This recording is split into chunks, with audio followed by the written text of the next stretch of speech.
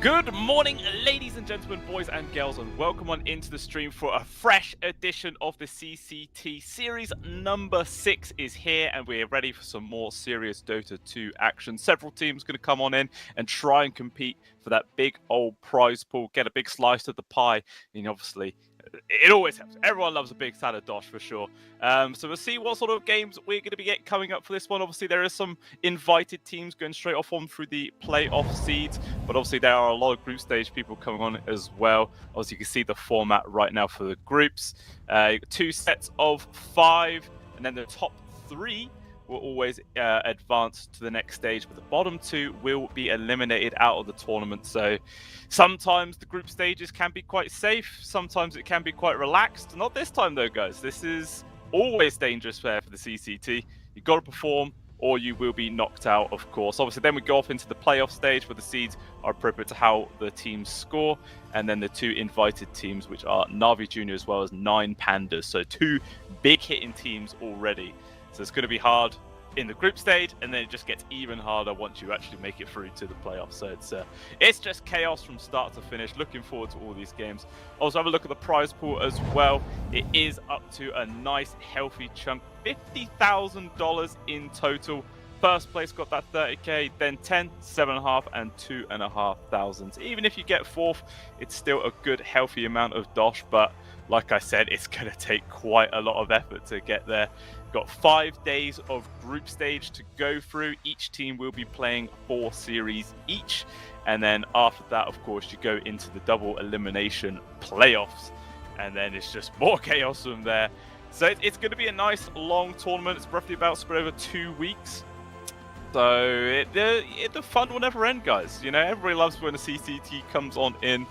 It always provides some very entertaining games. And as well, it obviously brings us some fresher teams as well into it. It's people we've not really seen before, and obviously gives a chance for some of the younger players to go into the limelight and get their names out. Obviously, this is the situation for Group A, all these teams right now.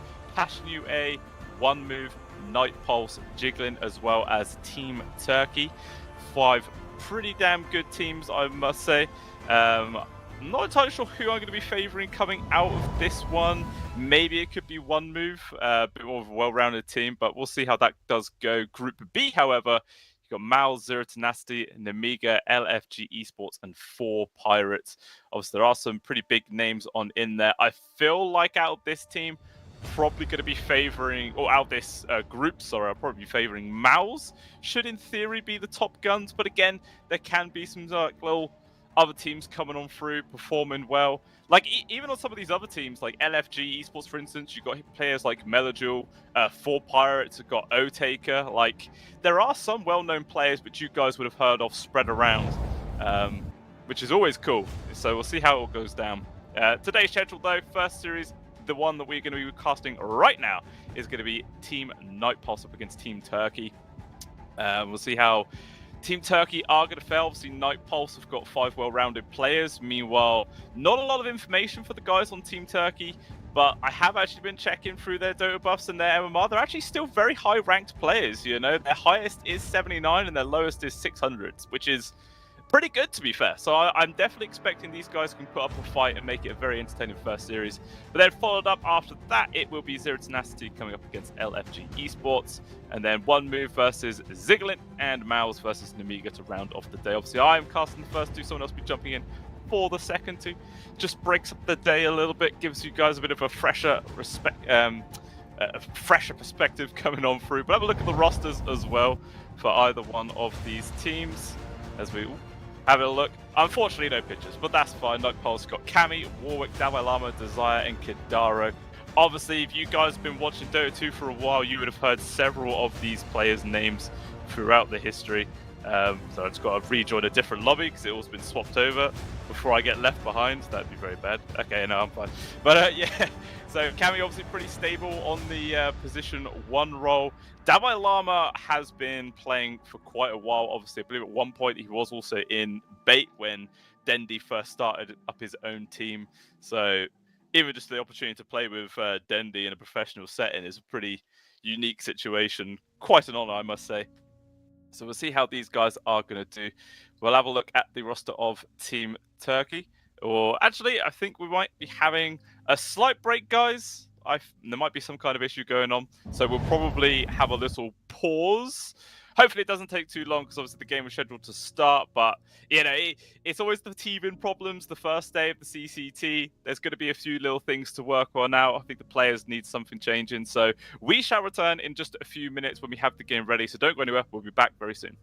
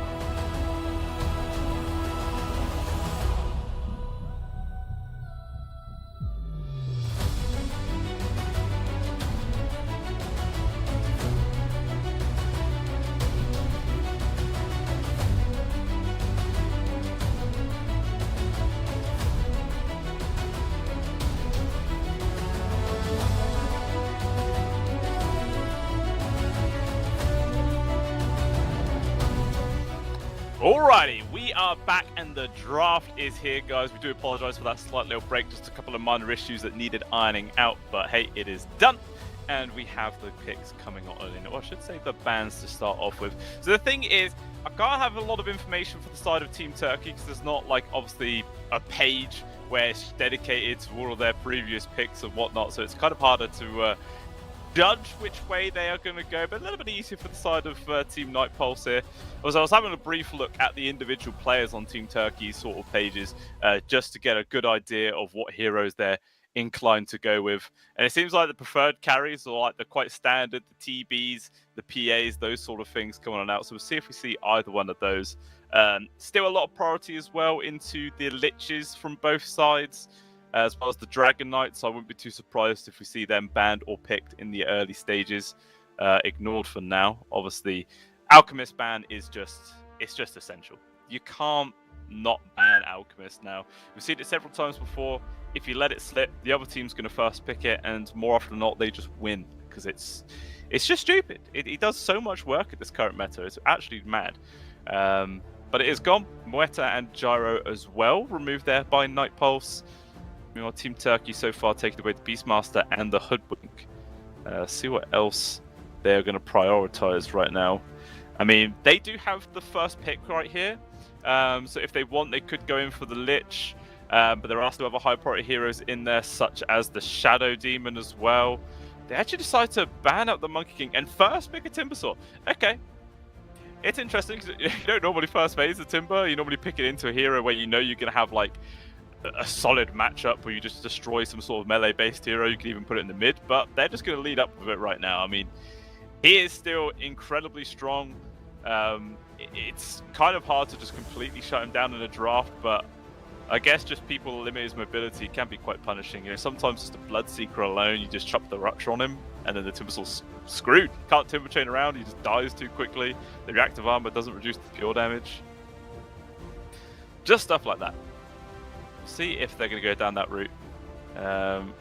As Night Pulse are just looking for their first pick. I mean, considering how Team Turkey removed the Monkey King, clearly shows that they just...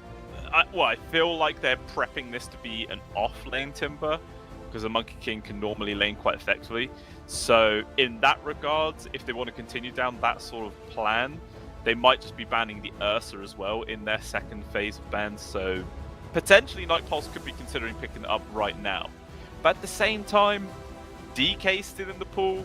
They could definitely just go in for that, but instead it's actually going to be the Enchantress. So that's actually somebody I've not seen for quite a while. Obviously, the last few things we've done, I've been a few qualifiers for like the Dream League and whatnot, and haven't seen a single Enchantress that entire time. Not picked, not banned, but here it is. Going to throw it into this game. We'll see how well it does perform. Obviously, that can... pretty decent lane versus the Timbersaw, to be fair, but could definitely see Team Turkey now just go for like a Nyx Assassin, perhaps. You know, you have that break later on to deal with the Untouchable Aura, so you can always kill her. You have the Mind Flare, so whatever creep she gets, you just blow it up as well, take that out of the equation. It's not a bad pick. It's not a bad pick. See if that is going to be the route they go, but looking for one final ban. Obviously, the Doom was taken out, and the DK. I was thinking, like, I would have thought Night Pulse would have just taken the DK in all honesty, but they decided against it. Instead, they actually take the Nyx themselves. I guess kind of like a blocking pick. They didn't want it to come up against the Ench. They still wanted to ban the Clockwork, so that makes sense. All in all, it's still not even that bad versus the Timbersaw. Like, the sheer amount of AoE damage he has, it's quite easy to get a Spike Carapace connection on him. So I guess, you know, if you factor those two things together, it definitely does make sense. Question is, how are Team Turkey going to respond to this one? There's still a Lich in the pool, but the thing is, if you've got a Lich now against the Nyx Assassin, it's so easy to die. Just hit from the Vendetta into the Impale and Mind Flare, you're probably just dead. And it's really, really horrible. As well as the Frost Armor can trigger onto Spike Carapace really easily as well. Yeah, might be enough just to dissuade them away from going into the Lich this game. See if that is going to be the case or not. Wonder what other supports they could be considering instead. Pudge! Well, that's something I wasn't going to be expecting, to be honest with you. I was actually managed to find a page for the Team Turkey, scrolling through, and couldn't see a single Pudge. Oh, actually, no, I have. 4 months ago they last played it, apparently. But they have won 2 times out of 2 games, so that's kind of solid in its own regard. So we'll see how this fares up. I imagine it's support Pudge in the position 4. Maybe you could put it as the 5. I mean, 4 Pudge with a Timbersaw, it's not even that bad. That's a lot of pure damage in the lane. Pull people out of position, Timbersaw just jumps on them with the Well in Death. Could 100% see people die in that lane, especially the Enchantress. So I'm here for it. I like it. You know, I always love seeing a Pudge. Even if it doesn't make sense in a draft, it's damn well funny to watch, so it's good. Disruptor as well, paired up with this Pudge, so that is going to be the 5. So if it is a support Pudge, it's going to be the 4. But in theory, you could still make it the carry if you wish. Maybe the mid in some insane turn of events where the matchup just looks really, really good. Again, though, what I will say is Spike Carapace is easy to trigger on the rot, which is annoying, but not a massive problem. We'll see. Greetings from Turkey. Well, thank you for coming on into the stream. Obviously, I'm going to take a wild guess, and you're going to be supporting Team Turkey in this series. I don't know what's making me think that, but it's seems accurate. But Brewmaster is actually going to be the hero here for Night Pulse. That's going to be the hero for Davai Lama. He's played it many, many times in the past. He's a pretty stable player on this guy. I'm expecting good things. And it's a hero which doesn't really mind if your support runs away, because as we all know, Nyx Assassin, he's a pretty trash laner. He's not going to help you out at all, so you definitely wanted a hero that could stand their ground on their own. And a Brewmaster is one of them for sure. And Morphling being the follow-up, so looking like that's going to be their carry this game. Some teams, or maybe just players, are willing to put the Morphling in the mid. But I don't think that really makes sense in this situation. I think carry Morphling is fine. Lanes up pretty decently versus a Timbersaw and Pudge. I mean, if you're unlucky and you start like, you know, Agi morphing to heal and then a stray hook comes and hits you or something like that, you're just dead. But an Observer would fix that problem. You know, these guys they're high MMR players. These sorts of things do not happen very often. Slark being the hero of choice definitely makes that this Pudge is a support this game. Still maybe the mid. I could say that, but the fact that Team Turkey are picking next, I don't think that's likely. Like, Night Pulse have the overall last picks, they have the advantage there. They're going to have to, you know, play their hand pretty damn early. Being taken away. Steel heroes like Invoker in the pool, there's Ember Spirits, all these very highly prioritized mid laners. I'm sure we'll see a few of them get taken out. So far, I mean, Puck is pretty good for Night Pulse. Even Team Turkey, to be honest, there's just not much lockdown from either side. Like, there's the stun from the Nyx Assassin. That is the only real control there from Night Pulse until the Brewmaster pops his ult. Maybe the stun for the Morphling, but it's pretty trash unless you're high strength morph. Team Turkey have Glimpse, but a Puck can dodge that with Phase Shift. Hook Dismember, again, hard to pull off because you've got to be very, very close for it. Timbersaw has nothing. Slark only has the Leap Leash. Again, hard to pull off. So I feel like Puck is a primo pick for either side.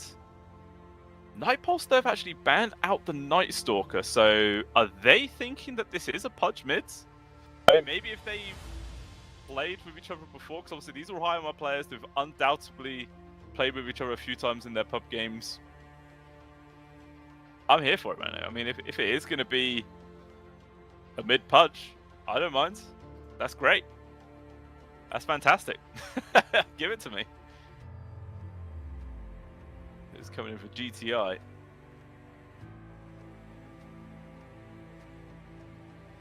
Trying to see if there's the stats on where it is the Pudge definitely goes. I mean, judging by the KDA, I'm assuming it is definitely a support Pudge. I mean, it has to be, right? But Enigma also getting banned. It could also be Timbersaw mid right. That is another very large possibility. But again, seems like Night Pulse have the overall last pick here. It's going to be slightly harder for them to get a really top-notch pick, which keeps all their, positions open and not guaranteed. So they have to commit to something very soon. But looking for one final ban, it's going to be Huskar. So maybe it is the Timbersaw mid then. I feel like it was going to be a Huskar. You could just go for like some sort of long-ranged hero and not really mines. So they're putting a melee in there for sure. Be it the Timber or the Pudge, and they go for a different offlaner. I mean, they want someone probably that could bring a bit of AoE control to pair up with this disruptor. Maybe a Magnus could be a good idea.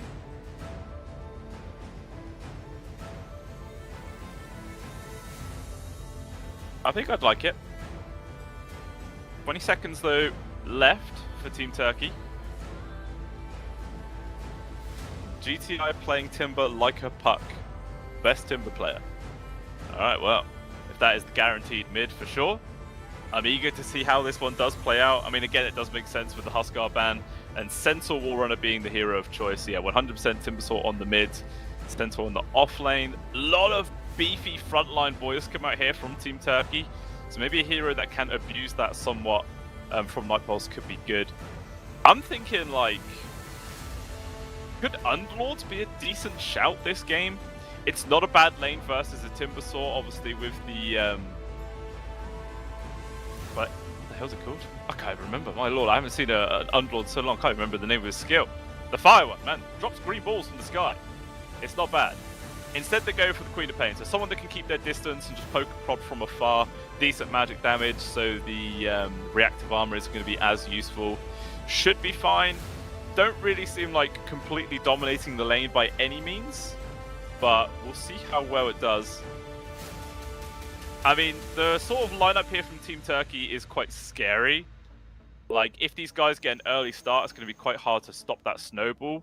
But at the same time, Team Night Pulse seems just slightly more well-rounded. But again, it doesn't really address their control problem. Like, the Queen of Pain has no stuns. So it's literally just the Nyx with the Impale or the Brewmaster ult, That's all the control they have. I mean, Team Turkey isn't a million times better, but it is slightly better at the very least. With the Centaur, went for a stomp. I'm not entirely sure. Who am I going to be favouring going to this one? I think I might be going for Night Pulse. Like I said, it just seems just a bit more well-structured. The Morphling's a decent pick here. Can play quite effectively versus the Slarks. Should have a decent lane versus the Centaur as well. Not really going to be threatened. Unless, of course, the Pudge is just hitting several very, very sneaky hooks and just, catch them completely by surprise. But yeah, we'll see. But even still, we're going to jump over to a very, very short break, guys, because I believe the lobby does need to be remade, so we shall return soon. Back in a minute.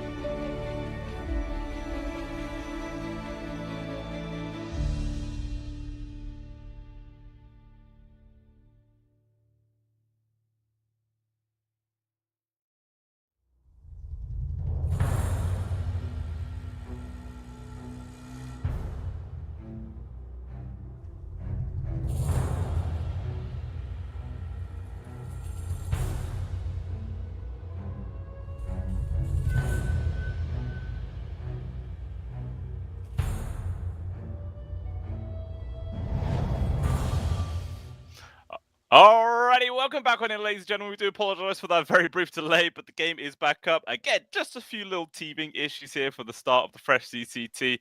It's all things that get ironed out, and everything else will run super smoothly after this. But we are here, ready for this game to go. Like I was saying just before the pause, I am slightly favouring Night Pulse going into this one. But again, the lineup of Team Turkey is one of those lineups where if it just starts snowballing, it can be very, very hard to try and stop that kind of pressure and momentum. So we'll see how well they're all able to perform. Might be getting a bit of a fight here for this bottom bounty as well. As it looks like Team Turkey were coming in to try and set up for somebody who's going to make a move for this bounty. And Night Pulse going to smoke up, disengage by the looks, and try and grab the top ones. We'll see if anybody gets caught out by this pudge, because that's always the danger of the level 1 pudge, man. A stray hook can make all the difference. Block scouting for the runes, or wards, sorry. The extra vision, not see any, and Centaur. Easy stomp will secure the bounty without a doubt. Hook will land with the disruptor. Actually, it's a lot of damage on towards Kiwi. He might be going down, but the heals from the Sprite are doing some serious work. He might actually live here. God damn, that skill is absolutely busted. Now, Topuria takes some damage himself, but being a Morphling, no problem whatsoever. He's going to be A-okay. There's some good damage done, really, from either side, but mainly on towards Kiwi. But Sprites, man, they heal so much. It's so much. What is it? It's 20, 20 HP a second, level 1. I mean, this early on, that's a lot. That is a big chunk of HP. If they hooked anybody else there, they probably would have died. So, able to get through the gate, but takes a few parting whacks. Not very nice there whatsoever. Yeah, we'll see how this support pudge is able to play up against the Enchantress. Kiwi, happy to just trade, because again, they have the sprites, just going to heal them back up, no problem. It's just like 3 tangos, man. Obviously, it's a very high mana costing tango, but it's a tango nonetheless. Hook being chucked out. Just some casual harassment. It's not really any point hooking the Morphler. I think he was going for the range creep, but blocking the way. No issues at all. See how this mid lane goes as well, according to the CS chart. Both are very equal. 8-0 to 8-0. Early days as well. We'll see how Warwick's going to actually skill up this Queen of Pain. So many players now have just completely moved away from Shadow Strike. The spell is garbage because it doesn't heal or anything anymore. It's just not the way it used to be. But down bottom, First Blood is found and onto the Morphling of all people. How on earth did that happen? I really thought the Morphling would just survive, but it must have been like, I don't know, a stomp before the Strength Morph came out, and then a stray hook just finished him off. Wow. Very, very big kill to find there for the side of Team Turkey. They'll take it.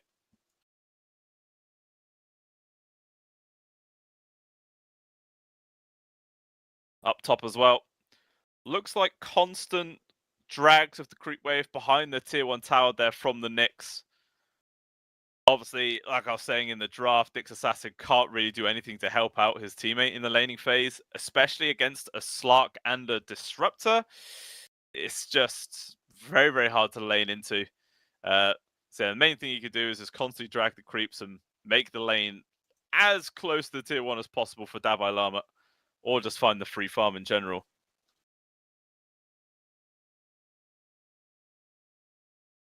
But so far, so good. I mean, not according to CS, actually. 7-3 for Davai Lama. It's actually the same as his Nyx Assassin, who's managing to find quite a few, but obviously that is the power of Mind Flare. You just get lots of free CS. Oh, looks like up top, action going on. Nyx able to disengage, just lots of damage being traded from either side. Davai Lama going to take a few more love taps. Glimp up in 2 seconds. Not going to find it. Instead, maybe the Nyx. Glimp's back. Their spike carapace perfectly timed. So you will be able to get out of there. Very, very close, though. You can see the kill threat, really. Coming out from Team Turkey side, it is extremely dangerous. Limited amount on the side of Night Pulse here. Really just has to bank on like Stoic being out of position, or maybe, Wicadia just caught alone. The only real way they'll die.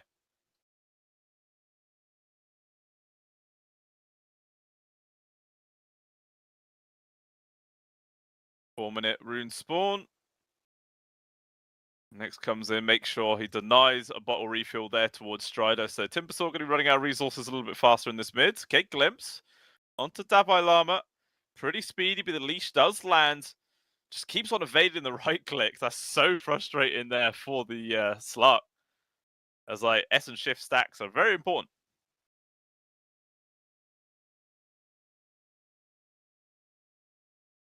Okay, right click. Stun lands, my flare. Not enough to get the kill. Applies good pressure though. Actually forces a salve to be used from the disruptor there. And obviously, as all you guys should know, salves only last half their duration when they're given to another player rather than their own one that they bought. So it's not as efficient as it once was, which means those moves are quite costly, really. Get more value out of passing on the tango than using a salve, which is sad. But after that first blood, things definitely calmed down. Not really much pressure being applied. I mean, now the Morphling should be completely free in this lane. There's no way he's going to die again. Or there really shouldn't be a way he's going to die. Meanwhile, though, TP's up towards top. Action underneath the tier 1 tower. Dives are coming through. Stoic left behind. Disruptor will lose his life there. Davai Lama able to get the kill. Don't know why the cameraman... Can we look up top, please, cameraman? There is fights going on. There are people dying. We must see. There we go. All right. At the end. But Davai Lama... Hook. Oh, perfectly placed there. Comes on in.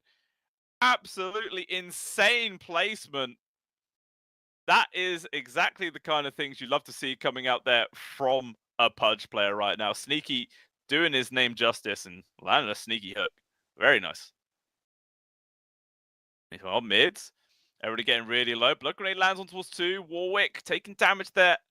He's not actually going to die. Oh, okay, no, he does die from the glimpse. He actually tried blinking back towards the glimpse location, so he took less damage. Unfortunately, it didn't make a difference. Rest of the team will get this trade on towards Stoic at the very least, so the 1-for-1, but it cost them their mid laner for that one. Not worth it. Not worth it at all. Hook lands again! Sneaky with this Pudge play. Doing some serious work, man. The tip's already coming on in. I mean, this is the thing about a Pudge. You land hooks in certain situations, and it just makes the hero look absolutely busted, man. All the damage in the world, especially with the Flayer's hook. You land those max range hooks, and it's just so much damage. Absolutely crazy. Already a quarter way past his level 5 as well. We'll see on the replay. I think this is where the hook comes on through. Not entirely sure. I don't know. Meanwhile, in live play, I think they tried to snatch some bounties. Okay, it was with the kill on towards Stoic. Okay, this is where you see the hook. Just about clipped the side of him. Yeah, very, very nicely done. Beautiful stuff. This is why I always love seeing Pudges. Even if they could like miss the hooks all the time, it's still funny. Yeah, always love that. Meanwhile, the live play, guys, what you did miss, Wisdom Runes were just 1-for-1 on the trades, and a solo kill that Wakadi was able to get on towards the Nyx Assassin. Obviously, he was able to grab his own Wisdom, but it did cost him his life. Meanwhile, making a move up towards top. Davai Lama looks like he's in danger. 4 people on top of him, and yeah, he will go down. Kiwi, probably not long for this world either. Glimpse is dragging the back on in, and it's another kill. A twofer going into the hands of Team Turkey right now. 8-for-2 on the scoreline. These guys are seriously popping off this game. This is getting pretty damn scary. Well, look at that. Well, look at that.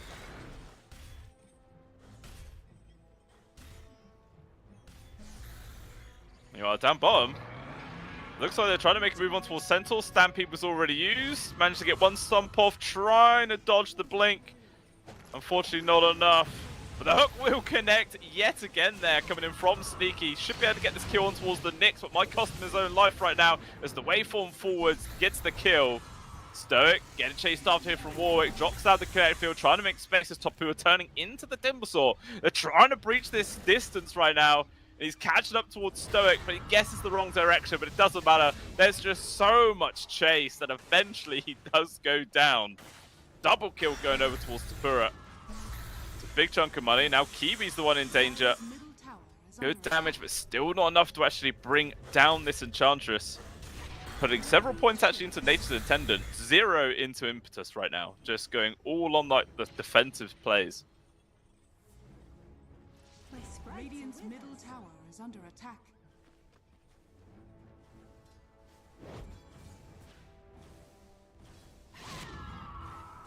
Hopefully, we can drop over to net worth soon, hopefully, and we can see just how all this different like chaos is benefiting either team. As they've got a grab on towards the Brewmaster up top. He does go down, unfortunately.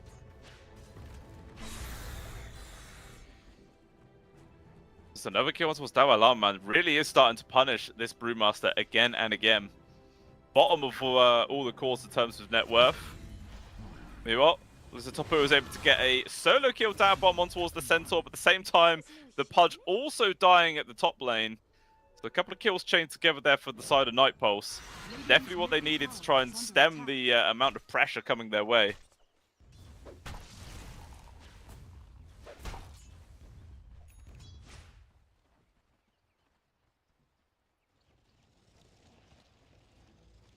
Just about 1k gold lead though, still here for Team Turkey.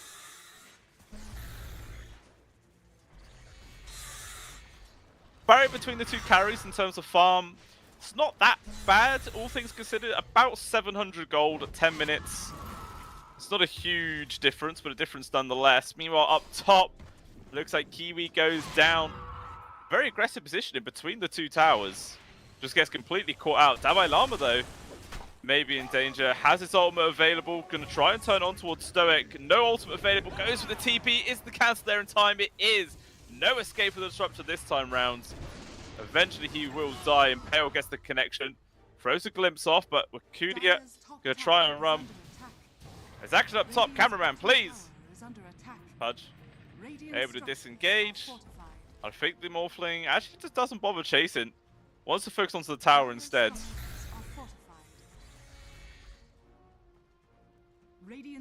By the looks, Tapu is still hunting him. Dire's top tower is under attack. Yeah, I mean, we can't really see properly, but according to the minimap, it's a long, slow chase. Pudge behind the Roche pit. Yeah, he just dies. No problem at all. The Pura just tipping him as well. It's that kind of game, ladies and gentlemen, you know, it's all about the tilting, all about the tipping. Dire's top tower is under attack.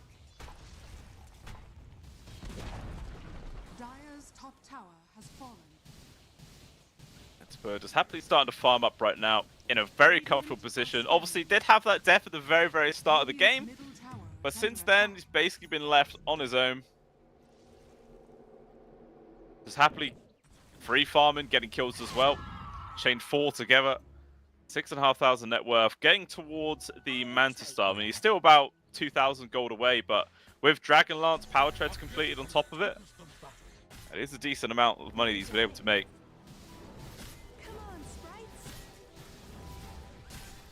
Now, apparently having sound issues. Hopefully production will be able to sort that out for you guys soon. Better get the sound back on.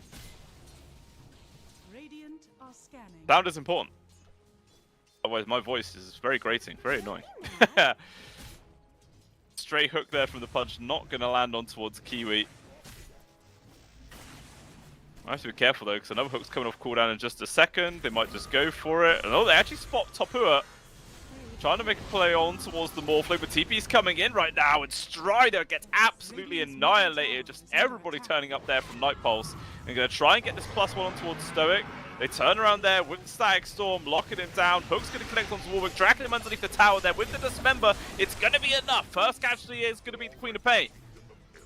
Big kill to find, and now it looks like Night Pulse are the ones going to have to try and run away as the Slark is also here. Glimpse on towards the Morphling, gets away from off to the side, but there is going to be the Pudge, lands a hook. Not that far though, and actually drags him away from the rest of his team, but the connect field perfectly placed, locks in the two of them right now. Tapu is trying to stand his ground, still got a little bit of strength he can morph into, he's running as fast as he can. The hook's not going to connect, instead he gets controlled and killed.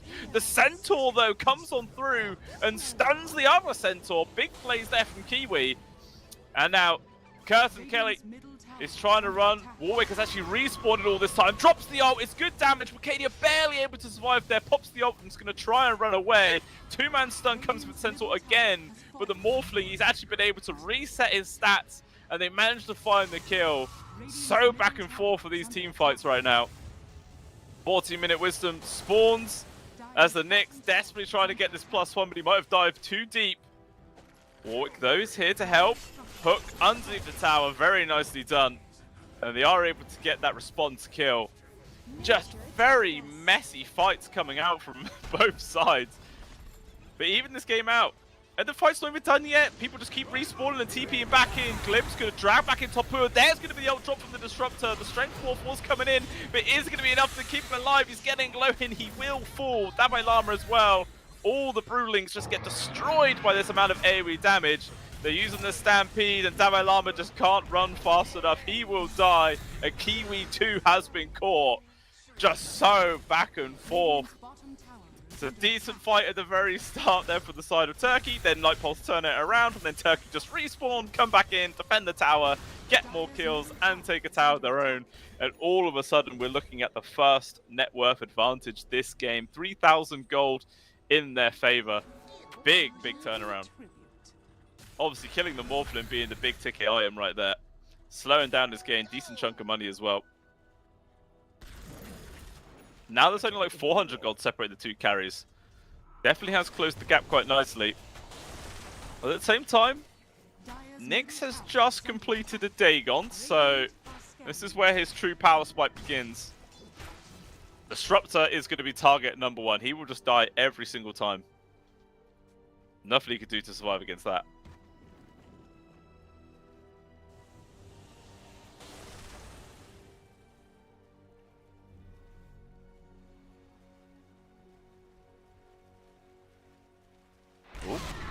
Arcadia, ball control bursted down. The greed to try and go for a 60-minute rune costs him big right now. Nyx Assassin might lose his life for this one. The Strider's going to carry on chasing after him. Stagstorm as well locking in Warwick, but he walks out of it. And he's going to be okay. So it is a trade coming out there from Team Turkey at the very least, but it's their carry just for a support Nyx Assassin. The worst trade you can have. And now all of a sudden that net worth disparity between the carries has returned. Back up to 1,500 gold. Yeah, I mean, the funny thing is, I think the Slark had vision of them because of the, nighttime advantage he does have. He saw them both there, but he still went to contest it either way. Yeah, it's a very, very big mistake. Oh, I think that replay was a little bit off times. Oh well, no problem. Dabai Lama, I think in live play, has actually now just completed his Radiance.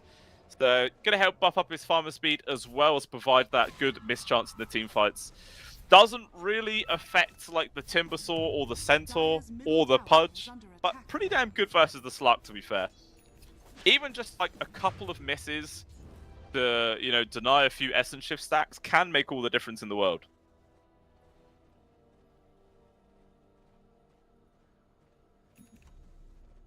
Dire are scanning. That's a bit of all right. A gift from the tempest of battle.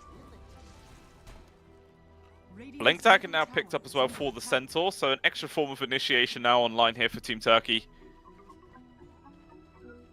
Looks like they might be thinking about going for a play. All of them gathered up in their jungle area. But I don't find anyone. They back out. Pretty much everyone on the side of Night Pulse are just hiding on their side of the map, trying to progress their farm as best they can. And yeah, they wait for any items. The Morphling obviously got the Manta up. Going in for a Butterfly next, but still a long way away from that. Dabai Lama with the freshly completed Radiant, so he's not going to get an item anytime soon. Queen of Pain has a Dagon level 1 and going in for a BKB next. About 1,400 gold away, so not a million miles until that one is online. But this could slow him down. Smoke play coming out here. Stagstorm's going to get the grab on towards the Brewmaster before he can get the ult off. Although he's just going to run out of it and still get it. And now here comes the counterplay. They have to use the Stampede just to run. Everybody TP'd in here from Night Pulse to help out, but it doesn't matter. All they're going to get is the Constellation of the Punch kill, but that is fine. They keep their Brewmaster alive and they get a kill. Waste the time on the side of Team Turkey. They're going to be happy with the outcome for sure. They just weren't all really gathered up, to be honest with you. Like, they just weren't ready. Radiant's They middle daisy chained tower forwards. is I under feel attack. like out of the sense of initiation, the Slark probably isn't the best one to go first. Even though they still got the initial grab, it wasn't the best, you know? He just walks out the Static Storm, no issues. No punch to hook him back in, no Centaur to stun him inside it. Very unfortunate, but first Roshan is going down. Half HP, but here comes Team Turkey. Dalai Lama doesn't have an ultimate this time round, so he's going to have to try and run away. He makes out alive for now. The Curtain, though, he's so slow. There's no assistance from the rest of his team. He loses life. Dalai Lama, there is trade. It's a 1-for-1 so far. And now Strider, in danger, is able to get the disengage. Shield Rune as well, so a huge chunk of HP for him, but they managed to blow up Kiwi, so it's double for the Timbersaw, and now all of a sudden, Night Pulse have to run away. Topua as the Timbersaw, good space, they get the glimpse, forces it back, he actually waveforms into the same spot, turns again into the Timbersaw with a good push away, and the Sonic Wave there from Warwick lands on towards 3, fantastic damage, they get the double, but KD, he's trying to 1v1 on towards Topua right now, with the ultimate, there's nothing the Morphling could do. Gonna try and waveform out, but the Slark's in a dangerous spot, has to run. Stoic is still alive, all of his spells available, will chuck out the glimpse. Thinking about turning around, obviously there is not much resources here for the Morphling to deal with. And it looks like that's gonna be the end of the fight. So I think that was Night Pulse coming out ahead. Very hard to tell. But obviously Roshan has moved down to the Radiant side of the map now and still on about half HP, so that's going to be the next big target. And it looks like Team Turkey, the ones who are down there right now, they're probably going to start dropping some wards and see if they can claim this first Aegis. But at the same time, a fresh BKB is now completed for the Queen of Pain. Ultimate is back online now for the Brewmaster. They are ready to contest it if they so wish. Radiant's bottom tower is under attack. Only like 1,300 gold as well, and Topua's going to have a butterfly on top of everything else, which is going to be a very big upgrade.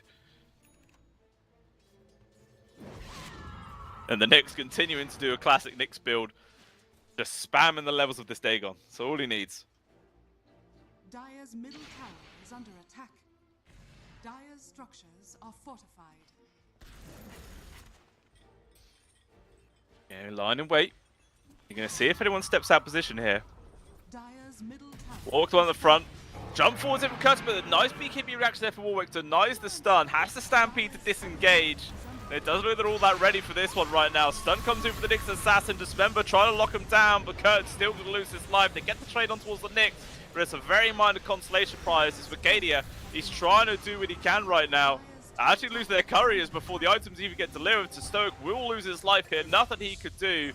And it's a loss here from Team Turkey. They've just got to get out if they can. The stolen glimpse, you know, from the Morphling, nearly getting the connection towards Strider. But not quite enough. KD's got to be careful. Still very aggressive positions. Nice hook there from Sneaky. Makes some space, but the Dagon's coming on through again. They turn into the Disruptor, and Topua just annihilates Vicadia. That range on the glimpse does so much damage. And they kill their carry easy peasy lemon squeezy. And he's gone for 40 seconds. This should be a time for them to maybe go Roche. But it looks like according to the TPs, they do not want to give this up here from Team Turkey. They're going to come over to try and defend this one. You see on the replay, but in live play, we don't need the replay right now. There's fights going on. Kiwi's dead.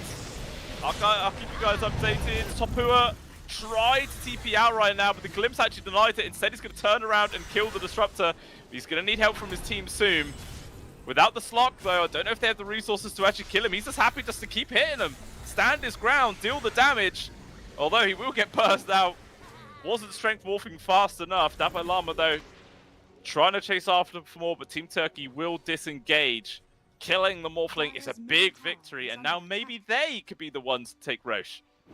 As the Slark is back. Still nobody's coming into it, though. We can see on the replay here, that was where Kiwi dies. And you can see the grab on towards the Morphling. Actually, no, you couldn't see the Morphling. It was off to the south side, but the good glimpse did just about cancel his TP. Very close indeed. Just such chaotic fights coming out from this game right now. 21-23 on the scoreline, a less than 1k gold advantage right now. According to Gaben, the win probability, Dire's middle 49 tower to is under attack. 51%. Like, it could not be closer. Both teams have just completely ignored Roshan, like, to the point where he is now full HP again. Didn't take long.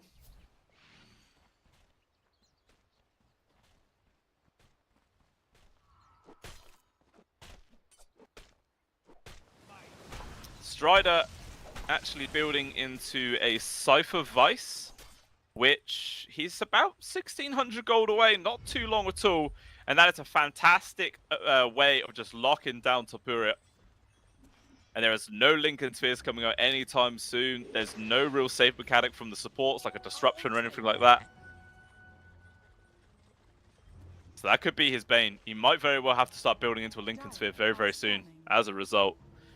With this smoke play, they see Kiwi. Not really the highest priority kill in the world, but it's a kill nonetheless. They'll take it. And it's actually nighttime as well, so Roshan's going to move back up to this north side of the map. And they should be able to take this one with no enchantress for 35 seconds. But at the same time, look at the positioning here of Night Pulse. They don't want to let this go for free.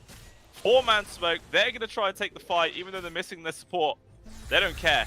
Strider in the front. I don't know if that's the best target you want to go for. Spike Carapace not going to work. Dire's middle tower is under They attack. played their hand right now. Everyone from Team Turkey knows it's here.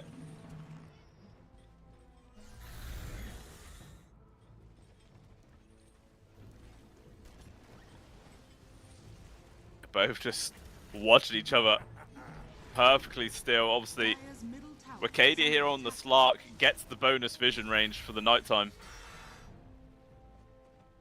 But they're just not able to get Roshan right now, though, here. It's just wasting so much time to the point where it actually looks like Night Pulse are just going to abandon it.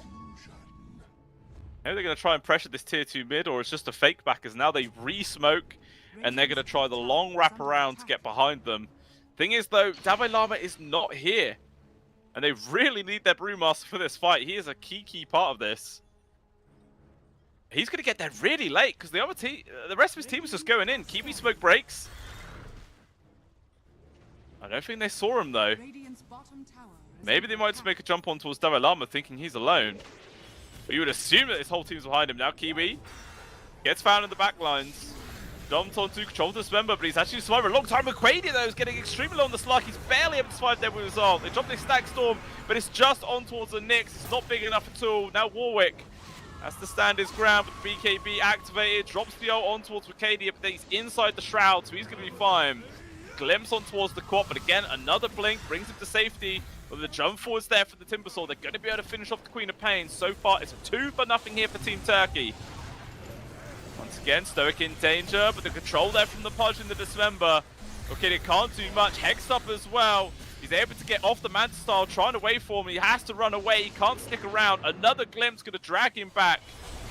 Going to try and run the opposite direction. Stomper's available. He's least in place. He just can't do a single thing. 4 people dead. And now, at long last, Roshan should die for the first time in this game. Davai Lama just trying to build into a BKB next. I mean, it is going to be very important he gets that so he can at least ult if a Disruptor ult comes his way. But at the same time, Stoic actually building in towards an Ags. Only about 3k gold away. 2.8 really. Not far, all things considered. So there we are. 5k gold lead now hit for Team Turkey. Aegis into the hands of Wicadia. See if they're able to do anything. I think this 5,000 gold is the largest net worth differential we've had this entire game so far. That just shows how even it's been. Oh. Elsewhere, Pudge just gets soloed there by the Nyx Assassin. Obviously, level 3 Dagon helps. I think he actually has level 4 coming out on the courier as well. This item is getting very big.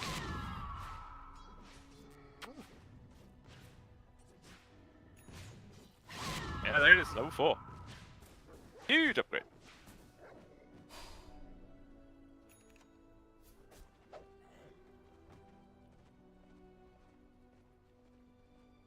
Looks like Turkey might be going for their Tormentor as well. See who gets the free upgrade, as Lark actually getting a Ags delivered. That's a very nice little upgrade for him. And then the Pudge gets it. So now you can start saving your teammates with the Dismember rather than just using it aggressively. But I mean, it's always a hard choice. Sometimes his ults have been the reason they've actually just locked down the Morphling long enough to kill him. Depends who needs saving. Disruptor, maybe not. Who knows? Oh, jump forwards to the Pudge. Gets the grab on towards the Nyx Assassin. The Dagon though does a lot of damage, and the rest of the team just bursts him down, but it's a trade at the end of the day. Now Cohen charge it forwards. There's Hex with a 3-man sack storm and the use of the connect field, but the BKBs, it allows the cores just to walk themselves out of it. No issue. Disruptor has to TP out. Now Strider, his Ags ult ends. He will die. Wicadia has to use his leaves to retreat right now. This somehow turns into a victory here for the side of Team Night Pulse. I don't know, man. This game is just so flip-floppy. It's all down to initiations. Who gets the better jump? I mean, it was an extremely ballsy jump there from Sneaky on this Pudge. Like, he just blinked blind into the fog, hooked back onto the Nyx Assassin. Yeah, it was very messy. He puts himself in an awkward spot.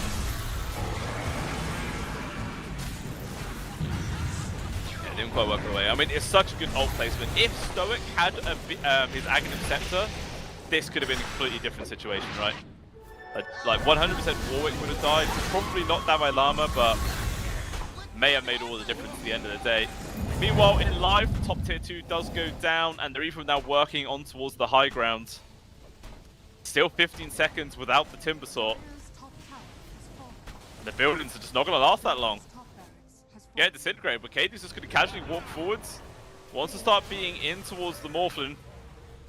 Devalam already popping the ult, maybe just try to zone them out as Katie's ult runs out. Pulled back in a dangerous spot, still has his Shroud to drop and he will have to use it to heal up. But they've still lost the entire set of barracks. Just nothing they could do. Tornado up on towards the Timbersaw. Wicadia continuing having to just run away. Dalai Lama, man, just chasing after this Slark, doing so much work. But again, he does have the Aegis. There's not really that much of a threat. Hook actually lands with the Pudge, but doesn't manage the glimpse on towards Dalai Lama. They burst him down. They do manage to kill the Brewmaster, but everyone else is losing their life. Pudge is gone. Now Wicadia having to stand his ground, but the ultimate manages to take out one. First life of the Aegis has been stripped away. Pudge, though, barely survives, but getting the ultimate off in time. And the rest of the team are just going to lock down the Morphling as a result. They actually are them to come out ahead. And now the Nyx just trapped on his own. It's an ultra kill there for Strider and a full team wipe coming out there from Team Turkey. It's just so back and forth. Sure, it does cost them a buyback of the Pudge of the Aegis, but who really cares? They will take it. Losing an entire set of barracks, though, is quite painful. They're going to have to try and get some more map presence out of this one. Maybe take the tier 2 mid at the very least. But so far, it's only the Timbersaw here, and he's pretty trash at hitting buildings. Radiant's middle tower is under attack. Pretty damn trash indeed at it.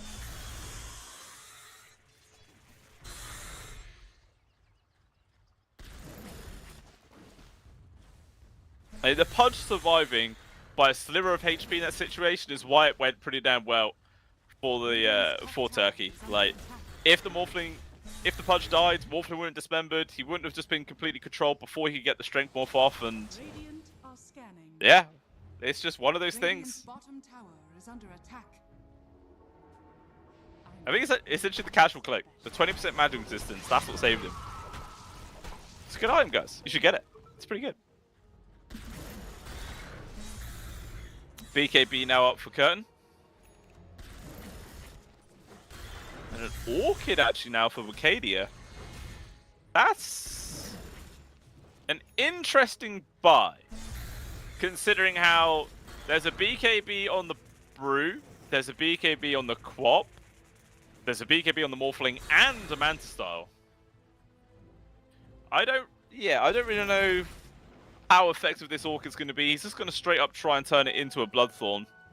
Obviously, it's good damage output, but there are ways of getting rid of it.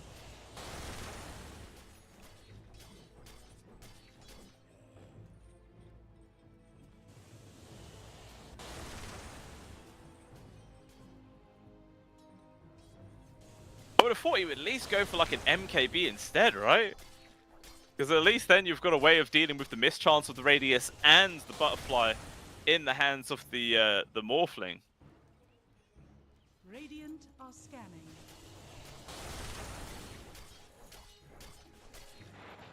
I suppose it does give you the passive pierce. 40%. Yeah. I mean, it's good. I mean, is that the same as MKB? Is that 40%? That's 80%. Yeah, so MKB would really double your chances of hitting through all of this evasion. I don't know. It's an interesting buy. I don't think I would have gone down that route, but hey, these guys have got very high MMR. They're better players than I, so maybe they've got something that I don't know. But Turkey going for a 5-man smoke. Doesn't look like they're going to find anybody, as Night Pulse are entirely huddled up inside their own jungle area. So no victims to find here.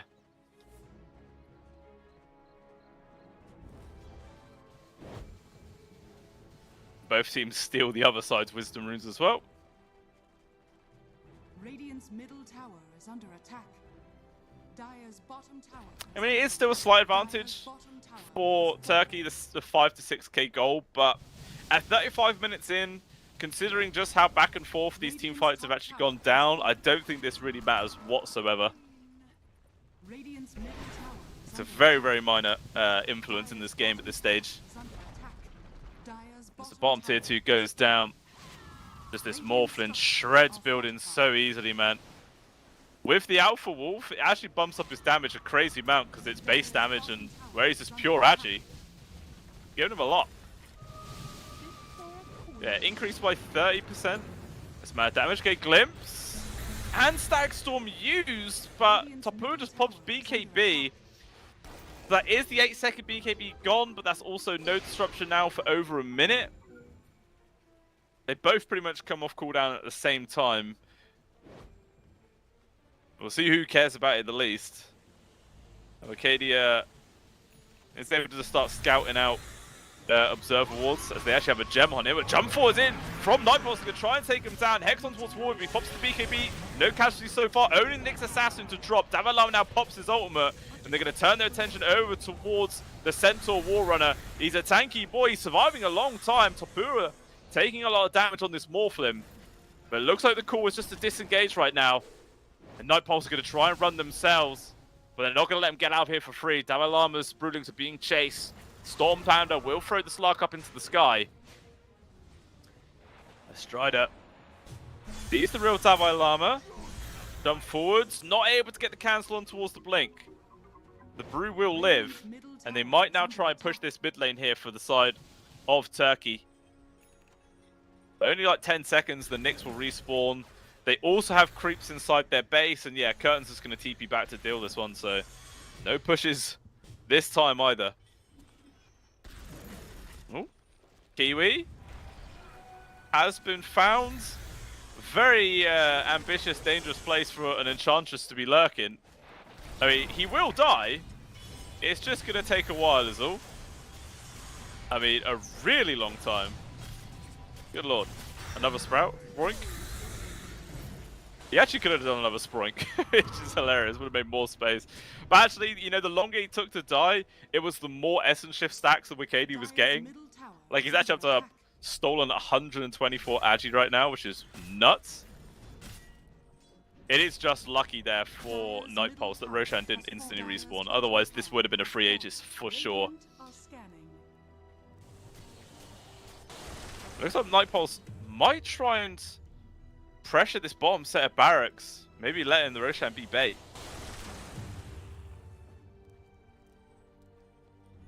And they're not just going straight in for it. No, they're just going to back out. Ag's now up for the Enchantress. Little Friends, does that have much value this game? Not really.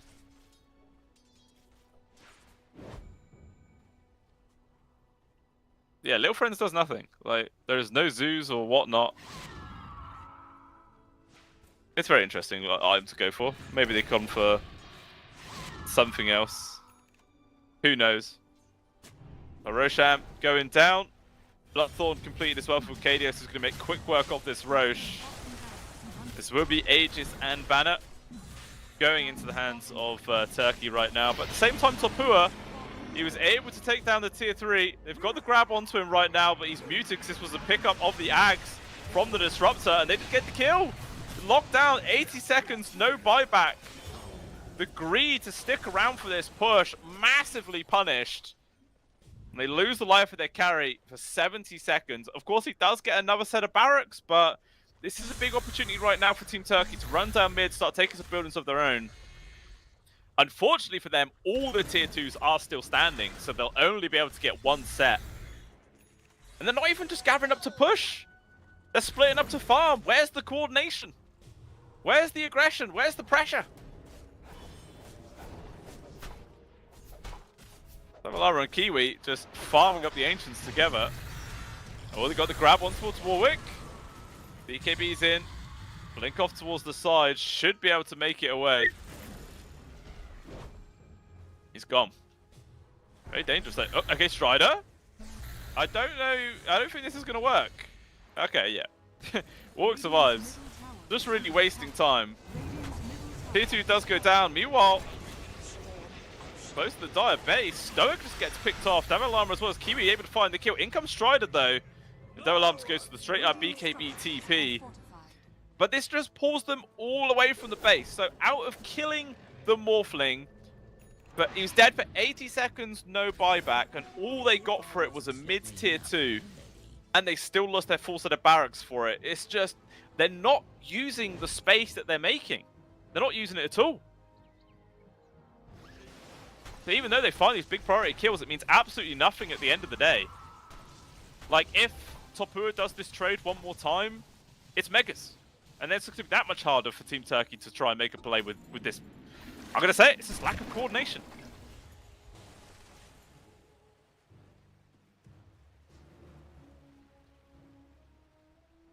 Now Night Pulse. With this smoke. Trying to see if they can just find a free kill. Obviously, there is an Aegis in the hands of this Slark for still another 3 minutes. They might just try and wait that clock out and then make a play afterwards.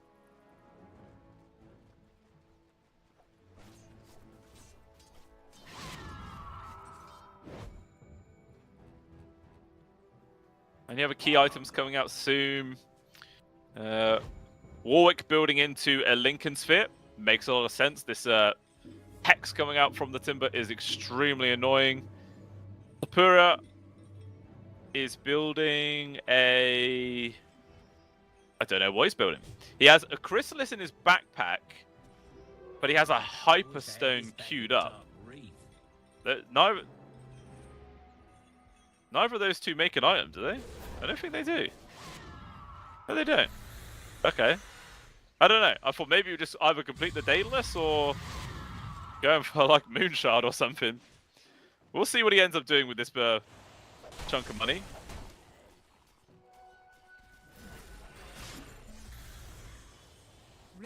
Nyx is being very sneaky. Okay. Trying to do some burst damage on towards the Pudge. The biggest question mark play I've seen this entire game, I feel. There is no way you solo the Pudge. He's 3.3k HP for crying out loud. Stoic? You probably could. In fact, you 100% could. But the Pudge? That was just suicide. Dead for 50 seconds now. But this will be an opportunity for Turkey to get some actual aggression on the map. Second tier 2 gone. So the potential to take out 2 high grounds is a big, big upgrade for him. And they might just start pushing this bottom tier 3, force the rest of the Night Pulse to come back to defend. TPs are now funneling through. No Timbersaw hit. Oh, the hook! Lands on towards Davai Lama inside the Static Storm. Perfectly placed. No way to react. He will die. Now Strider turns up for this one. Going to focus on towards the Enchantress, but actually the damage here from Topua. He stands his ground with these right clicks, just tearing people apart. The Pudge will die off towards the side. Glimpse on towards Stoic right now, because the Morphling is just spreading skills all over the place. The Stoic will also lose his life. But this is at the cost of a buyback on the Davai Lama. I don't think they really mind, to be honest, on the side of Team Turkey. Especially as the Aegis is going to run out in 10 seconds either way. It's not bad. Like, if they kill Dalai Lama again, that's going to be a big opportunity for them. Nyx. Lurking after Wicadia. They're just going to start pushing here from the side of Night Pulse. No Pudge, no Disruptor. They obviously do both have buyback, and Static Storm is off cooldown in 10 seconds time. Without a doubt, they can still mount a defense here from Team Turkey, and they're going to have to. Obviously, they're going to be forced to play up against Megas, and that's never fun. Okay, jumping on in from Strider. Maybe just trying to force out the BKBs. Actually, already using the ult. Shroud has to be used right now here from Wicadia. Just to stay nice and safe. It runs out, has to leap away. Jumping though from Curtain. Right click's raining on through. They get the stun on towards the Timbersaw before he can actually fully disengage. He signs control, but he's still so damn tanky. The Pudge has to buy back, but the Disruptor holding onto his for as long as he possibly can. Nice hook comes on out, but the immediate use of Vendetta allows the Nyx just to run over the cliff. And now everybody has to just back off from Night Pulse. The good hold. Stampede though used. They want to see if they can get a +1, but Kiwi looking like the engine evades in danger. Dalai Lama TP just barely in time. Well, Kiwi's still lingering nearby. Underneath this obs, he gets found. And this will be the inch going down. Just be a matter of time. And look at that. AFK? No. Okay, he's gone.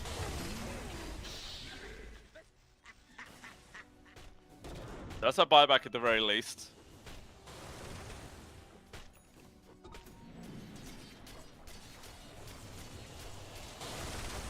But still, I mean, it is just a support kill at the end of the day. They don't have Aegis anymore, so I'm not really surprised that they're not just going to barrel down mid. It isn't the opening that they need. Could very well just be waiting another minute for the next rich resource. We see on this replay right now, obviously the initial kill on towards the Brew was good. Just Topu, man, he was actually stuck in the trees right there. He couldn't move. He's like, I'm still going to turn to the Disruptor and get a bonus kill.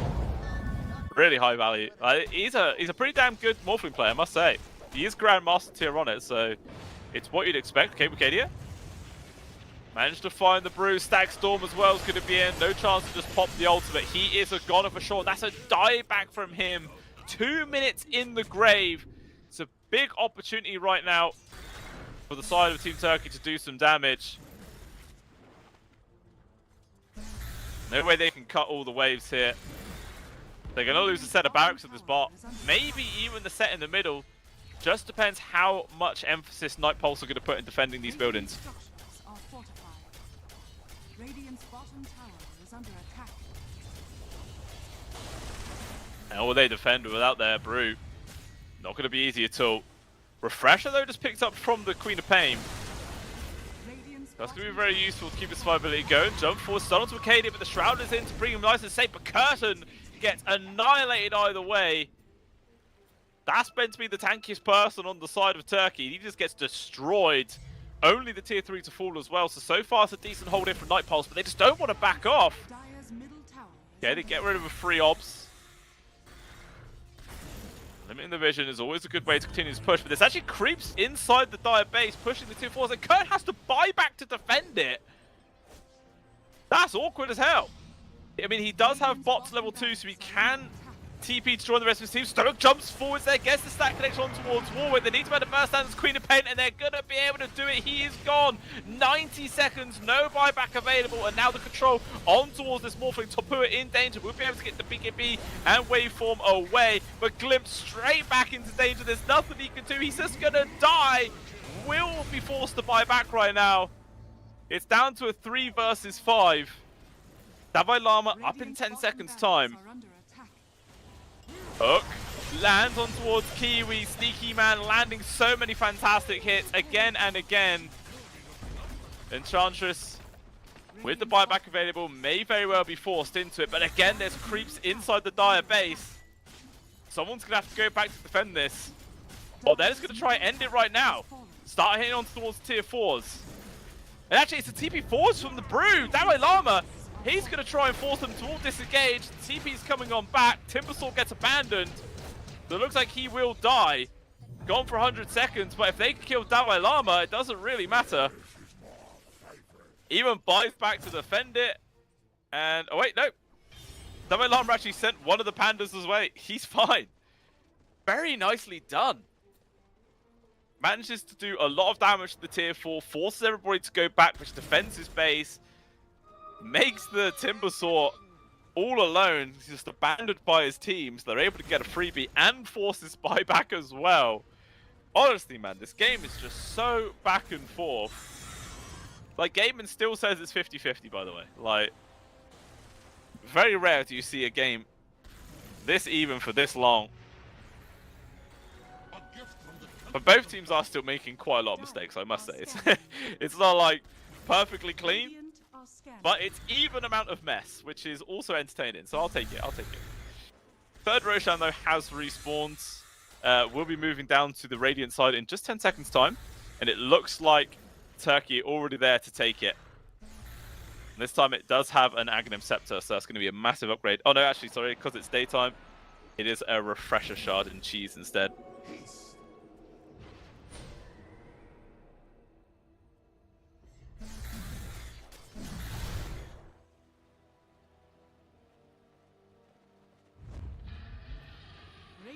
That was pretty damn quick, but you can see nobody's interested in trying to go for it here on the side of Night Pulse. Instead, they're just look like they're going to try and invade the enemy base. Roshan is about to die, but how much damage is are they going to be able to do? Glyph is available. Jumping for Curtain, going to be able to start off this defense right now. The TPs are all coming back. Sonic Wave on towards Tutobu, though, trying to focus on towards the Ancient. There's still a Glyph available, as well as a Crimson Guard, so it's pretty damn tanky. It's just not going to work. Tabu loses life, 2 minutes. This extremely bold play is just not going to work. They're probably all going to die as a result. No buyback on the Quap. All the Nyx, well, the Nyx does, but I don't think it really matters. There is going to be the Glyph, and this all in play for absolute nothing. Dalai Lama with a refresher. Doesn't actually have the mana though to use his ultimate. He's trying to regen up, but he dies before he gets it. Dead for 90 seconds. And this is such a massive misplay here from Night Pulse. I guess they thought that Glyph was used in that previous defense when Dalai Lama went in. But obviously that is just not the case, and this is just game over. 4 people dead for over a minute. No buybacks, no glyphs, no hope. This is Team Turkey taking game number 1, guaranteed. I mean, the Nyx Assassin is alive, but what can he do? Maybe if he cuts some creep waves of backdoor protection. They're just babying this wave mid though. They know that this is the only way to stop the push. They're using their couriers as well to try and bait it out, but that's not going to work. It's a cute, desperate play. They won't make any difference. Tier 4's going down, and there it is. The GG is now called. I don't really know what conclusions I could make after this game number 1, apart from messy. Very, very messy. Sure, Team Turkey did win, but it was just uncoordinated chaos from both teams, just running at each other, finding fights, just sheer madness. I mean, hey, it led to some very entertaining Dota. Congratulations to Team Turkey for taking game number 1, but obviously still going to take another yet to be able to get the first series here for the CCT Series number 6. I mean, that last play from Night Pulse, I don't understand it. If you had buybacks, sure. If you guaranteed new Glyph was down, sure. Maybe if Roshan was also like only just started, then you had more time, sure. But none of those things were the case. Team Turkey just casually TP back, shut them down within seconds. Like Topua on this Morphling got shredded again and again. Just this static storm made it impossible to make any sort of counter plays.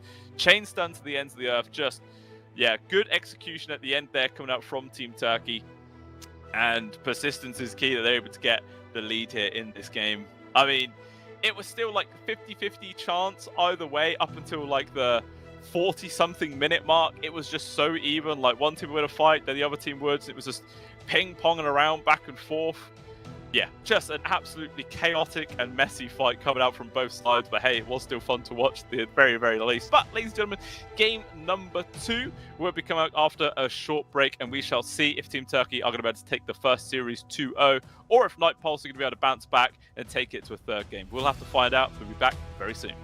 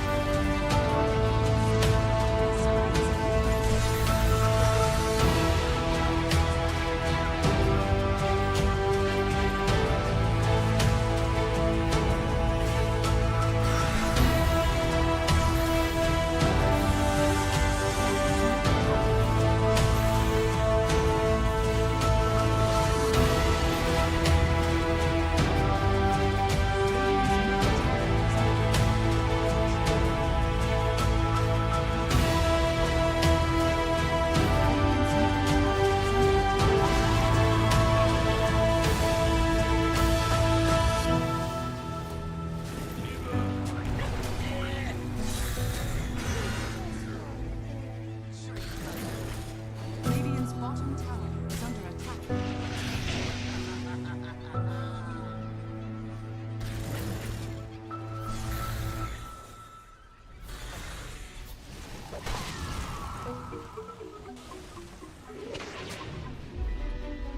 Radiant's middle tower is under attack.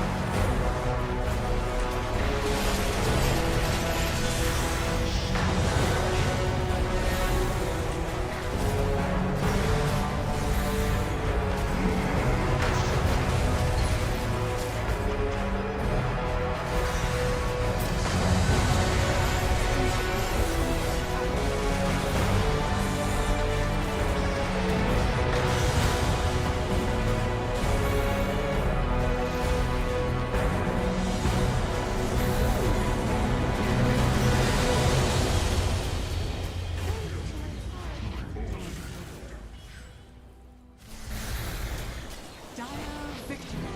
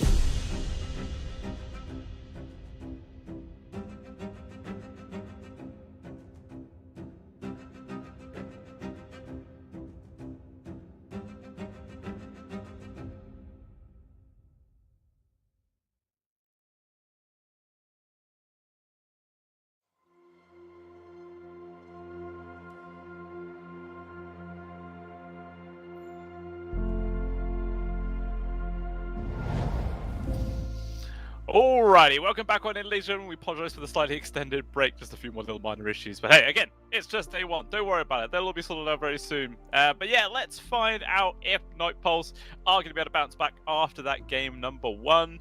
The draft looked fine. Couldn't really say any major problems in it.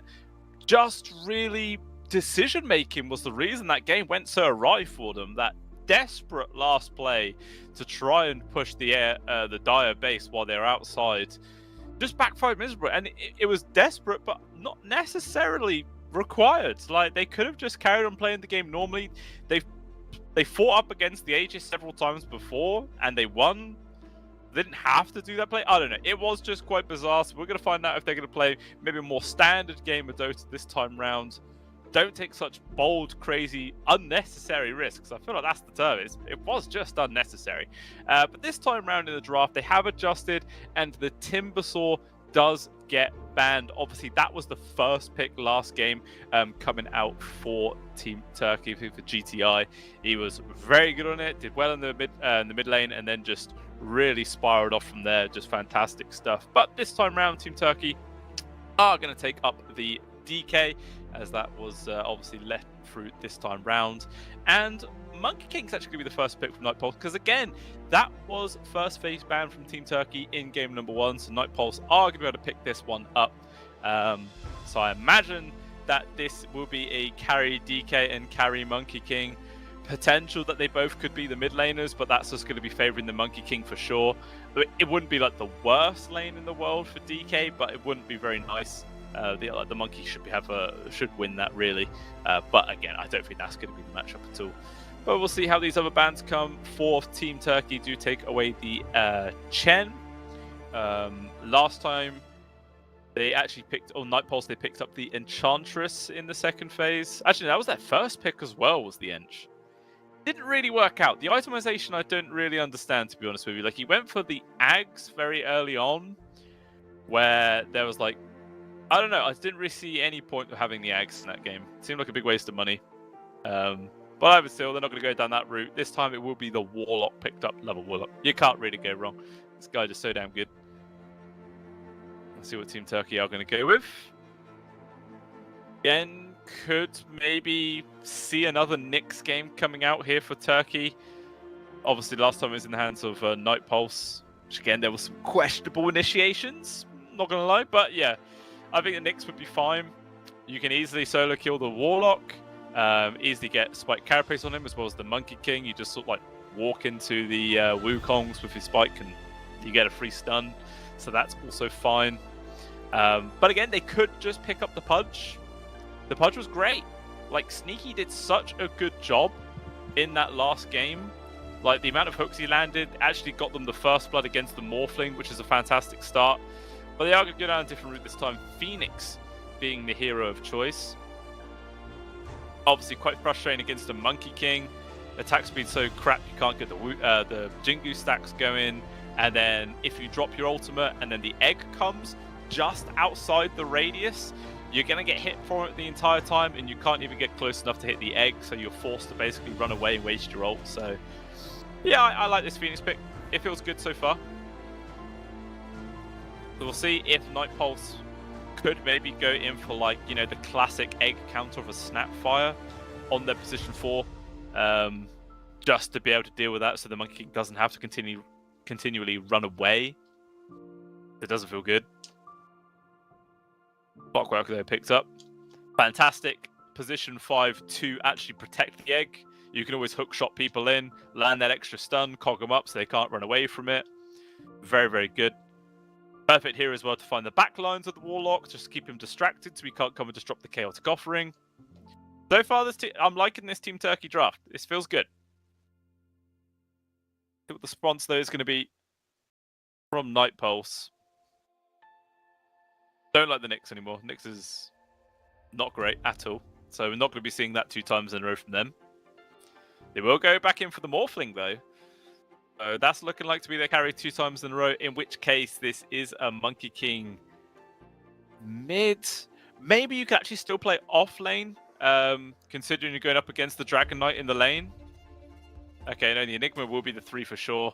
So it's either mid Monkey King or maybe even position 4. You know, this guy has a fair amount of flex. I've not seen Pos 4 Monkey in quite a while. Obviously, you go back maybe a year and a half ago, something like that. Pos 4 Monkey King was very, very common. Lots of teams were playing it. So I wouldn't be too surprised if they decide to pull that out of the bag in this game. Okay for hitting the egg. Even as a support, lane's fine against the Clockwork because you can just kind of stand your ground against him if you just get like a value point into the Jingu.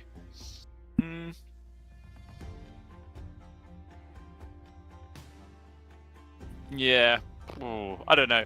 I mean, Nightpoles do have the overall last pick, so maybe they can just leave this Monkey King on that flex for as long as they possibly can, and then maybe get that Monkey King that melee matchup in the mid lane. All depends on what Team Turkey are going to put themselves into. Lina, though, means that is going to be their mid, which means it's not a worthwhile Monkey mid game. So Pos 4 Monkey King is probably the best option for them right now. And maybe Sniper might not be too bad. Obviously, the Clockwork can get on top of you in team fights, but a Hurricane Pike plus Ag Shards, you're going to be able to deal with that. You can get yourself out the cogs quite easily. Yeah, I think that would be fine, to be honest with you, if they... I think Sniper's okay. Oh yeah, it does look like offlaner for the side of Turkey. The Night Stalker as well as the Mars, both being taken out.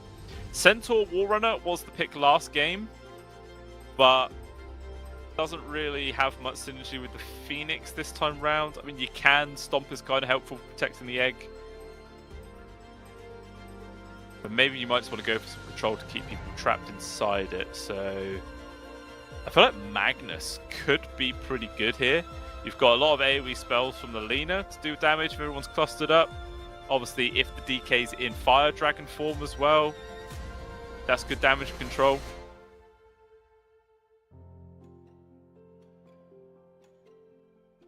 Yeah, I think I like Mag. Mag's good. On the side of Night Pulse, Tiny and Pangolier were banned against them, so not going to see either one of them come out. I mean, the only thing about the Tiny, Sniper potential is it doesn't really give them any front line. They don't have anyone to just throw their body in there.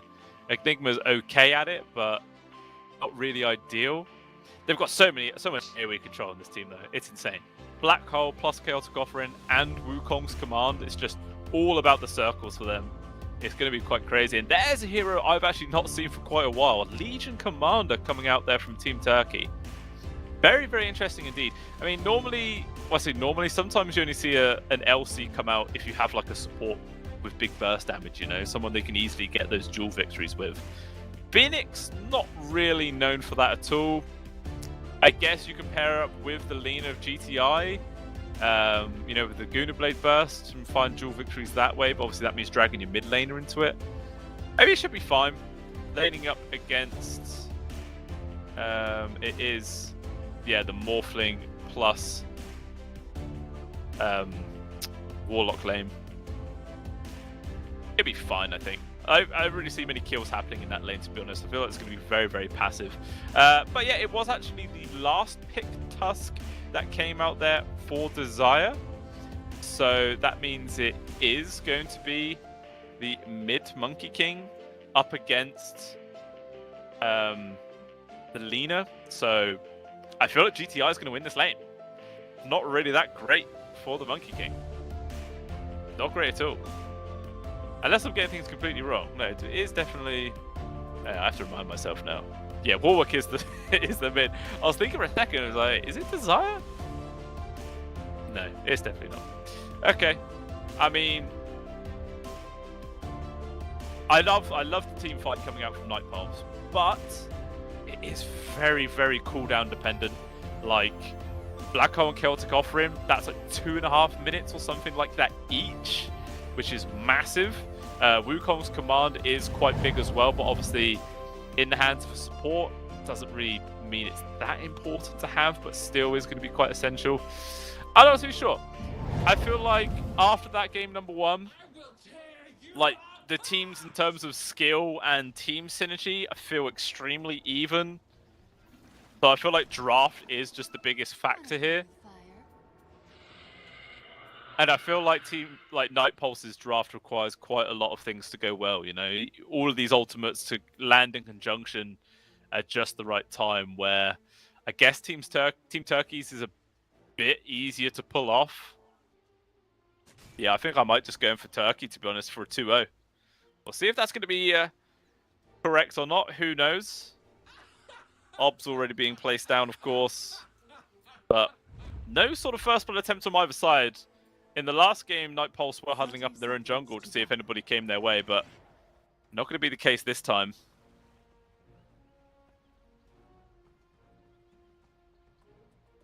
Sending Eidolons in to try and scout. Gives free money, though, over towards Lena. Look at that. Already starting off the game with a CS. Free 17 gold. That's big. I mean, it's not big. It means nothing. But hey, it's something. He's about to spawn. Stoic. Thinking about contesting it. Will not. Oh, he does win the right-click war, but instead 3 picked up elsewhere. Sneaky is trying to trade right now up against the Morphling. Not an easy trade, especially when the Kadaro just comes walking on in there with the Shadow Word. Heals him straight back up. This is a nice thing as well. Players have actually taken off nicknames, so I can properly see their names. That's real good. Although, up in the dire jungle, first one is actually found there, going into the hands of Warwick. That's a pretty good start. You know, we're saying how this is going to be an unfavorable matchup for the Monkey King in the mid, but getting first blood is going to be a big, big help at trying to make up for that differential. He's going to be happy with that one for sure. Bingo, though. Not too easy against this army of Eidolons.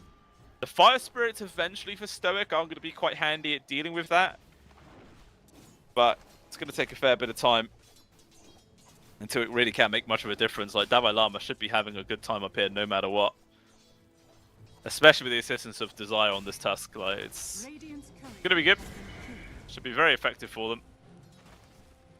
Yeah, meanwhile down bottom, I don't think we're really going to see anybody die here. Unless there's just some very strange plays that get made. Like, Curtin is the one doing the pulling. Normally this is always left to your support to do, but it looks like Sneaky's just going to be the one to zone them, allow this pull to come on through, and he's going to be able to farm it up behind the safety of his tier 1 tower, if he can get there in time.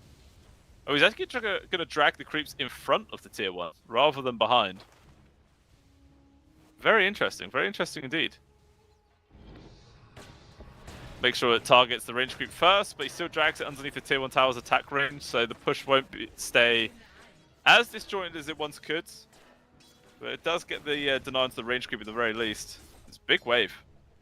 Very big wave indeed. See how much of it you can actually farm up though. That is going to be the big question. That's cut. Just going to try and CS underneath the tower. Looking at the CS mids, actually still pretty even. Monkey's doing fine for now. Obviously now GTI is on his level 3, he's got 2 points into the Dragon Slave. And then the harassment might be a bit more difficult to deal with. Actually Warwick just keeps on dodging it though with the Mischief. I just jumped in there to get a view of that. Very good start so far for Warwick, he's happy, very happy. First blood helps guys, big chunk of money. Always good.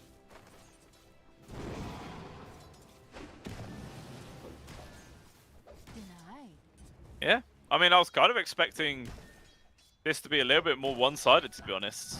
But I think he missed the dodge that time round. But most of the time, Warwick has just been Mischief dodging these Dragon Slaves again and again, which is why he's staying so healthy.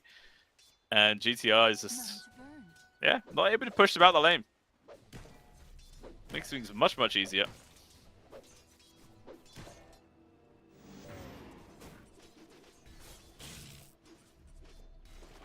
Yeah, I think in like game number 1, we got first blood, and then the second kill didn't come until like 7 minutes in or something like that. It turned into a very passive laning phase.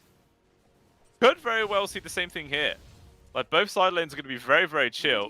I mean, I say that up top, they're diving underneath the tier 1 tower for this one. Desire maybe overstepping his bounds, taking a lot of damage. Will be able to make it out, though. Takes a lot of hurt in response. Bingo is still a very hard kill to find, you know, just the innate ability of the Dragon's Blood always helps. Okay. Continuing to be constant on the side. Oh, Desire! That is pushing it to the absolute limit, down to 5 HP. If Stoic was there for a single right click, this man would be dead, but alright. Gets out this time round. Gets a salve delivered. I thought he might just return all the way back to base, but we'll just heal up naturally.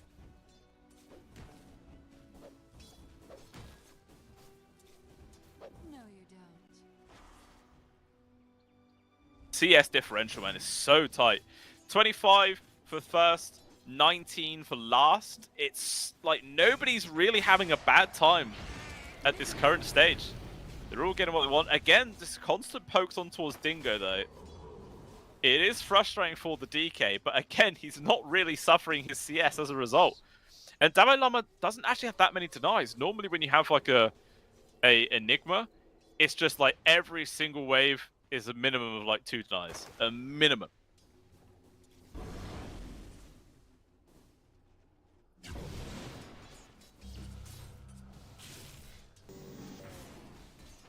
Hey, cut.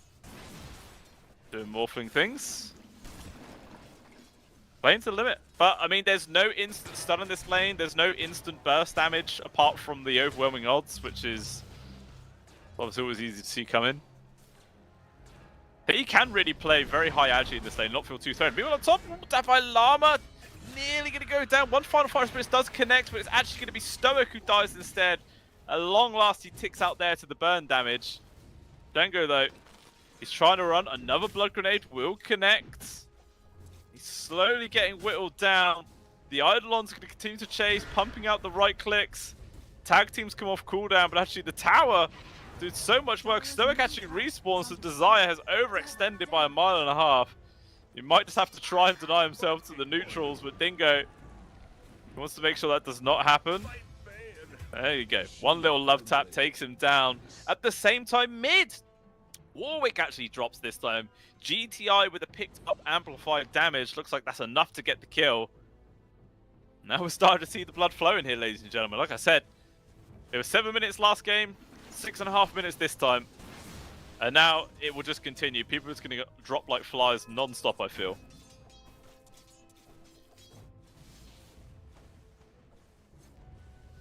Let's see what Warwick's going to do when he respawns. And yeah, he's actually going to TP down to the bot.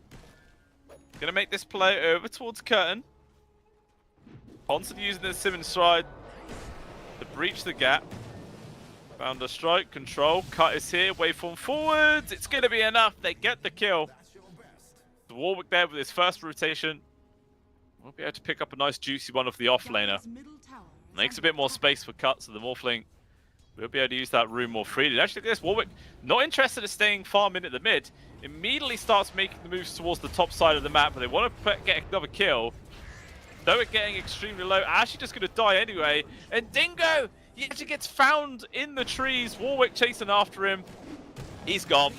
Nothing he could do. And the blood is flowing now here for Night Pulse. Starting to hit their stride. Meanwhile, down at the bottom, first duel was used on towards Cut, but again, just no burst damage. This Morphling's going to be able to just walk it off. He's got to be careful.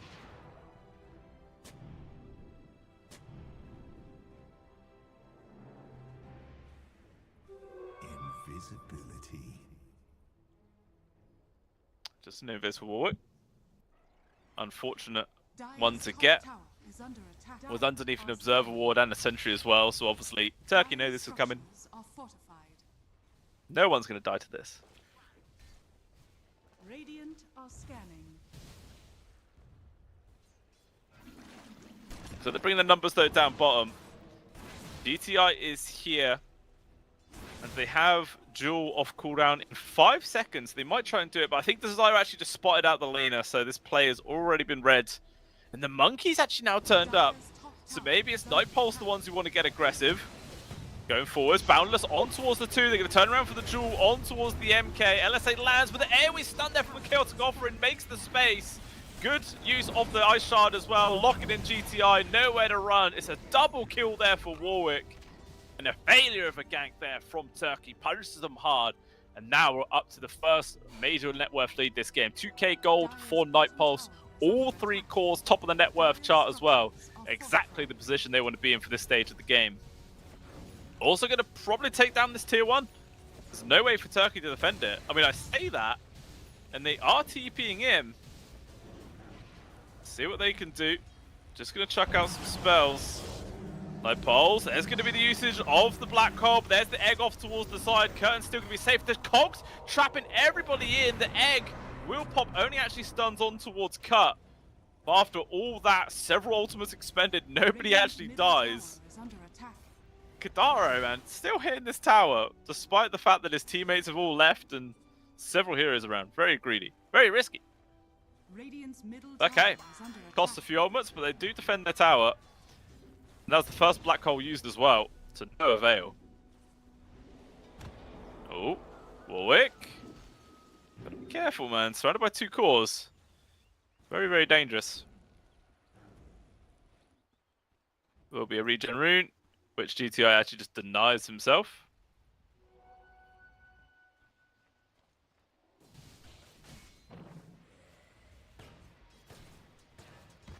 The power of the Eidolons, man. Just chasing after Sturk. Damn alarm actually now coming in. We'll be able to get the dive away. And there's a lot of people though turning up here from Night Pulse. Noble long range. There's no escape here for the Phoenix. He is dead. Boundless as well. Connect on towards Sneaky. Pigpole to try and make the space, but the Malefist stun will be coming in close. Actually, not even going to get it. Turn around with the Jewel. And the first victory is online there for Curtain. Cost him the life of support, but who really cares? These dual victories are also important here, especially in these early parts.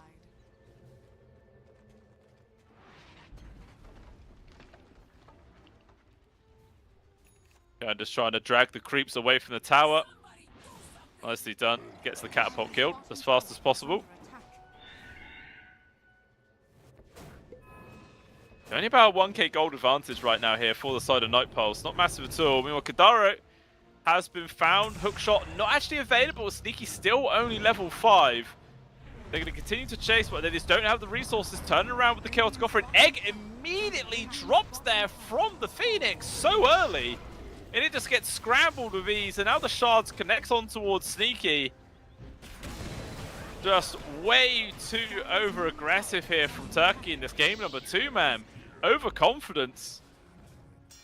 And they're deciding to chain a few deaths. 11 for 4 is the scoreline. I'm just surprised the net worth lead isn't more than it actually is, but I guess all the cores are still staying quite relative. 500 gold, no, 300 gold between the carries, 500 gold between the mids, and 300 gold between the offlaners. And then a bit of the same on the support, so everybody is still pretty much an equal power strength, I feel.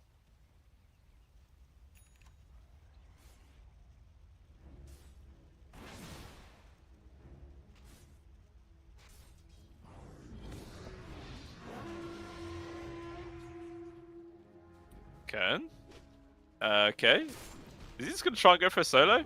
Overwhelming odds would connect on all the creeps right now. Sides against it. I mean, that would have just been a free chunk of damage, but I guess it doesn't have much mana. Wanted to hold it for as long as he could. Hey, that was just so ballsy, just charge in like that. Mad. Absolute crazy. And up top. Looks like a gank on towards Dingo. They've dropped down the ring, but in comes the Cogs, makes some space. LSA not bringing land because the Snowball makes the room, but Dingo's so damn tanky on this DK. He's just not going to drop. It looks like nobody's going to fall, though, Curtain. He wants to get close enough. He sees a juicy dual victory there on Desire. He desperately wants it. LSA not going to land, but this Tusk, he can't get out of this one. Shards actually makes a space. He's going for the TP.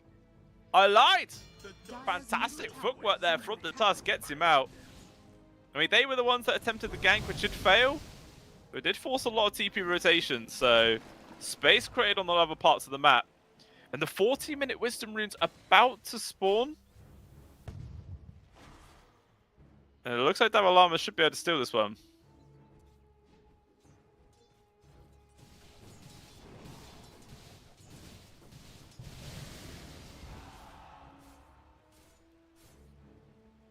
Black Hole actually dropped. Davalama basically gets a solo kill. Like, Warwick just comes on in for the last tap. Like I say, Warwick. Well, I say names how I want to say him. Warwick, Warwick, Warwick. They're all the same thing. Who cares? Change it to Warwick if you like. If it makes any difference at all.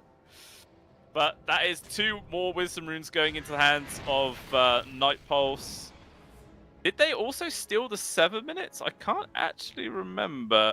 Unfortunately, the log doesn't go back far enough. But I don't remember it being a steal.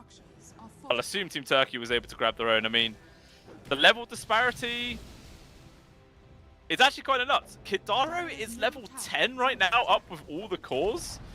Meanwhile, all the other supports are level 7. 7, 7, 6. And then you got Kidaro at 10.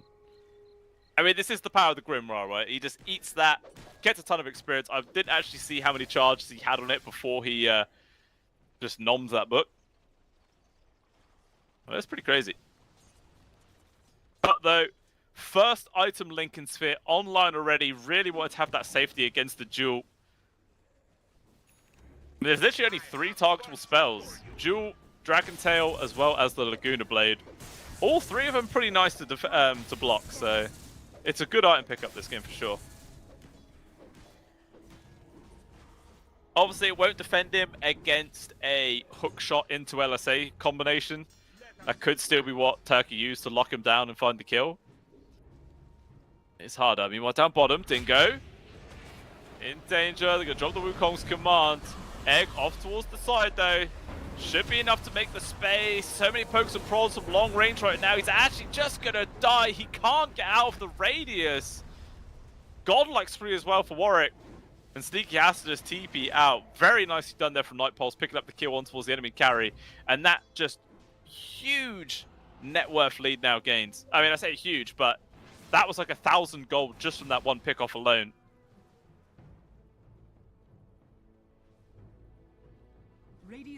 It does just feel like it's Team Turkey on the defensive the entire game. Bots online for GTI, that is about it. Trying to go in for the Ags as the next item, but still a few thousand gold away yet.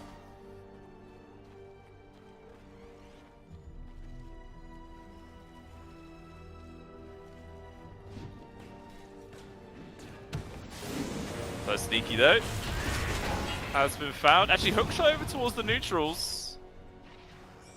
We'll say the make the space, gets out alive.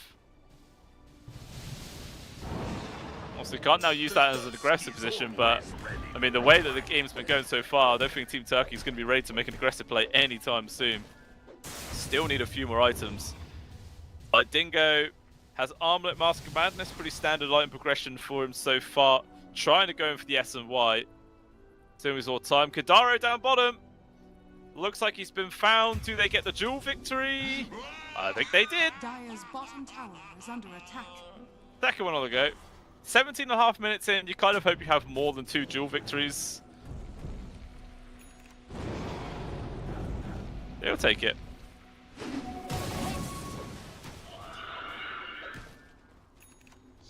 Dire's top tower is under Solar Crest as well, Kidaro, man. This guy is pretty farm being the position 5. Obviously, his levels are starting to get caught up a bit, but still top farm support by a fair margin.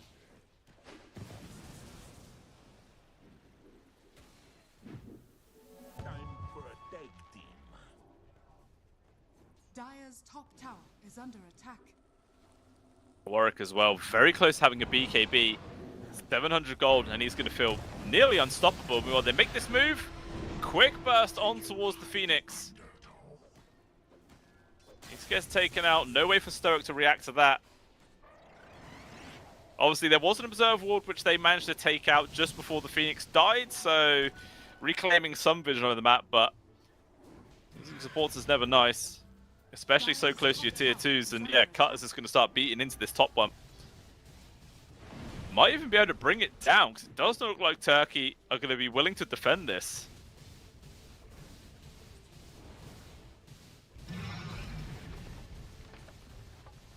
It's going for free. Completely free. Looks like now Turkey, though, are going for a smoke play. See if they can find anybody from Night Pulse unawares. Illusion. They see it. No! They jumped! Curtain! You were smoked. You were stood right next to him. It's obvious it's an illusion. Oh dear, that's a big old whoopsie. That was also the blink reveal. Very unfortunate turn of events there for Turkey to just completely whiff like that. Could have potentially found a much higher priority kill on towards like the monkey or something, but yeah, they got lucky there, Night Pulse. Ags as well now picked up for GTI, so extra form of damage coming out from them.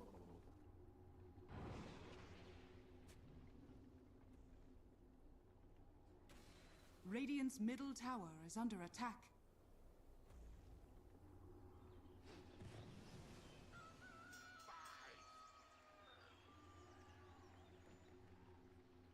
Radiant are scanning. They'll just hold on to about this 4k gold lead. It's not grown for a while, but it looks like the play from Night Pulse is to go for this Roche. Or maybe not. Actually going to go for a smoke and make an aggressive move towards the Dire Tormentor. But look at this! Turkey! Ready and waiting. They get a spot on towards the DK. It looks like they're going to try and make a play on towards Dingo. They're going to wrap behind him. But little as they know, everybody else from Team Turkey is here. See how long he survives. Damalama just dropping a casual tip. Maybe to distract him.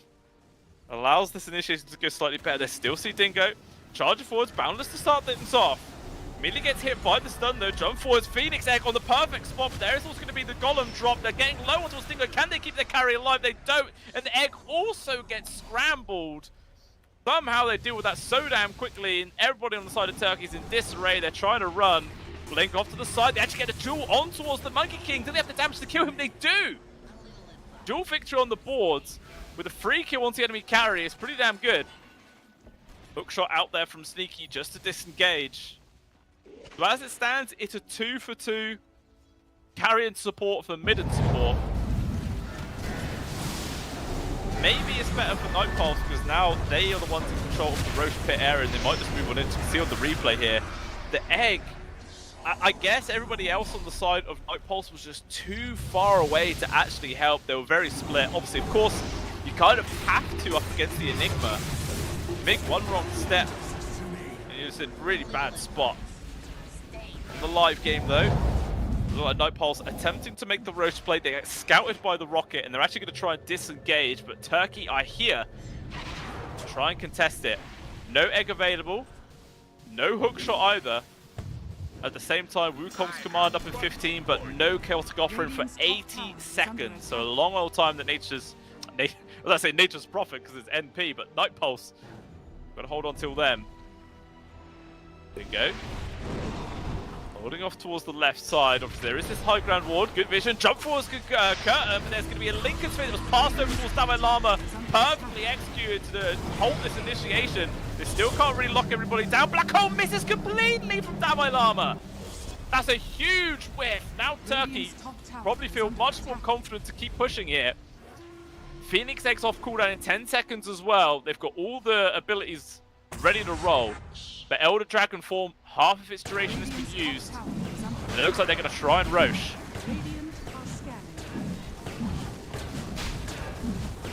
Scan lands, so Night Pulse knows this is going on.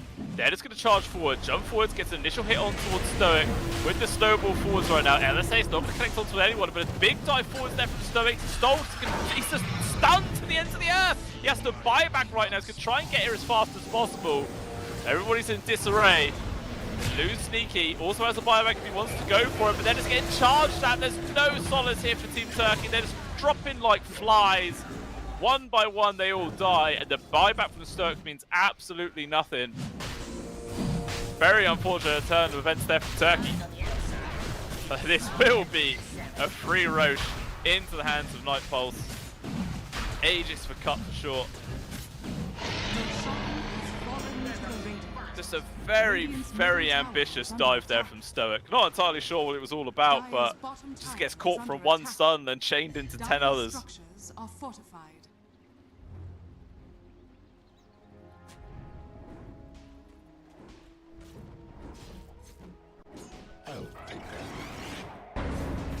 Cut also just solos the Tormentor, so that's a free shard going over towards Radiant's Desire. top tower is under attack. It's a cute little upgrade. Radiant's top tower has fallen. Not insane. Probably would have preferred getting the Warlock one for free.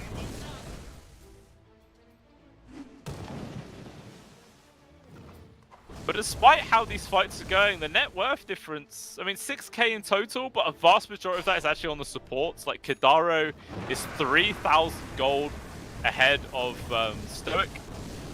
And then 1,000 between Desire and Sneaky. So yeah, 4,000 of this 6,000 gold is just on supports difference.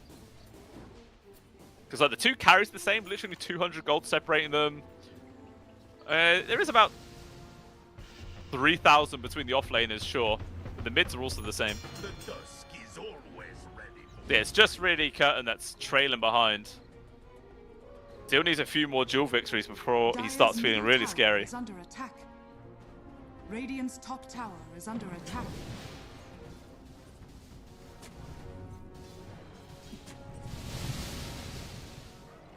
I'm just going to see how much pressure Cut can do with this Aegis. Still got it for another 3 minutes. Looks like the mid-tier 2 is not going to get worked on. I thought they might have gone for that considering it's a catapult wave. Now he will. Dire's bottom tower is under attack. Just even going to tank up the tower to make it drop even faster. Meanwhile, Eidolon Army and Creep Wave is going to slowly push in the bottom. Dire are scanning. GTI actually comes back to defend that one. Dire's middle tower. But both of them are going to go down regardless. Unless Turkey commit like full 5 squad, there's just no way they can actually mount any kind of defense. Actually, a blink was picked up there by the Lina. The extra way of just, you know, jumping forwards with the help of the clockwork, getting stuns on towards the Morphling and try and burst him down. Still really hard just to Laguna him with that Lincoln Spear intact. Okay, they get the initial stun. Break the Lincolns. Cut again, still has this Aegis, so not feeling too threatened right now. Stoic, able to get the jump away. In there with Curtin, they get the jewel immediately on towards Dalai Lama. He is gone. Desire as well, short to follow. 2 people gone. GTI as well takes Kidara on the back line. This is a terrible fight. Hookshot cancels the TP out there for Warwick. There is no escape from the monkey.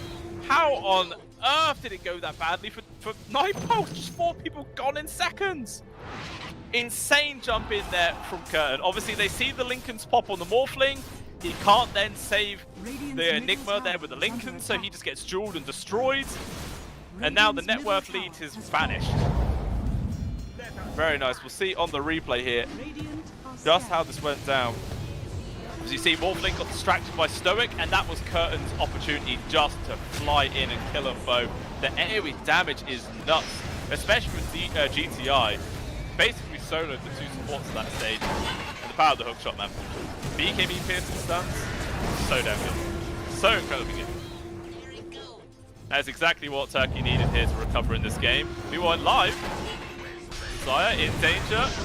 LSA will land on towards 1. Jewel just to get the victory. And it looks like Cut, they're not interested in trying to pursue for more. But in the space of like 1 minute, Curtin has managed to get 2 duel victories, which has doubled his damage from what it was. 80 bonus damage now. Starting to get to that scary point. I think he also has BKB completed. Like, he has a casual Mithril Hammer, but no other items queued up.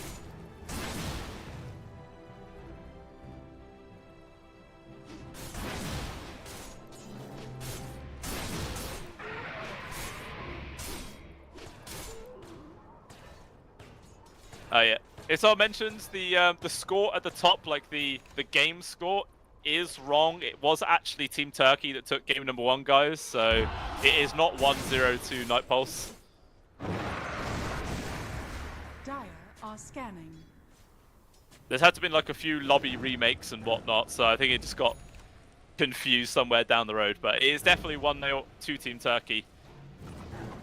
And the way they just bounced back in that last fight, feeling confident enough to maybe even take this to a 2. I mean, it is still only a 2k gold advantage. Not significant either way. They're going to try and make a play towards Dingo. His Dragon Form runs out as well. This is a fantastic time to find this kill. It's only Stoic nearby, but he's going to TP out. Completely unseen. Radiant's He will turret escape. has been Stoic killed. as well with a dive away, although Warwick's is going to really chase after him. Might be able to get the solo. Actually pushes himself down to the low grounds. Drops the egg. So he's going to wait for forwards. Long range attack there for Warwick. Finds it. I mean, Stoic was kind of screwed either way. Wasn't any way to get himself out of that situation. But Radiant's it does mean when he respawns, there's going to be 50 seconds without the egg. So maybe that's going to be another opportunity for Night Pulse again to go for some kind of push. But now they don't even have the Aegis, it makes that much, much harder.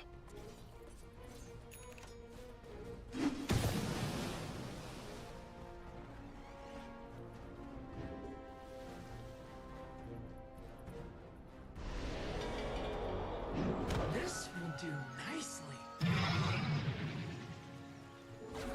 Illusion.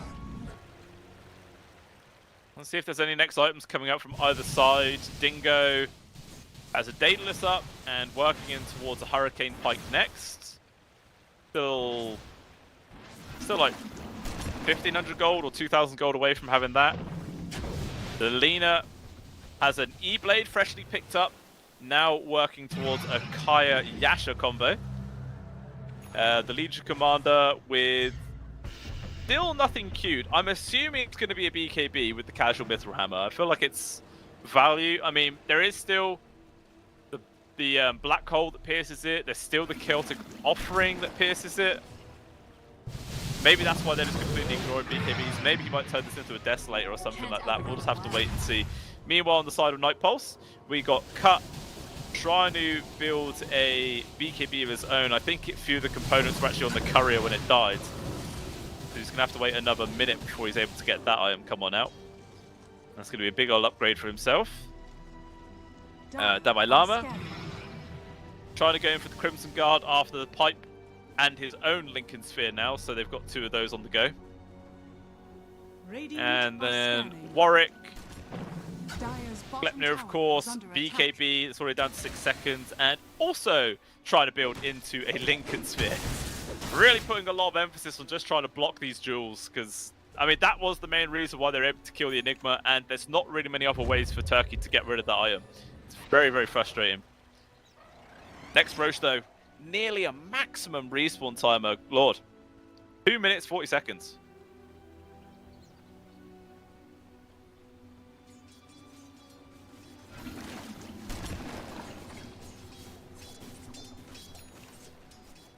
Do you see this smoke move here from Night Pulse?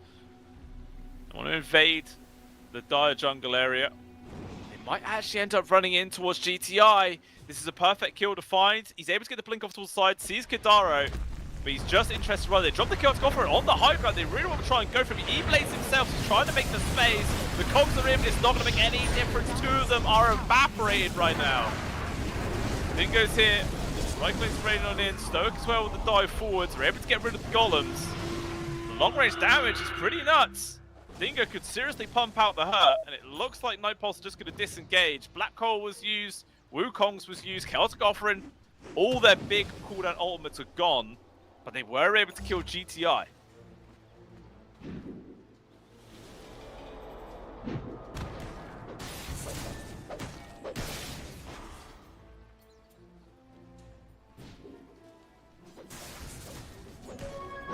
Just that play alone did flip the net worth lead into their favor, but it's still only like 2,000 gold. It is absolutely pathetic, considering, you know, just how back and forth this game is. It's just like game number 1. It could seriously go either way. One team makes a great move, then the other team responds in kind, just really keeping this game as balanced as possible. Next Roshan still a minute away. Lilina will be up in 10 seconds. Without a doubt, Turkey going to come over to try and defend this one. Clockwork with the Yags, just constantly sending in the rockets. Fantastic information being gained.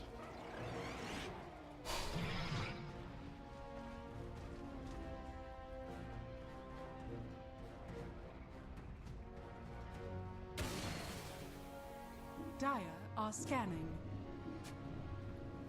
And it's going to hide it right now. He'd go to sit in AFK in the pit. Eidolon scouts him out. So Night Pulse know they're here. The Lina has now TP'd in with the bots. The 5-on-5 is ready. Cut though, quickly jumps on in. Does manage to take the high ground ward away. So information is going to be lacking from both sides here. No observe wards to be seen. Just a few sentries. Night Pulse going for this smoke play. They're going to try and wrap around the back. And their scan does actually land. Sneaky in the trees though. Dingo's just started up on the Roche. He's going for it. They're going to find grab on towards the Clockwork. He is dead. 50 seconds. No ball already been used though. Task Drab well out of position. Actually runs in towards Roche. Caught from him. There's going to be a duel on towards the Golem. He is gone. No Warlock to help out. Buybacks on both the supports here. Night Pulse really want to continue this fight. So Alama, he just drops the egg. Is there any defense for it though? Can't just go straight on top. Chaotic offer it as well. Stoic just debating his carry into this awful situation.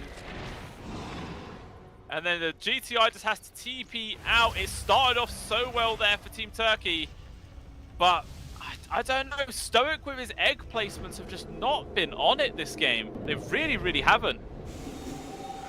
It was a big debate. And now this will be the next Roshan, guaranteed going into the hands of Night Pulse yet again.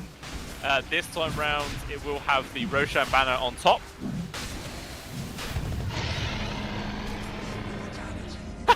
That counts as an Aegis snatch because the Clockwork actually killed it with the rockets. So that's kind of funny. They got the gold for that.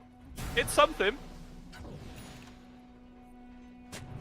Hilarious though that if there was like some kind of like, you know, fantasy point system, that would count as a snatch to whoever had him.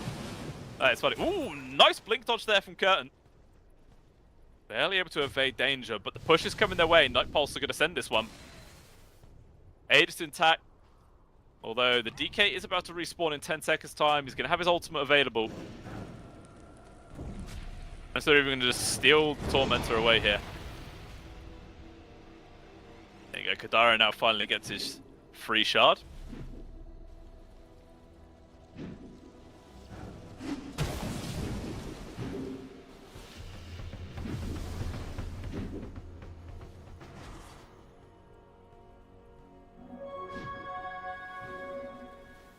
And yeah, Turkey kind of feel like they just have to go into turtle gaming right now.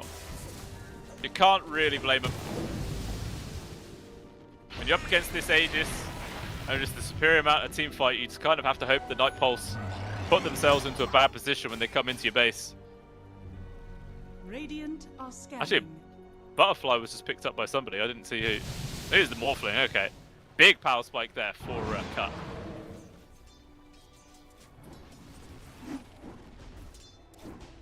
Buybacks are going to be very, very important as well in this coming engagement. Pretty much everybody on Turkey has it. Literally everybody, but not a single person on Night Pulse actually. So if this fight goes awry and Turkey just easily win it, we could see them just run down to buildings to get a free victory here. Although Curtin caught in a very awkward spot right now. Stoic got towards the side, will finally drop the egg, but the Legion Commander will still lose his life. Warwick jumping on through, but there's going to be the hook delaying it. Chaotic Offering gets dropped on top of it. So much AoE control. Out comes the use of the black hole. Lands on towards Curtin. He's fought back to re-engage into this one. They've already lost the Monkey King's life. Although Cut standing his ground, trying to take out this LC as best he possibly can. 4-star pushing him all over the place. And it looks like Curtin will be able to disengage. Now Cut is in danger. The constant rockets chasing after him. E-Blade used aggressive there for GTI. They're still trying to finish him. Finally, the first life of Cut has been stripped away. And he's all on his own right now. He's nearly fully strength wolfed up, so he can't get much more HP to this one. He's got to do a very cute play to get himself out. I just don't think he can. It's all about trying to waste as much time. Jump over towards the right side. GTI is there. And he is gone. 3 people dead. No buybacks to be seen. We'll see how much damage Turkey can do. Very, very nice fight coming out there from the Dire side here. Also, the amount of money they got for killing Cut, insane. It did require 2 buybacks though, Stoic as well as Curtain, forced to expend them to be able to pursue that fight, but well worth at the end of the day. As long as if they can also like take down at least 1 tier 2, but look at the map, they're all actually just split farming. This is actually what they did in game number 1 as well, just so people will know, like, when they get this sort of hero advantage, they don't really take objectives. They just use the space instead to try and get the next set of neutrals online, next set of items. Radiant's middle tower is under attack. I think Dingo fully completed MKB actually now. Going to be extremely big help up against the butterfly of the Morph.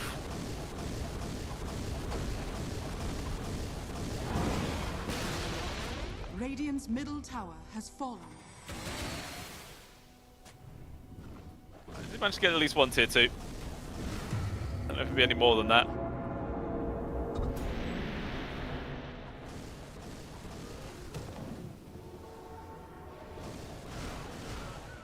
Still only that 2k gold advantage though, which has been flipped back into the way of Turkey. Win probability as well. Actually saying it's still favouring Night Pulse right now. 60-40. But again, that's not really exactly insurmountable, is it? A very doable amount of gold. Radiant are scanning. GTI as well, man. He's got 5,000 gold just in his pocket. Looking like he wants to get Octarine Core next, but he is running out of space. Whatever he's going to buy, it's going to basically be his last item. I mean, he can still upgrade Blink. He can still Ag's Blessing. Still Moon Shards. I suppose. There's still a lot he could have done.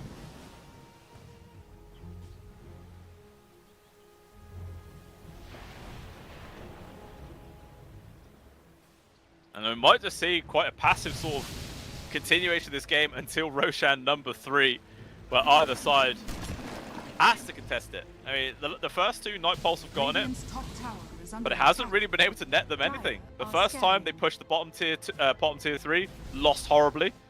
Second time pushed the top tier 3, lost pretty badly. At least they're able to force out buybacks this time.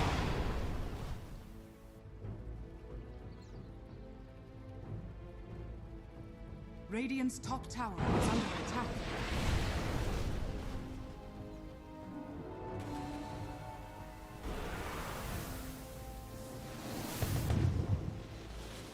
Radiant's top tower is under attack. So just going to take down this top tier 2.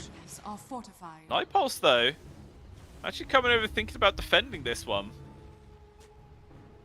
Pretty much everyone from Turkey's here. It's only the Clockwork is off to the side, but obviously with the hook shot, he can always get involved. Jump with Stabber Llama, misclicks! Able to give the jump. No, there's going to be the snowball save, and instead Kern's going to be the one to drop. Fail of initiation. The amount of damage being pumped out from Dingo right now. Kern just gets annihilated! 3 people dead with no buyback. The AoE damage doing some serious work. Good lord, it started off pretty well there for Night Pulse. The failed initiation, the snowball save as well, keeping the Dalai Lama alive. But the amount of damage the other 2 cores were able to pump out was just way too much to deal with. I feel like Night Pulse probably expected there's buybacks available, otherwise they would 100% just be shoving to buildings right now. Are now going in, going to start working on the top tier 3. Meanwhile, GTI cutting waves, making sure the middle set's going to be the next one to fall. Tusked up in 5, GTI jumps forward, easy kill on towards Gadaro. He at the very least does have a buyback.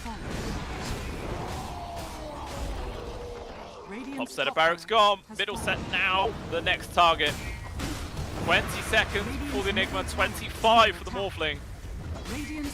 Glyph has now been used.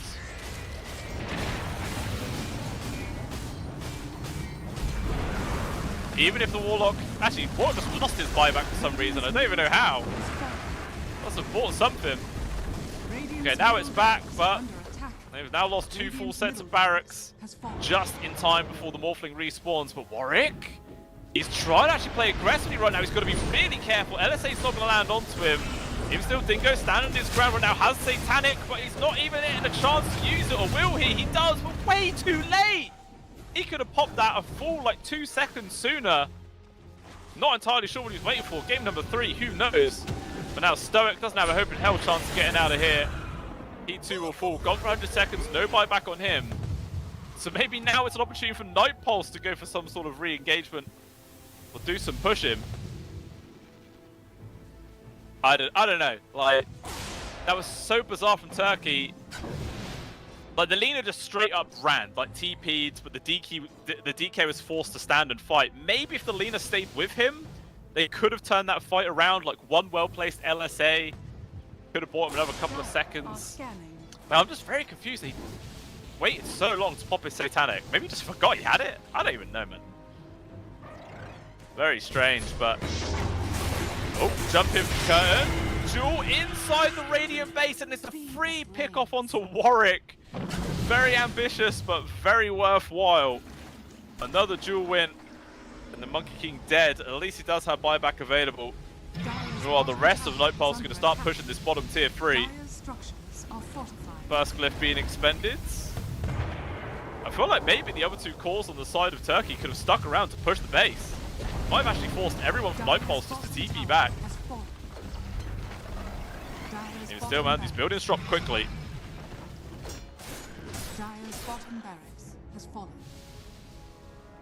Basically, everyone now has buyback available. It's just the LC and the Phoenix who don't, and that's because it's on cooldown still for another 30 seconds. So the next team fight is probably going to be very messy, very bloody. A whole lot of bodies going to get thrown into the middle. Radiant are scanning. Well, nice attempt though for the first Roshan actually going into the hands of Turkey here. That is a free Ags 100% given over towards Dingo. So now you've got the Elder Dragon form, which is just an insane upgrade for him, completely for free.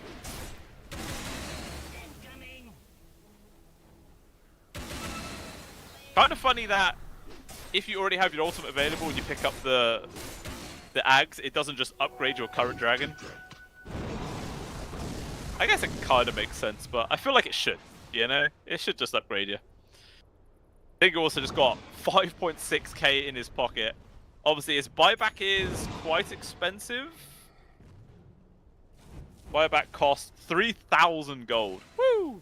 So he's actually only got like 1,900 gold of reliable available, which isn't enough to buy a BKB. I'm actually surprised he has a BKB queued. Because like I was saying, the amount of BKB piercing disables that they have on Night Pulse makes it less effective.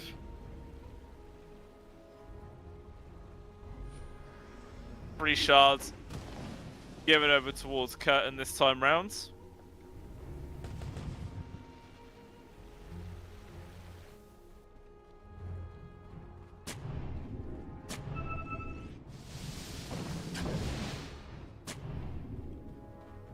Largest net worth we've seen this entire game as well, 16,000 gold. And actually like the first time that Turkey even had the win probability in their favor. Normally it's just been Gaben favoring NP this entire game.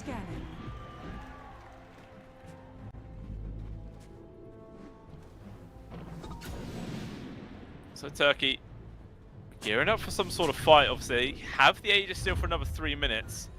If they ever wanted to make a play or make a gank happen, it would be pretty much now.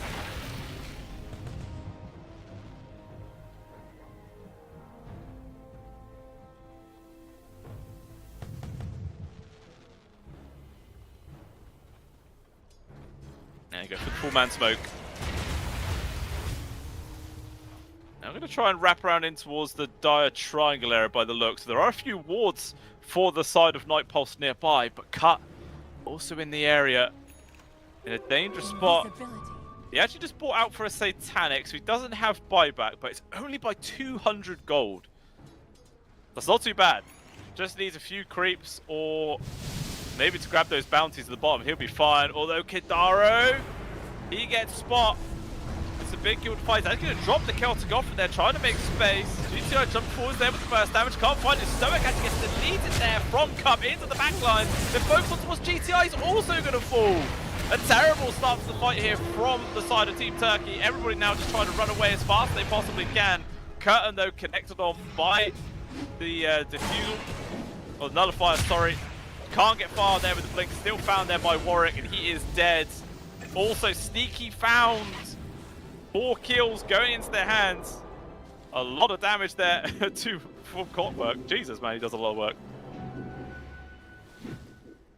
A 4 gone, not a single casualty found on the side of Night Pulse.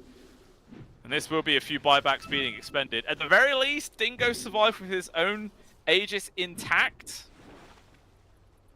That's kind of nice.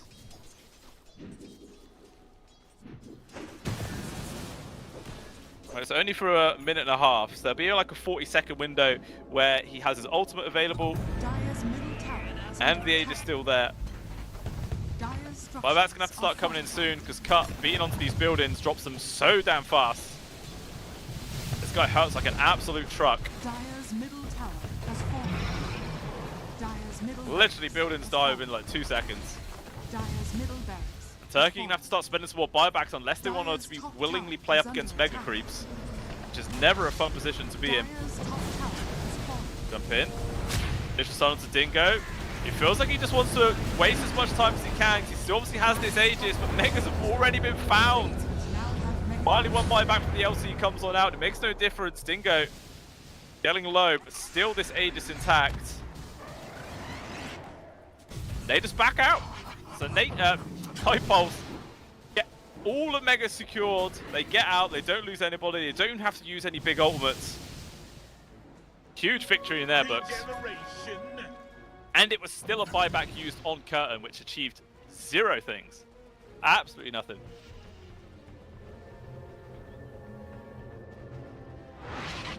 The Dusk is always ready for a fight. It's still, though, the DK and GTI with theirs intact. As well as Stoic, actually.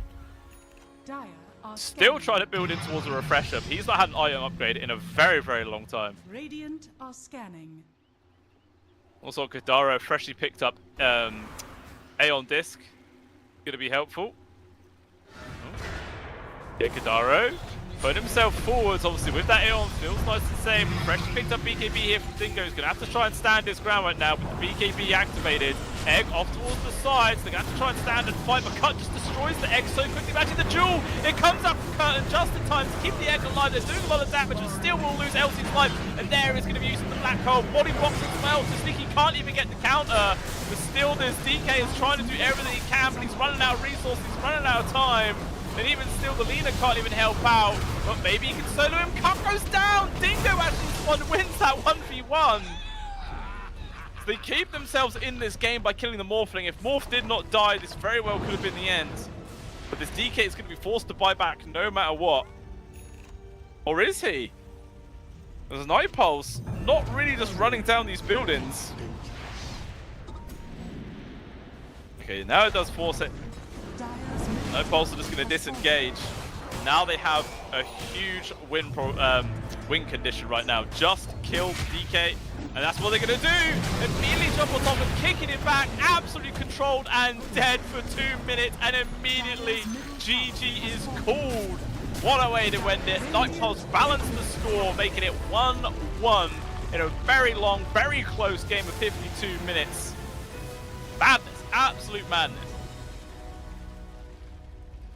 Probably one of like the closestly matched teams I've seen in an extremely long time. Like both games, it could have gone either way in several different situations. Night Pulse win a fight, then Turkey, then Night Pulse, then Turkey, then Night Pulse. It just happened like that again and again and again, just keeping this game on edge and on our toes. Just a really phenomenal show from both sides, but it is obviously Night Pulse to come out ahead in the end. Just that good, clean kickback on the DK to get the dieback, and that was it. Just Team Turkey knew there was nothing they could do once their DK was dead. Like, GTI could do a lot of damage on this Lina, but nowhere near enough to make up for the difference there, because, Jesus, man, this Morphling was doing some serious work with the help of the Monkey King. Obviously, Dow Alarm with the Black Hole in a couple of times was useful, but a vast majority of it was just the sheer amount of DPS being pumped out from everybody else. So, woo!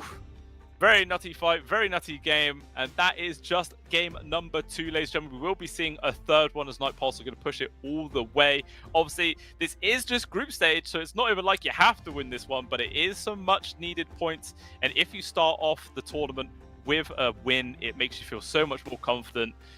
Just be able to push through in all the other games to get those points again, and yeah, just overall a big confidence boost to the entire squad. So we'll see which side is going to be able to get it, if Night Pulse will get the first win or if Team Turkey will get it themselves. We'll have to find out, guys. We'll jump over to a short break and we shall return in about 8 minutes time, so don't go anywhere.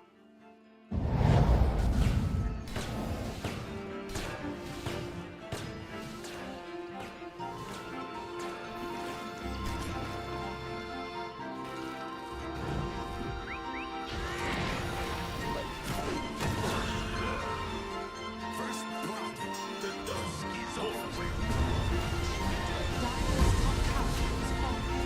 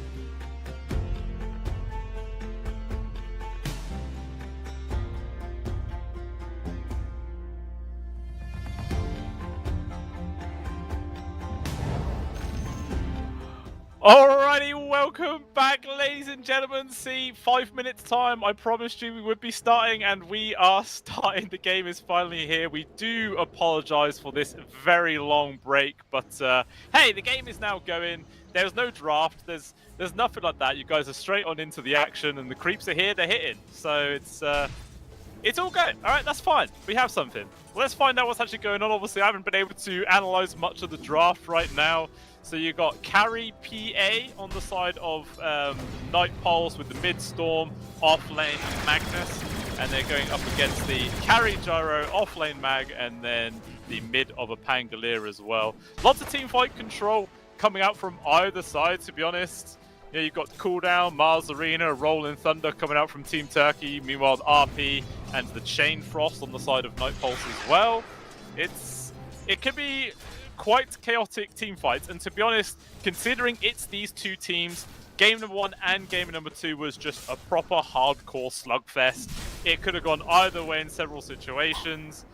It really was just a mash of 5 heroes and see who the hell actually came out on top. So fingers crossed this leads to another very exciting game.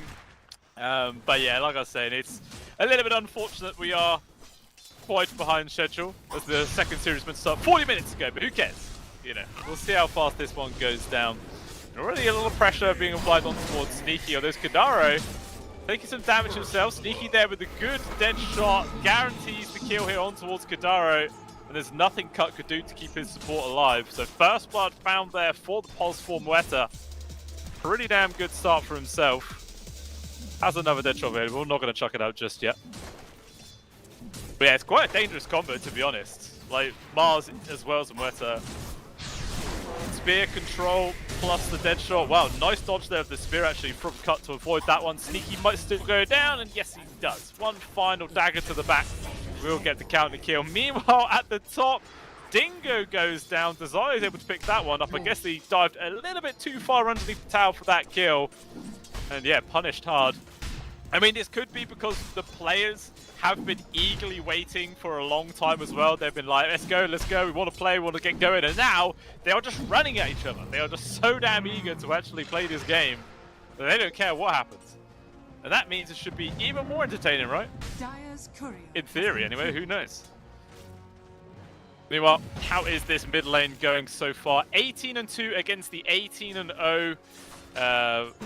Looks like Warwick was able to get the bottle refill. Meanwhile, GTI's got taken away, so maybe the regen war is going to go slightly in the favor of the Storm. Well, they did just get an ops kill as well. I don't know, it's very negligible at this stage. Maybe it might rely on the first rotation from the supports to make a difference here. And actually, speaking of rotation, GTI heading up towards the top side already at level 4. Wants to get this kill on towards Desire.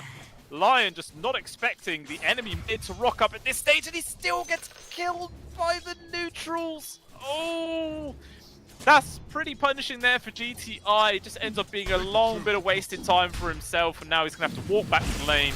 Meanwhile, the Storms had all this free space in the world. Yeah, that's quite unfortunate there for the old Pango. Not ideal. Actually, I said it was carry gyro, by the way. It's actually pulse 5 gyro. There's too many. Didn't have time to really look properly, but yeah, pulse 5 gyro. Seen it done many times before in the past. It is obviously a very high damage hero with the rocket barrage. Just spam points into it, and you can pretty much zone out any other support. So it is quite effective.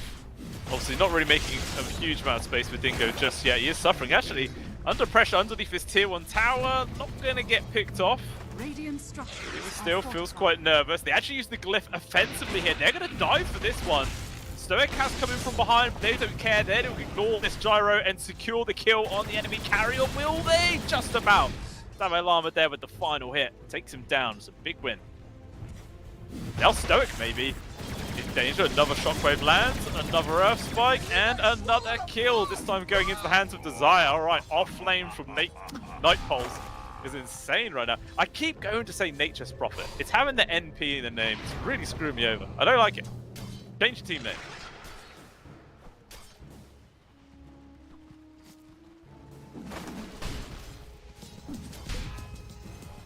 Well, still not any kills since the very start down at this bot lane. Been quite passive for a while now. Actually, it looks like Curtin's taken quite a bit of damage, but he's able to back out, no issues. Dalai Lama having to skew away defensively. Doing a lot of damage actually on towards the Lion. Taking a lot of hurt himself actually, man. This is the problem, like, sure, you can pump out a lot of DPS on the gyro, but not exactly the tankiest body in the world. Gotta play a little bit carefully, not get too close to the tower. Dire are scanning. Dire are scanning. I honed in on you.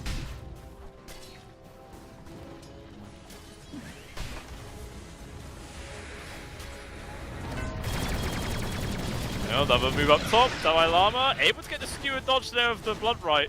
So he does take damage. We got Stoic was taking a lot of hits there from the tower, but with the flat cannon hits, should be enough.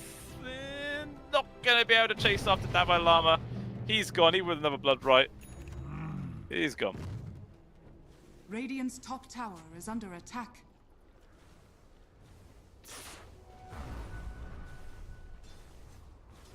Precious bounty.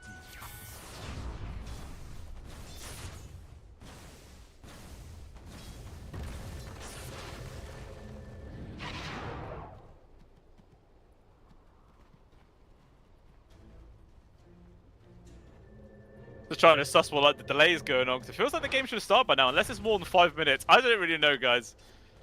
Maybe I got the timings wrong, but Sneaky has been caught, gone, controlled. But here comes that rotation from GTI with the rolling thunder. If you have a look down bottom, Mr. Observer. Mr. Observer. There we go. Unfortunately, looks like the fight's already over. The PA just runs off towards the right side. Actually, 7-minute wisdom spawns, and it looks like Cut is actually going to try and go for the sneak. He does actually manage to steal it. That's pretty big. Takes it out of the hands of Sneaky. Not normally do you see your carry do the wisdom steal at the 7-minute mark, but this time around it pays off, and Cut's gonna gladly take the extra bit of experience. Though, the rotation from Stoic, good dodge actually there of the homing missile there from Warwick. Stoic still loses life for this one. Jumping from Cut, the focus are on towards Curtin right now. The corner's going to try and make a bit more space. Warwick getting low, has to now disengage, but several kills being found. Level 6 on the PA right now. We'll see how lucky he gets with the crits. Doesn't even need him. Just whacks down on towards Siki, and it's another kill going their way. 8 for 1 for Night Pulse already at 7 minutes 40 seconds. They're now poking on towards GTI. Don't think they're going to be able to get this kill. But they can certainly apply a lot of pressure. Another pullback, another blast. Cut actually coming in for this one. Decide only to land one more stun. He will get it. Amplified damage actually picked up, but maybe they can kill GTI anyway, and they do. Desire picks this one up, and this is a very active PA to start the game. Running, stealing wisdom runes, basically joining in mid lane to get a kill. Madness. Absolute madness. Love it. Well, another rotation for Warwick. Focus on towards the curtain again. They do get pushed back on towards the PA. Arrow, dagger doesn't crit, but it doesn't matter. Kadaro just comes in for backstab blast. And they find the kill, man. 10 for 1 at 8 minutes in. This is pretty damn nutty. Dire's bottom tower is under attack. Feels like Nightpoles are just kicking this game into overdrive right now, wanting to win as fast as they possibly can. This is a fantastic way to start it, I must say. Do some seriously good work. At the same time, you know, this is space being made for their Bloodseeker up top, but it's not like he's getting a free lane by any means. Once again, mass TP's down to the bot. Turkey really want to defend this area, and actually, speaking of the Bloodseeker, Dingo's come through the Twin Gate for this one. Thinking about diving underneath the tower, has the rupture, just about now gets the vision. Silence as well, there's nothing he can do. He's going to try and stand his ground there with the Frost Armor, it makes no difference. Out comes the Chain Frost as well, but no one to bounce over to, does 0 damage really. There will be the trade at the very least as Warwick comes on in, focusing towards Stoic. It's a 2 for 1. Maybe going to turn in towards 4 as the Pangolier able to finish off one, trying to get this off, but the finger is in. 2 more right clicks for all they need, and he dies mid-roll. Now Dingo's going to be the one to get aggressed. Davai Lama turning up here on the Magnus. Doesn't actually have enough mana right now for an RP. Actually, doesn't even have it leveled, so who cares? So Dingo's going to try and get away. Vortex connects, long range stun. They're really committing everything for this kill, and they do find it. In comes Curtain, but he's still only level 5 on this Mars at 10 minutes in. He's a creep's toenail away from having his ultimate, but not fast enough there to actually turn that one around. And now 14 for 3. Good lord. It still doesn't finish. More action going on as GTI thinking about contesting for the rune, but he will back off. It's only an invis anyway, so it doesn't matter.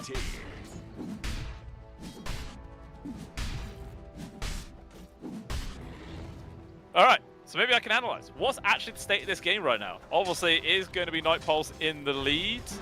All 3 cores top of net worth, both of their supports ahead of the Turkey supports as well. They're feeling in a very, very comfortable position. Desire obviously going in for the first time Blink. We'll actually probably get it online at a decent timing on this line, which is always super damn good. And I'm actually kind of surprised it took this long in the series to see the Lich come out. Like, it wasn't banned or picked in that opening 2 games. Which is crazy. Every team loves this hero right now. It does so much work. Adds survivability, mental amount of damage. That's all you need.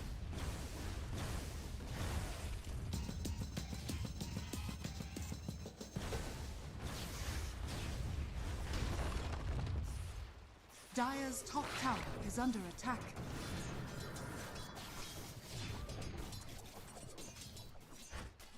Curtain is still definitely suffering on this Mars. At least now that everybody's left his lane, he's going to be able to start getting some net worth himself and much needed experience. Not really the position you want to start your game off with on a Mars.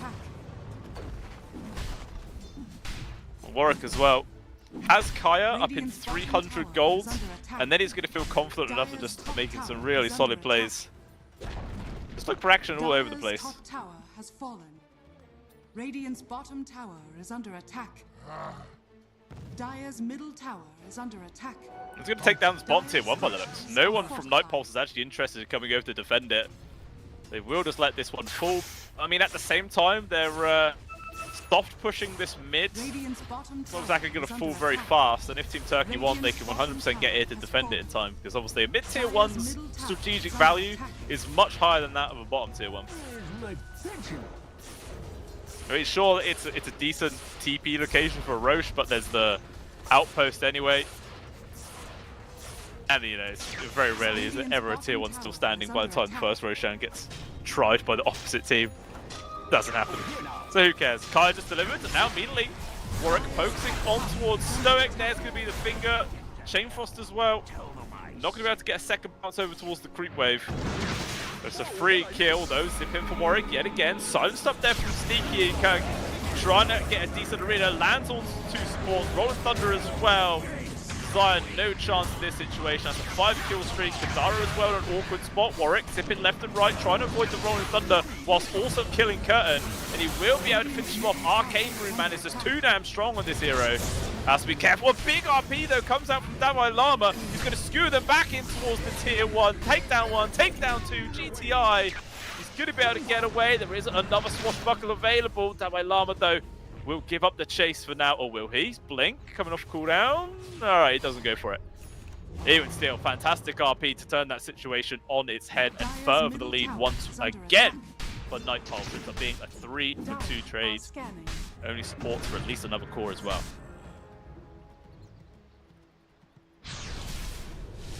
Dire's middle tower is under attack.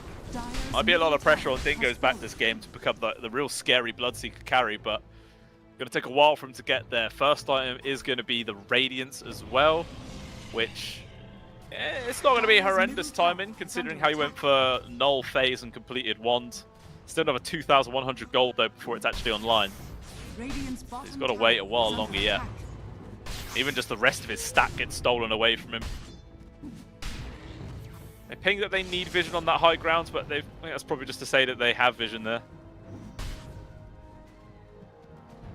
Yeah, Stoke just comes in. At least they're able to strip that one away. Still, it's just too much of a dangerous area for Dingo to safely farm up.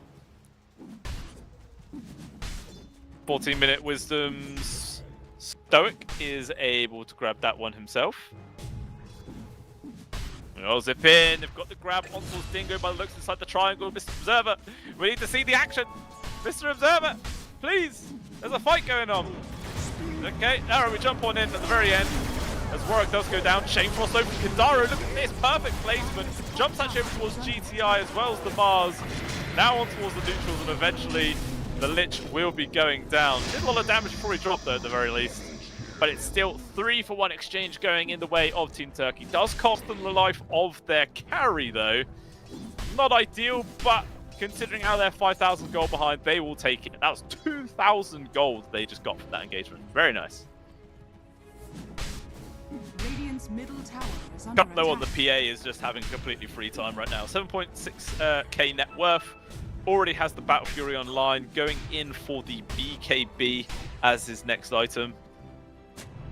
And then there's not really anything Team Turkey can do. Not a single BKB piercing ability on the side. I mean, there is Rupture, to be fair, which can be kind of annoying for a PA, but you know, once you just Blink Strike on top of somebody, he stands still for a few seconds anyway.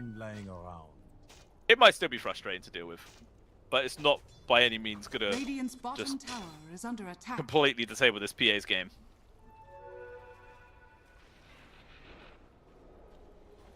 Quite interesting as well that the PA went for the Veiled one as her facet rather than the I don't know what the hell it's called, but the one where your crit does more damage and you have to hit 6 times for it to go off or Radiant's something bottom like that. tower is under attack.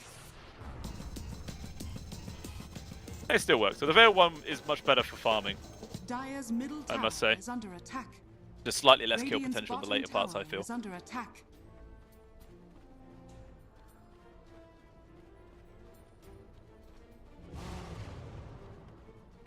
Lama tried to build into his own BKB as well. 1,600 gold away. Warwick also going for a BKB. About 1,700 gold away. So there's going to be a very similar timing from all the cores on the side of Night Pulse where they're going to have this magic community coming online. And then they'll most likely be the ones making the move unless they're going to continue to play defensively. Daro being gone on right now. Going to try and disengage, but he's stuck in this awkward spot. The Roll of Thunder easily stuns him up. He is dead. Jump on in there for the Mars. He gets to read it down, but Hex immediately, so he can't use anything else. They drop the finger. They're going to try and blast him up. They will get the kill. And I think Desire still got a finger charge for that as well. Must have been right on the edge of the timer. Just 120 damage for him. He also went for the Mana Drain facet. I like the punch him.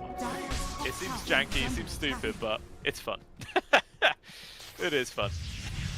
Oh, now they can make this move on towards Dalai Lama. There was a high ground wall here, so they see it all happening. He is just dead. I mean, Warwick probably could have finished off killing that Observer Ward, I'm not going to lie, but regardless. I'm over here. He backs on out. Still a big old kill on towards Dalai Lama, and Team Turkey are stemming the flow right now.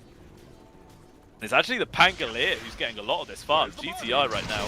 Only 900 gold away from Ags and Diffuser Blade being completed at the 18-minute mark. It's in a very, very good spot. Really good. And here's just more space for this Bloodseeker at the end of the day.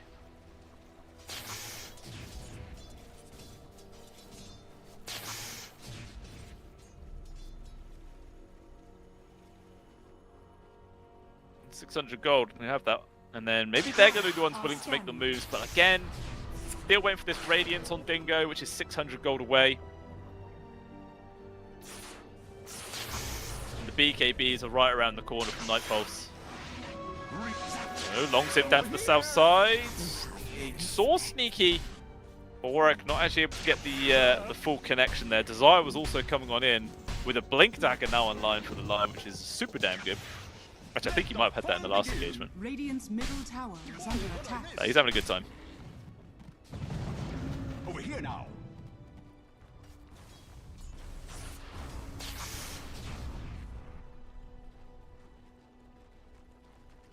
So BKB, yeah, there it is, on cut. That's one done.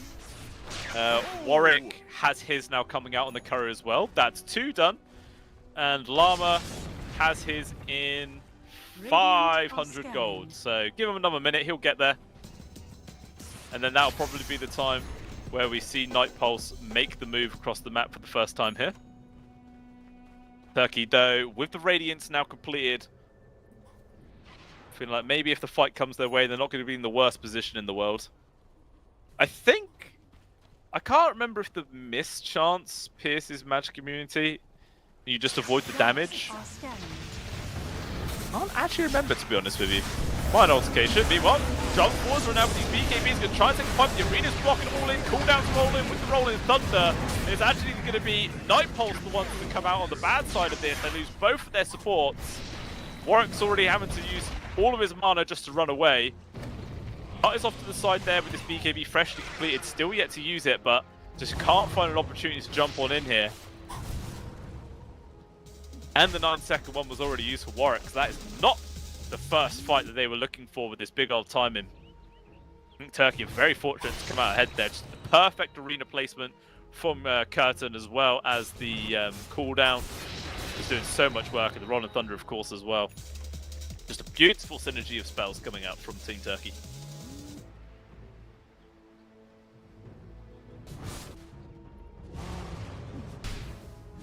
And that's definitely got to put a bit of fear now into the side of Night Pulse. You know, I feel like they know they're ahead. Obviously, they are 20 for 12. You're going to feel super confident with the net worth. But it's risky. Long zip actually there for Warwick. They've got the grab on towards Sneaky. Desire doesn't actually have his finger available just to blow him up. They don't even need it. They find the kill regardless. They're actually going to try and go Roche with this. Right next to the pit.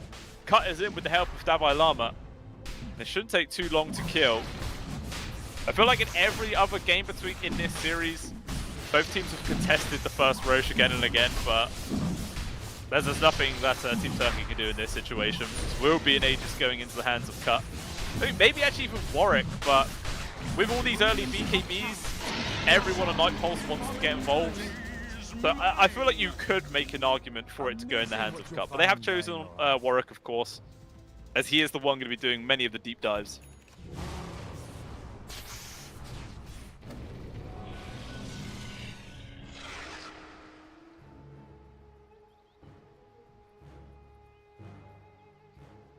Alright. So he's baiting out the illusion then. Just going to send it into the triangle for information. While the rest of the team looks like they're ready to maybe make a play.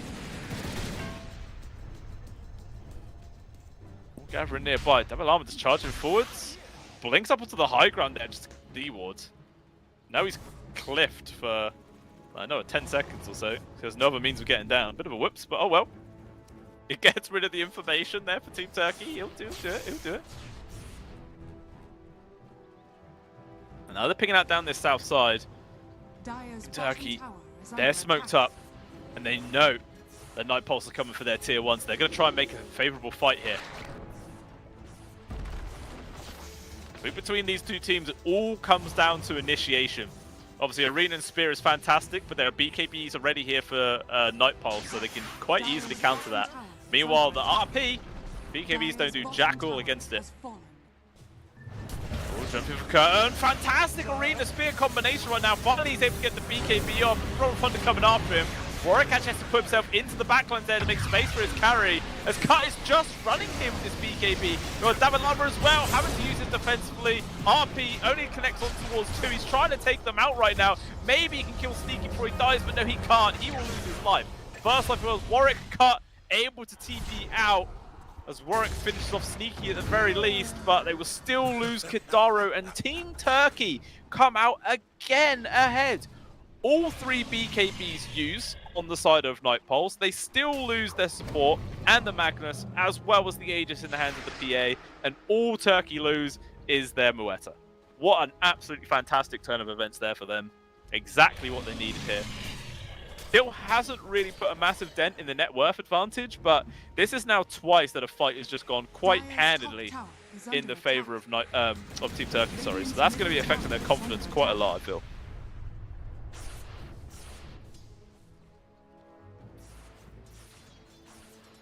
It's just not amazing initiations. Well, I mean, it was amazing from the side of Team Turkey. Like, just a great jump from Curtin to get the Spear Arena. And I feel like the PA popped the BKB short, but then just spent the entire time running away. I feel like if he just popped BKB and stood and fought, just jumped on somebody and tried blowing him up, maybe that could have gone entirely different. It's hard to tell. The power of hindsight, you know. There's the first Tormentor down, and it is going to be a free shard given over towards Kidaro. At the same time, Team Turkey also take theirs, so that is the free one there for Sneaky. Unfortunately, it's pretty trash considering how Sneaky is a support this game, you know. It's like the most unfortunate one to get. Very mediocre, very mediocre. Lots of disconnects. Okay. Hopefully this is just basic connection issues and nothing serious.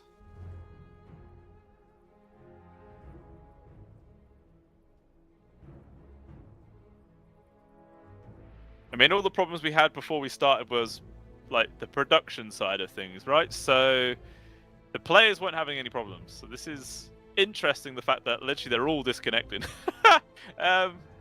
Yeah.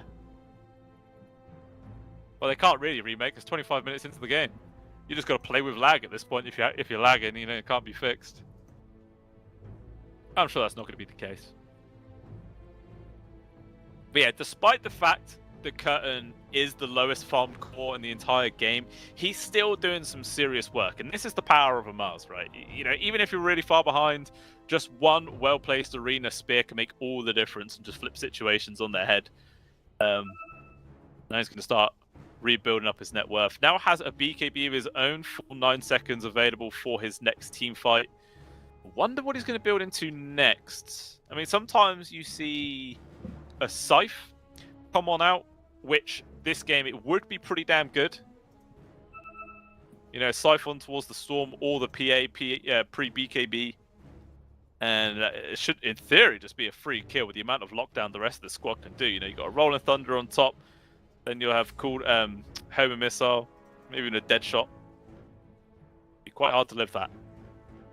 Unless the rest of your team are just making a lot of space. But it's hard. That's very hard. Just the Mars left to rejoin. But how's everybody's Tuesday? I hope everybody in the chat is having a good time. I know there's always mixed conversations going on. But even still, after all the delays and everything, it's good that the game's back on the go and that people are enjoying themselves.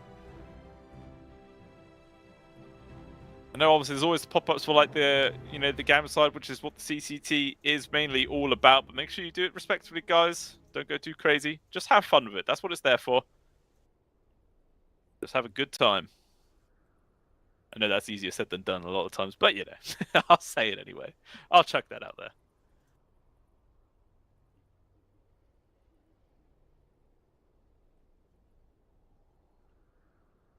What's Dingo actually building up to next, either way? Looks like it is going to be the Ags to get the Blood Mist going.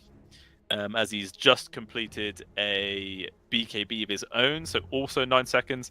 So this is where like the dangerous side for Night Pulse is, right? Because they went for these 3 very early BKBs to fight, and they lost those fights even with them, it just makes all future fights that much harder, because now they're all down to like 7 seconds on the Storm.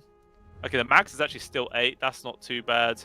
And the PA is still 8. Okay, they've actually only used them once each. But of course, next team fight, there will be that 1 second advantage for the side of Team Turkey. Doesn't sound like a lot, but in a game like Dota 2, you can do a lot of work in a single second. Every little does help.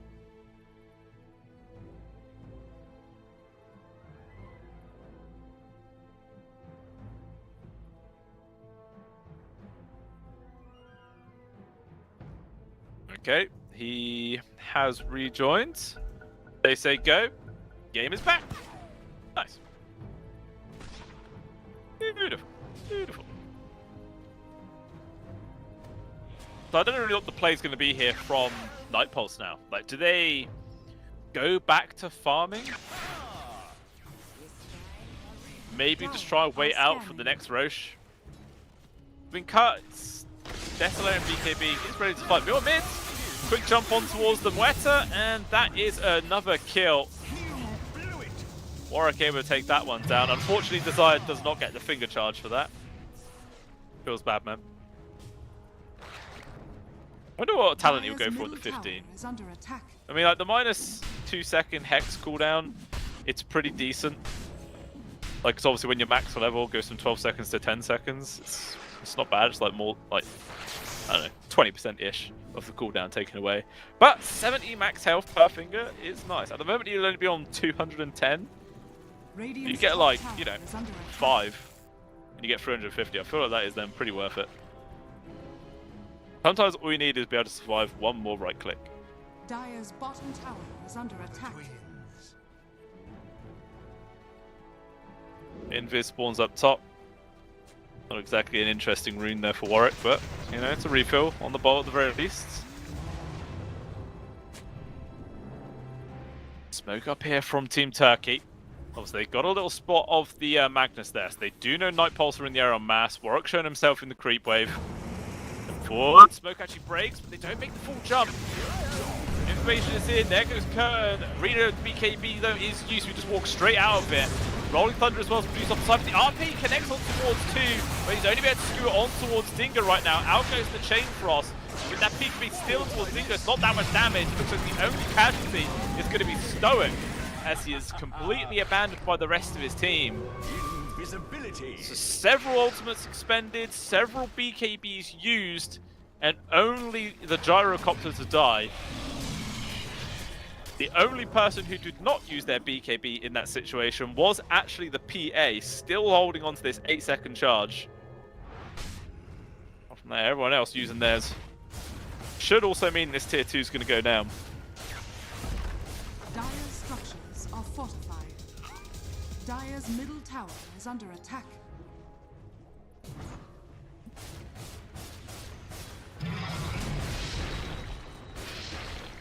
Radiant's top tower is under Thanks attack. that bottom.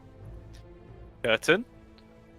He was being stalked. But he's able to get the Blink Dagger back. Obviously, 28-minute Wisdom Root is spawning. Desire is able to get the Hex. Look at the amount of damage, though. He gets completely soloed off to the side there. At the same time, it's just a distraction as Curtin does go down. Warwick going to be able to find this freebie on towards Stoic. So, ends up being a 2-for-1, and they still stole the Wisdom Rune. So far, so good here from Night Pulse. Team Turkey are considering fighting, though. 3 versus 4. Very risky. Actually, maybe 3 versus 3 because the Storm Spirit is not here at all. Doesn't know they're going to commit for anything. They will all back out. It's still an 8k gold lead right now here for Night Pulse. Decent win probability as well. 86% in their favor. And it's pretty much been that number since minute 14. Good lord. Didn't think it was that one. I mean, I know they were ahead, but... I mean, we've seen it before in the other 2 games, though, right? Even though one side's ahead, they're making the plays, we can quite easily see the whole thing get flipped on its head just from one outplay. One failed initiation, one misplay is all it needs. Oh, Sneaky, speaking of misplays, maybe in danger. Ghost Scepter trying to slow him down, has to pop the ultimate as well. And It looks like he would be able to but move up top. Warwick's actually the casualty to go down. There's a huge kill to find there for the side of Team Turkey. Absolutely massive. They're able to get the freebie on towards Stoic. Dalai Lama has grabbed Sneaky off towards the side. Looks like he will be able to find that kill. GTI though, he's trying to find Kadaro hiding in the trees. The Lich is going to make it, but Cut jumps in. The crits rain on through, and it's a serious amount of damage. A quick stun on the finger. And Desire takes the kill. GTI dead for 50 seconds. We'll see what Nightpulse is going to be able to do with this time here. Not really many creeps. So pushing this tier 3 is not going to be super easy. It looks like they're actually just going to tank through it, obviously, with the Solar Crest. Makes it a bit easier, and the tower's actually dropping quite quickly. Glyph will be forced, just as the next set of creeps arrive. They'll be taken away, but the tier 3 is gone, and Cut might just continue to stay, but everybody's respawning right now. They've got to be careful. Arena Spears in with the backlines. Kurt has found Kadaro. Lich is gone. So far, so good. Stun as well on towards Magnus in the backlines. Demo Lama is being controlled up, but Cut is just in the backlines, focusing on towards Stoke, but they change their target, and Dingo gets annihilated. He was not expecting the Warwick just to turn up to assist. Meanwhile, towards the side, Demo Lama decide eventually do fall. Down to a 3v2 right now, still Rolling Thunder available, but Kurt, he's getting no assistance. Cut actually pops his BKB here, just to make sure he didn't get stun controlled. So out of all of that, it's another 3 for 3, but as Turkey are behind, they get slightly more goals, and they do defend their high ground. Tier 3 obviously still drops, but they don't lose any of the barracks, so that's something. Very messy fight. Very, very messy indeed. Dalai Lama going in for a Lincoln's, actually, as his next item. Haste. Good versus the Rupture. And that's the only targetable ability. It's literally just... Oh, and Homing Missile, but that actually takes a while for it to pop, so... Feels like a pretty free Lincoln Sphere, I guess. Unless there's going to be any sort of targetable things that can pierce it. Like Pangolier has the Fugel, I suppose. That's something. Atos as well, Noeta. But hard to sort of, you know, coordinate popping a Lincolns with one of those. Meanwhile, the rest of the team does get 3 Aegis. But inside the triangle, Warwick as well as Dalai Lama is trying to go for like some kind of 2v3 right now. There is going to be the RP. Lands on towards a couple. Blink forwards Kadara actually gets silenced immediately. They're still count chasing for more. Fear pushing back on towards Cut, but now Desire is in. Gets one initial stun, but the immediate turn, he just gets destroyed. The over-aggression here from Nightpulse. They do it again and again. They get a decent lead, they get Aegis, they throw it away. Quick jump there from Cut. Avoids the second stun that comes in from GTI. They're able to find the free kill. Cut, though, is still in danger. He's trying to run off towards the side. Warwick is getting focused. Cut might need to just jump in to help out his mid laner right now because he's just getting chased so far. Trying to take the twin gate, but that's just not going to happen. It takes way too long. He will be found. And Cut still here. Could have just TP'd out using his mid laner as a distraction, but he just sticks around to die. I don't know if he's going to be able to do a situation where he comes out top. Okay, with the BKB, he does kill Stoic and then just TP's out. All right. It's not bad, but it does obviously cost you the Aegis and your BKB just to kill Stoic when, yeah, you could have used Warwick as bait and just TP'd out anyway. Very interesting. So after all that, Team Turkey, that's a big win. Again, it's just the over-aggression from Nightpulse again and again. Like, the rest of their team was taking Roche and they decided to go for some kind of 2v5 play. Very odd. Meanwhile, looks like the support duo are able to get a freebie on towards Sneaky, but it's right next to the tier 2 tower.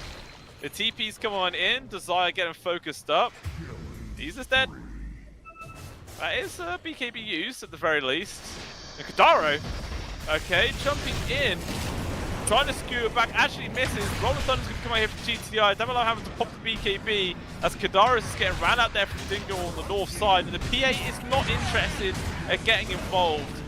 Like, what in the pub strat is that? I don't even know. Those are the kind of mistakes that you would never see come out from, like, you know, a tier 1 team. Doing some weird dive underneath the tier 2. Sure, you lose your line in response, but then you back out. You don't then turn around to dive when it's just a Lich and a Magnus and there's nobody else there. It's just very confusing plays. It is just miscommunication and overstating how ahead they are. And it's plays like that which throw away your lead. Radiant's bottom tower. It looks like they're going to is under try attack. and set up for a Dire's kill top if anybody tower on the is side of under Turkey attack. walk up to this high ground, but they're all keeping their distance for now. Looks like they're going to be fine. Banjan Yasha just picked up from Dingo as well, so big help. Meanwhile, Warwick, Pharasma, and going in for a Shivas as his next item. Cut has a freshly picked up Nullifier. So now the Weta is pretty screwed. Well, if PA gets on top of you, you're pretty much just dead. Not much you can do about it. Feels bad, man. Let's say la vie. Radiant are scanning.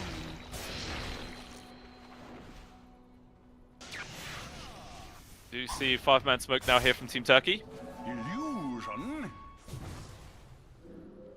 Dire's top They're trying to tower invade their is own under jungle attack. area. Where Night Pulse away, but look at the amount of high ground wards Night Pulse have here. They're going to have the advantage for sure. Stoic leading the charge, push down his own obs. It really gets taken away though. GTI with the initial stun with the Rolling Thunder. Off to the side, Kindaro just solos out Sneaky. So they've got the numbers advantage, but he's probably going to lose his life for this one. Dire's top tower He does is get under traded attack. away. Doing that solo play is nice if you don't die yourself immediately afterwards. Otherwise, what really is the point? You just traded one support for another, and to be honest, I feel like the Lich is more important in these team fights than the Muerta. I don't even think the Turkey minds. Was BKB used on the Storm as well? Stupendous.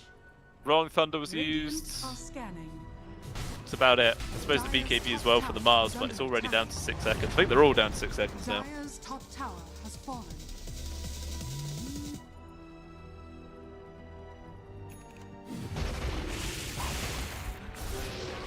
Invisibility.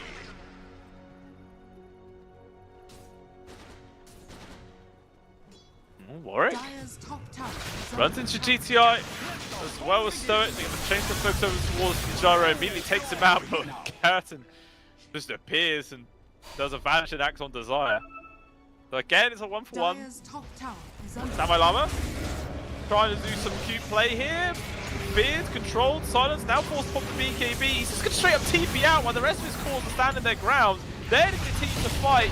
He leaves without even using his ultimate. And now Cut, see what he can do. His BKB is about to run out, and so is his life. He's dead for 100. Kindaro drops as well. I don't know, man. It's like, are they even on the same Discord call? Are they on TeamSpeak with each other? Where's the communication? There's none.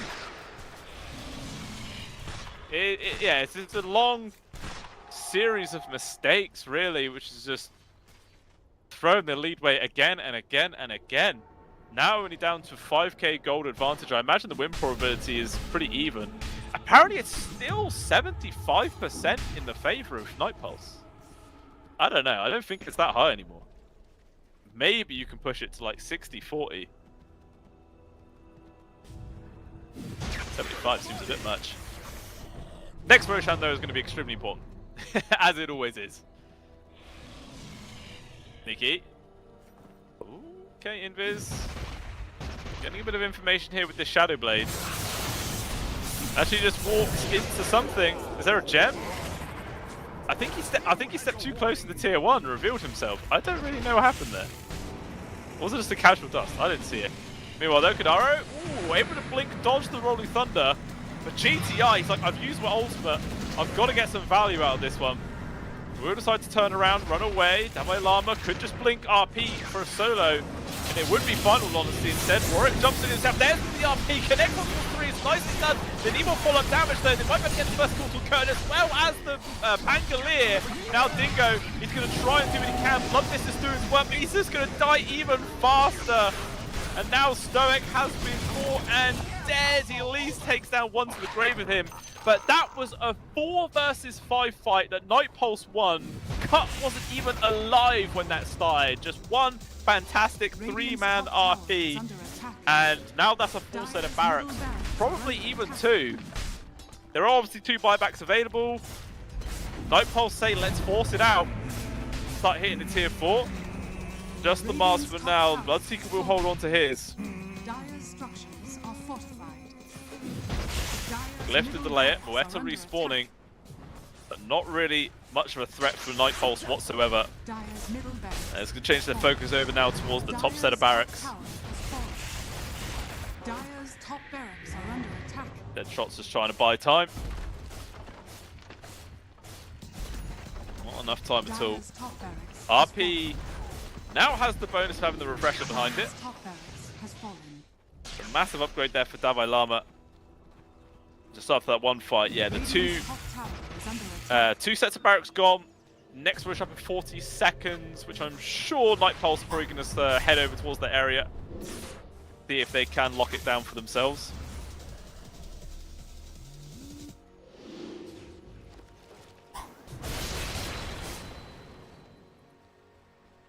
Is getting pretty damn fat on this PA. Top of net worth, 28,000 net worth compared to the 23k of the Bloodseeker. So basically a 1 item difference between the 2 of them. It looks like Kat also trying to go in for a Satanic, which will be a nice little upgrade to his survivability in these fights. Roche spawning it in 3, 2, 1. Will spawn as soon as they walk in. Boom, there it is. Can't really time that any better if you tried.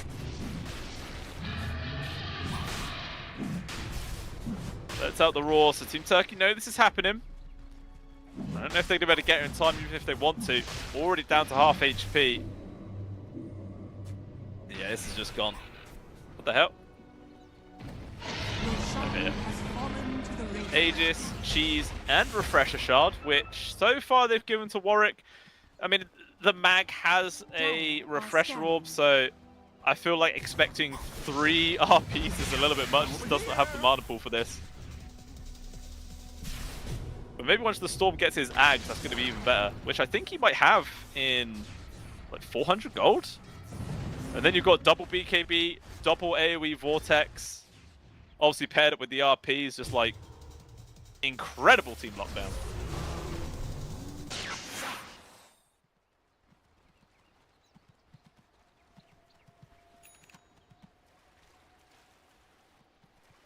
Even an Ags picked up for Desire. That's a classic one become if ever I saw one. RP to get the area effect, and you've also got the electric vortex to suck people in. I'm expecting some big things from Desire's finger in action right now. I mean, he's also got bonus 280 finger of death damage on top of everything else. That thing's hitting for a heck of a lot.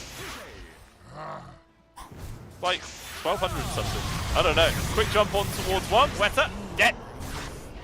75 seconds. Or a buyback. Actually, Kern's just going in with this on deck. It's a good spear on towards the 2 squads. Knocking down Desire. Can't really do too much. Chucks out the thing before he dies. But the PA being the big one here. Chainforce trying to make some space. Second life comes back in. Immediately stunned. RP comes on board, but it's way too late for the difference. Or is it though? Warwick's first down by Lama doing some serious work. And everybody on the side of Team Turkey. They all die. Ultra kill for Davai Lama. They do buy back twice. It looks like Nightpulse, if they could just disengage, it's going to be fine. She's in for Warwick to continue the aggression. Gem on the deck. They want to pick it up, but it's not going to make a difference. Although a buyback from the Pangolier. They still get the kill on towards Stoics. That's a dieback there for the Gyrocopter. Davai Lama thinking about another jump. Instead, picking the tier 4s. Still a tier 2 standing in the bot lane, so they can't go for megas. We'll settle to try and whittle away at the defensive here of the Ancient. We'll see what Team Turkey can do in this 2v3 situation. Obviously, there's no RP for 70 seconds, so that is something going for them. That was just beautiful execution there from Nightpulse. Double RP into double Vortex. There was nothing Team Turkey could do. Absolutely disgusting combo. Ancient getting started. Rolling Thunder using GTI. Focusing on towards Davai Lama. They've used the Blood Drive and immediately Warwick jumps forwards. He's going to try and help out his offlane as best he can right now. As actually the Bloodseeker's going down. The Chain Frost doing work. And he will fall. He's gone for 2 minutes. Now it's this 1v1, but the Chain Frost is still here! Dire's GTI ancient is not under expecting attack. that one, and everybody is dead. GG is called, and it's a 2-1 victory there, going the way of Dire's Nightpulse. ancient is An under extremely attack. long, extremely chaotic series coming out from both these two teams, but it is obviously Nightpulse that win this absolute marathon of a series. Good lord. Crazy. Absolutely crazy. I mean, just that end sort of wombo combo that came on out with the RP and the Vortex, that is just the real highlight, I feel, of that entire series. Was exactly what they probably wanted to do from their draft. Desire, he got the Ags. Obviously, it would be cute if it all worked, but he didn't actually get a chance to use it before that game was over. I mean, he used it, but it was on two people. One of them was BKB, so it basically did nothing.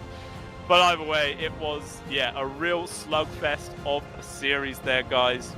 That is going to be Nightpulse gaining the first set of points here for the CCT Series number 6. I mean, this series has gone on well past the start of, the start time of the second series. So I imagine there's not even going to be that long of a break. I'm just going to wrap this up super quick because obviously we need to get the ball rolling. So thanks for watching this series, guys. The second one will be coming up very, very soon. It is going to be Zero Tenacity up against LFG Esports. Unknown when it's going to start, 10 minutes, 15 maybe to give us a break. I don't even know, but we shall return very soon with an update of that time. So thanks for watching, guys.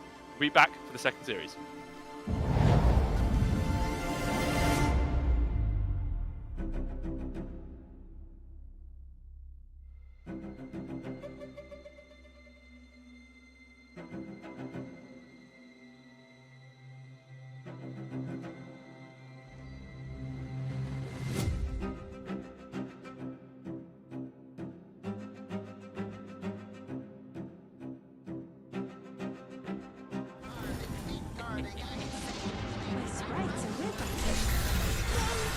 I told you to stop getting blood on my legs.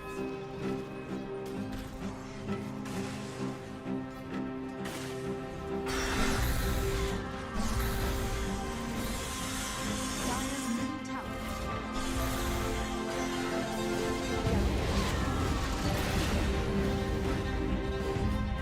Radiant's middle tower is under attack.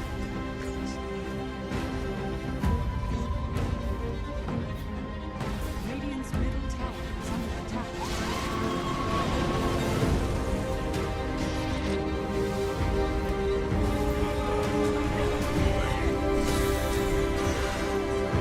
Radiant's bottom tower is under attack.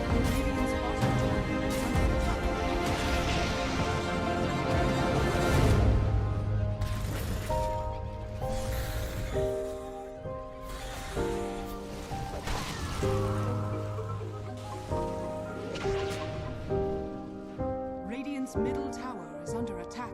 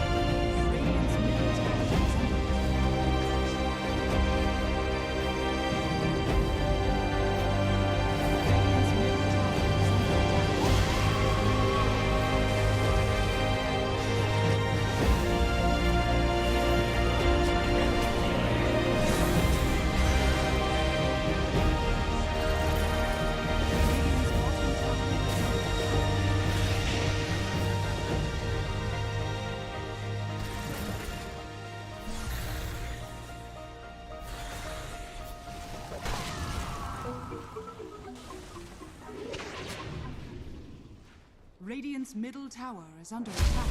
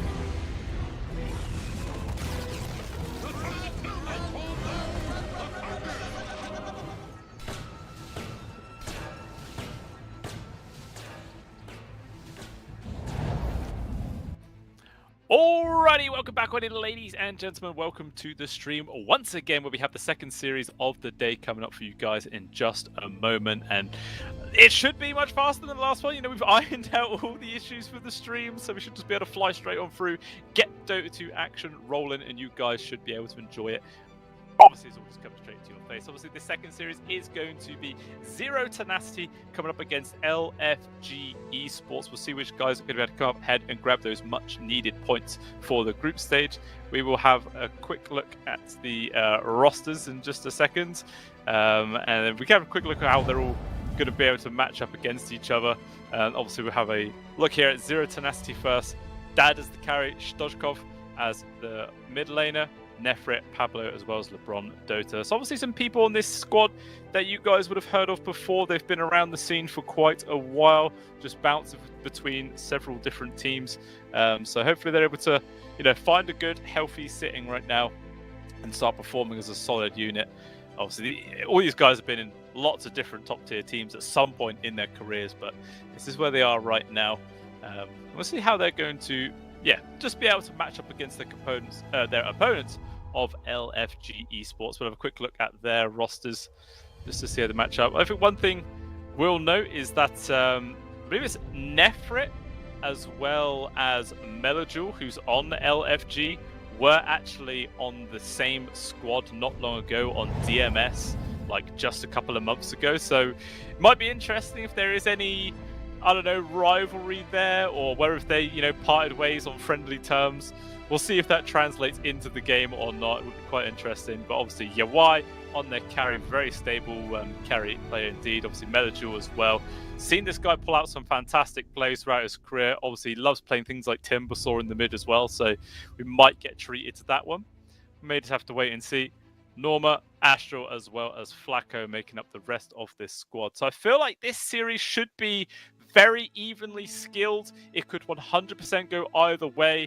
Just like that first series, full of back and forth fights. Fingers crossed that is what we do get. But the draft, ladies and gentlemen, is already underway. So we will jump on in, and then we will see how this second series of the game, of the day, does start up. Always love it when we see more unique heroes start getting picked up. I'm not saying Timbersaw, you know, coming in the mid would be unique. Several other teams have been doing it in the past, but yeah, let's see what happens. We're going to jump on into this draft. Have a quick look-see Lou, as Bristleback has already actually been picked up here for the side LFG very, very early. But if it's just, you know, a hero they're very comfortable with and they feel like it's stable enough, why not start up a bit? Might see some kind of break mechanics get picked up right now for Zero Tenacity, just to have that easier counter against him, like a Hoodwink perhaps, something like that. But instead, they're going to go for an Invoker. So once again, picking up quite a high priority hero, rolling out of their mid lane already. So we'll see how this does pan out for them. Obviously, that is going to be in the hands of Stojkov in the mid. So what is Melojul going to want to play up against it?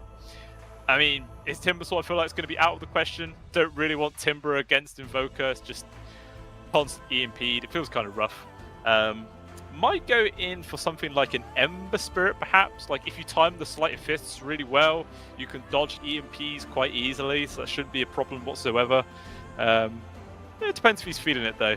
Like, Ember Spirit isn't quite as a high priority as he once used to be, but he is still prioritized for quite a few different teams. There's these next set of bands rolling on through. Nyx as well as PA were the two heroes at LFG. Like I was saying, heroes that come with a break mechanic, so they really are trying to make sure this Bristleback has as good a game as possible. So yeah, again, there is still Hoodwink in there. Obviously, the break is an ultimate-based one, similar to the Nyx. I mean, even the PA's was a shard one, so it's not. There are very few early game break mechanics in this game. So yeah, I feel like Hood is always a good shout. Can't really go wrong in that situation. But they're going to start with the Phoenix instead. I mean, Bristleback is an amazing egg hitter, so that does make sense. Lane pretty effective against them. Just dive away. Could be safe in several situations. Who LFG are going to respond with, though. Some of their favoured supports, things like Dark Willow. Pugner, they've been playing a fair amount. Obviously, there is still Shadow Demon that's in the pool. There is still the Lich as well. According to the history, I don't think LFG have actually played Lich once, but I don't know. He's always solid. He's always solid. And there is actually going to be that Ember Spirit pickup I was talking about. Very rare do I get a correct prediction this early on. Wow. I'm doing myself proud. I like it. Mueta, though, is going to be followed up. So most likely the POS 4 paired up with the Bristleback in the off lane. There is some potential there to get aggressive. Might mainly rely on your opponents getting out of position or something like that to really find many kills. It should be fine, I believe. It should be fine. Zero Tenacity, though. I mean, is Lich good here for Zero Tenacity? I mean, it's a lot of magic damage against Mueta, so even if she pops, Pierce the Veil, she'll just die. Ember Spirit with the Flame Guard blocks some of the magic damage, can just jump away. You're never really going to be able to solo kill him. Bristleback, sometimes the ult just triggers his passive loads and you just end up annihilating your entire team with Quill Sprays. Yeah, maybe not the Lich. I still feel like just the Hoodwink makes the most sense. It's not too bad versus the Ember Spirit if you land the Bushwhack on him, or even like ATOS into Bushwhack, something like that. It's just really good lockdown. But again, it kind of depends if Hoodwink is in the wheelhouse of Zero Tenacity. I kind of feel like it would be, but looks like the choice is actually going to be the Tusk. So see what lane pairing they're going to want with this then. Something that can potentially use it to get quite aggressive, maybe like an Ursa or something. There you go. Didn't even get a chance to finish the damn word. So yeah, Ursa against a Bristleback tends to be pretty damn good, especially with the tag team on top and the Fury swipes. I like it. You can get quite aggressive. Of course, there is going to be Mueta that can help out the Bristle if he's getting gone on, but if the Mueta's getting gone on, most likely she's probably going to die in that situation. It's very hard to get out of it. I don't think you can really put Mueta as the 5 and swap it around.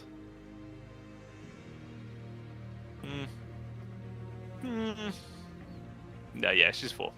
She's 4. In which case, LFG might pick their carry right now as they already know the matchup, and then grab their support as their final pick before, the pool of carries gets whittled down anymore. I'm trying to think which hero you'd want to match up versus this Ursa in those situations. Weaver sometimes is pretty good. It's an egg hitter as well. You can sometimes Sakuchi out if the Husk gets on you, but they're going to go for the TB instead. Again, not terrible at hitting the egg either. Should be fine. It's not bad versus the Ursa. Depends if he stands up to him or not.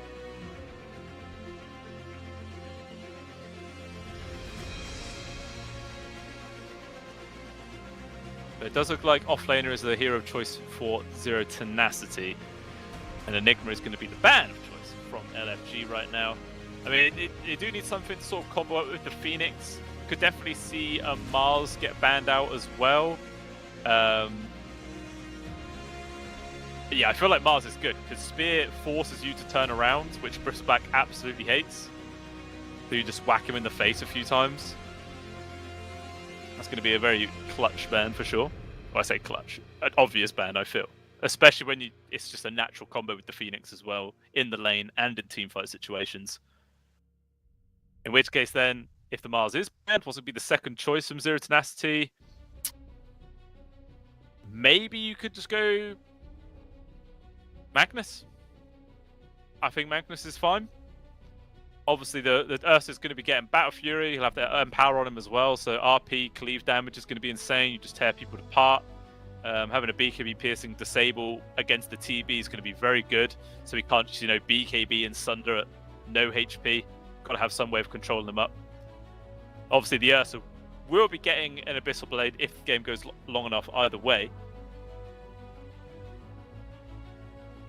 But we'll see. I think it's interesting not just snap banning the Mars. Oh, they actually banned Brewmaster instead. Okay, I mean, is Mars just not a hero that they play on Nefrit. Well, I'm actually scrolling through their, competitive, the list of heroes they've played in competitive matches. And there's not actually a Mars. Okay, maybe they literally just do not play Mars. I find that kind of crazy. Okay, every team plays. Okay, no, they have played it once over 2 months ago, and they lost a bit, and it was a bad score. Maybe it's just not one of their favorite heroes by any means. But even still, just in the, the state of the draft, I feel its value. I really do. But LFG do go in for the old Broga. Bloodlust to speed up the TB's attack speed. Not too bad for the Ember with the Bristback as well. Decent in the lane. She'll have Ogre TB going up against Phoenix. And I still think Mars.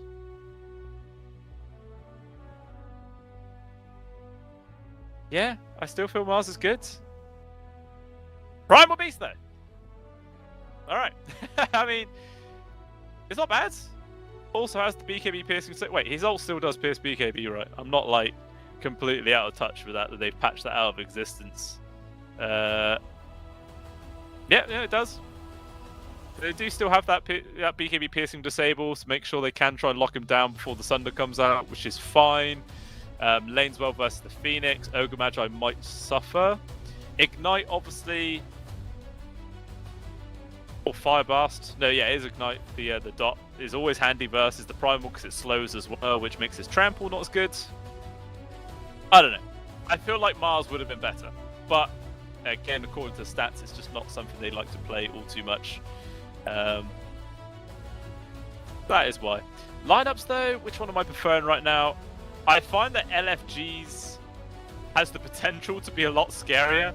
Like, Bristle in the off lane, Ember in the mid, Terrorblade in the safe lane. All 3 of these heroes could quite easily transition to be like some kind of pseudo carry at the end of the day and just run away with it if their lane goes well enough.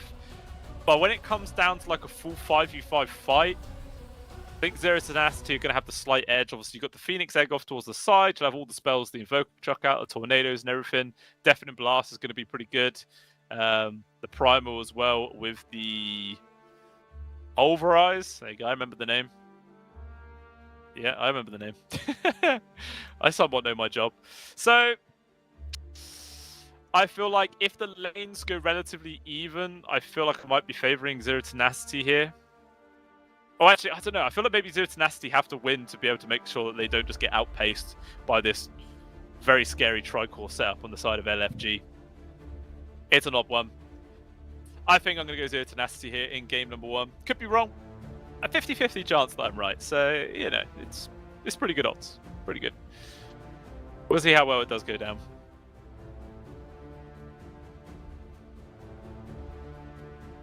Yeah, I mean, it is really only TB as well who's a good egg here on the side of LFG.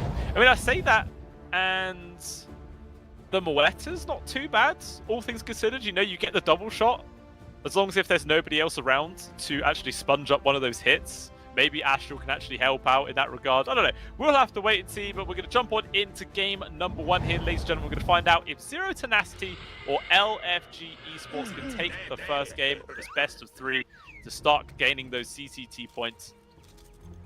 It's very, very important they can start getting them as soon as you can. Each team obviously playing 4 series each, spread over 5 days. The top 3 teams from each group will be progressing to the playoff stage. Meanwhile, the bottom 2 teams are just straight up eliminated before even getting a chance to see the bracket over the hill. So it's always cutthroat. Every single game is important. Start things off. We do have both teams smoked up, but smoke's breaking there. LeBron and Flacco just walk straight into each other, so that's both been stripped away. No ganks are going to come out now as a result. Most likely we will just see the 2-for-2 split on the bounties. A very peaceful, passive start to the game. Not what I like. Hate it. Kill each other, please. The battle begins. See who wins the clicking war between Retsu and Norma. Actually, Retsu not even getting close. Interesting. Especially with how it's just nasal goo from Norma level 1. I mean, the armor loss means he'd be able to trade quite effectively, but then if the Ursa took Fury swipes level 1, I don't know whose damage would actually scale better. The minus armor from the Snot or the passively racking up damage of Fury swipes. That's quite an interesting sort of matchup in a 1v1 level 1 situation. Might have to run that in like a in a practice lobby, you know. Could be a good experiment. Could be very good. But yeah, I feel like these two probably going to be able to farm around each other for quite a while. Actually, Astral, in a very dangerous spot, does get jumped on. Retsu's already level 2, so that's just the easiest kill in the world. No idea what Astral was really doing. I mean, I know what he's doing. He wanted to try and pull the creep wave, I guess. Or maybe just block the camp, but well out of position. No way Norma could get there to help. Yeah, first blood on your Ursa. Very, very nice start for the side of Zero Tenacity. Meanwhile, this mid lane, you got Stoshkov on the Invoker versus Melajul on the Ember Spirit. Already in terms of CS, looks like Melajul is very slightly ahead. And to be honest, I think it should just stay that way for a majority of this laning phase. Like I said, if Stoshkov tries to go for like any EMP play, Melajul can always dodge it with Sleight of Fist or something like that, or just, you know, harass him from afar. Should feel quite comfortable. Top lane as well. Your White on the TB, one of his favoured classic carries. Should be too bad. I mean, if he does get caught out of position, you know, like a Tusk Primal Beast combo can actually do a scary amount of damage. But tag team is pretty trash, because obviously if Nefrit is using Trample, he's not right-clicking, which means tag team's doing nothing. Unless there's some interaction I don't know of, and that tag team actually gets triggered by Trample, which I severely hope not, because that would be busted. So yeah, it's not really the best wombo combo in the world.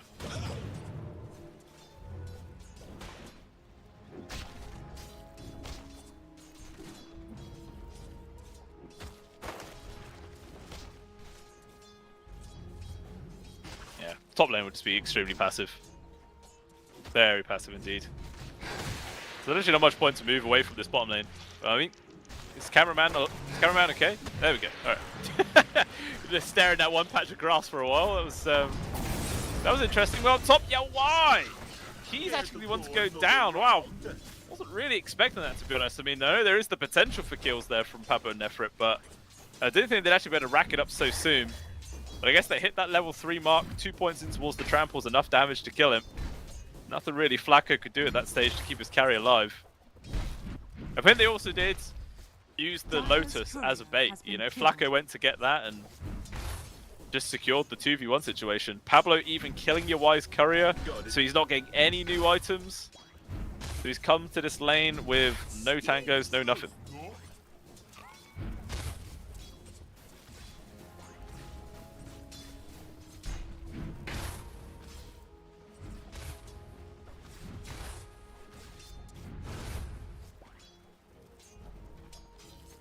Yeah, still, you do see Melajul winning this mid. 20-6 now against the 13 and 5. Looks like he's still getting harassed a fair bit. Even a TP coming in from the Weta. I think that's just to try and secure the 4-minute runes. Stovkov actually standing his ground, but Astral is here with the use of the dead shot. Perfectly placed, gets the double hit of the silence. That's a free kill there for the Moeta, and secured the refill for Melajul. Very nice rotation. Pablo obviously came in as well, but unfortunately couldn't really make much difference. Just denies at least one of the water runes, so it's not a double refill, which would have been extremely bad.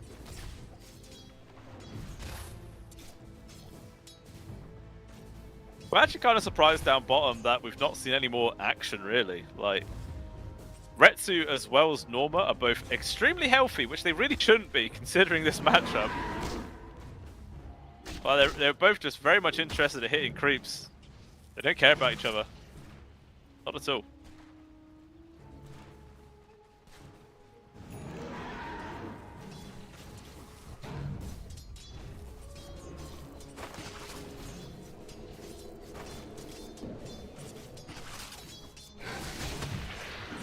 pings up top. The wave is like permanently pushed out at this top lane as well, by the way. Like, UI is not really in a comfortable spot at any time. I mean, Flacco's trying to do pulls, but it's only onto like single camps, which inevitably extra push the wave because you get a double stack. Radiant structures are fortified. It's never really ideal. Meanwhile, mid, lots of rotations coming in. Medical caught behind this tier 1 tower. He will go down, but both supports on the side of LFG rock up. They will get the response kill on towards LeBron Dota. But Zero Tenacity do not care about that whatsoever. They take out the enemy mids. All they lose is support. It's a very valuable trade. Starkov's happy about it. See what kind of builds he's going to go as well. It's the standard, like, earn builds. Not like a super amazing earn game by any means. But it is just a very staple Quas Wex Invoker item pickup. Just really enables the cold snap to constantly trigger.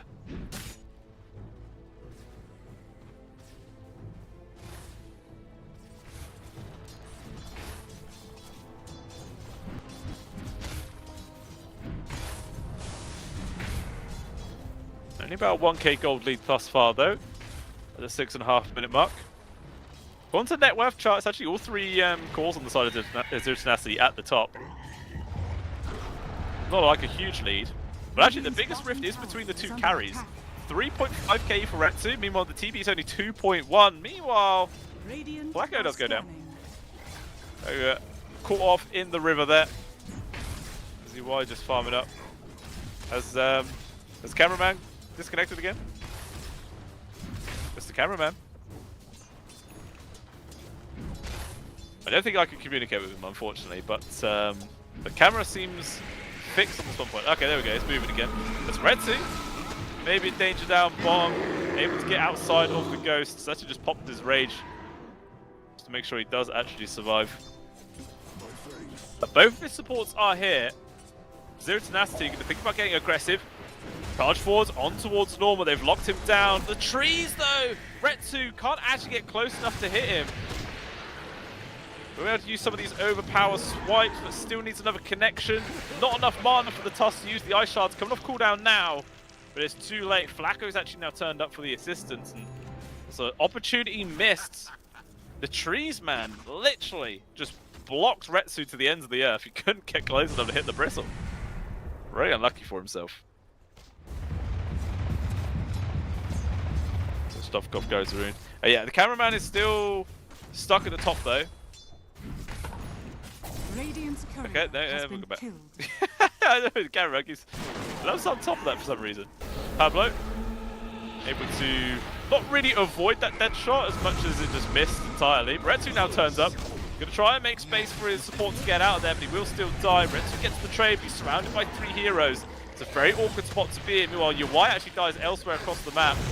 Retsu's desperately trying to run. Dive forwards there from the Phoenix. I think he might need to stand his ground, or does he? Good tornado there with the EMP, makes the space. Retsu's still gonna go down. The quill sprays just stack up way too much. They are able to bring him to his knees. Big kill to find as well. But unfortunately, it's not like this is really space for UI, because he's just been completely zoned out by Nefrit at this top lane. Dire's top tower is under attack. They have 1,500 gold between these two carries. Not a nice amount. Nefrit's actually going to be able to get a blink dagger at very early timing as well. Dire are scanning. Oh, looks like at the top they found UI trying to farm. Flacco's here, wants to help. But, oh, actually, the Primal Beast kicks him outside the shards. They're able to find the kill, but that was dangerously close to letting him get away. Meditor was now also here. Pulverize is ready. Nefrit, just look at the damage he does. They were not expecting this kind of turnaround. Tornado nearly lands, but a quick jump away. The Ember will survive, but even still, they lose their carry. They try and do a counterplay, and they still lose another hero on top of that. Very unfortunate, Nefrit. DP's mids. Want to try and make a play over towards Melajul. Will zip wave towards the tower. He's fine. Feels very scared though here on Melajul. obviously without having the remnants left, too scary to step forward. I mean, Nefrit has his blink in 200 gold. A 10-minute blink, potentially, with Phase Boots, Wand, and Soul Ring. Like, this isn't even a hard rush. Pretty free. And he's also farming stacks inside the triangle. So, yeah, that's it. Blink online at 10.5 minutes with all those other items. That is insane amount of farm for this guy. Dire are scanning. Retsu's still pretty close behind him.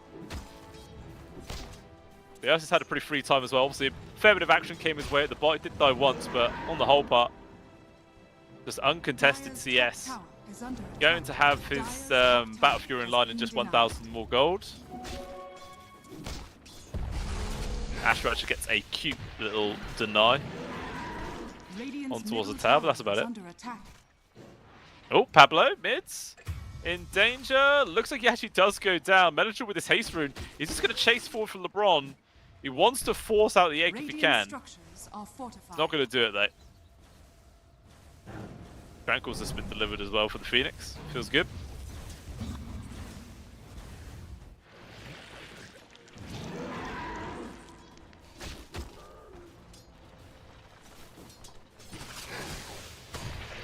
They'll see UI desperately trying to recover, but just look how poor this TB is.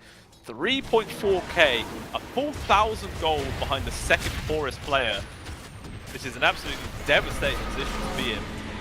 Meanwhile, Norma actually also getting caught out. Retsu finds another kill. Getting low though. He's going to try and run. Egg actually just gets dropped there. Not going to be able to lock anybody in, but it's a good zone. Definitely guarantees the escape there of Retsu, so a necessary drop of the egg. Not flashy, but gets the job done.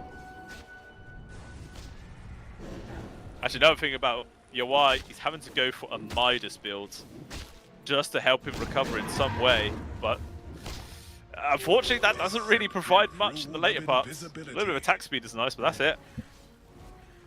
No, Retsu has his Battle Fury finish coming out on the courier now. Speaking of Retsu, he's being stalked. Meladjul finds him with Flacco. This is a free kill. He does go down. Maybe they can get a +1. Hunting after LeBron, they do get the shackles. Dive's already been used. There's no egg. There's no nothing. But another kill. Double for Meladjul. And the Ember Spirit is the one who needs to be making the space across the map to get their TB back into this one. So it is very, very nice that he is the one getting the credit for all these kills. Like, he actually has Mage Slayer completed in now, I think. He could finish it up, bring it out on the courier. Unless my eyes deceive me. Middle tower is under attack.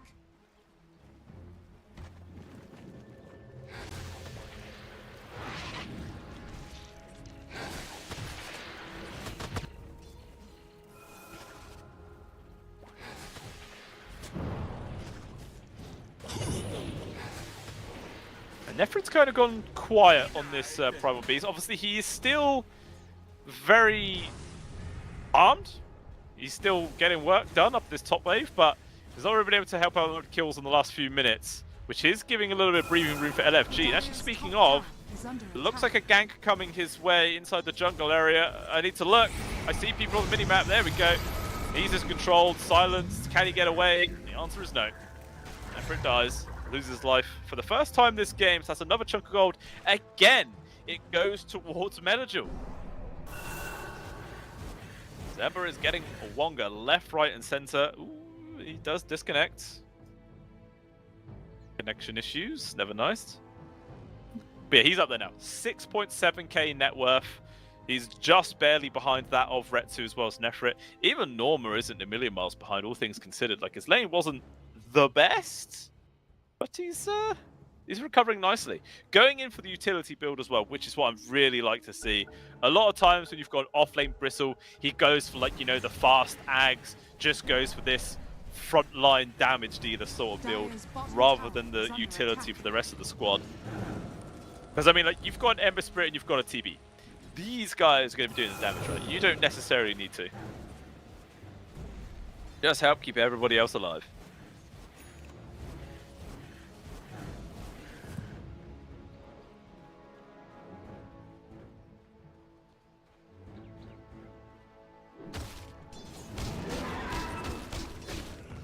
The net worth lead's actually been shrunk now down to, it's teetering between 1 to 2k. So slowly and surely, LFG are just making the correct plays, buying themselves time and much needed space here. I mean, the TB is still poor, don't get me wrong, but he does at least have the Hand of Midas completed. So it's all a step in the right direction. Dire's middle tower is under attack. They actually spot out the OI, a freshly placed ward there from Pablo in the low ground. They see him farming up. It looks like they're TPing in to try and make a play on towards this guy, farming up his triangle area.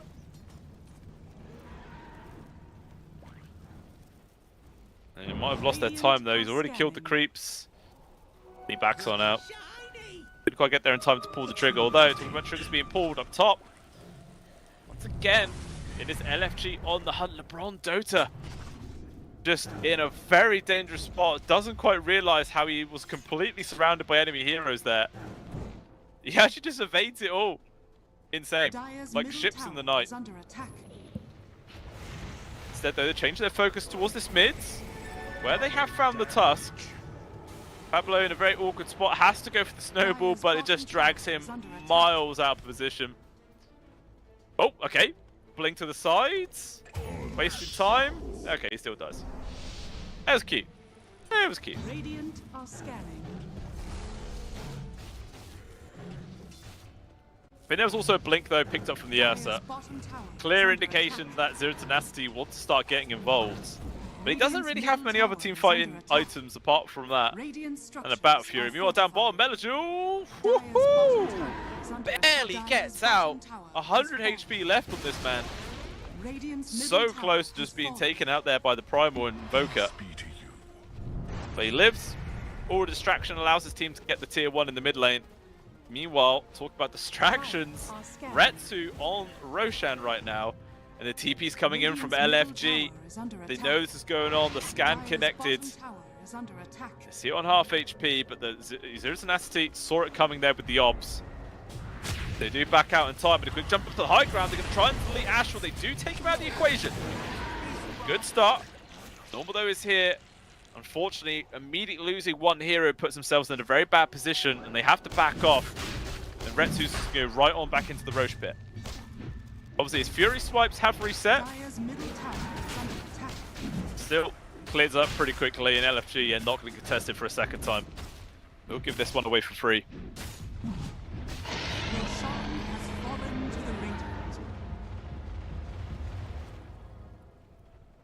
Now Aegis into the hands of the Ursa. We'll see what Zero Tenacity are going to be able to do with this one.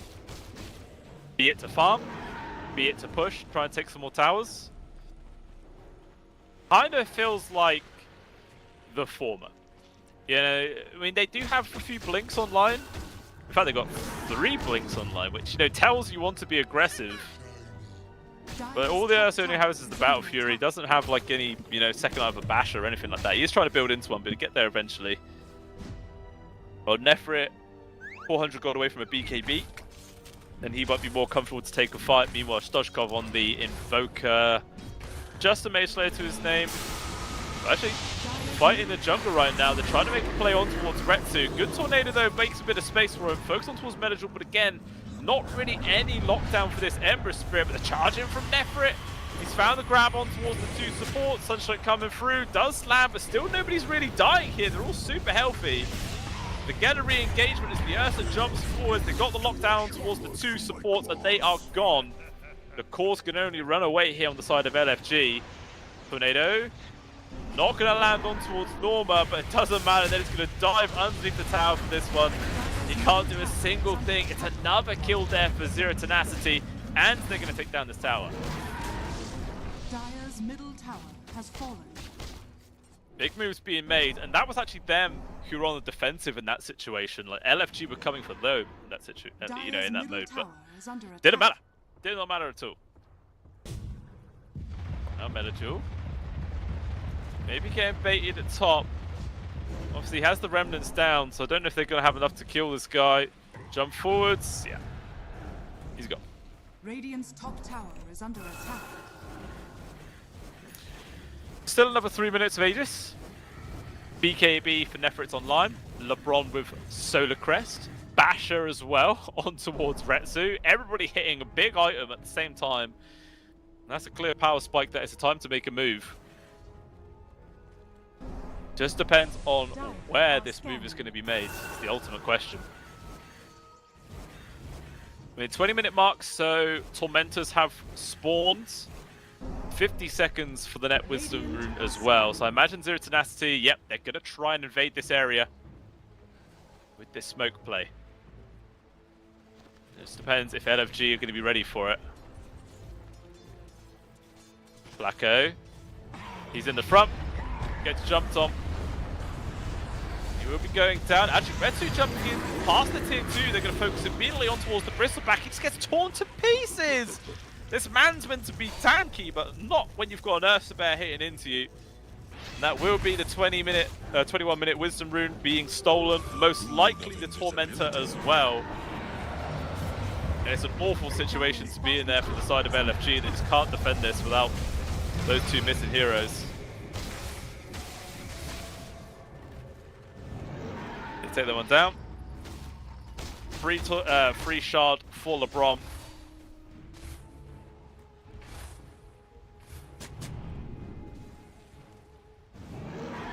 Not immediately all TPing back. I thought there was a couple TP into the tier 2 to just take down the second Tormentor straight away, but they'll chill for now. And to be honest, just getting the Sunray during Egg is an absolute massive upgrade.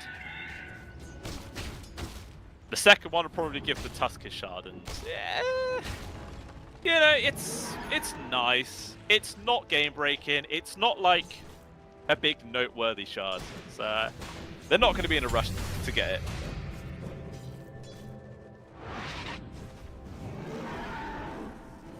Aegis though only has 45 seconds left. Looks like they're going to try and force it to be used with this smoke play, but LFG are ready and waiting in this spot. Jump forwards immediately on towards the Ember Spirit. They blow him down. Nice use of the Sunstrike to get that grab. 40 seconds without the Ember Spirit, and the rest of LFG, they have to try and run as fast as they can out of the jungle. Astral just straight up ulti TPs out. I mean, that was still kind of dangerous because one blink was punch or something from Pablo and he was dead either way. Dire's middle tower is under attack. Dire's structures are fortified. Glyph being expended just to try and slow down the push onto this mid tier 2, but Retsu doesn't even care about having creeps. Straight for it. A TP in from Norma. A very dangerous TP to go for. TP's not even here. I don't think it matters. They just back off. Up to 12,000 gold lead now at 23 minutes of the game. This net worth advantage has just been steadily going up and up and up. Non-stop now. 70% win rate, or win probability I should say, for Zero Tenacity.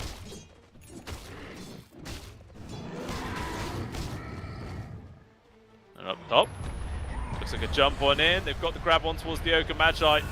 Nefrit and Stoshkov both are trying to go for this play. They do get the kill on towards the Ogre, but even still, the rest of the squad are now turning up. Good tornado there from Stoshkov, making space, dropping all the smells. It's actually pretty damn tanky. And now the Egg plus Sunray from the high ground. Snowball's going to be in, makes all the space. It blows up, connects on towards several. The Ember Spirit is able to avoid the stun there with the usage of the Sleight of Fist, but Stoshkov, he survives through the entire fight.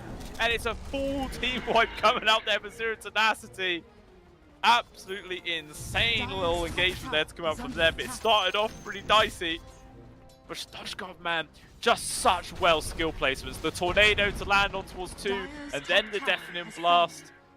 And then in comes the Phoenix there with the Sunray Heal on top of it. Just beautiful bit of Dota 2 right there. Furthers their lead even more. Another tier 2 down, shoving in towards the high grounds. It's looking very hard now for LFG to come back into this one, this game. They're going to have to contest this second Roche. Can't let it go for free. Got it. Dire's bottom tower is under attack.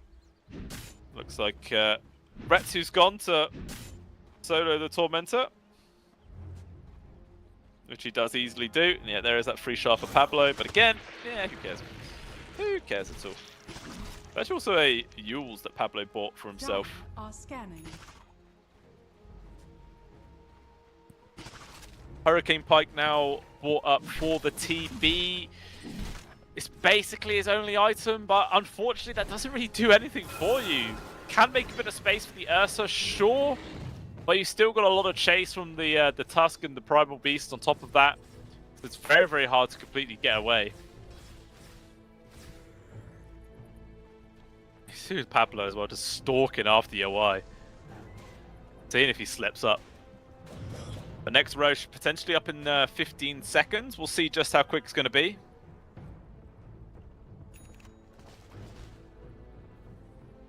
Also now an Ags online here for Nefrit, so they have the break for the Bristlebat. I mean, this Bristle was dying fast enough anyway, but with the break on him, on top of everything else, oh, it's going to feel rough. Meanwhile, quick engagement down towards this spot. They're going to quickly burst Melojul. There's just no way you can respond to that. Tornado cancelling the TP as well for Astral. See how long he's able to survive. Meanwhile, elsewhere, the rest of the team was able to get a pick off on towards Flacco. Radiant Astral, oh, really nice footwork. Keeps himself alive for a bit longer. Actually forces a blink in the wrong direction there from the Primal Beast. Nearly the headshot lands, but still not enough to get him alive. Or keep him alive, I should say. It's 3 kills for nothing. The rest of ZT is going to start shoving on towards this tier 3 right now. Sometimes in this situation, you can say like, hey, you know, they've got an RP, one big RP, you can turn it around, or a black hole, or a ravage. But unfortunately for the side of LFG, they have none of that. 0 of the above, which makes these comebacks going to be that much harder. They are at least able to force them away from their high ground, but they've already lost the tier 3. Second Roche has now respawned. On the Dire side, still for another 3 minutes. And we'll see if Spirit Tenacity even really care that much. I mean, they've just got an amplified damage picked up here on the Ursa.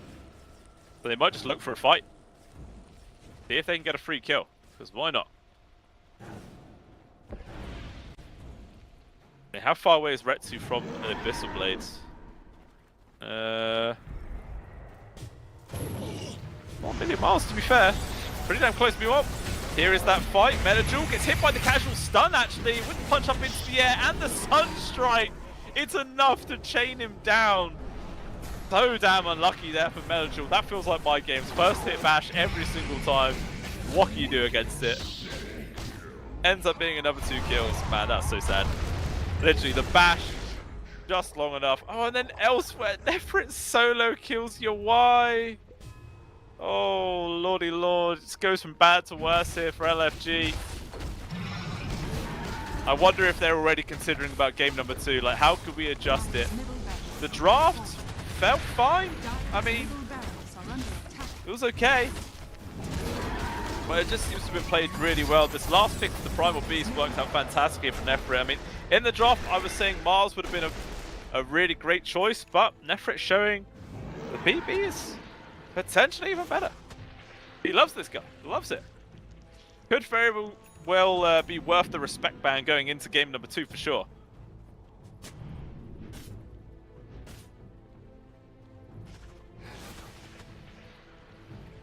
Looks like Retsu's going to go for the next Roche.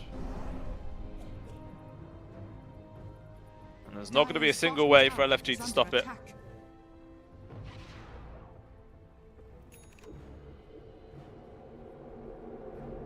Dire are scanning. So this is going to be Aegis and Banner going into their hands. The scan lands. LFG know what's going on. Looks like they're mobilizing to try and contest this, but it's already dead. You're way too late, guys. Stovkov is here as well. EMP, Tornado, all drop. Hold them all at bay. And there's just no way LFG can push up into this area. Even though they do have the high ground vision. It's too scary.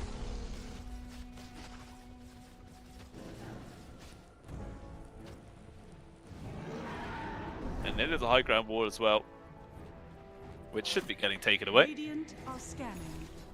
I mean, there's nearly a Shivas as well on Nefrit on top of everything else. Ursa has, freshly completed Abyssal Blade. Aghanim Shard as well is going to be next item, only in 200 gold. There's a big upgrade once more. Quick jump in, burst damage, it's all in! Norma gets destroyed by this combo. Zero Tenacity, the communication is on point here in this game. Like, these initiations just look so clean and so easy. There was just no way to react to that. Unless you have, like, you know, a Shadow Demon to disrupt you or an Oracle, you just can't live. Literally no way. But yeah, Roche Banner actually just gets casually destroyed there by the illusion of the TB, but it doesn't matter. The creeps last long enough to get the job done. Full set of barracks gone. Still, obviously 3 minutes left in his Aegis as well, and there's only one set of barracks left here for the side of LFG. And that's just the next thing on the menu. There's Nasty going to go for it.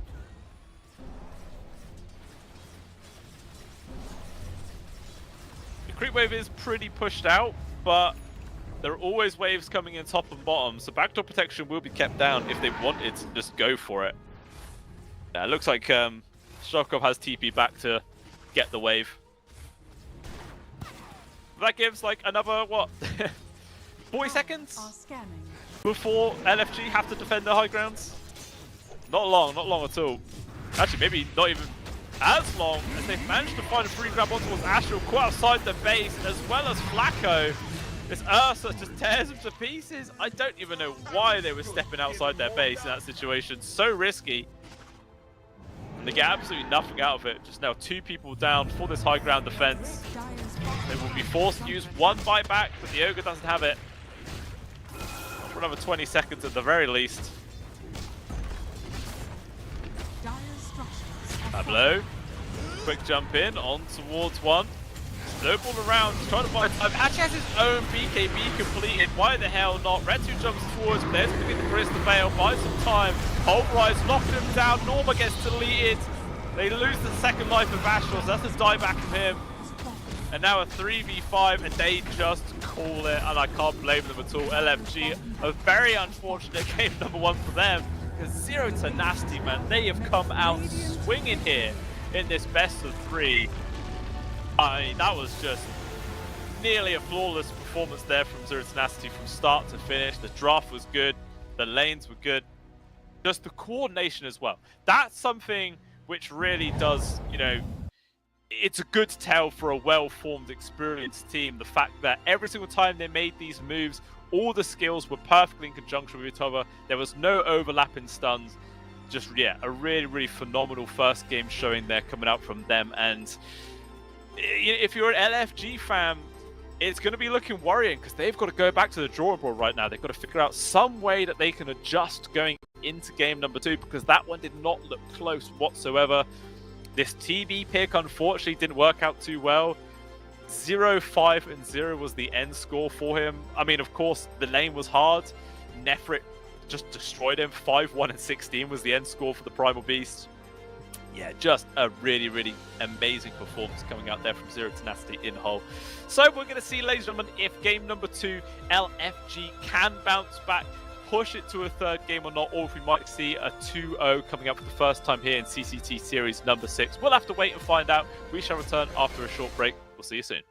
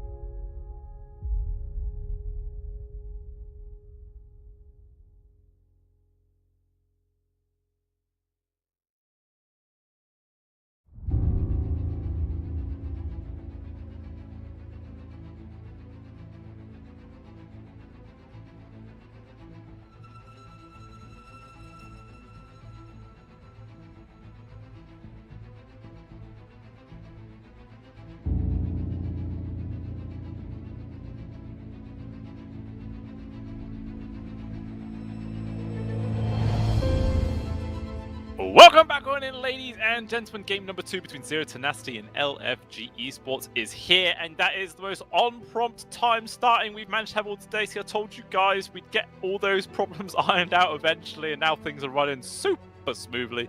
We can finally start enjoying the full-on Dota 2 action. Let's see how LFG are going to be able to adjust going into this game number 2. Whether if we might see any like Primal Beast respect bans or something like that. Who knows? I mean, it's very hard because the Primal Beast was the last pick of the entire draft. The Ursa was only grabbed in response to like the Bristleback pickup that it was going to be laning up against, which has worked out really well for them in the end. One thing has changed. Their Tenacity are actually the ones to ban out the Invoker this time round. Obviously, they played it in game number 1, but LFG, they just say, LFG, you're not going to get it. Even though actually Zero Tenacity have the first pick themselves. So that's quite interesting. Instead, they go for first pick Gyrocopter. Be this their carry, be this their support. We just don't know yet. That is the nice thing about this guy, it is flexible. All depends on just how the rest of the draft is going to go. LFG though, see how they're going to respond to this one. There are still some high priority heroes in the pool, like the Lich, like the Shadow Demon, all this good stuff. See if they care about any of those. And the answer is no. They go for the Doom as their first pick. You can't really go wrong. There have also been some people willing to play this as a position 4, but I'm going to say 4 out of 5 games, you're most likely just to see this as the offlaner, which will be put into the hands of Nefrit. Not Nefrit, sorry. My mind's gone completely blank. There you go. Norma, that was it. Yeah, we'll most likely see this in the hands of Norma. Obviously didn't have too great of a time on his Bristleback last in that previous one, but I mean, it was just so damn hard. The sheer amount of burst damage that they had was just very hard to deal with. He was even trying to go for like a sort of utility tanking build with like the Vanguard into the pipe. Wasn't enough. Just wasn't enough. It's still so much damage. So it's nasty though. They also ban out TA as well as PA. Loving those A's. Getting rid of them. LFG though. See what they are going to ban themselves. I mean, last game they played the Ember Spirit mid up against the Invoker. So we might see if they leave the Ember in the pool. Obviously, Invoker's already been taken out. See just how much priority they're going to place onto it. I mean, it is one of Melajul's favoured mids. I believe it also once upon a time used to play quite a lot of Shadow Fiend mid, but I don't think anybody plays Shadow Fiend anymore. This hero is dead as a dodo right now. Just completely out of the meta entirely. Not entirely sure what it is that got changed, which made him so unplayable.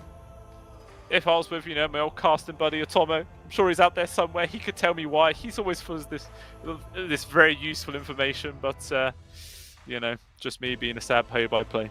Got nothing. Absolutely nothing. But Dark Widow is going to be the pick of choice. That is actually one of LFG's favoured supports to go for. They've had a pretty good showing with it in the past, so we'll see how it's going to do today. And Zero Tenacity, how will they respond? The Lich is still in the pool. I don't see any reason why they wouldn't probably just grab this right now. One thing I will say actually is that this Gyrocopter is their most played hero in the entirety of 7.37. 31 professional games in this patch with a 67% win rate, which is pretty respectable to be fair, so it's very, very good in their hands. So already it's going to be a little bit dicey here for LFG. I really are thinking about this pick. I'm assuming Lich is just good, right? Bind versus the Doom. Willow may be kind of frustrating because you do the old Shadow Realm and then all of a sudden your Chain Frost loses a whole extra bounce target. But I don't know if that's really enough to make the hero unpickable or just not worth picking. You know, I still feel like it's a decent shout considering just how well it does currently play in this meta. There's still others like, you know, the Ogre, the Lion, all that sort of stuff in there if you want to go down that route. But instead it is going to be the Beastmaster pickup. That will be in the hands of Nefrit for the off lane. always a strong hero. It also, like, there's a bit of variance on how you can build it. You can either go for the Helm of the Overlord style, go for like more of a Zoo strat into pushing, or you can go for like some sort of frontline DPS tanking build of the Aghanim Scepter. Really does just depend on what kind of lineup you're up against. So we'll see what else LFG are going to grab. Might dictate on how Nefrit is going to play this one. Also quite interesting. Normally when you've got, you've got 2 picks in a row, you go bam bam, they come out at the same time. But there's Nasty pick the Beastmaster, and then they're all of a sudden like, what else do we actually want here? We really are giving this a good head scratch. Unless of course everyone's disconnected. No, they haven't disconnected. I don't know. Yeah, that's just quite odd. Very odd indeed. I mean, maybe they're just trying to find like the lane pairing for it already. I don't know. I feel like Lich is still good, right? Nyx. I mean, it's good against the Doom with the Scorched Earth. It's an easy spike carapace trigger. Darkwood as well with the Brambles. Very easy target to solo kill as well. Just Vendetta, Impale, Mind Flare, Dagon. Dark Willow is just dead in that situation. She's not tanky enough really to survive that. So I feel like it's fine. And of course, Beastmaster is a-okay soloing the lane a lot of the time, because Nyx Assassin obviously is trash in the lane. Might just be spending a lot of his time dragging creeps, between or right in front of the tier 1 tower. Just try and secure as much free farm for Nefrit as he possibly can. I feel like LFG probably not going to go for the Lich now. Like, similar situation, just too easy to get soloed by the Nyx. So they might go for a more tanky style support. Like, maybe they just go back in for the Ogre Magi. Could see them go down that route for sure. Maybe Clockwork could be good, but it's not really the... I don't know. It's not really any squishy backlines you want to easily be able to get on top of with the Clockwork. That's the problem. Instead, they're going for the Nyx, which is fine. Obviously, relatively tanky, so might actually be able to survive the solo kill attempts coming in from this Nyx Assassin. I think it's okay. I think it's okay. And yeah, LFG actually decided to ban out the... actually, they banned out the previous one. They're going to go back in for the TB, though. Okay, they are saying that game number 1 was just an anomaly. They will be able to have a more successful game this time round. Obviously, Nefrit is not going to be on the Problem Beast again. So, we'll see how much better he's going to be able to lane up against the Beastmaster. I'm not sure if it's going to be a million times better, but at least this time round, the support he's up against is nowhere near as active or as important as the Tusk. But Medusa actually gets picked up in response from Zero Tenacity. Pretty solid. I mean, sometimes it's scary because now you're playing up against the TB, got the reflection, so that's going to be doing a lot of damage to your whole team. But they say they don't really care. They're going to play up against it either way. Not a bad, it's a pretty good egg hitter as well. Obviously hit the egg and your split shot's still going off, killing the rest of the enemy team. Gyro's pretty good at it as well. Obviously, of course, yeah, with that Medusa pickup, it does lock the Gyro as the position 5, but that's fine. Like I said, it's a good egg hitter as well. Similar situation, you use flat cannons and you hit the egg and everybody at the same time. It's good. Pretty nice. They have actually left their position... No, their mid laner, sorry, is the final pick. LFG as well are in a similar situation, but they do have the advantage of having the overall last pick of the draft, so we'll see if they're going to be able to snap up any juicy picks. Thinking about what they want to ban, though. Zero Tenacity did take away the Monkey King. Lena's gone. Invoker's gone. There's still the Ember Spirit in the pool. There's still... Well, there was the Puck. The Puck's gone. Storm Spirit is still in there. Which...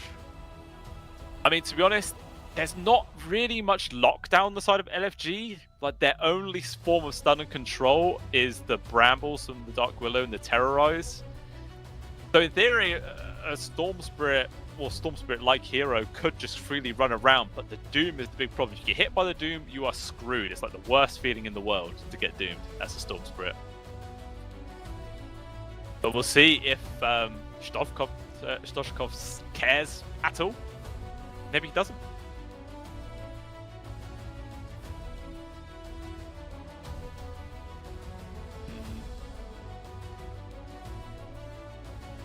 You know what they want to ban.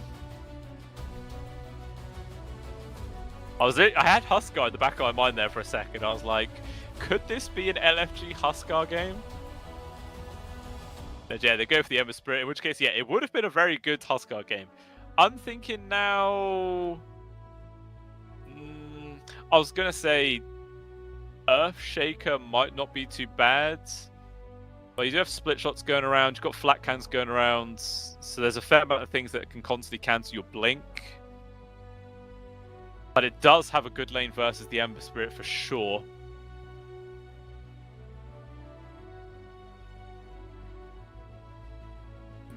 Yeah, it's a hard one. Tiny? Okay. He's going to have a good lane. Very good ways of deleting these supports. You know, the Gyro and the Nyx Assassin, pretty susceptible to just get absolutely annihilated. We'll be able to out-CS Stoshkov, unless, of course, he just gets massively outplayed. Like the Ember had a good, well, on the Invoker had a really good game in that previous one. And to be honest, this Medusa feels pretty good. Like, you don't care if you get doomed. The attack speed slow from the Phoenix is kind of frustrating, but you play up versus the TB quite well. Unless you get sundered, which is rough.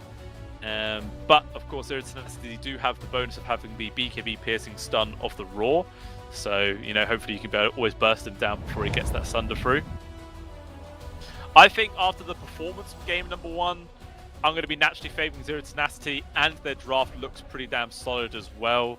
LFG, not a massive amount of team fight. Obviously, they've got the Phoenix egg, which is always nice to play around.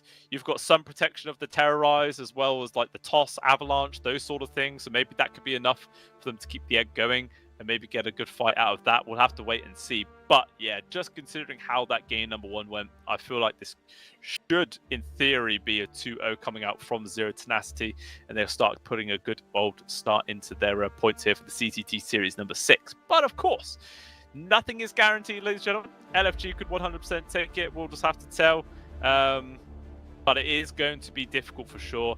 But at least this time, I will say, Yewai should be having a better lane. Last game, he was like 0-5-0. He could not get a single thing. He was shut down the lane. It was really, really hard for him. But up against the Beastmaster and Nyx, it's not going to be as bad. Not going to be as bad. Might still struggle because obviously, you know, Nefrit is a very, very strong player. It's going to be hard for him. We'll just have to wait and see. Obviously, as well, of course, as soon as the Nyx Assassin gets 6, he's just going to be stalking him through that jungle relentlessly. As soon as he finds him lacking in a very awkward spot, could maybe find some free kills. Not really like there's any global presence from Zero Tenacity to follow up with, but 100% if there's anybody nearby, they're just going to go for that kill. But we're going to jump on it, see how this game number 2 goes. We've not actually had any level 1 5-on-5 fights this entire game, which I find kind of great. Or this whole day, I should say. Normally, we always get at least one, but nobody's doing it. I'm not a fan. I'm not a fan. You see some smoke on smokes. Looks like LFG are going to try and invade through the back of the Radiant Triangle, which doesn't look like Zero Tenacity are going to be all that aware of this. Somebody's pinging out that triangle. I can't tell if it's the Medusa or if it was the Doom. 30 seconds to battle. But that Watcher actually being taken on the high ground prevents LFG from getting too close, and yeah, they're going to have to go back. Unfortunately, can't find anything this time round. Are you ready to rumble?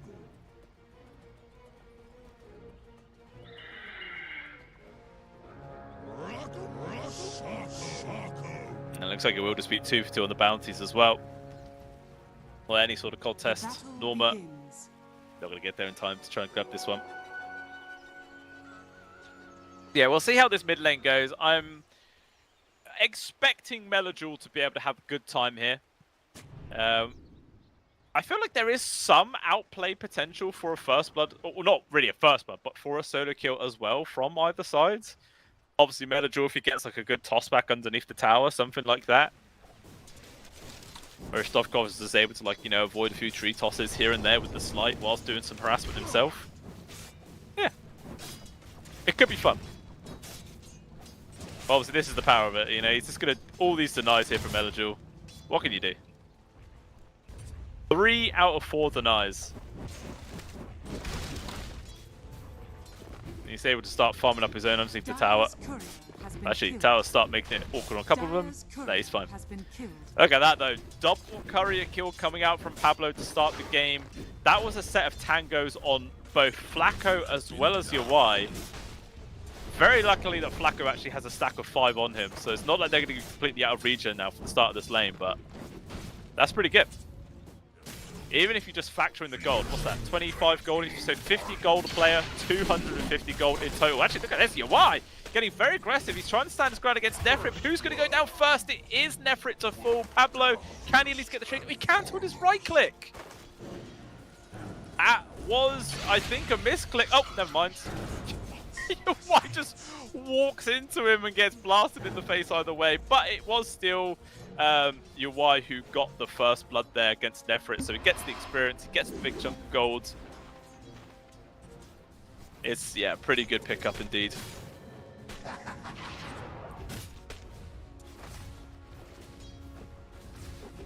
Comes back in the lane with a little blade of attack as well. Every little helps. But yeah, quite surprising to see that much action happen in that lane so early on. Actually down bottom as well. It looked like Astral actually had to TP back to his tier 1 tower. Nearly getting soloed up by LeBron. LeBron though, speaking of, in danger. Actually mid as well. Lots of damage being thrown on towards Melajul, but yeah, LeBron actually does die down at the bot. Made like a sort of suicide run between the 2 heroes there. Wasn't really, didn't have much mana left to play with either way. Maybe just wanted the free refill, you know. Let's say that was it.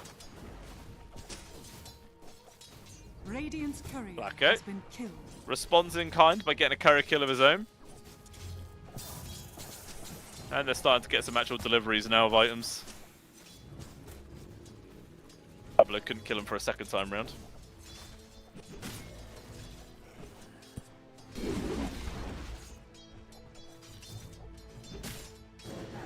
Yeah, already though, compared to game number 1, Yawai having a much better time, and Nefrit just having to quickly TP out. He knows in that situation he can't outrun it. You're gonna die. So very good reactions there. Now it's got to wait for this meta to run out, and maybe they can start getting aggressive again themselves. Oh, Pablo. Got to be really careful about his positioning right now. An extremely dangerous spot, and he's just going to get killed.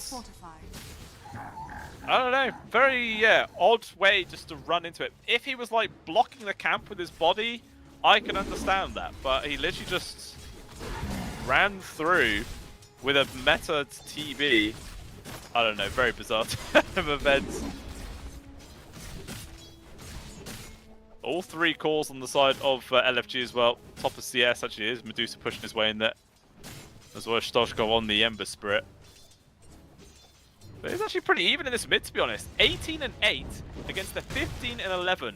A total of 20 creeps have been denied in this mid lane. 4 minutes in. That's pretty nuts.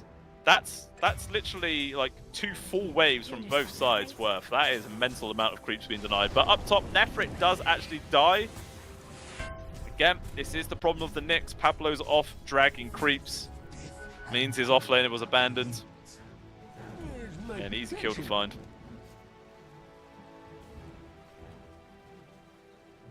At least he is going to be able to get creeps right in front of his tier 1, so that is something.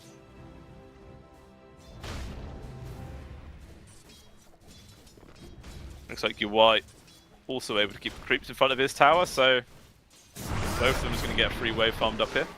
Mid though, Rotations coming in. Meladjul tossing Stoshkov over towards the side. Dive forwards. They're going to try and commit for this kill on towards the Ember Spirit. They will be able to get the kill. Pablo comes in for the retaliation. Blood Grenade and Blind Flare there. A couple more right clicks is all he needs. But with the Fairy Fire and the stick, Meladjul will survive. They do manage to kill the only mid laner. The big kill to get.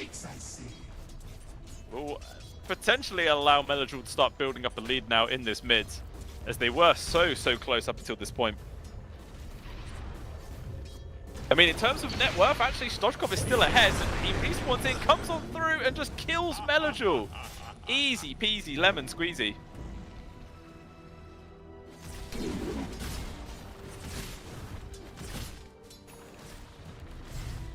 It's gonna have to do some timeouts here in the chat. Some craziness going on. There you go. Time them out. Someone's gonna do it. Be well down bottom. Norma. Nah, he's fine. Will I be casting next game? No, I believe it is Hairy Freak coming in to cast series number 3 and 4. Can't be here all day. It's already been a long one. Very long. But only less than 1k gold leads so far in this game. 3 for 5 on the score. Still feels extremely close.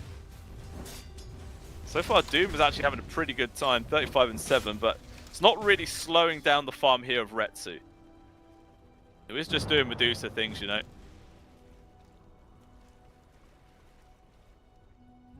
Gonna be going in for that Manta first item. Dire are scanning. 7-minute Wisdom spawning. LeBron going in for the steal. Does actually have the backup there of the Ember Spirit. Who wins the clicking war? LeBron actually does manage to grab it right now. And it looks like Astral, he's dead. Stoshkov coming in for the free kill on towards the support and then just zips straight back to his lane before he misses out on too much. LeBron, though, looks like he's in danger. Norma being a pretty heads-up player, holding the Infernal Blade, so he can deny a TP, but it doesn't matter. LeBron just dies underneath the creeps.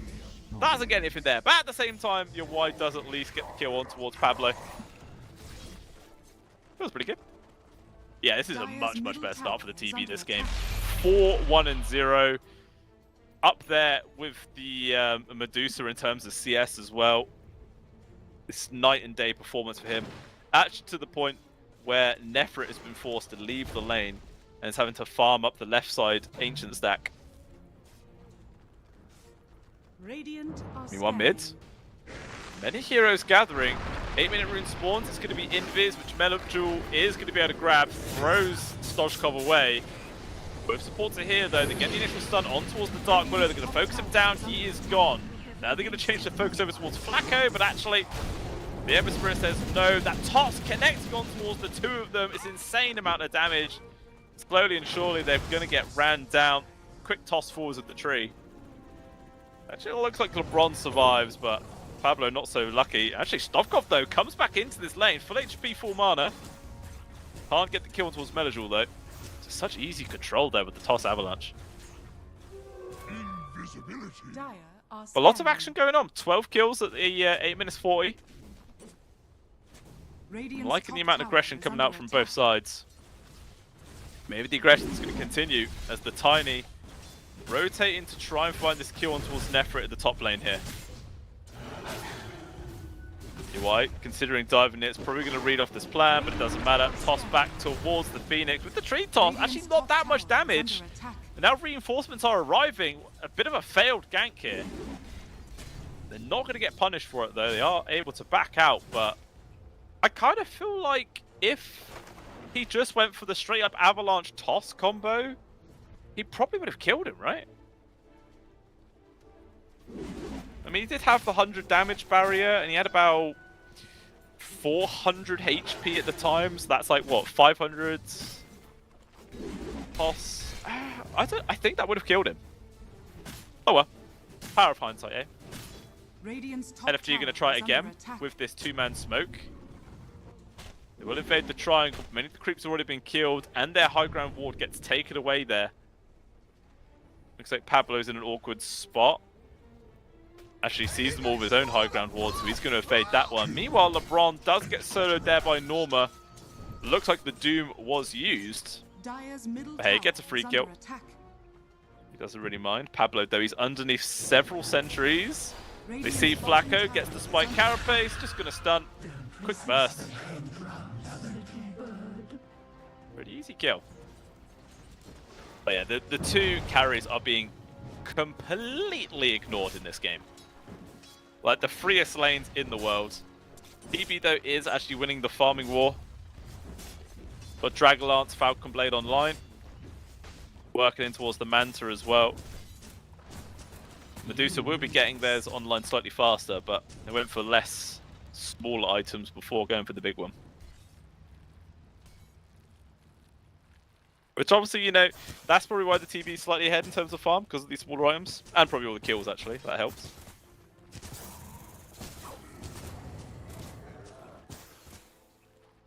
And Medusa's just a farming machine. Radiant's bottom tower Not hard. is under attack.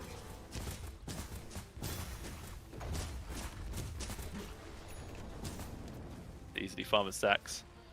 Doesn't actually stick around for the catapult. Oh well. Killing neutrals is much better. I've actually checked to see what kind of build Nefrit's going for, and it's actually the Axe build, which against the TB makes a lot of sense versus all those illusions. The AoE damage and heal is going to be very, very nice. Stoshkov with the rotation. He finds UI. Is under attack. Yeah, Root unfortunately doesn't cancel out that. So he's able to get himself out. Stoshkov actually going to follow through the Twin Gate. Despite the fact there's quite a few members of LFG nearby, Boom is there, but no ultimate available. Said UI just popping the ultimate for now. Pablo stalking forwards. There's no central to see, so gets the two-man stun. Shadow Realm comes out from towards the Willow. They will survive that initiation. They toss back on towards the Nyx Assassin. They will be able to get the trade, but it's a support for now.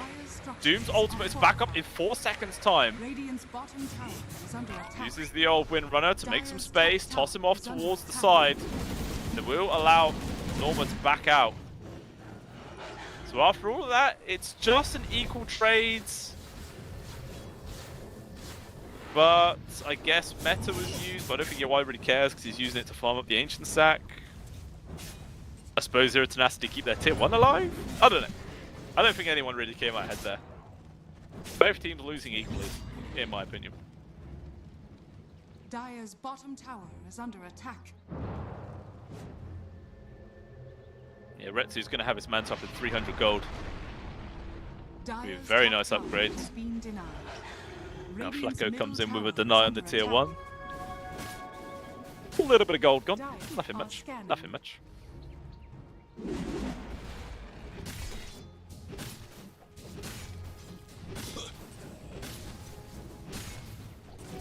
Everybody's just trying to hit the items timing as fast as possible. Nefrit here with this very juicy stack on the Ancients and the normal creep.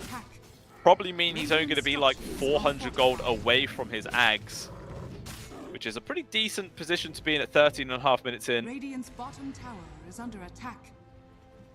On Stoshkov, going in for the Mage Slayer, about 460 gold away. Manta there for the Medusa. Tiny Blink up in 50 gold, and that's going to be a much needed form of initiation and quick pick-off potential there for the side of LFG.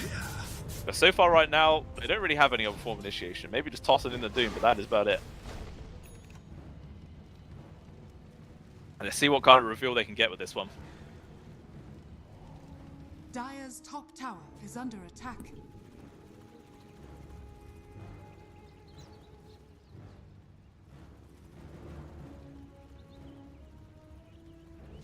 Pablo Dire are scanning. found Norma. Well, not really any other follow-up, just the gyrocopter nearby. Not going to be able to go for a kill with just that. Instead now, LFG with the smoke. This is going to be the blink attack reveal, and it looks like poor old LeBron, he will be the one that gets found. Toss. Easy kill. Nothing that can be done there. Meanwhile, UI also manages to finish off this mid-tier 1. TP in from Stoshkov, but not really any follow-up. Instead, maybe now they're the ones going to get jumped on, right? Metal there with the blink forwards. Nefrit turns around there with the roar, and the Ag Scepter is keeping him alive for as long as he possibly can, but he will still die. The trade on towards UI is good for now. Doom lands on towards the Ember Spirit. He is going to fall. Double kill there for Flacco. Meanwhile, towards the right side, Pablo also drops. 3-for-1 exchange there going over towards LFG. But it does cost them their most farm core at the same time. Probably all in all, it is worth it net worth wise. Yes, like 2,000 gold actually swings, 2,000 experience. It's only the TB that doesn't benefit from any of this. Obviously, Retsu probably doesn't really mind. Any sort of difference he can get between his counterpart carry, he'll gladly take. Working in towards a butterfly next.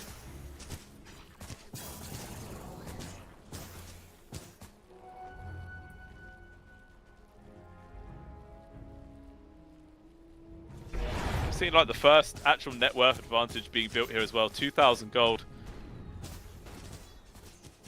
Not really much, but hey, it's something for 16 minutes in.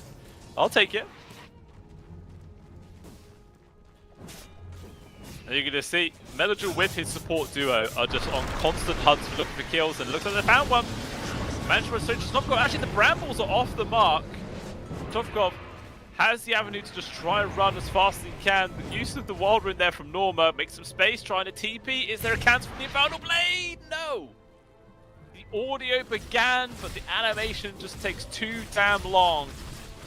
Very close escape to Stovkov. And this is kind of the thing, like, if you just avalanche toss into the air, surely landing brambles are just a million times easier, but yeah, they go for a more, like, a much more difficult situation to pull off. It doesn't end up panning out. Instead, they're trying to take Roche. It's down to a third HP. But here comes LFG. They're already here. Melodul's going to start with the blink, go straight past the Nyx Assassin, gets inside the pit. There's to be LeBron, get him focused. But even still, the turnaround of the Raw, Nefrit just kills him. Norma's trying to get in there. They want to be able to steal this Aegis if they can. It's on the deck, but Nefrit gets it. And now Norma's is going to fall. And the failed attempt to contest Roche just puts LFG into a really bad position. Losing 3 for absolutely nothing. And now Nefrit, with those extra kills on top and an Aegis, he's in a very comfortable position right now. Blink Dagger completed, coming out. So an even better way now for Zero Tenacity to jump on top of people and look for those kills. Pablo. Okay, was found underneath an observer ward. Bramble lands. He just dies. Dire's top tower is under attack. Pretty good. And Manta completed that for UI as well.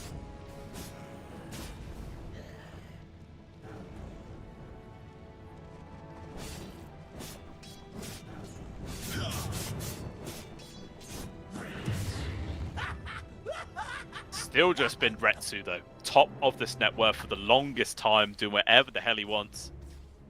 Actually has Butterfly completed in 1,100 gold.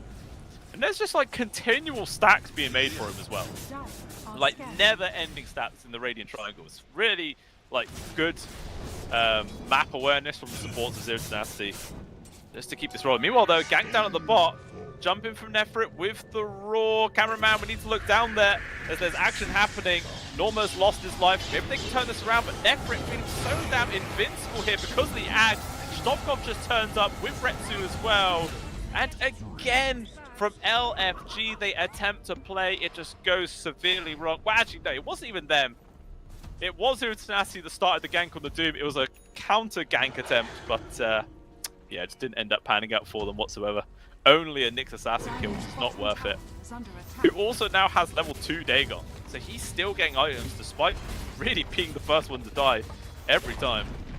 Dire's bottom tower has fallen. Yeah, now this is starting to be really scary here for the side of LFG. They're losing momentum all across the map. More items are just getting picked up here as well for Zero Tenacity, so game just gets harder and harder. But the one saving grace is compared to game number 1, UI has farm. He is a real scary hero. Dragon Lance, Manta, I think actually Diffusal Blade being his next item that he has queued. Obviously not a common item for Terror Blades, but when you're against the Medusa, it makes perfect sense. Dire's bottom tower is under attack.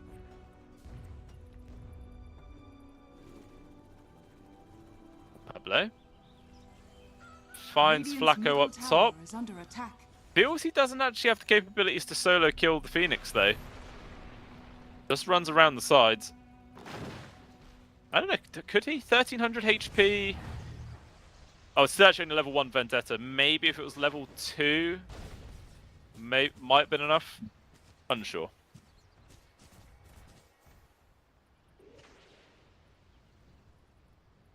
Radiant are scanning. Gank into the Dire triangle.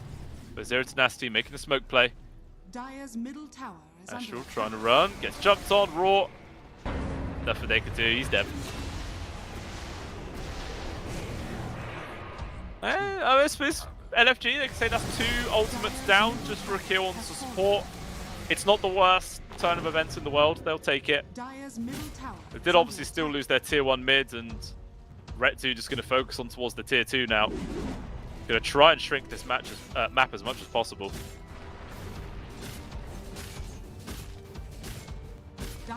Dodgecom even just cutting waves. It's just so hard to play here for LFG. They don't have much room at all. The TP is the only one using it. He's the only one who can. Just clinging to this north side of the map by the Mighty Mines. Such a dumb name. Mighty Mines. I always forget they have these names. I can't remember what the radio one's called though. I don't know. Maybe it'll come up. Actually, the Beastmaster's about to walk into the area and then he'll get the aura, right? Or do these little area bonuses not exist anymore? No, it doesn't go far enough. I can't see it. Damn it! Oh, LFG. Smoke play. Oh, they tried to make a jump with the Dodgecom, but the insane reactions. He just zips away. Nay problemo. Wow, that was... I mean, I don't know if that was like an intentional dodge or if he was just going to jump over towards that anyway, but the timing was just immaculate. Still holding on to this 5k gold lead, but the Aegis timer has now ran out. The Nefrit no longer has that as the safety net.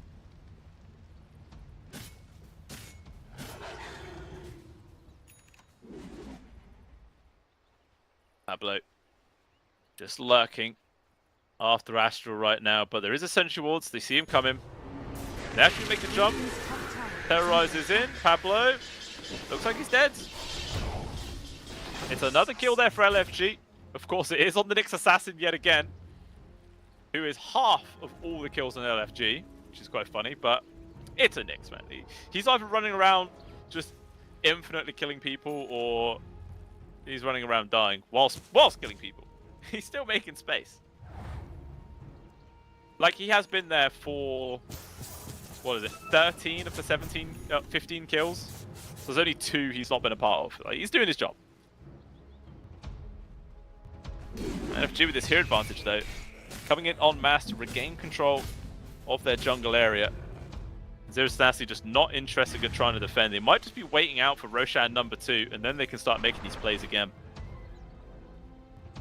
Like, Nefrit has 9-second blink, BKB available, working in towards the Lincolns. The Doozer has Butterfly and Scardy coming out in 300 gold. Looks like they're going to take the 20-minute Tormentor as well.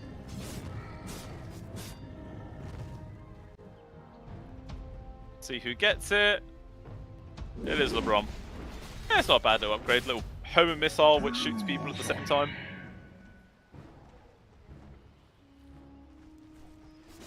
Radiant's top tower is under attack. Pretty good. There is the Scardy pickup.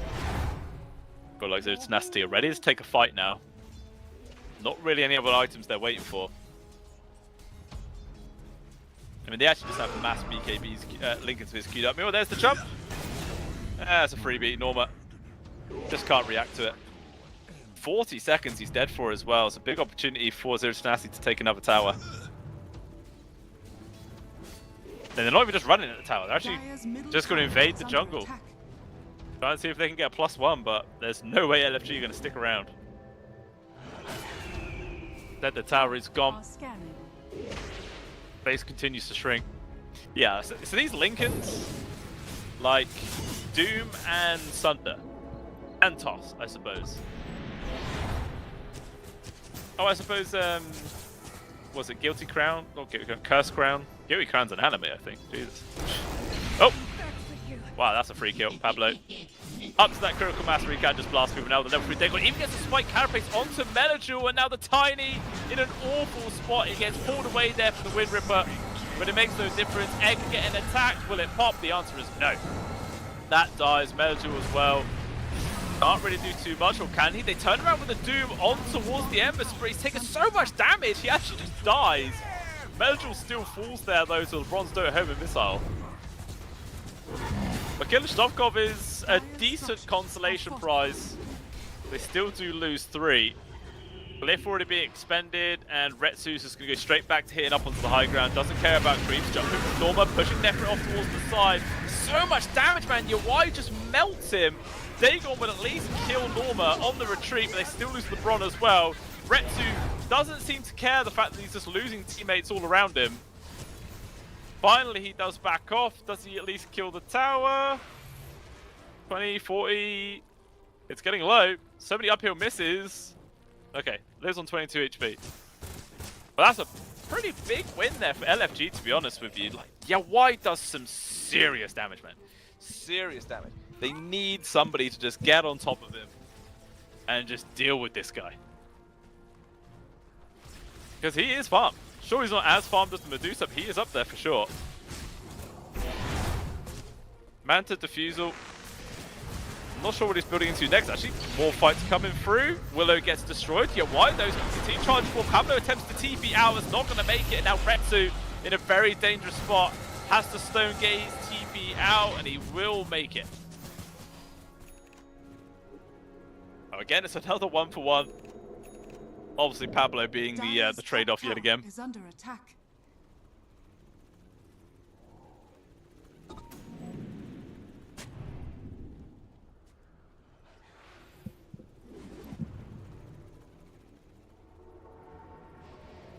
Yeah, I feel like the Lincoln Sphere is very important for Stoichkov.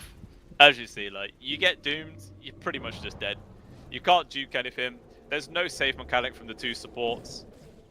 I don't think they even have like any glimmers or... Oh no, they do have 1 glimmer on the gyrocopters. They do at the very least have that. The second Roshan has respawned. LFG know this. And they are coming over to try and take control of this area. Yawai is the one actually leading the charge. But let's be careful, he doesn't have a huge amount of mana left to play with. Lucky of him, all dispels pretty cheap. Oh, Raw. On towards the Tiny. Nefrit getting focused. That's what the BKB charging him, but still these right clicks hurt a lot. But Medusa's off to the side, just right clicking away. If they are disintegrate right now, we'll be able to get the Sunder terrorized, forcing the Medusas to disengage. Buyback as well from Melajul. Yawai, they get the stun towards Stomkov. Point blank underneath Yawai. There's nothing they can really do. In comes Melajul there with the avalanche top. Makes some space with the homing missiles. Just keeping the Harry coming. Good Bramble Maze again. Connects on towards LeBron. And he will just get whittled down. Now Retsu has to stand his ground right now with the use of the Stone Gaze. Poking on towards Melajul. Was actually Stoichkov also fought back for this one. He's got to be careful because Yawai just destroys him. That's a dieback from the Ember Spirit. But it looks like Yawai will eventually go down. Takes a heck of a lot. But the TB does fall. Blacko as well has a jump in 2 seconds. He's not going to get it though. Another kill going over towards the side of Zero Tenacity. So it's a win, but relatively expensive.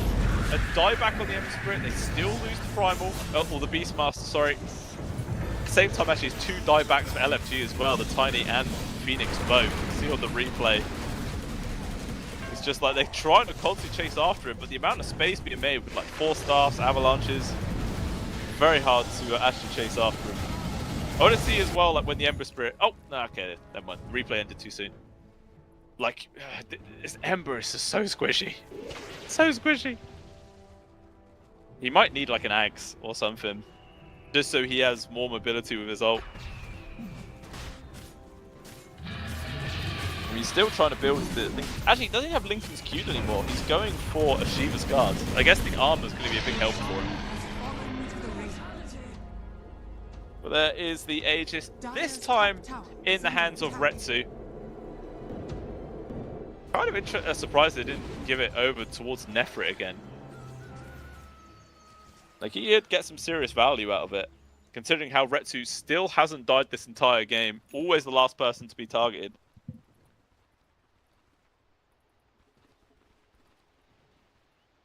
Dire are scanning. So now going in for a Daedalus next. Be a big upgrade for him. At the same time, you're right. Bloodthorn is actually going to be the item of choice. See how quickly he can get it though. Their final tier 2 is going to go down here. Don't know if Zero Tenacity are going to decide to push any further. Might just chill for now. Maybe want to get one more round of items before making this play. I mean, their items actually coming in. Nefrit's just had his Lincolns delivered. Retsu can nearly just buy out a Daedalus.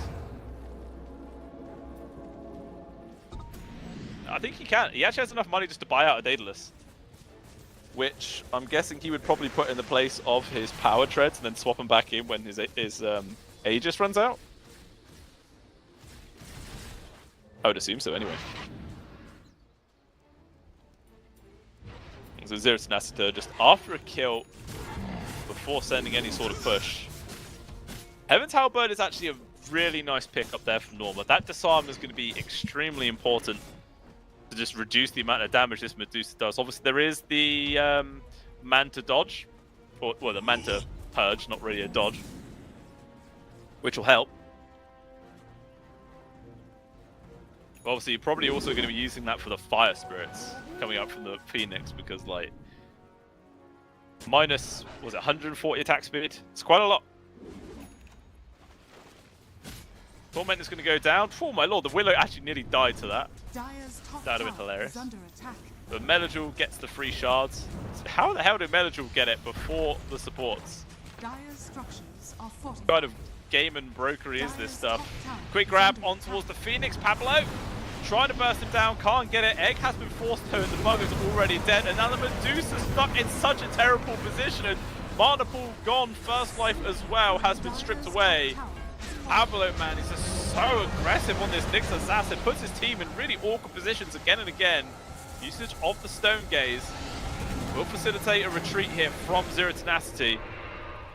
LFG not able to actually chase for anything more. But that's a good hold. All they lose is a tier 3, they take away Aegis and they kill the Nyx. It's a big victory in their eyes. I agree with them. It is good.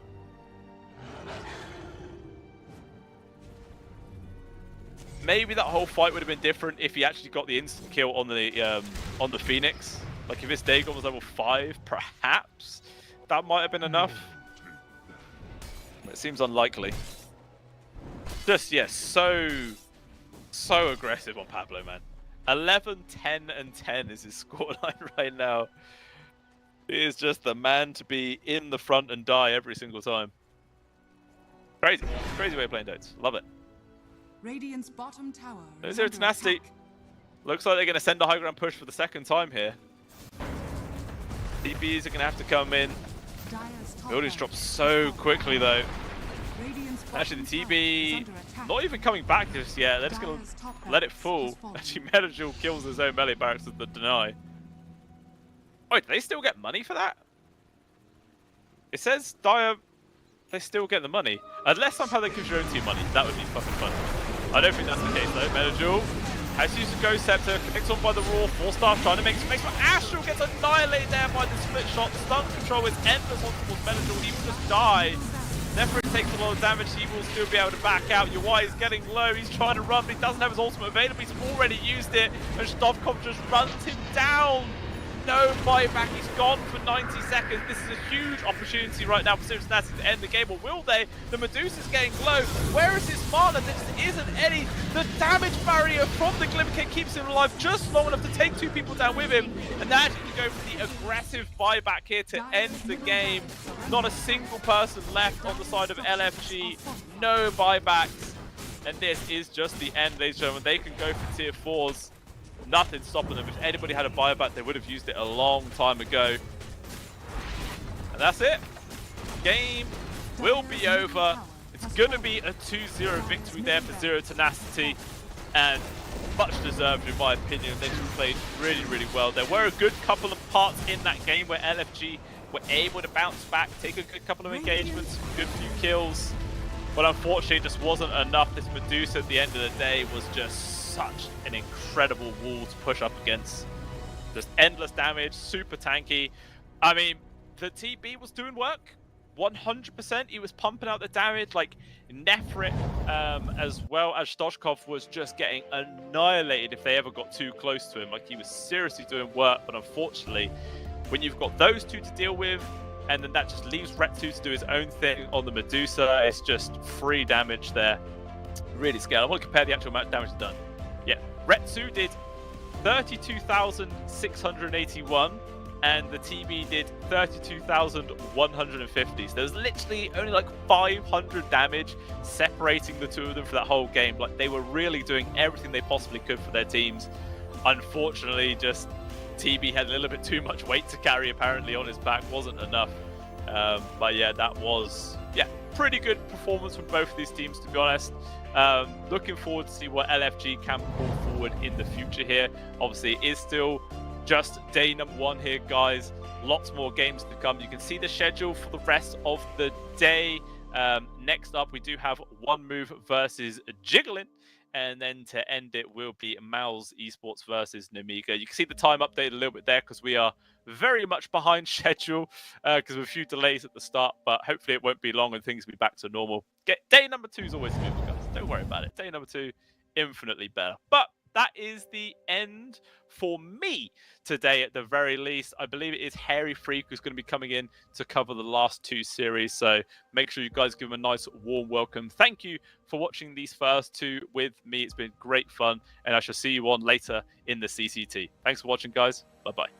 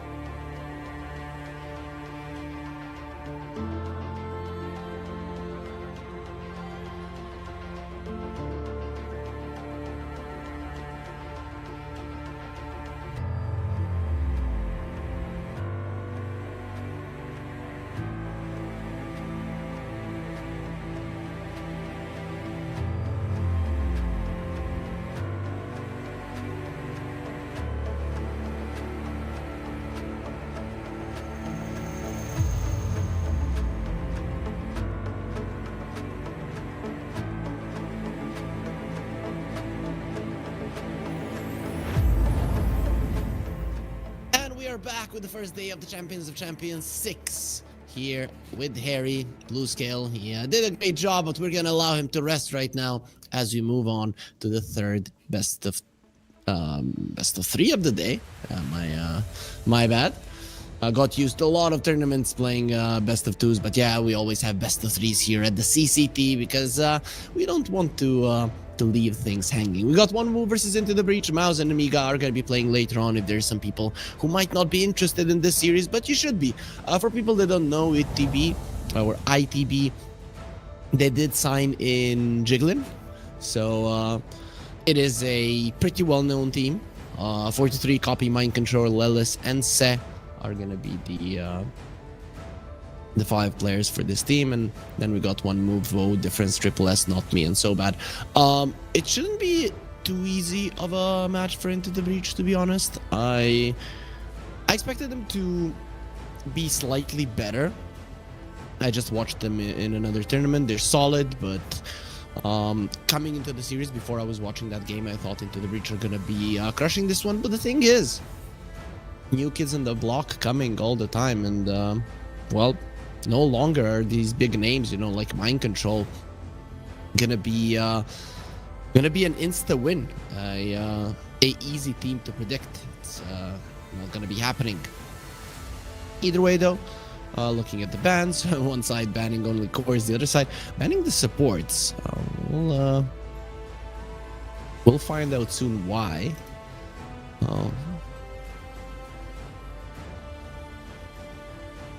I know they play Phoenix in the Chen, but I'm not sure that it is a first phase needed ban. Chen, sure, I can get behind that. Phoenix, definitely ways to deal with this hero.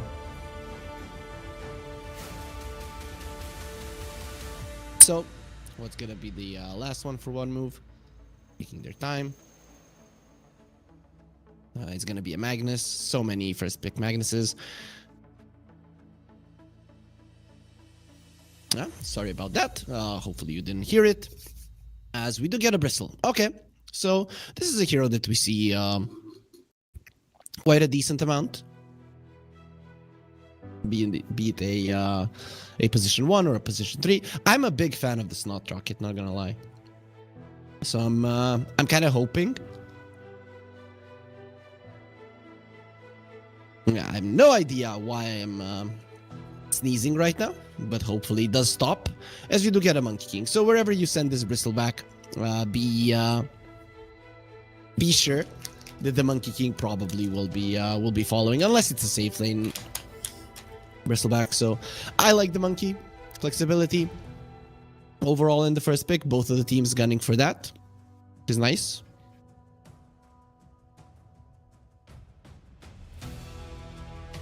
As let's see now. So how do you cover for the Monkey King? I've seen people pick a Huskar into a Monkey King if they know that it's going to be a mid lane.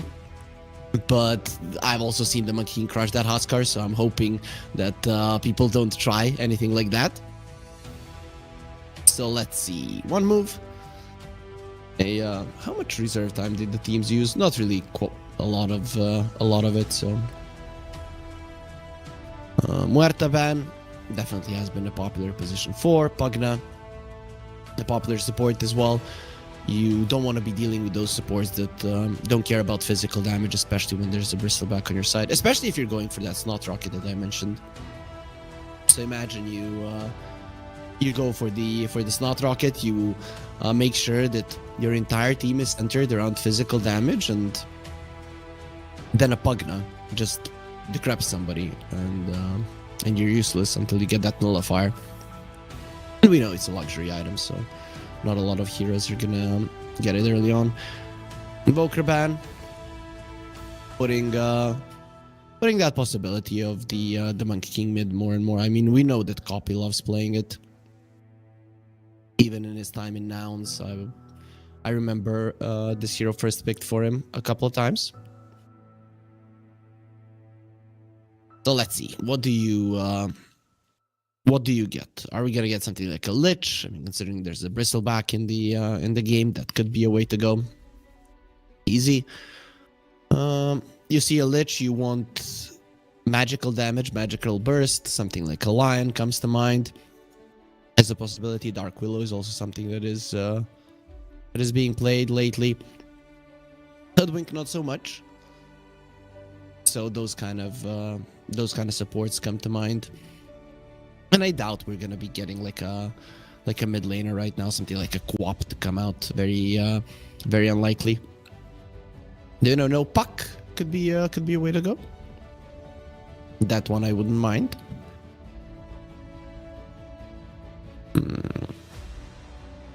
One move. Lich was, yeah, there's the Lion. Okay. So now let's see if they're gonna be getting another support. I mean, why not? You have the 18 pick, so that is the one that you're saving for a bigger hero. So you're definitely gonna be picking up a support right now. And soon we're gonna be finding out which one. What is left? I mean, there's a lot of supports that are still in the still in play. The only question is what they like playing. I've seen teams pick up a Jakiro. I've seen them pick up a Rubik. Clockwork is in the pool. Surprising that he made it through. Ogre, another one that is fairly popular. So now you see two supports that can be squishy to do some burst damage. Maybe try to capitalize on that. Well, we'll see if they're going to be targeting them, or maybe trying to deal with this bristleback by having a break or something. PA has been coming back, but for now we see it.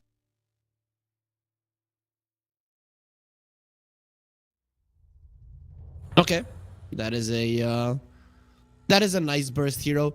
If you buy a shard later on, you have a break as well. What I do like to have with the Nyx is something that's going to be taking down the towers. So I'm hoping they get something that's going to be able to open it up for the Nyx to go hunting. Beastmaster is in the pool. That is something that I would most definitely like. The only problem with those kind of heroes is that the bristleback generally lanes well versus you. And you would have two melee heroes. Imagine two melee heroes versus an ogre and a bristle, who sure are melee, but in the end they're gonna go primal beast, leaving it a little bit flexible. Though I'm still leaning towards the mid lane monkey. You never know though. It is still break. Builds a BKB relatively early on, which is awesome versus a lion. Versus a lion, before he gets his blink, he always puts himself in an uncomfortable position to be able to engage, right? So a hero with an early BKB like a primal beast, that's just food for him. So I like it. It's actually quite nice. I think you just get a Morphling here. It's undoubtedly the best hero that you can get. It lanes relatively well versus the Primal Beast. It's kind of scary to play it into an Nyx Assassin, but a lot of things are scary to play into an Nyx Assassin, not gonna lie. There it is.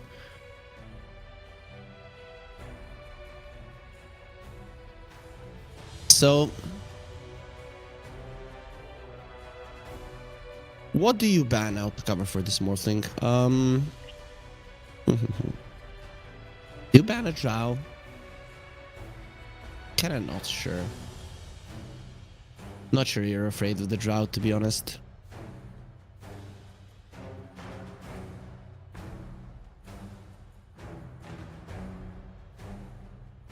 What are you afraid of, though? That is a good one. I like that ban. It's still a possibility for this to be a Oppie Primal Beast, because yeah, he does play the Monkey King, but Monkey King versus Bristleback is actually quite nice. And Enigma lanes well with the Nyx versus a Morphling as well. I like that. I don't know if there's another off lane that you're necessarily scared of. Maybe something like a Pango could be a good one, just because there's some flexibility in that one as well. The last pick is for Into the Breach, so I don't think they need to pick a hero that is flexible and then find out where they're going to be putting their heroes. It's not really a necessity for them. Banning out the Tiny, that one I like. Any kind of burst versus a Nyx and a Lich is bad news for them. So that makes a lot of sense. And what else? Do you want to get rid of something like a Quap? I think. Yep, there it is.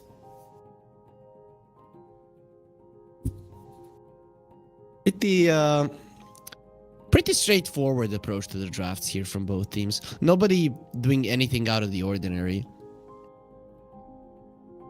This is pretty basic stuff from both of the teams. Reserve times also in a pretty decent spot, 50 seconds for one move and a minute and 40, as you can see on your screens, for Into the Breach.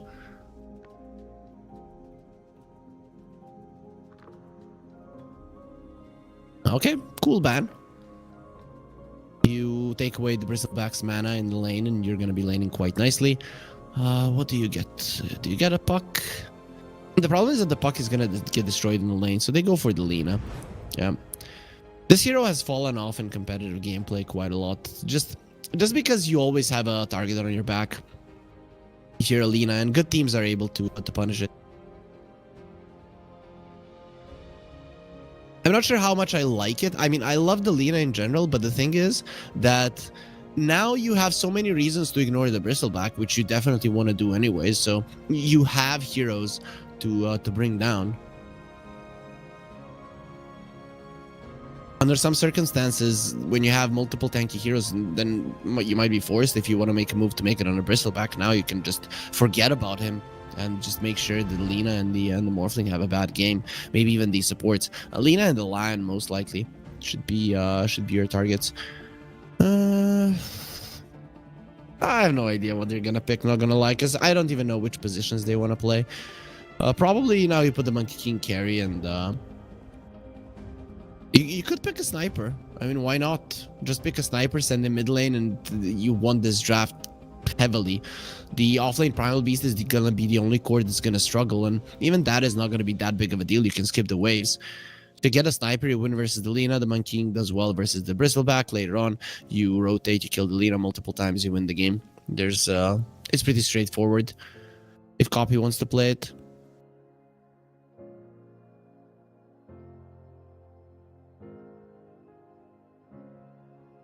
They are taking their time. I mean, right now they might even know what they want to pick, but usually you wait a little bit. You're using this as kind of extra strategy time that your opponents won't have, because they cannot discuss what they're going to play against when they do not see it. So a lot of the teams sometimes just wait all these seconds. They pick around this time just so they don't panic. There's the sniper. Yeah, Into the Breach won this draft. I'm a big fan. I'm definitely a big fan of what they got. Right there's gonna be Elena that loses the mid lane, everybody that rotates towards her, early BKB on the Primal Beast, or maybe you get a Blade Mail. It's a good item, but if things start going south, generally you want the BKB as fast as possible. Ags at some point. You got every single tool to deal with every single little thing that there is on one move. On the side of one move, though, the thing that I do like is possibility to always make a play. You are always going to have damage from the Lion and the Lina to bring somebody down from 100 to 0. The Morphling's damage also super high. But the greed of Bristleback has to farm, Morphling has to farm, and it is too huge, right? And then you have this Lina that you put the emphasis on her early on, and it all falls apart. So I'm not really impressed with how one move. Their draft looks okay, but the thing is that Into the Breach got everything against it. So it is the order with how you picked and how you set things up for yourself inside of this draft that I'm not the biggest fan of. And to be honest, all of it would be fine, but this Lina just doesn't go well with it. You had to have something that is hard to catch, which versus the Nyx isn't that great, or something that is tankier to make something happen. But they were just thinking of I want to not lose the lane in the mid lane, and even that is is gonna happen. So I'm just not a fan. That's how it is. And hoping that that one move can prove me wrong, but this just doesn't look good from my side. Oh, we are gonna be getting ourselves into the game. It is starting right now. I'm not sure when production is gonna be taking us in, but I'm hoping they're gonna do it as fast as possible. And there it is. We are in the game.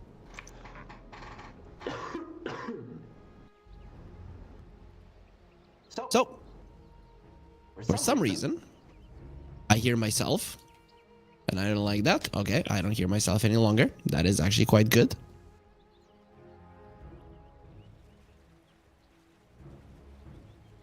Okay, production fixed everything because they're so awesome, and we are gonna start the game. Now, officially, smoke's going around. Only wards being placed, nothing much. Are we maybe gonna see an early fight? 30 seconds to battle. Going forward. They have the nighttime vision of the sniper. Line is out just in time, so everything is A-okay.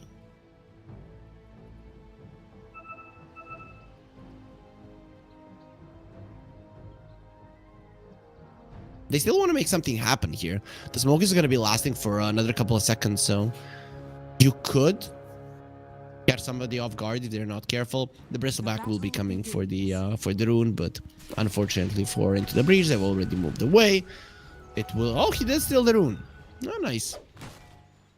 So that's gonna leave them with First Blood, 2 runes, 3 runes. Okay, it could have been First Blood and 4 runes if the bristleback wasn't fast on his fingers. And I don't like that it was Mind Control who got it, right? Because usually you're like, yeah, I want my mid laner to have it, but the sniper is not your classic I'm gonna rotate, make space type of guy. It is your primal beast. And generally the primal beast doesn't do too well in lane versus the morphling, but with the First Blood advantage, it's really not gonna matter all that much. So sorry.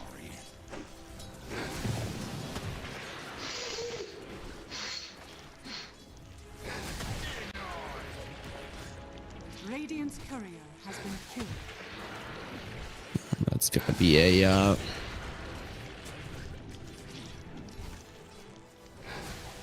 pretty slow start to the lanes. I'm actually surprised that Lina is getting that many CS at the moment.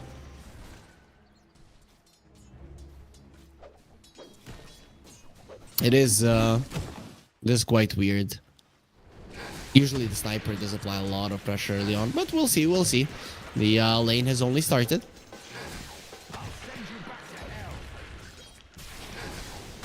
Meanwhile, Not Me is taking a big beating on bottom set, low on mana. It is a lich, so we know that creeps are going to have to die before he gets it back.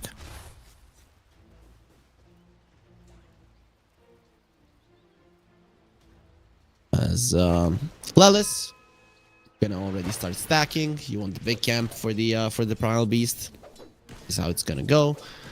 I'm really curious how this bottom lane is gonna end up going, because it is it the Snot Rocket Bristleback? I saw him take it. I'm not sure if he's stuck with it. Yeah, it is. So again, I can hear myself. Production. If that could be turned off, would be nice. As Mind Control gets dove taken out as well. Radiant's He top tower is under attack. pretty nice. Lelis, while he was stacking, the enemies utilized that chance to make things happen. So Mind Control back to the lane. Despite his first blood, this top lane is not looking good for him. He only has 2 CS. Really should not be happening. Okay, maybe I now found out what the problem is and why I was hearing myself. It was because of Dota sounds, so nothing to do with production itself.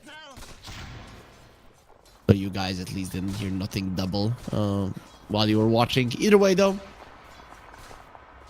The laning phase is going really well for one move. And I think that's big. That is actually quite huge. The next assassin, however, is of course going to be getting a lot of CS. 4-2-3. He's fine. At the healing Lotus, pushing aggressively. He will be defending his body. The thing is now that Triple S and not me, they're low. But then again, so is the Monkey King. Sek, however, he's not low. So he's going to be using his resources, at least HP resources, to posture aggressively. Finally, the sniper is starting to equalize the Lina, but I expected a bit more from him. Though, Copy has always had problems in laning, I think. I remember his time in Nouns. EI, mid lane, always went badly. That's why Bed Boom were such a... Not only because of him, but they were such a good counter to know. What a stun from the Lion bottom. And they're going for Triple S. We're not seeing it on our screens, but he might actually die. No, he will survive. Not me. Taking some damage as well. Said dropping low. And Not me got the kill there. The Snot Rocket minus armor. It's insane. Now they're going to be turning around onto the Monkey King. He doesn't have the Jingu stacks. 4-2-3. No Boundless Strike either. This is a hero that you're going to chase. 5-6 stacks of Snot. So much minus armor. Not me wants to get the stun. His right clicks will hurt, but very nice dodge from the Monkey King just in time. Hitting a Tango as well. A lot of his HP being returned. Scary. Scary there for a second. It looked like they were going to be... killing both the Lion and the Bristleback, and then for a second it looked like maybe even into the Breach we'll lose two of the heroes here. But in the end, only the Lich dies, really not that big of a deal.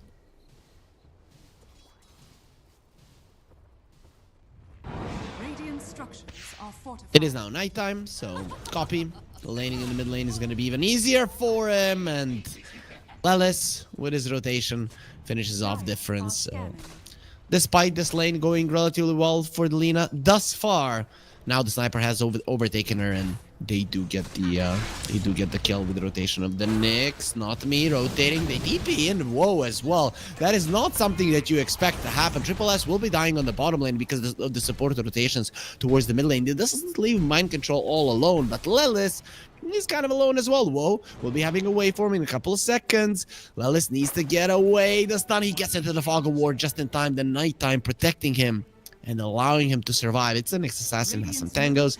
He'll be back to full in no time. That's a siege creep. The mid lane tower here for Into the Breach will be taking a solid chunk of damage. Nothing too much. Lich needs to run as Lina finds haste, but decides not to pursue. He's approaching level 6 as Monkey King jumps into the trees. Triple S is spamming those quills, and we know just how much they can hurt.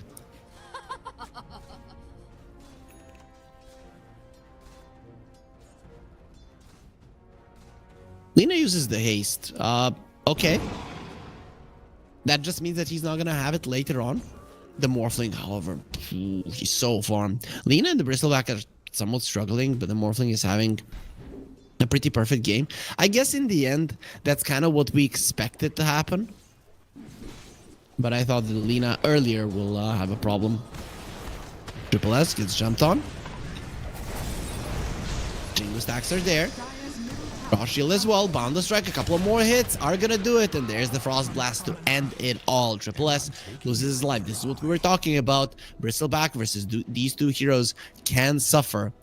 And, we see it happen. Meanwhile, now rotations towards the mid lane. The Monkey King wants to go for the Lina as well. Has no Jingle stacks. Gonna have a Boundless Strike fairly soon. Spike Carapace, not that big of a deal. Maybe a bit too deep. Lelis will be eating a Laguna Blade. He has no mana for the Impale, but he does have the movement speed, quite a lot of it, with the Windlace and the boots. He's just going to be juking around the trees. Not me. He wants to find him. LSA off the mark. Lelis, very nice footwork, but this mana problem of his is making a difference still. Even if the Lion finds him, his damage output is probably not high enough to kill him. And that was a lot of time wasted. Triple S again, dropping low.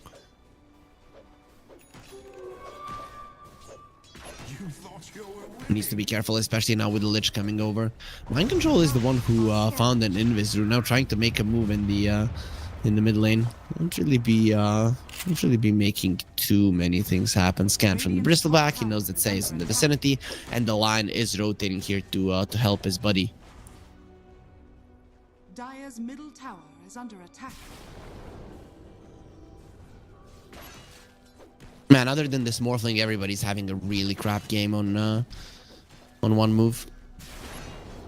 It doesn't get much worse than this. You're 3k gold behind 9 minutes in with your Morphling on top of the network chart. It just goes to show how much of a bad game everybody else is having. Like, literally everybody. It's not only the cores, it's the supports as well. The Lion and the Ogre are poor. Should watch some Dave Ramsey, man. Radiant are scanning.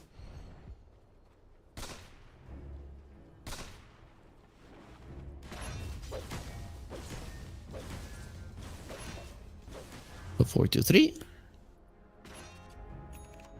Into farm, Se approaching his level 6. Chain Frost. Chain Frost is such an insane spell. He didn't take the lingering one. He went for the growing cold. Okay.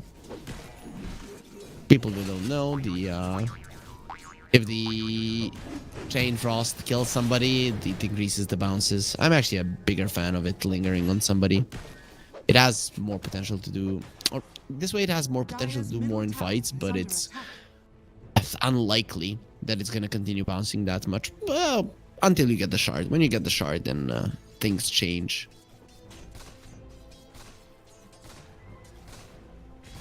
How is the Lina approaching with her bots? Not that great. Needs another 1,000 gold. Even more. He bought raindrops right now. Meanwhile, mind control going for so bad. He gets the spell off.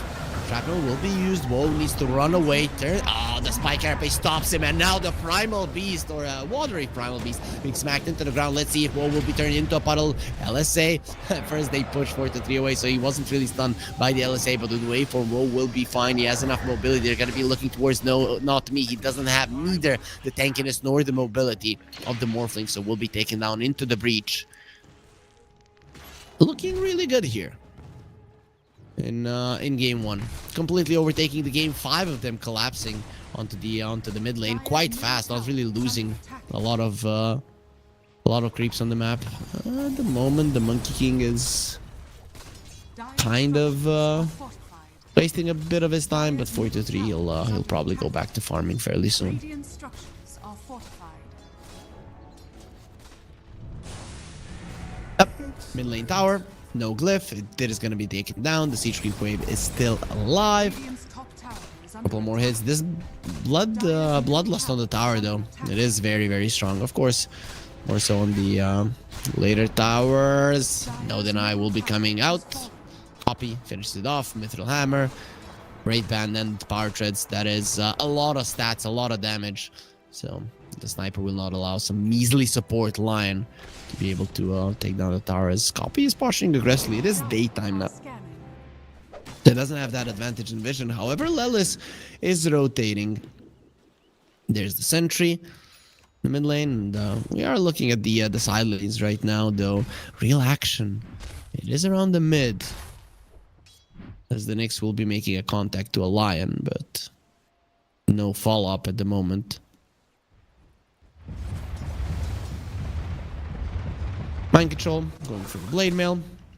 Difference, in some trouble. They're gonna have the assassinate. He needs to stun him.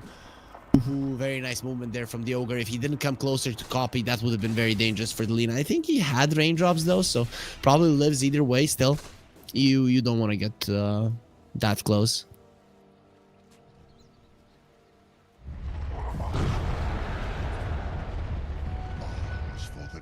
Woe is still farming well, but Woe is still the only one that's doing so. Bristleback has nothing. Lina no bots yet either. They literally have 2 cores who are not gonna have a big item for a very, very long time. And Lina, when she gets in the bots, she still needs to be killing people to get that Aghanim Scepter. And I just don't think that's gonna be happening. And map is getting smaller and smaller. Your supports are poor. Radiant's middle tower is under attack. It's not good. Those 50 gold sentries, they probably feel like a fortune for them. Like a luxury. And you need a ton of them. to be able to protect your cores from Dire's top tower is under attack. from the Nyx. Dire's top tower has fallen. Oh, another tower falls. Mind control gets down. That's pretty much gonna be his blade mail. It is being delivered as we speak. They are looking towards the bottom lane, where Triple S is farming his pipe at the moment. There is a lot of magical damage that's going to be coming your way, but the thing is, there's going to be a lot of physical damage coming your way as well. Still good, because there's going to be Maelstrom on both the Sniper and the Monkey King.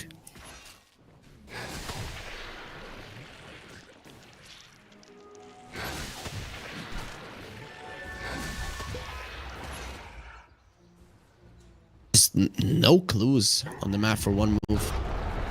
Hello, so bad. That's not a good place to be. Lelis secures the kill. Mind control maybe wouldn't have been able to catch him land, being annoying. He wants to be able to grab him. Another Earth Spike just in time. While this is happening, Lelis is just continuing to use the Mind Flare to get even more farm. Closer and closer to his Dagon. As Triple S will be underneath the wrath of the two heroes he's been laning for the entirety of the game. Lelis came over to leech a little bit of experience. Not really needed there, but thought if his team needed some help, he should be able to provide. They're bringing Morphling into a fight. This is what I like, because they definitely need him. He has a Lincoln Sphere, so about something with which he can fight, most definitely. Maybe Vlad's would have been a little bit better, just because it would have allowed you to push towers, but it's not a bad Lincoln's game per se. It's not a perfect one either. Let's see if they're gonna be able to find the Sniper. They see him under vision. Copy. There's the waveform forward. He's gonna try to run away. Not gonna be happening. Copy is very much dead, and we're not gonna be looking at it. What we are gonna be looking at is the Bristleback dying once again. That should be your frontliner. Mind control waiting here. Does have the pulverize. Will decide against it with Morphling TPing in. Having the does he have another shrapnel charge? The Sniper? I'm not sure. Either way, the rotation of one move, the first one, kind of successful. Having that deep ward really does make a difference, but I just don't think it's enough. Usually, smoke into a kill, a core kill, does give you some tower damage, some extra map control that you've been able to establish. I don't see any of that for one move at the moment. They just seem to be going through the motions. Right now we smoke, try to get a kill. It works. Okay, now we farm. Now we TP to try to save the Bristleback. Right? There's no idea behind the full movement. Like, what are we doing for the next 5-10 minutes of this game? And that in itself will cost you. But not gonna lie, it's hard. Whoa. Gonna be taking a bit of a beating here from Copy. Nyx Assassin has been found, dusted as well. I'm gonna try to save him with the Frost Shield, which is not gonna happen. This is why the line is so good. You don't want that Frost Shield to be slowing you down for a long period of time. You just want the hero to die. There's a Mjolnir on the Sniper though, so whoever starts getting shot at will be in a world of pain.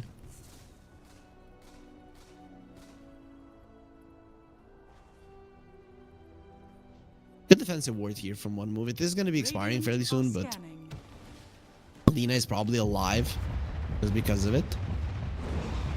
He probably wouldn't have been there if he didn't have a ward protecting him. Either way, I just feel like the game is moving along, but nothing is changing. It's still one move, have 4 very poor heroes and a very farmed Morphling, and then you have Into the Breach, who are just sending the Nyx Assassin forward to scout, and he always scouts multiple heroes. Even if he dies, it is just free farm for Into the Breach, and we're just going through it. But as this Morphling is so farmed, there's always a chance. You always have somebody to fall back on. The pipe on the Bristleback will be done fairly soon. Aghanim Scepter and Lina, well, not so much. That is the one that you're gonna have to wait for a long time.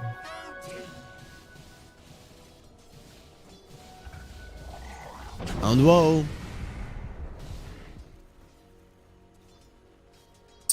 is he gonna do? He showed on the mid lane.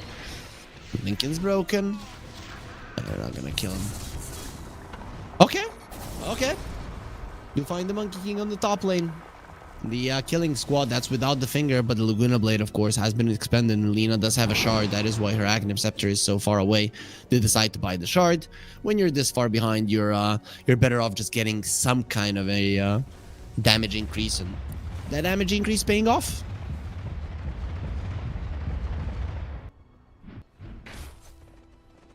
And this is the thing, into the breach. I feel like they could have better utilized their time during this nighttime with the sniper.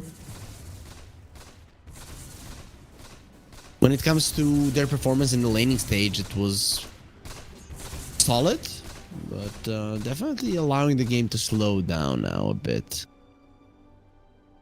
Not sure if they don't know what to do exactly, or do they have a read on the game that is completely different. Mind Control did buy a Blink Dagger. Wants to go for a BKB afterwards. I mean, if it does come to the later portions of the game into the breach, we did talk about their draft and just how well they deal with a lot of things that are there on one move. But there's one thing that they don't deal well with that much, and that's the Morphling. So I'm not sure if you should be that convinced this is gonna go your way, because you're not punishing this Lina. Lina is coming back into the game. He's 2-1. He does have 160 creeps, so pretty much completely back into the game. Copy. I get slowed down by multiple things. He's gonna stand his ground and fight, and let's see how much he can do when he's all alone. The Lich ulti is gonna be bouncing around in the backline. He's not really doing all that much. How is Copy still alive? They cannot kill him finally with the finger. He's gonna be going down. Now this does leave Woe all alone. Very nice pushback. The Wukong's command is going to be stopped there with the adaptive strike. He will turn into a sniper. That is not a fast hero, my friend. You needed something else. Onslaught forward, Mind Control. He's out for blood, but 4-3, he's going to be the one drawing it with the boundless strike, making sure that Not Me is the fourth casualty of on this fight for one move, was they only took 2. And I can't believe that the sniper lived for that long. It's just that he does way too much damage, right? The Bristleback comes close, uses the Mjolnir onto himself, and he just starts dishing out the damage. You die way too fast, and then without the Bristle, you do not have that physical damage amplification. We talked about it in the draft, not really a lot of things to catch the sniper, and I mean, lucky for them that the line got close there in the end to be able to finish him off with the finger, or that could have been even worse.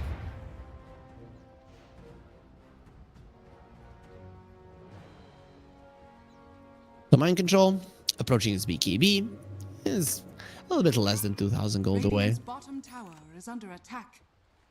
We'll be getting it at a decent time. Really, with the BKB, this Primal Beast will be untouchable. I don't know what you do versus him. He's level 15, same level as the Morphling. Money changes hands. Is the Monkey going for a BKB as well? Yep. Sniper. His next item will be a BKB. He does have a Dragon Lance, has a shard as well, so Is under attack. a lot harder to bring down to catch right now. I feel like he could get away with a Hurricane Pike here on the Sniper without getting the BKB at the moment. He might not even need the BKB this game. How are they gonna get close? Now let's see that once again. At one point thought he was dead. So strong. He's so freakishly strong. I wrote him off too early. That was a cool adaptive strike though.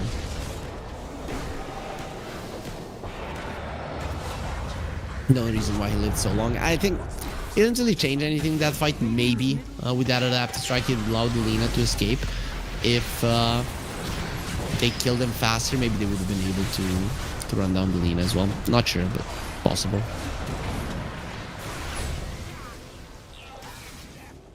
At least they did kill the Sniper. That's somewhat of a saving grace.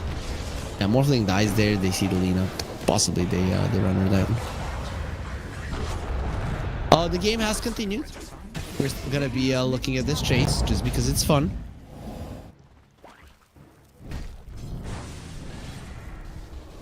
Dire There it is, 6k gold lead, 22 minutes in. Not the worst thing in the world for one move, considering that it was like 4 or 5k at 8-9 minutes into the game. This is a good position to be in. That doesn't mean that they're in a great position, but it's better than what it once was. Which, I mean, it's not hard, but you get the idea. How are wards looking around the map? So all 3 of the lanes are warded by one move. I'm not sure how I feel about this, considering that you haven't taken down a single tower. Usually you need a stronger force to be able to get one down, better vision. And they're just, okay, we're gonna try to catch you everywhere. You can't do everything. It just goes to show they don't have a plan, I think. They're just allowing Into the Breach to dictate the tempo of this game, and they're those wards are allowing them to react though. So if maybe they think they can't do anything, this is great, but I feel like they could. As top lane, there's gonna be a catch on mind control and a dead mind control. Blink dagger reveal on the line. Is he done? Not me. Me turning around there, and well, Monkey King is gonna be showing up to finish him off. The Lina is out. In the end, it's gonna be a 1-for-1, but definitely favoring one move. Arcane Rune Lina with an axe has been found. Difference. Get out of there. And he will. Very, very quick at taking down those camps. And he's coming back. So what's just happening is Into the Breach are being a bit impatient. Though I never would have imagined the Lina coming back into the jungle to farm. Monkey King has a full BKB copy. Is he still going for his? He hasn't bought a single component on the sniper, so probably still contemplating. I still believe, man, that he's fine with the pike. If you get hexed, you're dying from 100 to 0 anyways. Okay, he is buying the full BKB.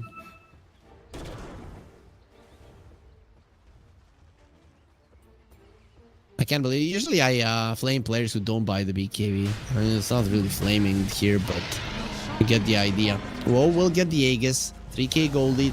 One mover getting a lot of things, but the onslaught from the other side. Wukong's command is going to be used. Lina caught as well. Morphling needs to run. He doesn't want to give away his Aegis, which he just got. Triple S has been found. Lellis in the vicinity. It is going to be the Sinister Gaze that turns him towards the side of Into the Breach. 4-3 goes forward there with the Bound to Strike shard.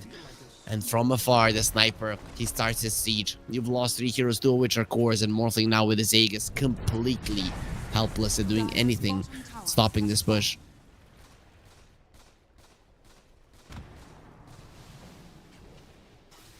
Oh.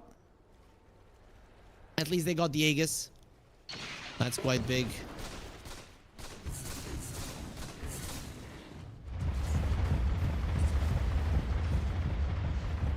Mind control. He has BKB. Of course, next item is going to be the axe. Was a bit greedier. Went for both the blade mail and the blink, which you do want to get, but sometimes the primal beasts feel, or primal beasts feel like they don't want to go that route. That they're not going to be able to farm their BKB. Mind control got all of his items, so no problems there.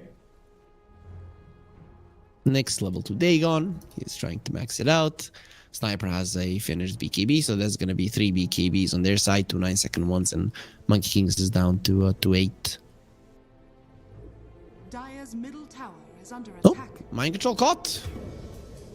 Well, 9-second BKB gone. There's the 8-second BKB of 4-3, making sure Not Me gets taken out. Wukong's man gonna be used. Whoa, running away. Lincoln's has been broken. Stare.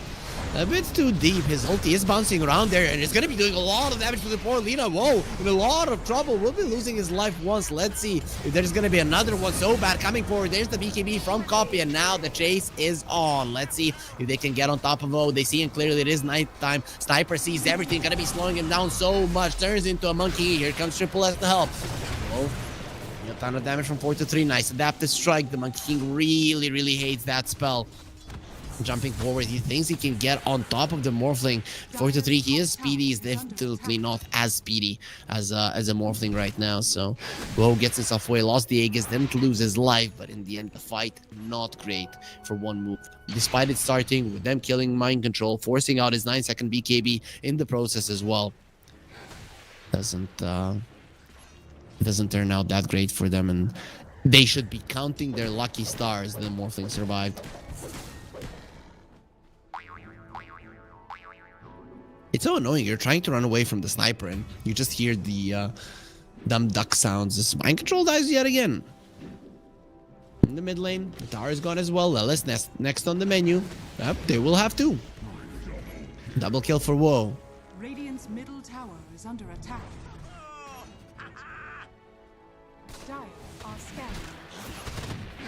Finally, 2 clean kills for one move.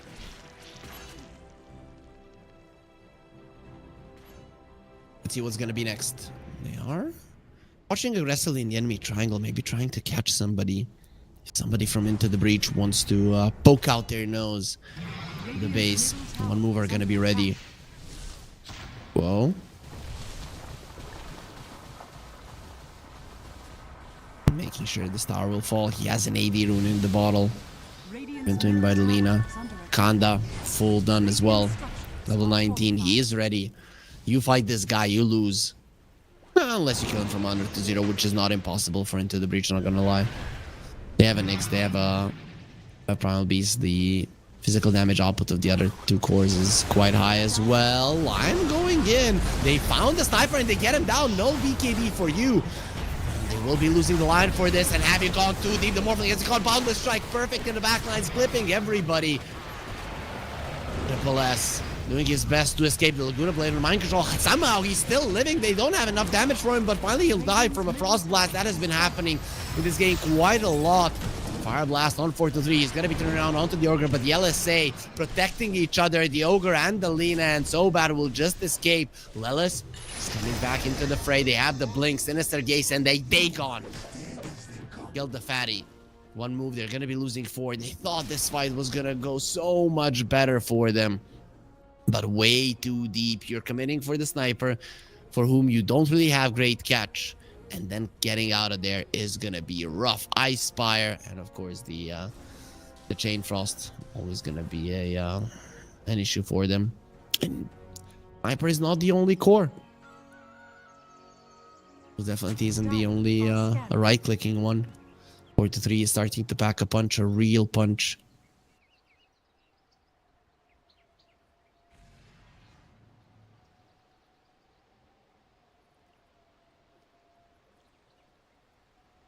Set. Aggressive positioning from the Lich. Roche can be up in 2 minutes. We'll be finding out in those 2 if it's gonna be a long or a short Roche respawn, or maybe a middle one. 30 minutes in, nothing is decided just yet. Into the Breach coming into the series. Everybody thought, okay, they've got this. They're a much better team, but move. Other than the bit of a catastrophe in the lanes in the early mid game, doing a pretty decent job. Their lane control also has been on point. I mean, look at the bottom lane, shoved out quite nicely by the Morphling, and the Ogre was constantly with him. Lina is steeping top. Okay, Lina is surrounded on the top lane. This is a problem for Difference if they do find him. Mind Control misses the onslaught, and Difference just with a flame cloak flies himself away. Close to dying. They are going to be losing a tier 2 though, so at least something will be claimed by Into the Breach, but they would have loved if this Lina was in the ground right now.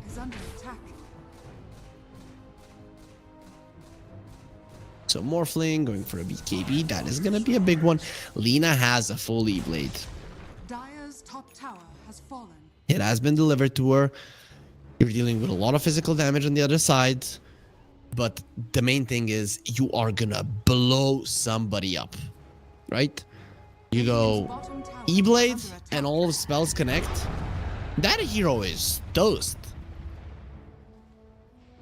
So Lina in the line can just annihilate somebody. Maybe Lina even gets a blink to be able to follow the line. Somebody is hexed up.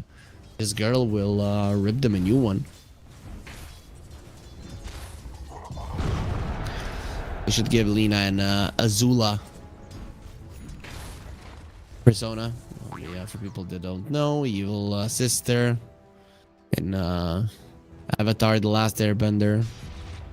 Definitely goes hand in hand with what Lina does. Is one mover in a smoke, 5 of them, and they're gonna be finding 2 heroes, one of which is gonna be a sniper. BKB copy. Well, he's gonna get absolutely demolished in a second. Did he have a TP? Nope, 50 seconds on the cooldown, so didn't really do much there. Bound strike gonna be used. You already lost 2 heroes. Can you make this happen? If the Morphling dies, then most definitely, but he's still surviving, gets himself away. And with the waveform, he's out. The Chain Frost was still going for him. LSA does not connect with Mind Control because he was pushed away by the Adaptive Strike. Now Mind Control is going to try to run away. He does purge off all of the slows. Let's see how far he gets. With the Blink Dagger, he'll be out. 4-2-3. He is hunting, turns into a tree. He's hunting for a Morphling who's morphing into agility right now. He understands the danger is coming. Lina spotting the monkey king will make sure that Woe understands he needs to keep his HP at the level it is at.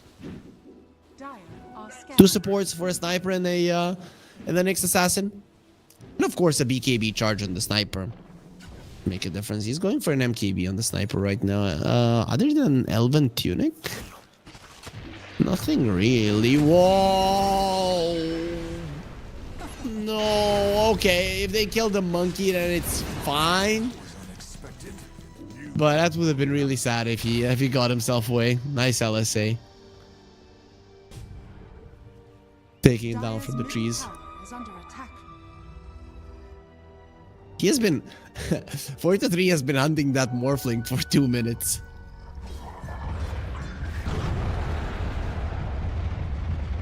Finally found him. Mind Control has a full pipe. That's gonna be a soul ring down in the backpack. As the Roche did respawn. He is gonna be traveling soon though. I doubt they can take it down in 20 seconds. Sniper does pack a punch. But you could fight him top lane. Let's see. 15 seconds. Not sure this is happening. Mind Control or Copy just got his MKB. Let's see. 3 seconds to Roche is gonna start moving right now. Sinister Gaze, they're gonna keep in place, have enough stuns, pushing out Copy there with the onslaught, but they do finish him off. Aegis as well, perfect call for them. They killed him just in time. Of course, the sniper would have been able to attack him for a long time. You stay in the pit, you continue attacking him while he's running away. But overall, was close, and you get the Aegis just before nighttime, which is huge, right? So for the next 5 minutes into the breach, you're definitely the stronger team. You have a sniper, your nighttime vision is better. You cannot fight if you're one move, I think. Their ideas of teamfight always have been jump in and burst down the sniper from 100 to 0, because if he's allowed to attack, he will rip you apart, especially now with an MKB. So I think it's split push time. Radiant's top tower is under attack. If you are one move, you are not fighting. Like not in a million years. And they do trade a tower, so I'd say so far so good. But another 4 minutes are left on the Aegis. They're trying to force their opponents to TP some into the breach. They're gonna be using the glyph. BKB use Boundless Strike is their onslaught from the side. That Chain Frost will be destroying him. Not me, actually, he has the shard, so I don't really care much about the Chain Frost, but he should care that he's standing inside of Wukong's command. Still, you lose a line, you take away 99% of the HP of the tier 3 tower. They glyphed it at 2 HP. That was pretty much perfect from Into the Breach to be able to bait one move in, but considering that you only killed the line, I don't think it's worth it. Somebody's gonna come over to just poke the tower and it's gonna die. So now, until the end of the game, or at least during the duration of the Aegis, you have to always make sure that the top lane is shoved in. Somebody shoves it in a little bit, the creeps just much as look at your tier 3 and it's gone. Dire's middle tower is under attack. Scanning. See smoke from Into the Breach. Who are they going to find? Well, for now, nobody. They have one more outer tower to claim, the one in the mid lane. It is not the last outer tower of the game. There's still one on bottom that Into the Breach are holding, but one move. You only have this one, and they don't look too interested at defending it. They're just moving towards the top lane. Which I like. Shove it in, don't show too many heroes, and then just show once your creeps are in the enemy base. It is going to be some tough decisions that Into the Breach are going to have to make. I thought that Copy was going to poke at the high ground, just to make sure that he brings everybody back. Yeah, top tier 3 is gone, basically. Goodbye, tier 3 top. Copy is gonna be pushing. His teammates are rotating. The Lich is close to the sniper. Are they gonna call this bluff? Well, even if they do at this point, Copy is already out.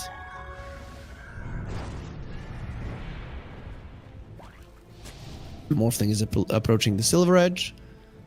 Just having the Shadow Blade for positioning purposes, being able to just appear close to the sniper will be a big deal. Ascetic's cap on the Primal Beast.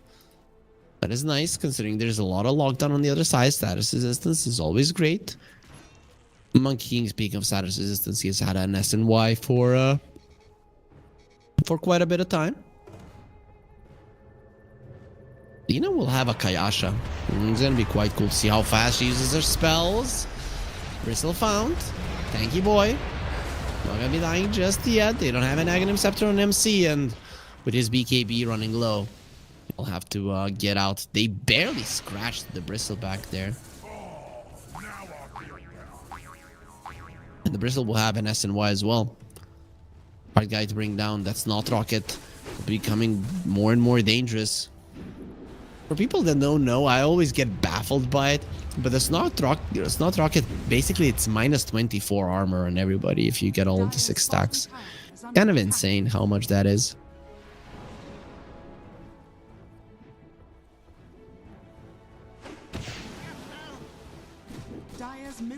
Copy. Gonna be going for the tower, and won't be able to get it down. But with it being 200 HP, maybe he can even go through backdoor. We'll wait for the creeps though. Top lane again, shoving in. All of the creeps are attacking the melee racks, so that's gonna be healing when the time comes. Into the Breach not responding. They do lose the Aegis now. He's gonna go goodbye, getting reclaimed by Roche. They are still holding this enemy triangle on the side of Into the Breach. I feel like their moves for Into the Breach of a team with these many great names and of this caliber, they're way too slow. A lot of the teams would be like triangle, top lane, triangle again, connect, disperse, catch, right? It's like they're playing Dota 2 years ago when the map was smaller, when area control was actually something that teams were trying to do. Nowadays, nobody's trying to area control. You mostly, when you ward, you get away from that ward and you run towards it again. Once again, you get away from it, you run towards it. That's what you do. One move are in a smoke. Let's see where they go. We're gonna be moving towards the bottom side where nobody's there at the moment. Onslaught, Hex, onto Mind Control. He's taking a lot of damage. 4 stuff, he's fine. And finally, the break on the Bristleback is not gonna be feeling so tanky now, is he? He played on the next assassin, he's fine. That's a level 25 Monkey King who has a BKB, still Sentry. Still standing strong. Trying to finish off Copy, not gonna be happening. Set taking a lot of damage there from Woe. Difference has been found with the Pulverize into the ground. Woe's trying to save him. He's attacking. Mind Control will be able to finish him off. 4-3. Gets the Jingu stacks and the kill as well. Boundless Strike will slow him down. Copy in a great position. However, he is gonna be shooting this Ogre in the heads from afar, getting him down as well. Every single time one move when they go for a fight, they lose 4 of their heroes as well. Is trying to make something happen, but he has been found.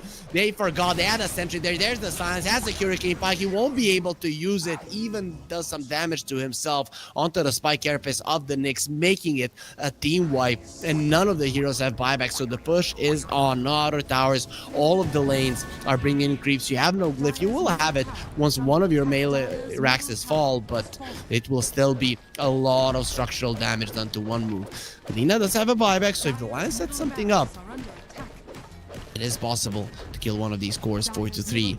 Even without a sniper, he's doing a good job pushing copy. He does have his AD rune buyback from the Lina. There's the Hex. They want to kill the Monkey King. Hurricane Pike doesn't get to the low ground. He has no mana, but he did have the Trickster's Cloak. And there's the Arcane Boots from Lelis, allowing him to escape. Not me will be taken out. He doesn't have a buyback, but 2 of the heroes of one move are coming back. It might actually dissuade into the breach from staying here and continuing the push, but they got what they came for, Raxes, and they didn't lose a single hero doing it.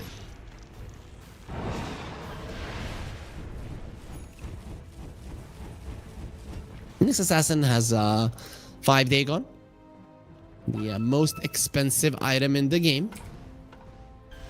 7,450 gold. Yep, nothing comes close. Now somebody's gonna tell me like, no, this item is more expensive, but no, I don't think so. Nothing is as expensive as that. Literally level 20. How's other level 25s? The sniper has his. Went for the shrapnel restore charge. Shrapnel charge restore time. Morphling's level 25. Of course, you're gonna go for the waveform cooldown reduction. That is the undisputedly better talent. Alina is approaching her level 25. The Laguna Blade damage into barriers, what people get. Lelis running away, and he's out. They're still gonna be waiting on this Ward and Sentry Lelis. Yeah, but look at from the other side. They're just smoking. They're gonna be finding the Lina. That is the perfect target. Smoke broke. Lina's out. Just in time. No level 25 just yet. The Hex will be used. But Mind Control, he does have the Ascetic Scap. They will be finding the line. That is a perfect target to just remove out of the fight. Poor Ogre. He's surrounded by enemies. They did lose the Nyx. However, you are going to be losing some of the cores. Buyback from the Bristleback. He understands he needs to fight right now. Whoa. Sees copy. Needs to kill him. But how do you do it when you're surrounded by enemies with the LSA? That is how you do it. Bounce by connecting onto all of them. With the Onslaught. Sniper. He needs help using the Hurricane Pike. The E-Blade doesn't really save him in the end because they do have the Dragon Slave. Whoa. Onslaught away. Monkey King and MC. They're the ones that are alive, but 4-3 already left, and one move with just one buyback. They do win that fight. Hyper doesn't have a buyback, neither does the Nyx. And Osh will be up in 8 seconds. Let's see what they want to do. There is no tower top, so if they want to push, they most definitely can.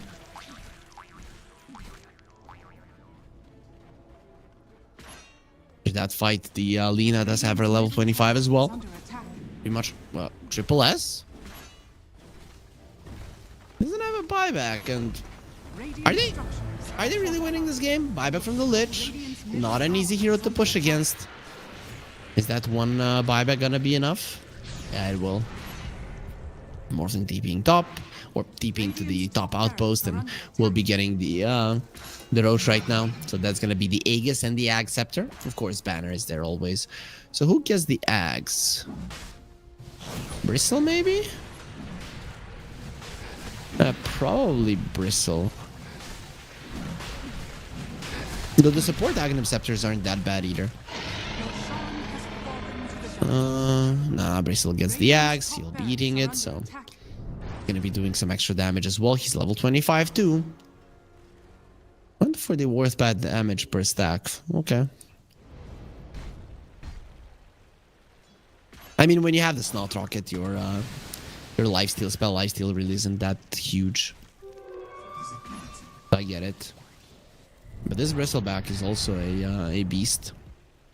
He has like 500 damage per hit, and if you get somebody into minus armor territory, which you most definitely can do, especially to the poor supports, they're gone. Sniper can also be put at 0. Refresher orb for the Monkey King, so double Wukong's command. Considering it's level 25, that is one thing that you have to be careful of. Radiant's bottom tower has fallen. That's the last outer tower gone. They still haven't taken a lane or Axe inside of 1 move, but they have 4 more minutes on their Aegis to try and find a way.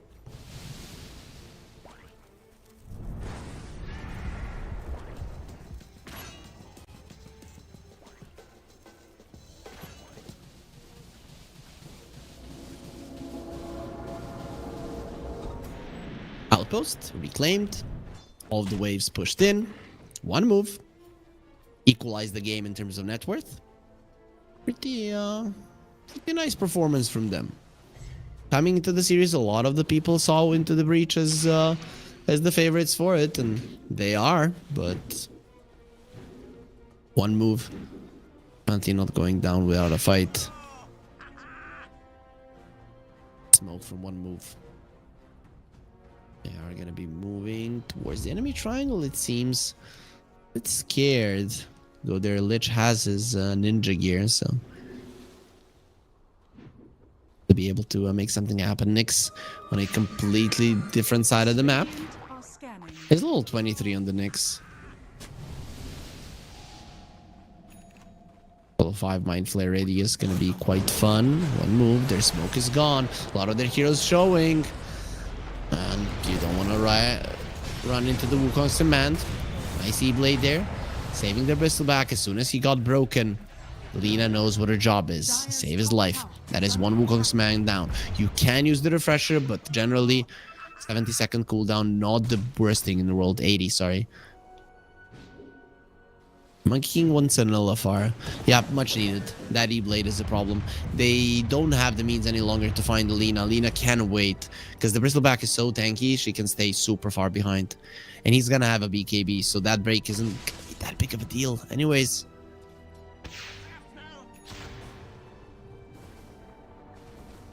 There's the BKB on the Bristle. A 50-minute, 9-second BKB, not something that you see too often. Everybody who has a BKB right now, it's down to 6 seconds, apart from the guy who just bought it. Those are difference makers. He gets reclaimed in 1:40 and 1 move. They still haven't been able to do some big structural damage. They take down the tier 3, but that was a long time ago.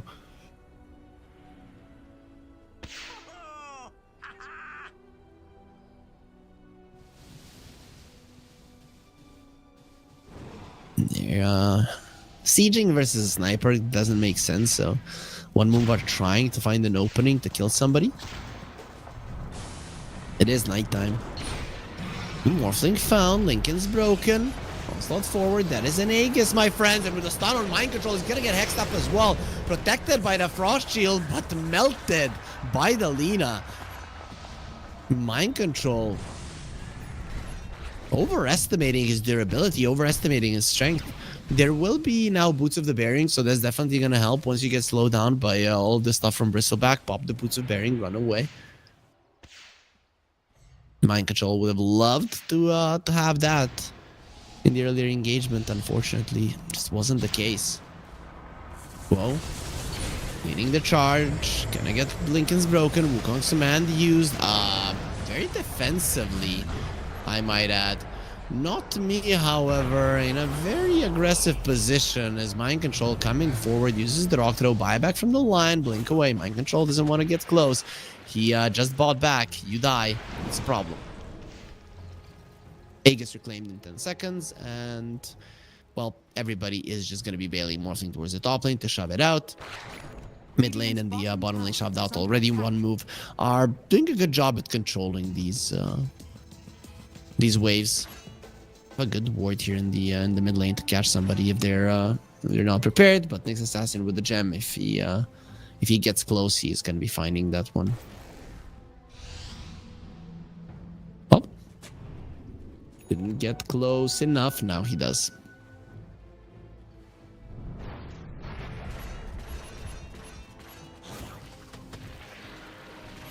Goal lead at 51 minutes into the game. Not that big of a deal. Buybacks are going to be very important if the observer is listening. Give us buybacks. That is what we want to be looking at right now. All of the yellow lines around the portraits. That means that the left side, yeah, those heroes do have buybacks, but we want to see how some of them are to them getting the gold. Mind control, of course, the out of the core is the one that is in the most trouble. Both gold timing wise, but that's usually how it goes. He will have his Aghanim Scepter after he finishes this wave. 4 to 3. You're gonna be picking up some flowers. Nope. You better not. The Wisdom Rune still hasn't been picked up by one move.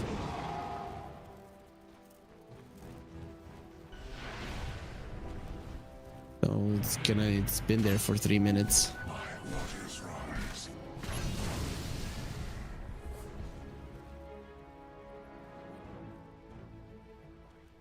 We'll see when they're gonna remember about it. Maybe when they go and, to take the Tormentor, but nope, difference. We'll take it. Refresher on the Lina. Boy, I really want to be looking at this. With the Kayasha, you actually kill somebody super quick. How much damage does his Laguna do? 1143. Then plus 40% because of the E-Blade. Yep. Sorry, somebody's gonna die on the side of Into the Breach. Just with double Laguna, he can do like 3000 damage, and that's pretty much anybody dead.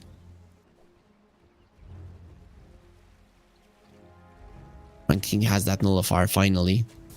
One D blade defensively to be annoying to him.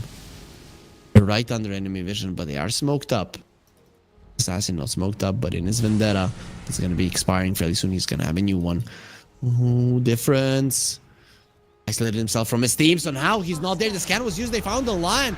Nice blink away. The lion will be fine. Horn now gets himself away there with a Glimmer Cape, with the Morphling coming forward. They know where the sniper is. Now, whoa, getting close. He's inside of the Wukong's command and Boundless Strike of the mark difference. He did delete the Lich. See if that's gonna be good enough. 4 to 3. He does have another Wukong's command. They're gonna get the Hex. 4 to 3 is the Laguna Pop. It's another BKB, another Wukong's command as well. There's the finger copy, tanks it, no problem. Assassinate onto so bad, dealing decent amount of damage. It is a level 25 Primal Beast. Moving forward, needs to be careful, has the uproar if he wants to break the mind control. Gets stopped in his tracks there by the Adaptive Strike, and a couple of more hits will take him out. That's 2 heroes without buyback for mind control. They know he doesn't have it. In the end, did they only kill the lion? Yep. They didn't buy a single hero. One move. That's 2 Wukong commands, and just definitely not placed that well. Buyback from the Nyx. They are losing some of their tier 4s. Actually, the one of the tier 4s might die for one move. Well, that is nice. Lina will defend it for now. However, it is just 1 hit away from dying. They didn't get the full lane racks, only the range racks, which is not the biggest of deals. But another fight won. Bots 2 now on the Lina.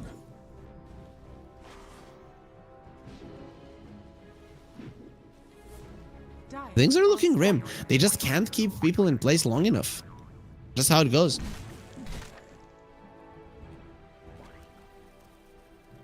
The Bristleback is too big of a nuisance. He has his BKB.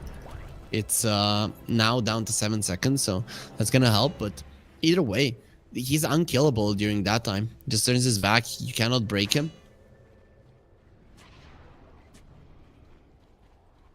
And you, other than the Nyx, you don't really have hard lockdown. Sure, Boundless Strike, Sinister Gaze, but not gonna be using that. And we have seen Mind Control just not be confident enough to just pop his BKB, jump in, pulverize somebody so that he can die. That could be a way to go. I'm starting to think that is the way to go. Just pop the BKB and pulverize somebody, especially now with him being level 25. That pulverize does last for a pretty long period of time.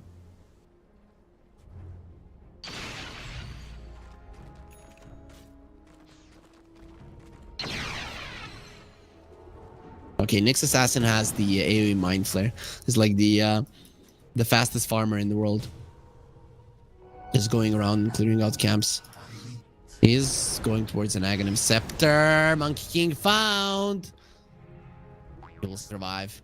Lina didn't have a refresher for quite some time, but now the Nyx Assassin will be able to find him. Look at the speed. Difference is out.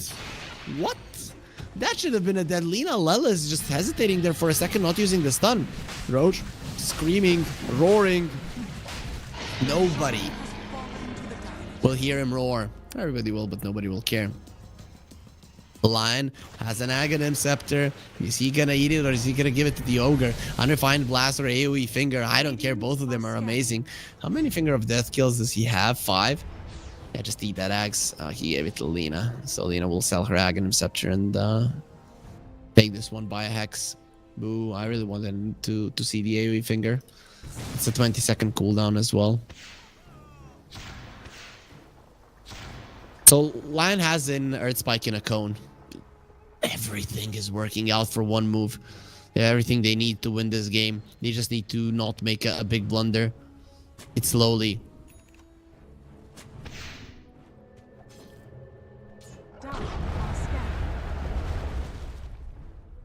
Mind control. He's doing his best to farm his buyback, but that's gonna be some time before he has it. 800 gold remaining. Need to somehow shove out this top lane. Bottom lane is shoved out. That is good from Into the Breach, and of course super creeps in the mid lane are always going to be helpful. Their tier 4 is also quite unhealthy, so both of the sides have tier 4s that are very close to death. Of course, Lich, if he gets his level 25, and he did, but he didn't go for the Frost Shield, provides 50 HP regen. He doesn't care about healing things. He wants the Chain Frost to have unlimited bounces. I'm not sure I love it, especially because he went for the Growing Cold. He kind of made one part of his facet useless completely.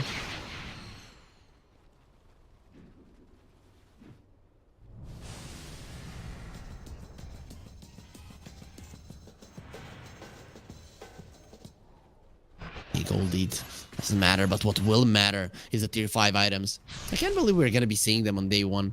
I think that no other games here went 60 minutes. Coming to the day, I was like, yo, Into the Breach are winning this 2-0 easy. Nope, this is not easy, and you know what? They're not even winning at the moment. They are a melee Rex ahead in terms of structural damage, but at the moment they're not the ones controlling things. I'm not sure. Okay, they are out of the map on the bottom lane, so they will be able to get their tier 5s. See if mirror shields are going to be something that people go for. Maybe a Deso for a sniper would be good. Sniper also likes an Apex. Nadirun has spawned and Sep picks it up. Okay, very nice, very nice.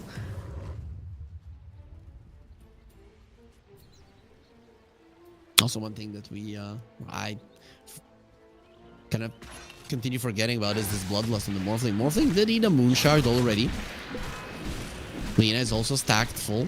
Has 5k gold on top of that, so buyback ready. Morphling got the Deso and the Sniper got the Mirror Shield. Okay, makes sense. The Lion's initiations have been problematic, so you don't want to go up against that. Anything else? Giant Ring on Mind Control. Okay, I love me a big Primal Beast. Seer Stone on Lina. Huge. Anything else? Monkey King farming those items outside of the base. Quite dangerous for sure. As the Trickster's Cloak. And so far, that's it. I'm not sure why there's not any more. The next assassin has an Aghanim Scepter. So if you think that pushing versus a sniper was hard, well, pushing into a Nyx with an axe is even harder. And having the AoE Mind Flare. The Nyx Assassin axe used to be much more powerful when you had the mana burn, when people were coming high ground, because Mind Flare you still need to... Oh, ho, ho! Bye-bye. 4-2-3. Still being too greedy. He does have a mirror shield though, so that's quite solid. Triple S went for the mirror shield. And I definitely like that. As they are going to be pushing. Found the Nyx and goodbye. They didn't care one bit about his Aghanim Scepter. Buyback from the Monkey King. Boundless Strike. Even with the Rock Throw Nullifier. Let's see if they can finish off this Ogre. Copy. Pops the BKB and just the right click. They annihilate him. He does have a buyback. Lich ulti is going to be bouncing around. Ulti from the line. Boundless Strike 4-3. Standing inside of his Wukong's command. They cannot kill him, but the thing is he cannot kill them either. They take away the Aegis from the Morphling. 2 core buybacks, however, that could lose you the game. Lion is going to be coming back. There's the cold stun and Lina from afar. Look at that range. Mind control. Going to be popping the BKB. Another Wukong's man. Going to be used. Lion taken out. Doesn't have a buyback. Wait for him away. They need to run away from the spell. Copy. Force that forward. This time around, he makes sure that the Ogre is dead on the high ground. They have vision. Goodbye. He's just standing his ground. Copy. They have to run from this guy, which is not going to be allowed. Pulverizing the poor Bristleback into the ground as well. He's doing his best to finish them all, but surrounded by 2 enemy cores. That is where he falls. Lina buying back a bit too late to help his Morphling. He maybe needed only 1 stun there, but the thing is that their second tier 4 is also in a hell of trouble. No buybacks on Into the Breach at the moment. So I don't think they have the guts to force things out right now. Bounty.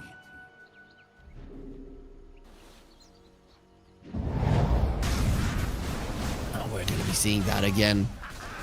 We're just seeing the end of the fight with Copy just doing whatever the hell he wants. What really does back a punch? Guess what? Copy has a rapier. He hasn't assembled it just yet, but it's there. It's there. It is level 30. Monkey King is level 30. Anybody else? Morphling.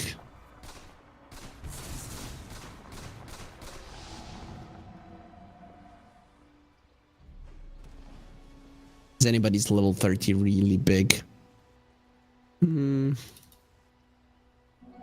Lina right clicks and don't really care. Doesn't really care about. Man, look at the range of this LSA. It's so dumb. I think Searstone. He can just hex from what he can hex people from. Yo, observer, can you just hover over the hex, please? Just put your mouse on the hex, the site of ice of the Lina, so that people see the range. Don't care. Just hover over the site of ice with the mouse, so we see the range. It's not even in the on the screen. That's how big it is. Pretty much as big as the screen. Now even bigger. Huge.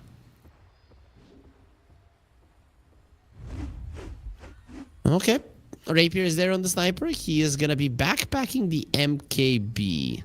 No, I would advocate for selling it, but considering that the Morphling might buy like a late game butterfly or something, then you just want to have it just in case. And maybe inside of a fight, it's better than a Mjolnir. I'm not sure.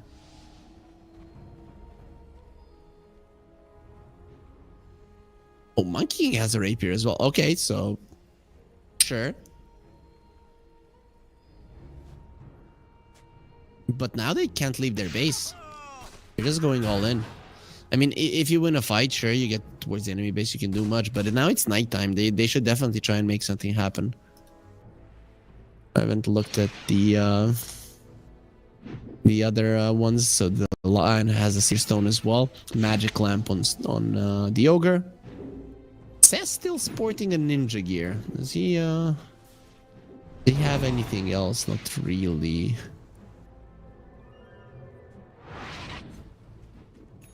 He hasn't even used his tier 5 token.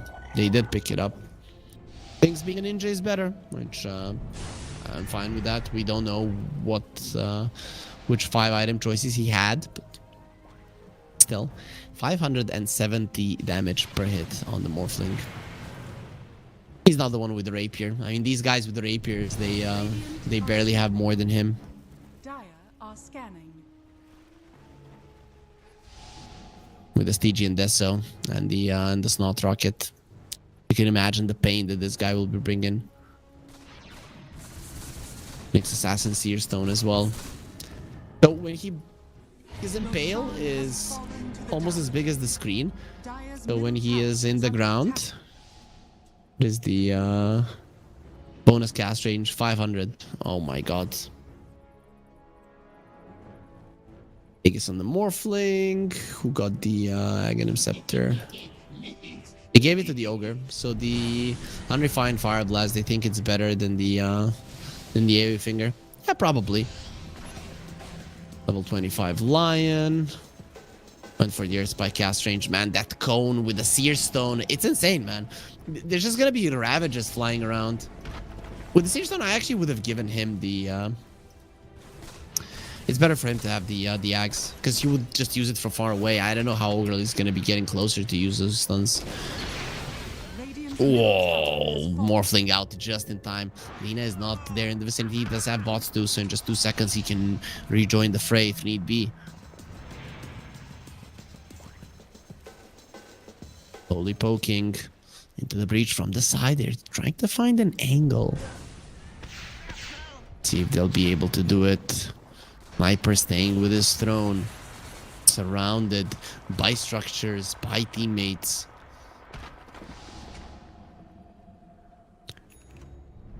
At the base, they're under vision. Assassin, he spotted the ward. He's the one with the gem. They don't know about this. They'll be finding so bad and very likely taking him down. Stun from afar from the line. E-Blade trying to finish off. The Nyx Assassin will be able to do this. He has to have a buyback. Pulverized foe. Loses his first life. And now the Wukong's man. They're going to be waiting for it. Bundle Strike is there. They're going to have another pulverized onslaught forward. Laguna Blade, the Monkey King still living through it all. 4-3 trying to escape. The Morphling will not allow it. The Scoppy standing his ground. That's... They're not going to be taking away that rapier. He doesn't have a buyback on the Monkey King for quite some time, as Woe uses his mobility to get himself away. Rapier on the deck. Yeah, it's still on the ground. Monkey King can just send the courier to pick it up. Nope. They're going to give the double rapier to the sniper. He has 1,000 damage per hit. He is slow. He doesn't have movement speed, but man, does this guy hit hard. He doesn't even have the Daedalus, and he's just going to be hitting 1,000 per hit.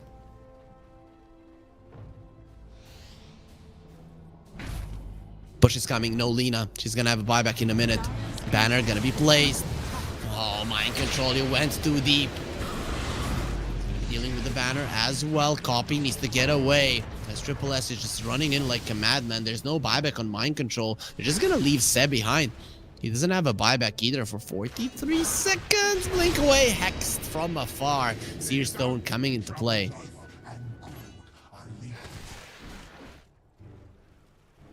Okay, he is gonna have his buyback, and Monkey King has his buyback as well. They did force out one for the from the bristleback. And not ideal, but still okay-ish. Mind Control will have his buyback in 5 seconds, and Lelis picking up some nice money there with the bounty runes to make sure that he does have the money as well. Nice. So they're all gonna have buybacks.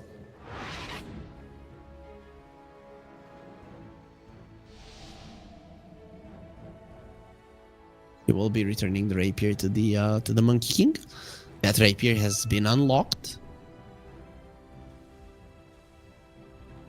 Okay, the Morphling is coming in. Scan was used. They know he is there. The stun, he gets onto the high ground. They don't see him. Seer Stone didn't help. No misses on the high ground. That is a no buyback glitch. Mind control. He just came back. Blinks in. Pulverize. Onto the Lina. Would be nice if they could bring her down. 4-3 has his own BKB. The Lion will escape. Wukong's command didn't form in time to stop his blink. So only one Wukong's command available. No, not only one, not even one. He doesn't have the refresher. Where's the second rapier? What's happening? Okay, both of them are on the sniper. Focusing on the Raxes. They're all together. Lion coming in with the stun. This is what we were talking about. It is so strong. LSA connecting as well. Copy. Standing strong with the double rapier. Destroying the Morphling in mere seconds. He wants to run. They're not allowing it. Okay, no problem. I'm gonna kill you all. But the stuns. Everybody's just dying to them. They cannot move. Rapiers are on the ground. Somebody needs to pick them up. 4-3. He has one. Lelis, he's going to be protecting the other one. And Lina has been found with the Polarize. That's going to last forever. Smash that Lina into the ground. He does Laguna himself through the mirror shield. Without the Bristleback, I'm not sure if they can fight. He has been the main hero of their lineup for so long, being the one that is just giving vision, giving info on what's going on in those fights. And then everybody can just act upon that. So many AoE stuns, everything connecting, and in the end, the damage was not sufficient. The sniper living through everything. Okay, now, again, both of them do have rapiers. Lion buying back already.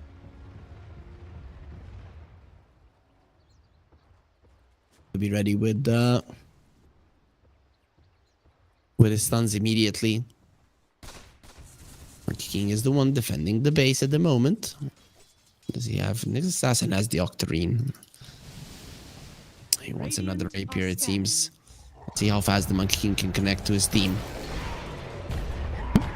They will be finding a lion. That's a dieback. Pretty bad. Lelis gonna be burrowing himself down, and the sentry and the ward were placed already. Oh, unnecessary death. After that kill on the lion, they could have ended this game. But Lelis, he makes a mistake. One that could cost them.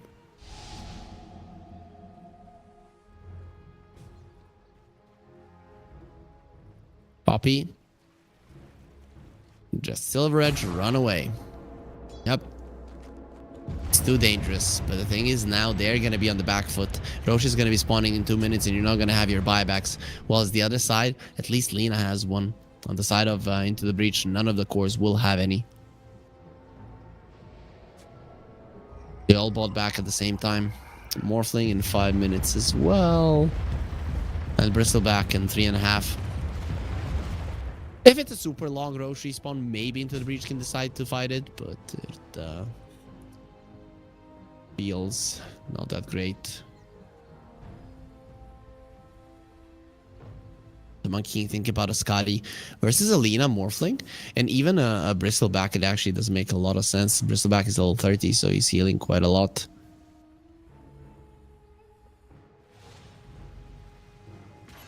I still haven't seen this unrefined Fire Blast. I definitely would have preferred the Lion getting it. Getting the Ags. It's again going to be a dire side Roche. Who would get the Ags on the other side? I'm going to assume the Monkey King. His Aghanim Scepter is quite strong. I'm surprised he doesn't have it. Or maybe you give it to the Lich if you think that it's necessary, considering that he does have a refresher. So double Chain Frost, double Ice Spire. You should be looking out for that as well. Money to burn. So many big spells, so many big items in the fight to look out for.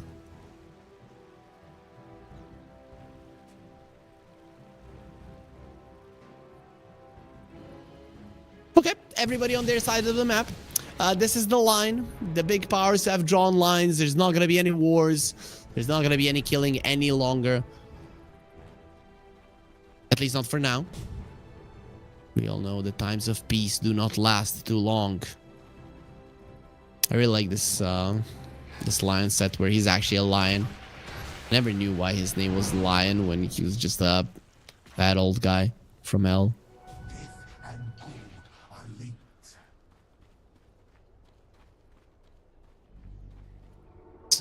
Next assassin. Moving, he has to have a vendetta.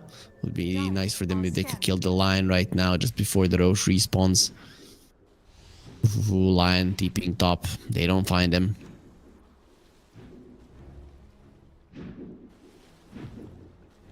In a minute, there's gonna be a wisdom rune to steal. For 30 level heroes, not really something that you care much about.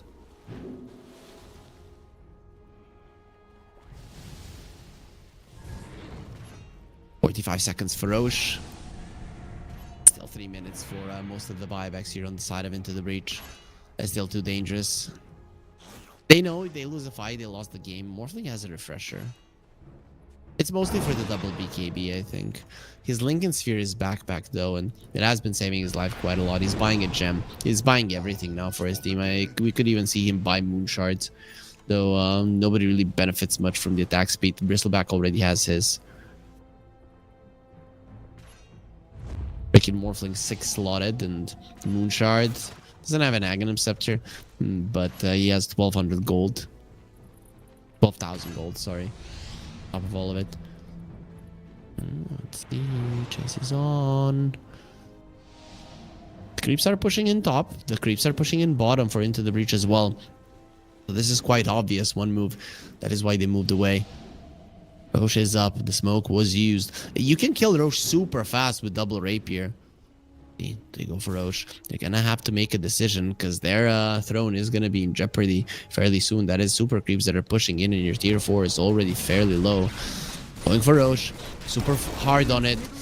That is an 80-minute Roche, so he's quite tanky. Into Roche. Stun onto the 4 of them. They don't know. Lucky for Into the Breach that they don't know that the Ravage was connected, as they are trying to kill the Bristleback, and they might just be able to do it. Morphling standing on the high ground. The Boundless Strike. It is not enough. He's still alive. The Wukong's command the Monkey Warriors. They can't do it. They lost the Sniper, and they have maybe even lost this game. 4-3, standing inside of his Wukong's command. Those Monkey Warriors are his only friends, because two of them have been lost, but the Lich kills Woe. And that was post-mortem. 4-3 gets himself away. The next assassin has a buyback, and look at the creeps almost finishing in the throne. Playing the Roche, not easy without the Morphling, but not impossible either as well. There will be a buyback on the Sniper. Who got the Rapier? It's on the line. Okay, so nobody significant got the Rapier, but at least the Sniper doesn't have it. Monkey King, he has the Rapier, then buy another one. He's thinking about the Abyssal Blade, has 10,000 gold, but he wouldn't have both the buyback and the Abyssal Blade if he went for it. Bots 2 on the Morphling. Even with that, he's gonna have the money for the buyback in 45 seconds. And it is back up.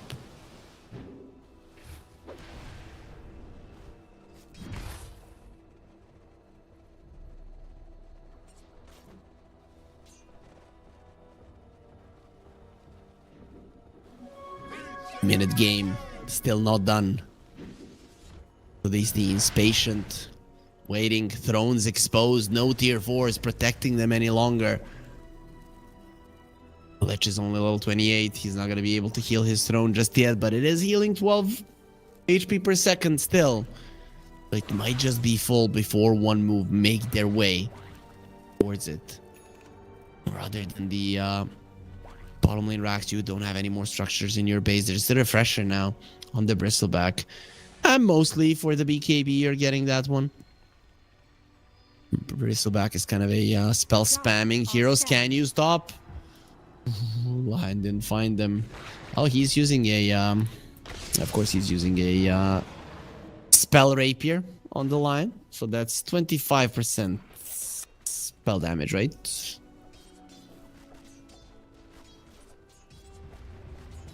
Quite huge.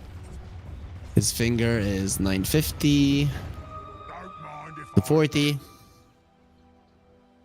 1200, and then 25% on top of that, more than 1500 for his finger. And he does have an Aghanim Scepter. Finally, they gave him one. So imagine what he can do. Lich will have his refresher in 40 seconds, so he might be able to kill somebody alone again.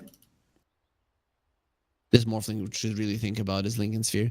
If the Lich jumps him and puts down the Ice Spiral ulti, Sinister Gaze, and can do it again, it's gonna be a problem. I understand he does have a BKB, so he's not gonna allow that to happen, but what if the BKB is down?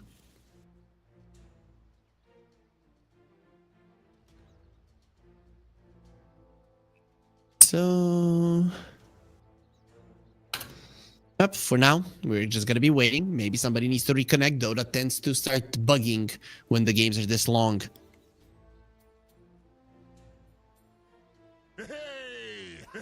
Any big items coming out? We have time to look at that. Not really. Like, everybody already has the big items. Ogre has a Hex. Okay, that's quite huge.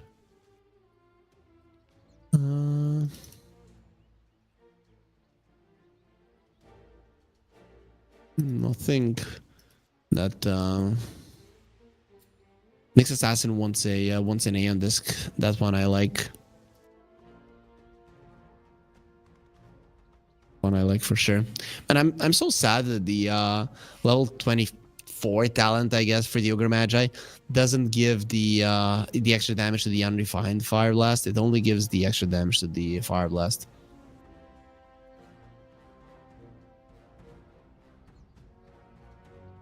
So I guess unrefined Fire Blast is what? 150 plus 1.5 Ogre strength and damage. Ogre has 176 strength, 1.5. What's that? Like 250, 60, 260. That's actually not half bad. 410 damage, around 400 damage for the unrefined Fire Blast, and 490 for the normal one. And it's 5-second cooldown on the unrefined one. Says set go. One move they said go when ready. Maybe they have them muted, so that's why they said it. Okay. We are back. We are back. 80-minute game, 53-46. Gold lead, 44k. Nobody cares. Buybacks ready on everybody apart from the Nyx Assassin. The line will have gold in no time. One magic rapier on the line. One normal rapier on the Monkey King. Sniper has money to get another rapier, but then he wouldn't have enough for a buyback.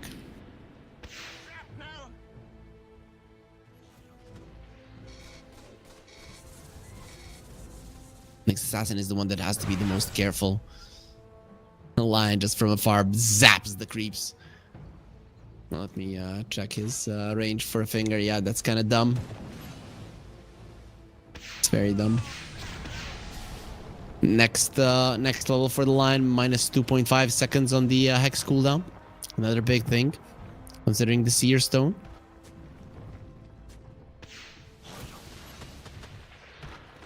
Do you have any Seer Stones on Into the Breach? Yeah, they do. One on Lilith. Pretty big, right, for Division as well. Oh, now it's daytime. Whoa, love to go for Mind Control, but it's a tough guy to bring down. Pretty tanky. Bell 29. Slow down. Has the uproar if need be. You probably don't want to use it. There's the stun to break. Nice stun from the lion. Enough for the bristleback to survive. Assassinate from afar. Didn't really care much about it. He's the one with the Aegis. And the Ogre just getting those fire shields on everybody is not me. Looking for an opening. The pokes are continuing. But he needs to deal with that midway from afar. The Nyx Assassin continuing his annoyance. Morphling jumps in. Has that swift blink. There's the second rapier. Monkey King. He assembled it. So probably wants to use it. A lot of people would just have a backup rapier. No backup rapier. That is for cowards. Just puts it in his inventory. Monkey King, 1011. That 11 very important damage per hit. Who wants to be on the receiving end when he's on the receiving end of a stun? Turns into a tree, a nice pink tree. Looks like a Sakura.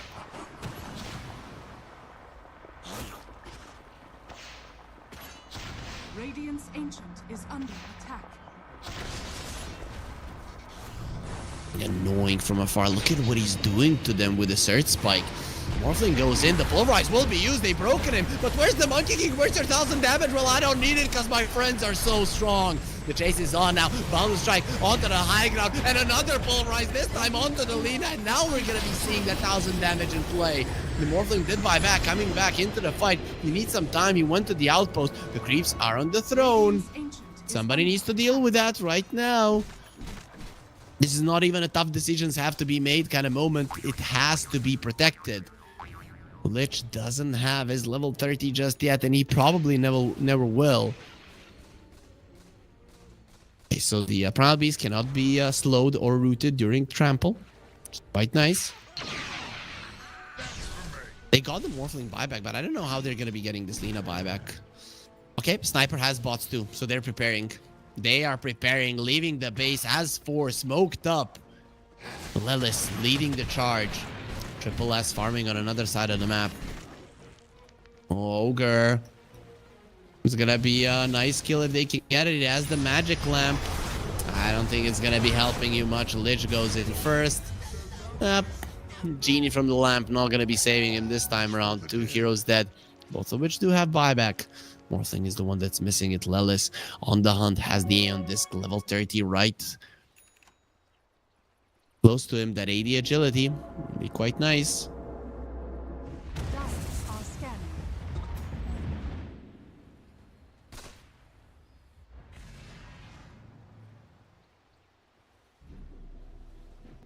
Thanks. In Vendetta again. He cannot constantly be in it. Does have the Octarine core. I mean, even if you don't, you can pretty much have it all the time. But you're gonna have the scuttle more often, which is great. He's not hurrying to get that level 30. I guess no E-Blade, right? So, but if he does that 80 agility on the next assassin doesn't mean all that much any longer because he's not an agility hero. The armor will be nice, of course.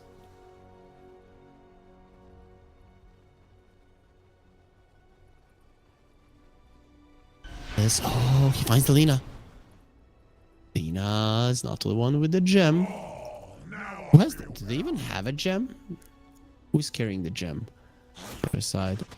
No. Both gems are on are into the breach. Okay. Still kind of spooky for Lelis. He's giving a lot of info to his team, but hasn't been able to do much with this info. 20 seconds until the Roche. He's just farming there with his solar flare. There's the level 30. How much armor does he have now? 34.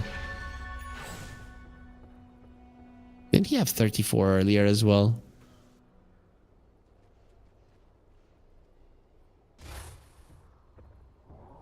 Maybe not.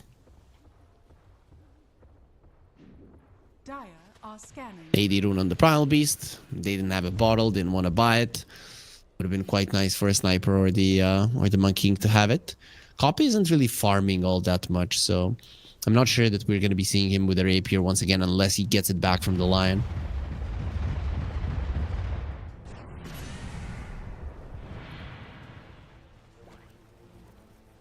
Smoke from the other side. They want to set themselves up for success for the Roche. Lelis! What? And the Monkey King jumped in as well? Maybe with a scuttle he can run himself away. Nope. Not gonna be happening. They found him, they kill him. I have no idea what that was. Really. Like literally just running in like a crazy person. They returned 1 gem right now. How did they see them? Sure. Not sure how they saw the next assassin when he was invis there.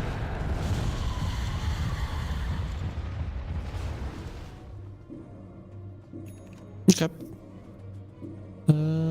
Okay. They had the gem on the ogre, just that now they have the extra gem.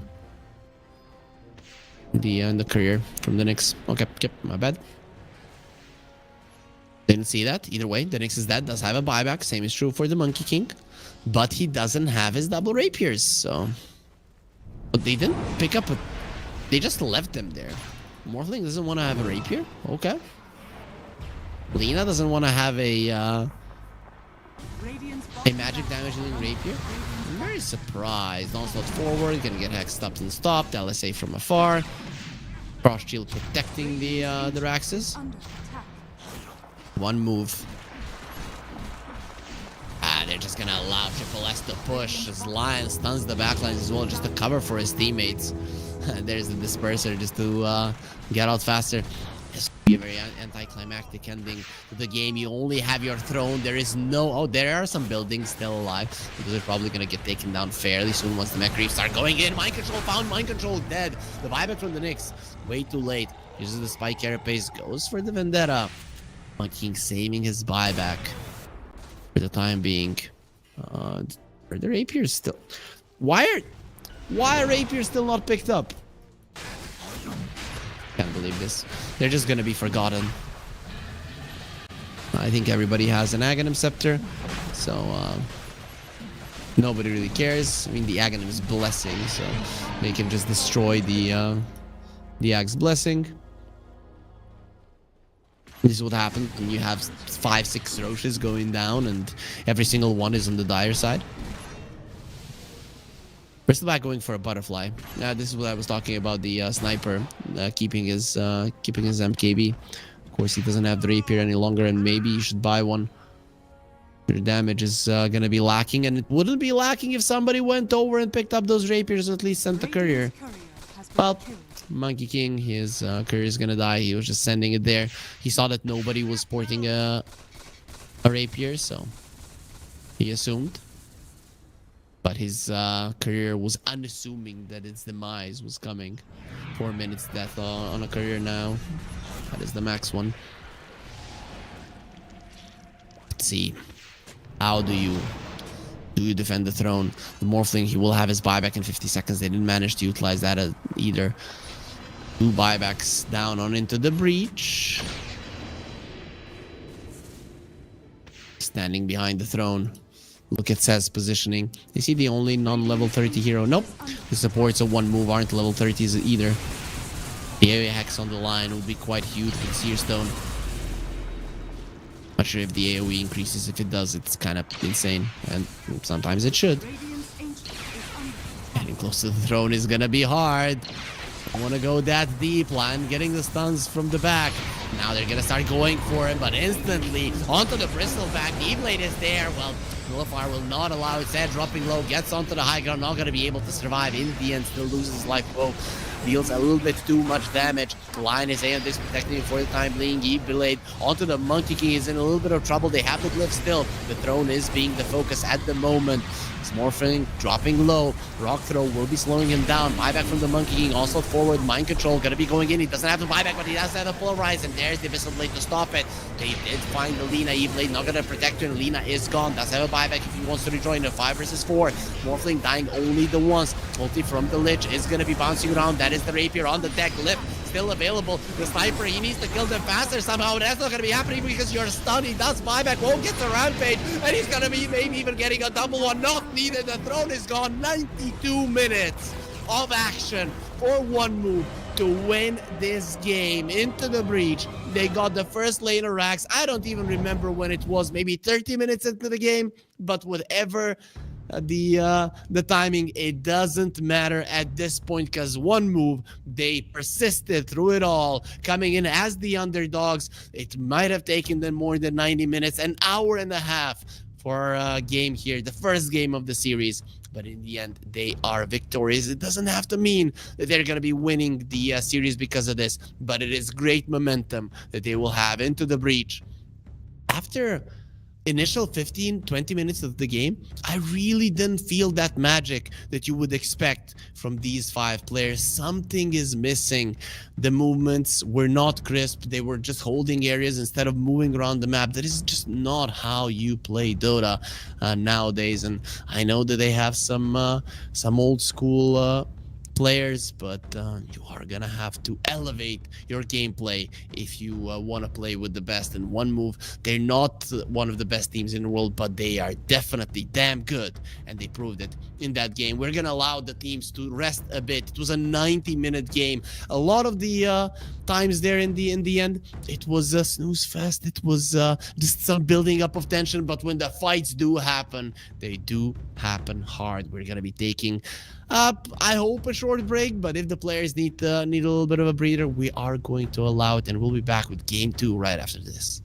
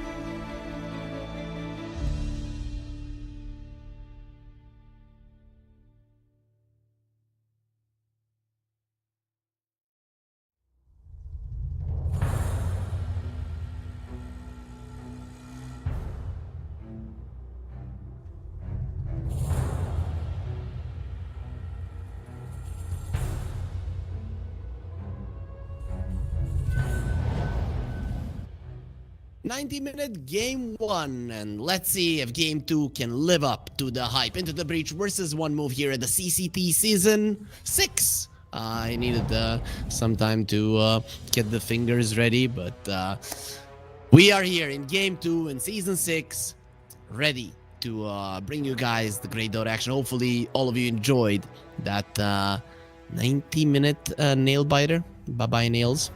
I am throwing them any longer. It's I destroyed them. Just kidding, guys. Just kidding. Beautiful, freshly cut nails. See, like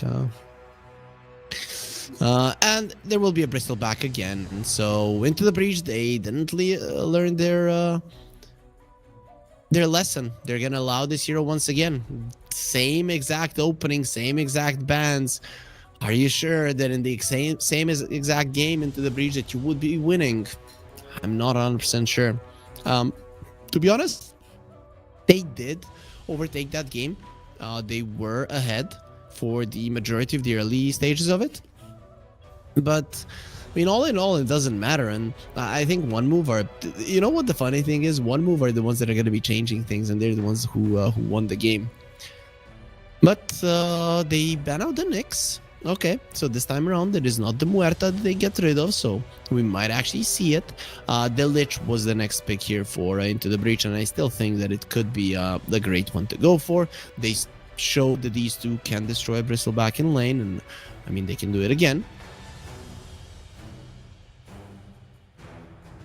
Invoker ban. Lich, yes, no. Muerta, yes, no. I guess you want the Muerta, because if you don't get it, then the enemies will.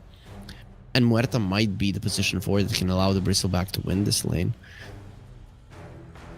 They go Lich, so Lion or Muerta, which is it gonna be? I actually like Muerta better than the Lion.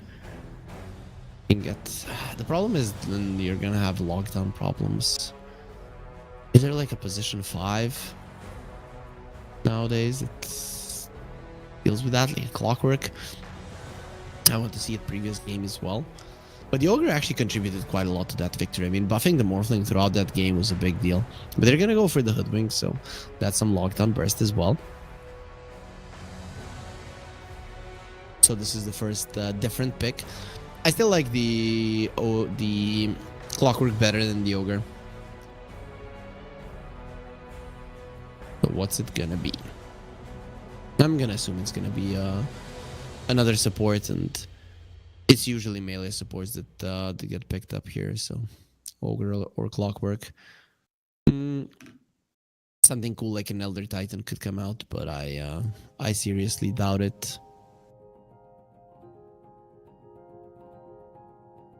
But they're taking their sweet time. No, they don't want to rush it in just yet. Okay, so they have some purge for the Frost Shield. Generally, Enchantress isn't that great right now. A lot of magical damage heroes are being played, and you just kind of die. So I understand the opening up the map earlier. Something that one move couldn't do in the previous game is get a tower for like 20 minutes. I still remember talking about them just spreading their wards across the entirety of the map instead of just controlling one side, so that they could get the tower. And we get a Shadow Shaman. Some teams love this hero, some teams just completely skip it. Some regions love it, some regions completely skip it. I'm a big fan of the Shadow Shaman. The foul play is so cool. So now you have pretty nice single target lockdown, which the Bristleback in general hates dealing against. You see Bushwhack being used, and you know that you're pretty much safe to do whatever the hell you want. We are gonna see a Night Stalker. Pretty solid, right? If you have a Shadow Shaman, one thing that you always want is good vision, right? The Night Stalker, he brings that to the table. So what's the play now? What's gonna lane well? Did you go Morphling again? I wouldn't hate it. Terrorblade, no. TA maybe? If you're gonna play the Snot Rocket, Bristleback, a TA wouldn't be half bad. It's actually a very nice hero if the Night Stalker starts running in, to be able to just stand your ground and push him back. I'm just a little bit afraid of what the Shadow Shaman would do. Because he's gonna control you so nicely. Maybe you're better off having like a stun hero. They go Pango. Okay, that is actually a lot of chaos in a fight. Helps versus a Shadow Shaman for sure. I'm fine with it. The problem is that they might just send the Monkey King to the mid lane against you. And Copy isn't very well known for winning the lanes, but he knows how to nope, I guess we can assume that there's gonna be a Monkey King carry again, 4-3. He played a solid game, and they also did crush the Bristleback. I'm not sure if you would have another position 1 that will do that well. But you never know. You really never know. Let me see what Copy has been playing in pubs recently. Let's do some research. Invoker Ember, Huskar. He has been playing a Huskar. Okay, you have to ban that one out. Not gonna lie. You have to be afraid of that hero. Last pick is for Into the Breach, so other than the sharpshooter, you've got nothing versus the guy. Plays Lina, but I still think good chance they give him the monkey as well. What about the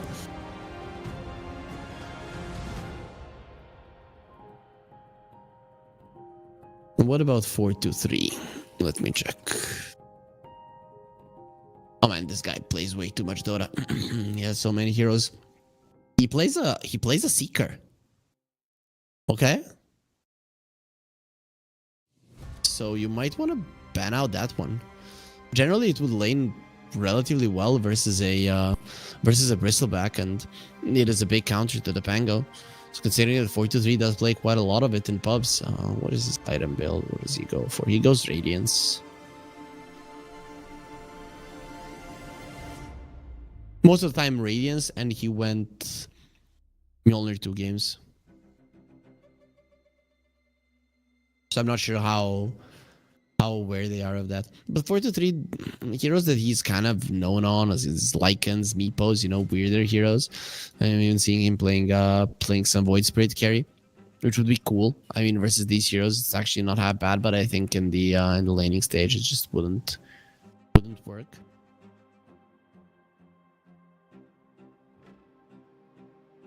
Either way, what is one move gonna get? They most likely need a carry. They're expecting this to be an offlane Pango and carry Bristleback, and they pick up a Seeker themselves. This is solid versus the Night Stalker. He uses the Night to instantly rupture him, and your supports don't have to be afraid. It's actually pretty cool. But I don't know how well it fits into their lineup, right? If you look at this lineup, Bushwhack is the only stun that you have. Sure, you have Rolling Thunder, but that's your ultimate. What happens when it's on cooldown? Sure, not that long of a cooldown, but still.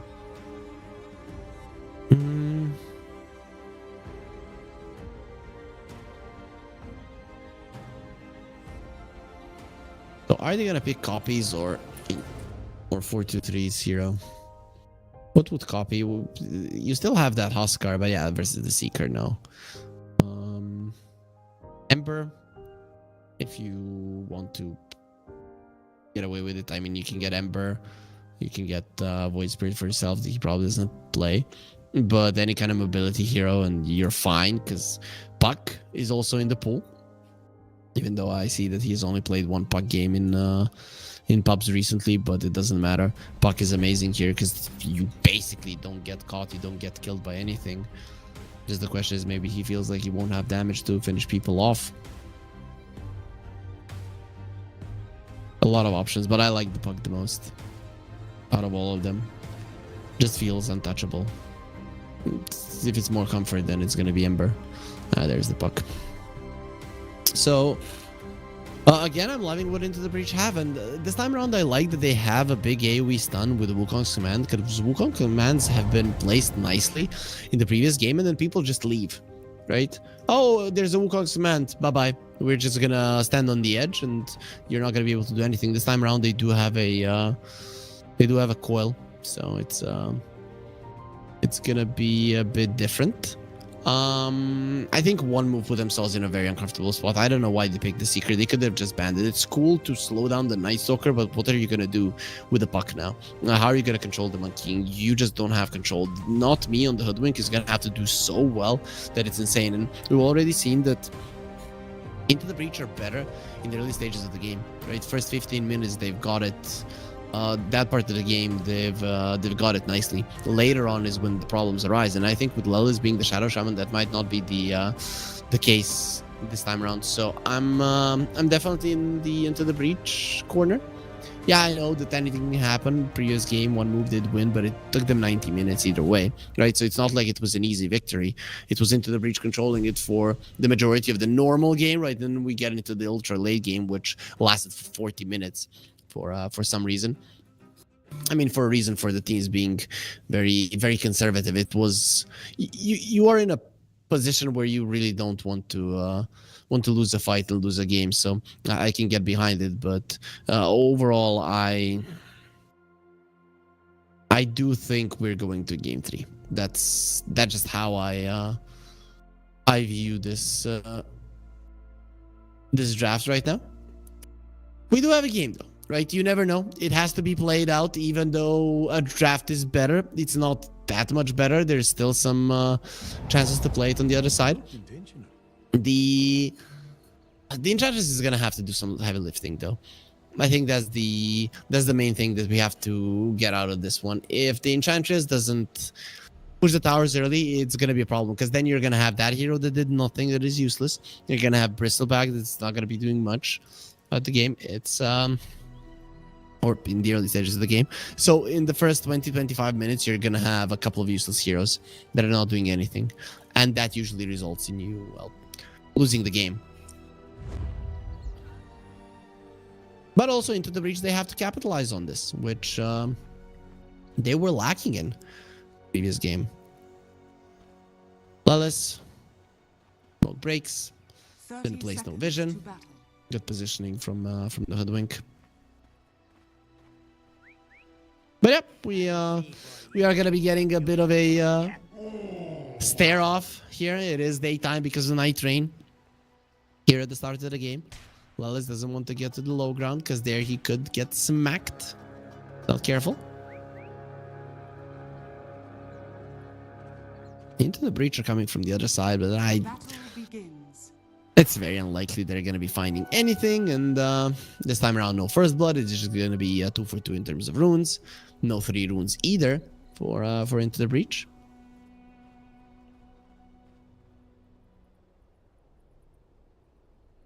If Mind Control or somebody close to him is going to be listening to this stream, please Mind Control, put Mind Control in your game, in your name again. It just sounds cooler than MC. Right? Mind Control with all of your capital letters, stuff like that. It's kind of looks better, not gonna lie. So do it for the ladies, man. Up mid lane, Puck versus a Pango. This is usually melee heroes win versus the Puck. The way that this matchup is played, Puck harasses, Pango CS's. That's it, right? And then we'll see who comes out ahead because of that. At the moment, both of them are missing a decent amount of creeps. But once the Puck gets level 3, level 2 orb is when things can change. This Puck looks like a bee with this set. And Puck, in a way that he talks and how nice he is, he actually might be a bee. Bees are so cool and nice.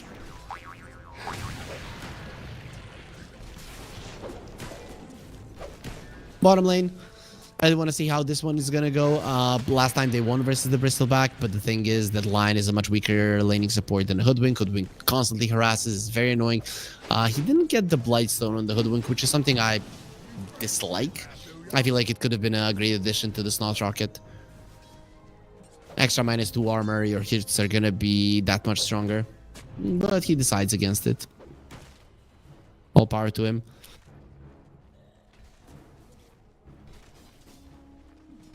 Monkey King is a high armor hero though, especially early on. 7 armor. Level 1 is nothing to laugh at. If you are one move in this game, you want as much harassment on the side lanes as possible so that the Seeker is going to be strong. But at the moment, nothing like that is happening. That's why Into the Breach are trying to make the lanes as passive as possible. As I mentioned, 4-3 does play Bloodseeker, so he probably gave a little bit of pointers to his team how he thinks that the laning stage should be played. Because that is something that can really be a problem sometimes if a Seeker smells blood like from this puck who's getting dove by the Pango. It makes a difference.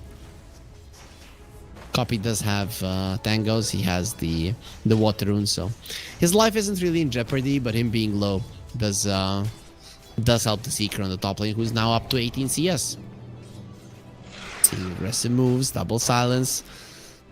Bloodright is such a strong level 1 spell. 70 mana, no, 90 mana. Okay, it used to be 70 mana, but 90 mana, 115 pure damage. Oh, it's magical. I cast Dota. I think I'm in Dota for like 10 hours a day. And then even when I'm not watching or whatever, and I cannot keep up with all the changes. I just can't keep up. I think nobody can keep up, and that's kind of annoying, right? We're gonna be like League of Legends players who know like 3 heroes and that's it. Just kidding, it's never gonna come to that point in Dota, but still.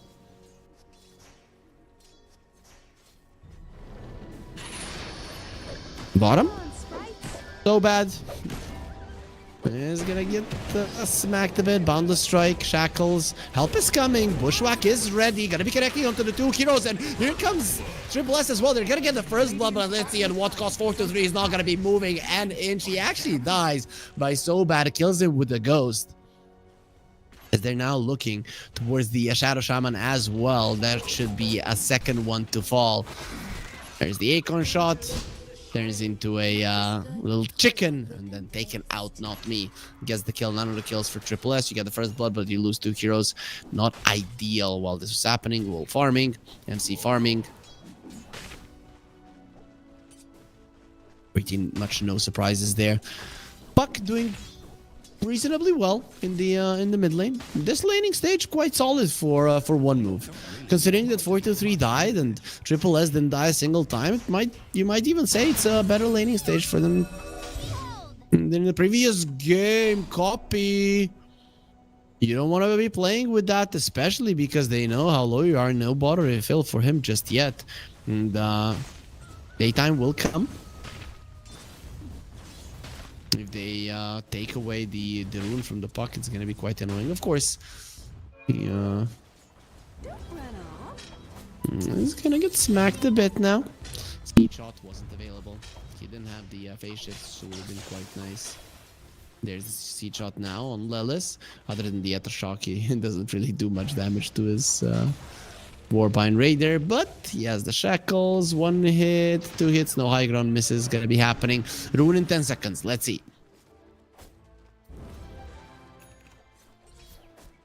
Wildwing Ripper taken. Copy. Very unlikely that he's gonna be able to control this rune. There's the Hurricane. Lelis is taking a hell of a beating. He does have a healing Lotus, but the thing is that you cannot run. You can run, but you cannot hide. He's gonna heal himself up with the Shackles. This one's him low enough for the thirst. It's still not there. One more hit. Lelis hiding in the trees. A Night Stalker is coming, but let's see if he's going to be able to help him. He's going to heal himself up. Healing Lotus is going to be used. One from the Night Stalker TP out. Not going to be happening. The Seeker is going to be quite fast because of this. And what was the first rune? We didn't follow it. It's an AD rune on the Pango. Solid to have if he can make a rotation. We'll see if that's going to be happening. But even in the mid lane, you connect your spells on the puck and he's going to be in a world of hurt. All three of the cores, one move, are topping the CS chart. Network chart, not so much, but the biggest difference is between the mid laners. Pango coming out ahead. Puck didn't manage to get that much harassment in to be able to equalize this lane.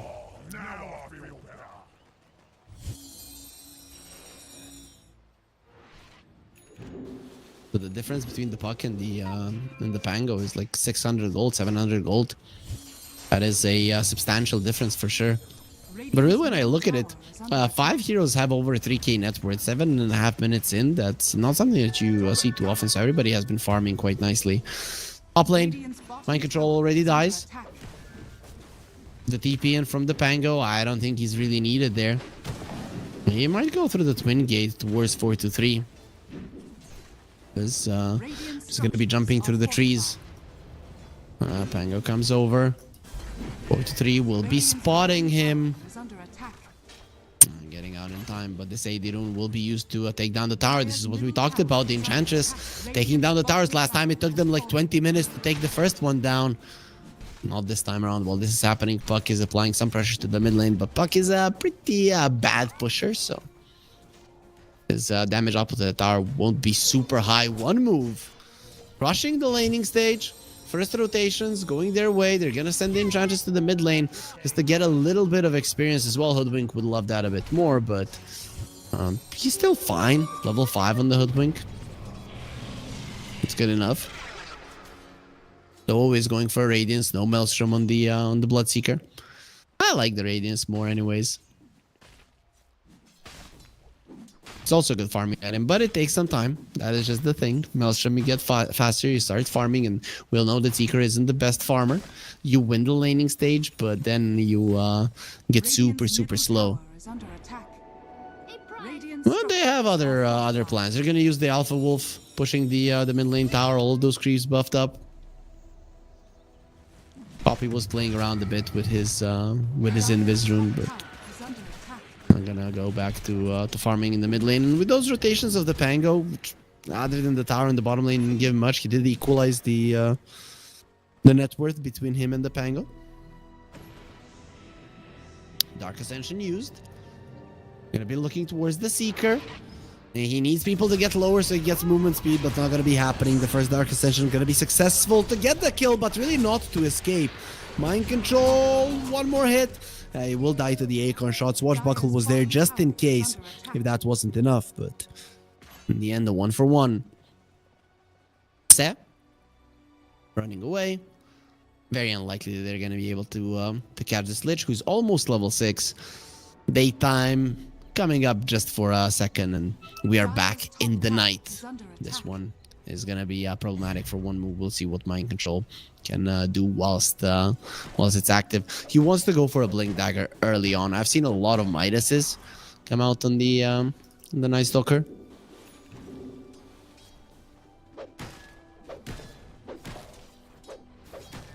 But no, not going to be greedy. Monkey going Maelstrom. Puck, Witchblade, of course. There's nothing else that you want to go for. Radiant's top tower is under attack.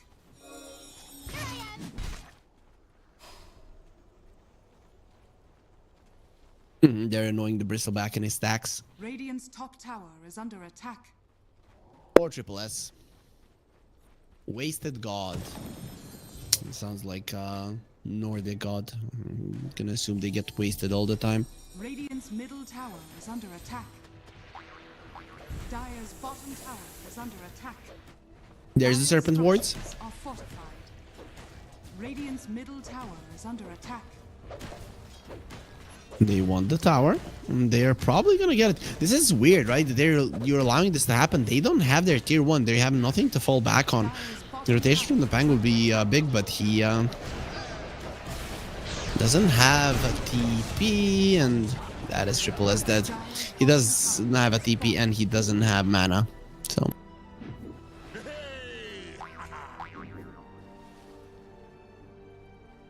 we're seeing the early mid game. It's just that into the breach they're better there. Oil was used in the mid lane. Dark Ascension now as well. Mind control, stunned up, slowed down. Found the strike. They are gonna be finishing off Not Me, and Mind Control gets himself away. Barely. He still gets out.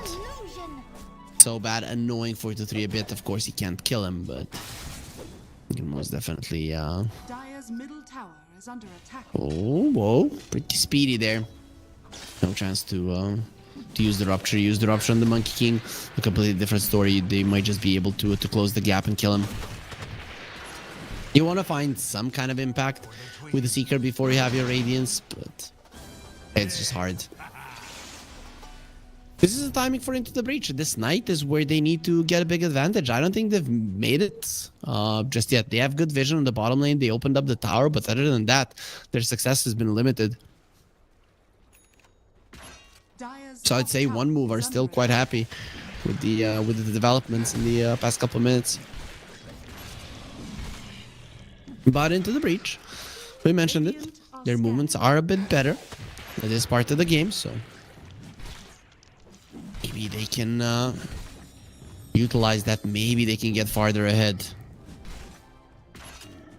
It's definitely going to need to. The Diffusal Blade on the Pango is going to be finished fairly soon. That is the real big item for them, as well as the Witchblade on the Puck. So both of the mid laners are going to have their damage dealing items. Matter how Copy got smacked in the lane. Quite nice. So bad. Caught in the jungle, shackled up. Whenever somebody's isolated and the Shadow Shaman is close, you're just gonna be locked down for too freakishly long. Radiant's top tower is under attack. Radiant 3 points in shackles, that's 3.6 seconds, 4.2 on the last level. They want to steal the Wisdom Rune, and they still have that ward. Bristleback is also half HP set, level 7. Triple S, he needs to get away from these creeps, but he didn't get away, so the bounces of the Chain Frost will be coming in. Double bushwhack. Does he get the Wisdom Rune? No, Lely stole it, but you went too close with the Rolling Thunder. You're not in a good position. Here comes difference to show you what he's got. 4-3 wants to get away from this one. Seg gets a double. He did run down, no, not me. And there's the double shield crash. Found the strike as well. You're inside of the Wukong's man. You need to get away from it. These Monkey Warriors are not playing around in the Puck, joining in on the fight as well. They separated each other. They didn't have enough to finish down anybody. If they just focused on one target together, maybe it would have been different and you could have ran them down, but not this way. With the AoE damage, they tried to kill everybody. In the end, they get nobody.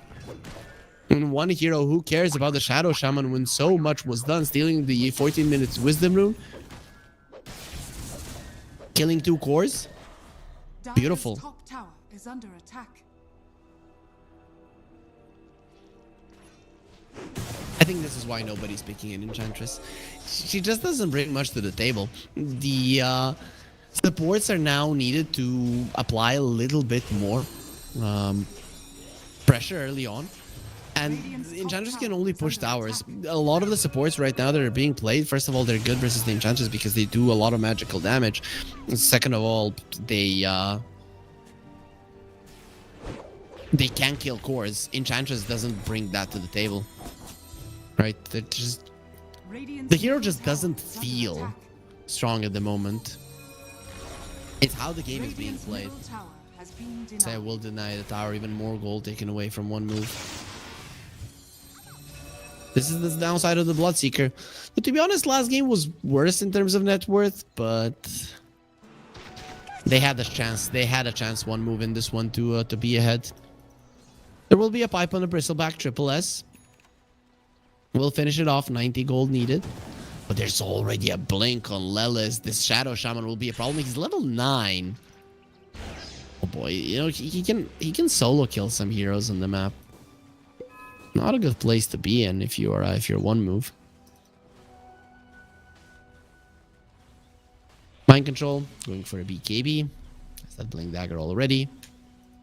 Puck will have his blink in no time on top of the Witchblade, so Poppy doing quite good as well. Monkey King, S and Y on the menu. One of the, if not the most popular item in Dota right now.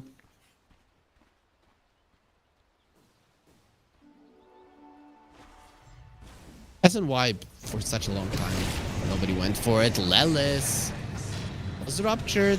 Gonna get the shackle, healing up a little bit. There's the chain falls, busting around with the boundless strike. They won't move. Difference goes for the rolling thunder and just dies. Surrounded by 5 monkey warriors. Not Me is gonna be next on the menu. They're hunting both of the supports, and with the nice stalker vision, they're most definitely gonna get him. Copy gets the kill with the coil and just enough lockdown to finish off so bad as well. 4-3 goes for the boundless strike. He was annoyed by the attack speed slow and wanted it to stop immediately. Finally does get it. That's gonna be 4 heroes dead plus the tower taken down. You've only lost the Shadow Shaman, and it is a small or insignificant price to pay for such a huge victory. They need to be careful not to get close, and now we're seeing just this downside of the Seeker. I don't know why they picked it. I think they picked it just so that the enemies don't get it. I just hope that they didn't use their bans and like, oh guys, they can pick a Seeker, this is dangerous, let's just get it, let's just deny pick it. I just don't think it fits into their lineup. He does have a Radiance now, which is nice, but before he gets the BKB, he's just a goner every single time. Let's say he had the BKB there, of course, it's way too early, but he has the BKB, kills the Shadow Shaman and started to fight. The Rolling Thunder comes out. Completely different engagement. But right now, it's a 5k gold lead for Into the Breach, so the damage, a lot of it has been done. And somehow supports of one move are always underfarmed. Their cores are actually not in a bad spot. They're okay-ish. But their supports are always poor.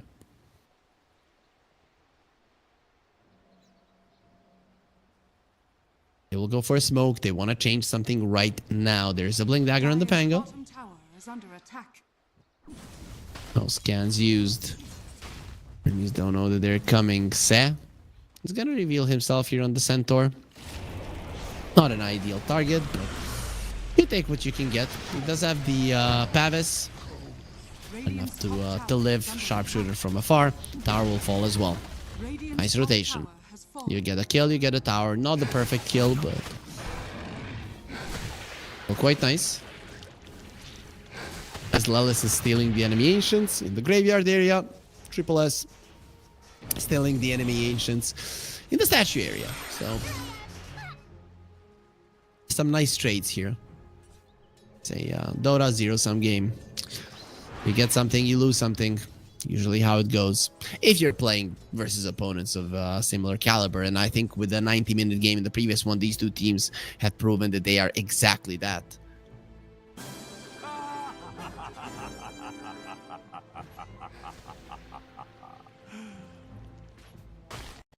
Might keep TPing to the mid lane. He doesn't have his SNY just yet. Smoke was used. Dark Ascension at the ready. Mind Control doesn't have his BKB either, so they just want to pick off. Maybe the idea is to get this mid lane tower down. But it is nighttime. Whoa. Didn't want to get caught. Very good positioning for so bad to tank the smoke. Dark Ascension used, Pango found, and Pango killed. Dark Ascension there just to make sure that nobody's coming to help, as they will be finding an extra one. It's so bad taken out. Chain Frost, of course, who's there to speed it up as much as possible. You get a smoke, you get 2 kills, you get a mid lane tower just before your big items are going to be coming out, your SNYs, your BKBs. They're looking towards the Seeker. He needs to get out of there. Well, he is going to be getting out of there in a body bag, though. Not the way that he wanted. Triple S DPing in. He does have a pipe, but it is on cooldown.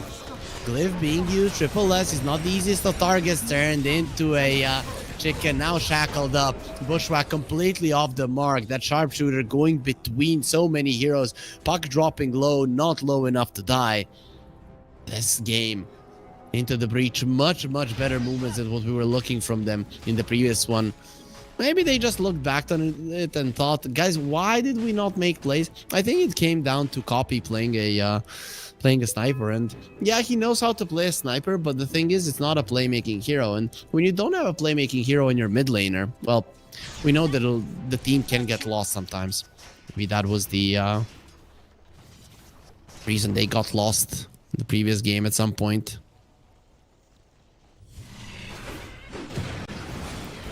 On the strike. We are gonna be finding the Seeker and taking him down. Woe is gone.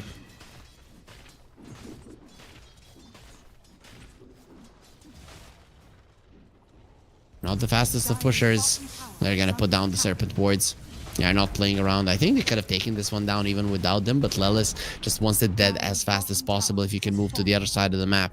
It's gonna be huge. They're looking towards the Tormentor.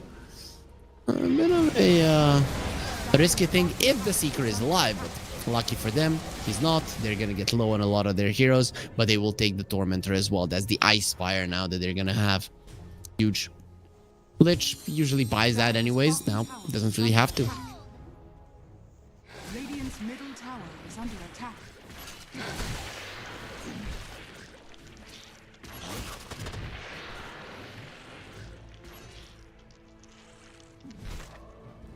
Bless.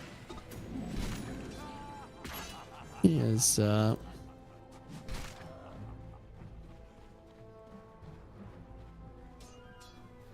being to farm quite nicely. The thing is, 12k gold behind this part of the game, a problem. All the big items are there for Into the Breach. Even if you get this BKB on the Seeker, and sure it's coming, I'm not sure he's going to be able to stand his ground, right? BKB of the Night Stalker, if he's not ruptured, he's just going to smack you as well, and I think he's winning.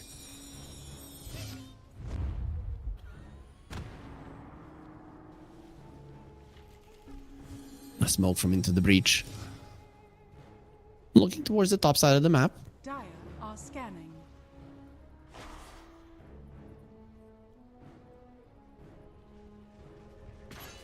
Nobody to find just there. Hoodwink TPing out as well. Nice dodge. Oh, Seeker. Is he gonna get caught again? TPing out. The creeps are dying from the Radiance. He gets out just in time. Dark Ascension. Oh, he knows now just how close to death he actually was. But finally, a very nice dodge from one move. They haven't had a lot of those. That's why the score and the gold lead is just so heavily in favor of Into the Breach. They will use the Dark Ascension to get the Roche, though. Let's see. Will they be dropping the Serpent wards? Lel is coming over. Yeah, he doesn't hesitate with this at all.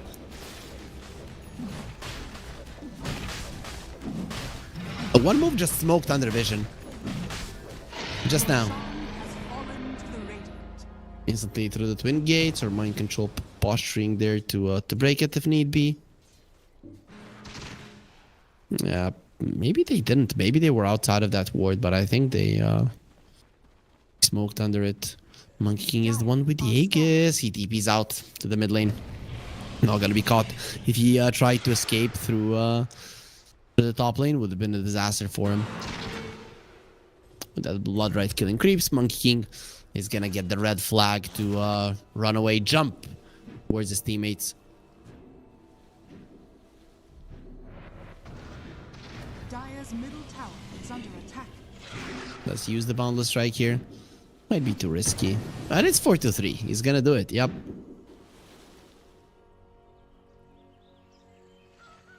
What is he buying next? He I think he got a shard, yep, and now wants Satanic, so not even thinking about a BKB, for a good reason. Why would you get it? The Slot Rocket can be annoying, though. But if the Lich, who has the drums, gets the Boots of Bearing, which he will, then those slows won't really matter. Yep, Boots of Bearing, done in 1,000 gold. Not super close, but one more good fight with the Chain Frost that gets a kill, and fine. Smoke from one move. Triple S, he's the one leading the charge. Nobody's really following him. They did spot the Lich. That could be a nice pickup for them, but other than a position 5 kill, you are not getting anything. There's the Sharpshooter, turns around with the Chain Frost, rolling Thunder forward. Triple S is taking a decent amount of damage. Say somehow still alive, and you're rolling through the Wukong's command. Finally, they kill him. Dark Ascension being used, BKB as well. Mind Control is the first one.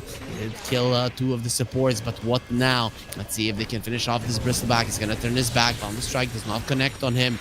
His teammates are not in the vicinity, and maybe they should be, because they're taking way too long to kill him. Maybe a Seeker could make something happen here, but they've abandoned him. They've abandoned their buddy completely. Seeker not wanting to do anything with that fight. Didn't have the BKB any longer. He was happy by killing the support. So in the end, it is going to be another victory for Into the Breach. Still, they are the ones with the Aegis. It is Dire's middle tower losing is under time. attack. More and more. Still another 2 minutes on it. So Into the Breach will be able to utilize it. At least a bit more. They only took down one tier 2 so far. Not the greatest of pushing teams, so they're probably just looking to hunt. Their lineup feels like, you know, like those Ursa lineups. We just want to kill you. They don't really have an Ursa on their side, but you get the idea. And Bloodseeker is going for an SNY, then into an Axe. So we are going to get a Blood Mist at some point in this game.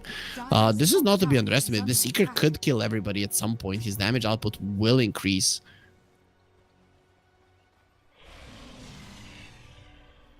Still, I don't know how they deal with the puck. We kind of touched upon it when One Move finished their draft, that they're Dire's top tower gonna is have under troubles attack. dealing with any mobility mid laner. Dire's top tower has fallen. Obviously, even with him not having the greatest laning stage now, he's 5-0-6 and not looking to go down anytime soon. There's the Agonisms on the Pango. So even more the AoE damage output.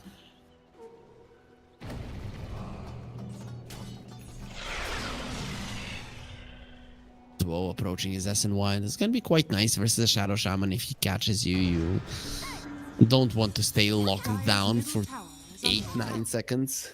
Radiant's bottom tower is under attack. Too much.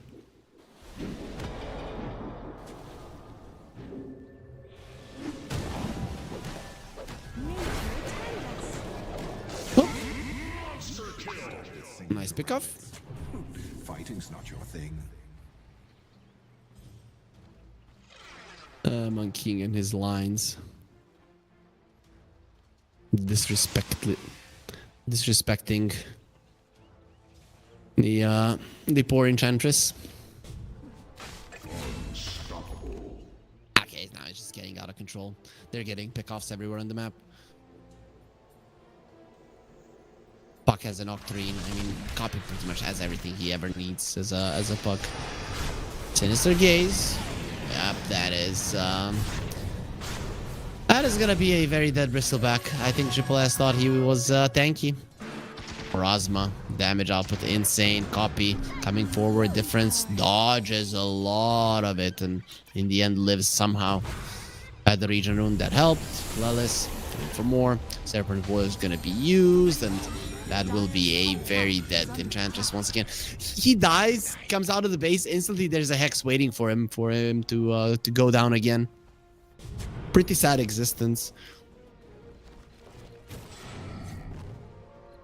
And while this is happening, this Lich is just bringing out new items. He just bought a Vlad, so he decided not to finish off the Boots of Bearing. I don't know how I feel about it. You know, the Monkey King doesn't have the BKB, so I would love the Boots of Bearing, but he sees the pushing problem, I think. So there's a Nullifier on the Night Stalker. Dire's middle tower is That's under for a attack. Pango, I guess. Nobody else cares much about it. Dire's middle tower has And One fallen. Move are in a very, very bad position right now. Much better performance from Into the Breach. They got mad versus from the previous games, so now they're not playing around. Here's the series, there's the Hex, Mr. Gaze. That's your tankiest hero. Yep, that is your tankiest hero now, just being taken out.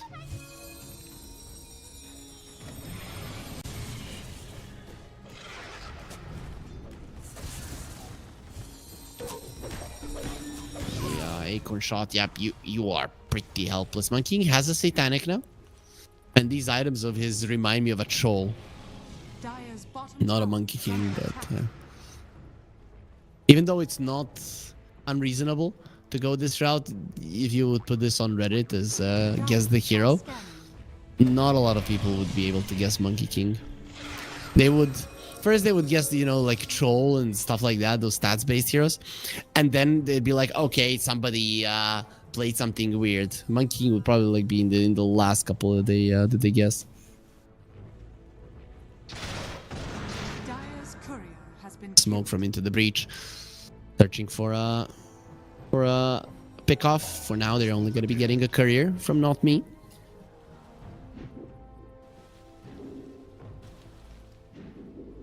Radiant's top tower is under attack. 4-3 going around the map, jumping around, thinking he's going to be finding somebody. It's not going to happen. It's a TP away, one move. They're smoked up, but at the moment, it doesn't seem like they're going to be catching anybody. They have to get out of the base, get some vision down before the Roche. That is going to be in a minute, but maybe they catch the Monkey King. This could be a way back into the game. If 4-3 shows himself, Boundless Strike, they know where he is. Dire are scared. How do you catch him? He's out. 4-3, he smells something. Oh, they've been off the map for way too long. Lelis, is he gonna drop the Serpent Wards? There is a glyph. There's the wards. Copy. He's inside of them. He's probably gonna leave now. Tower cleave doesn't work on the Serpent Wards. They're just leaving this one. The tier 3 will get annihilated, but the Serpent Ward, somebody has to help it right now. Dire's middle tower is under Poppy getting closer. Get a couple of more hits and we'll be able to take it out. Coil onto the two of them, going aggressively. And already he's getting the kills there with the Aghanim Scepter. Seb, it's too deep. He'll get taken out. It's out of the Wukong's command. The Monkey King standing his ground. Whoa, he cannot fight, especially not without this BKB. The backdoor protection kicking in, but another wave of creeps is going to be coming fairly soon. And again, the Enchantress gets close, but the Puck too strong. Doesn't finish him off. Cape protecting the Enchantress for the time being. Push continues. Copy with his Parasma. Oh, he wants the range axes even through the Crimson Guard. He will be able to get it. Nope, Triple S says denied, but it is still going to be super range creeps going through the mid lane. Some people will be looking at this thinking, oh, it's the same as in the previous game. They're getting a laner axe mid, blah, blah, blah. No. This time around, into the breach, much, much stronger. Much better idea what they need to do. Beautiful, beautiful gameplay. This is what I expected from them.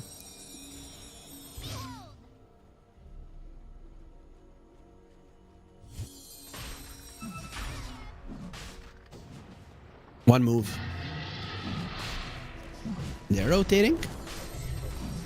The Roche did roar. Are you gonna be there in time? I think they will. Dark Ascension is available. Satanic used. They're taking too long. They did find the Lich. Roche is dropping them. Doesn't look like he's going to die. The Lich is dead. They're not focusing on it. Copy has been found. There's the coil and broken by the Pango. Thing is, you're just gonna die. You need your ulti to go off. You will buy back. This is the way for them to come back into this game, win this fight, get the Roche. Whoa. That's an Aghanim Scepter getting that shield up. Triple S pushing aggressively, giving vision. He knows it. 4-3 is in the trees. Copy. Go for him. Gonna get ruptured. They think they can kill him. Blood Mist has been used. Copy gets the blink away. Rolling Thunder difference. Won't be finding the Monkey King. Daytime will come right now. No more Dark Ascension. Roche did travel. Buck is the blink away. Copy just playing with them because they have no lockdown, no stuns at all. Even the one that they have is dead. And now the poor Enchantress is gonna be left. Why am I not playing a hero that has a Hex, a stun, or whatever? It is a sad life to live, but they will get the Roche. At least something getting that away from into the breach will save you at least 5 more minutes of this game, or maybe if Copy doesn't just murder everybody over and over again, because he's approaching level 25, that Pango. And his Rolling Thunder, he hasn't really been using it to much success, but now it's gonna be a disaster. You get the Dream Coil Pierce's debuff immunity, you have the Aghanim Scepter, the Pango is toast. Nice bushwhack to stop the shackles of Lelis. He does have the foul play, but still goes down. Chain Frost gonna be bouncing around. There's creeps. Gonna be fine for now. Going through the Ice Spire. Whoa, let's deal with it first. No, has the Rolling Thunder back. Strike 4-3, threatening with it, gets it off. Nothing major, they're not gonna be going for this fight. Did the puck get 25? Yep, he did. Copy. 8-0 and 10, level 25. Finds the Pango. Yeah, Glimmer to protect him. Has the roll up. He'll be fine. So without the coil, now is your best time to fight. You have the Aegis. The enemies don't have the coil. That is their biggest spell at the moment for sure. Despite the Dark Ascension being available, it's now or never. But you can already see that Into the Breach are in a more defensive position. And immediately one move, two of their heroes on a ward. That is going to give a lot of confidence to Into the Breach to do whatever the hell they want.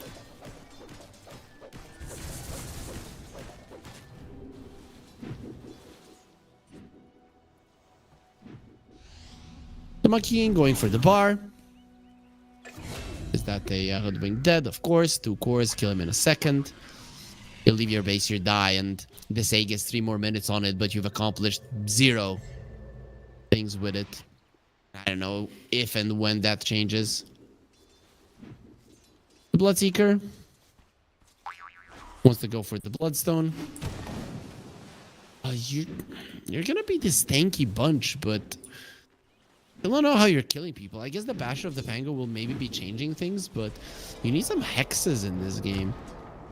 There's an Orchid on the Hoodwink, I guess, right? That helps you versus the puck, but he doesn't really care. As a region in the bottle, it would be a bummer now if he had an Illusion Rune. I'm gonna assume the puck is gonna be getting... Okay, he wants the Wind Waker. Oh, he's gonna have a way to deal with your little Orchid. Axe on the Shadow Shaman. Pretty greedy item, but still. That's actually quite strong in fights as well. Sure, for pushing, but in fights, if you get together, the Serpent Wards will hurt you. There's the Bloodstone on the Seeker. I guess with that, you can run inside of a fight and not really have to pop your BKB. Mind Control, speaking of popping BKB, he has to go for his. TP out, will be successful. No Basher on the Pango just yet. Difference hoping to find somebody in the back, and his hopes will quickly turn to dust. Smoking up from Into the Breach. They don't have the BKB on the Night Stalker, but they still want to fight. Let's see if they can find the Seeker. One hexed changes things. He does have the Aegis, however, so he's definitely not the greatest of targets. But guess who is? It is the Spore Bristleback. He pops the pipe. Doesn't change a damn thing. Dark Ascension has been used. Rupture onto the puck. Yeah, it doesn't care. Nobody cares about your Rupture. He will be bringing down the Seeker. He does have the BKB, but he's not gonna have any friends. Even with the BKB, you can just use it to BKB TP out. He's not TPing out. He breaks the coil, and now he's fighting all on his lonesome. Gets the 1 kill. Not trying to run away. He's not gonna have that movement speed forever. They see him very clearly because of Dark Ascension and get the connection with the Boundless Strike. GG being called. Nothing else left to give. 1 move. They fought like hell in game 1 and got the victory, but in game 2, it was all Into the Breach. Took them 40 minutes just because they're pretty crappy at pushing. Everything else done perfectly. 37 kills, pretty much a kill per minute for Into the Breach, while 1 move. They remain helpless for the majority of that game. And this is the Into the Breach that we want to see when we have Mind Control in a team with a lot of players that played previous DI. Then we have 4-3 and Se. No, the Mongolian duo from Secret. This is what we want to see, right? Oh no, actually it was Kisco. Didn't say. Either way, these 2 guys are amazing. You know, Team Tough players. Team Tough was a tough team. Either way, though, it is gonna be a 1-1 Into the Breach. Definitely getting their momentum right now. 1 move. They need that game 1 magic back. Are they gonna have it? We'll find out after the break.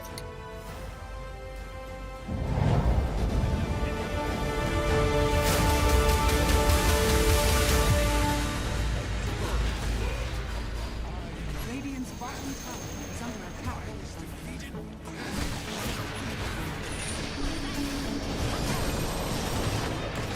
Dire's bottom tower is under attack.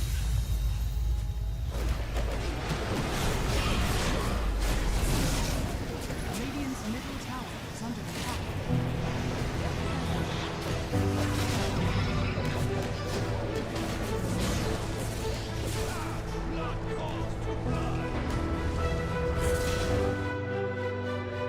Radiant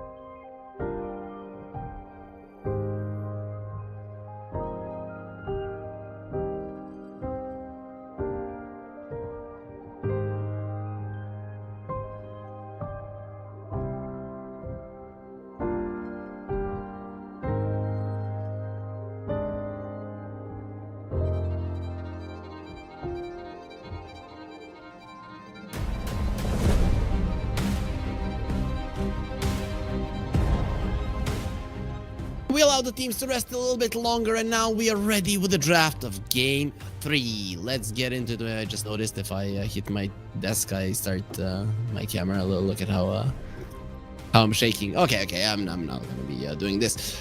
Production, give us the draft so that I don't have to be punching my desks to seem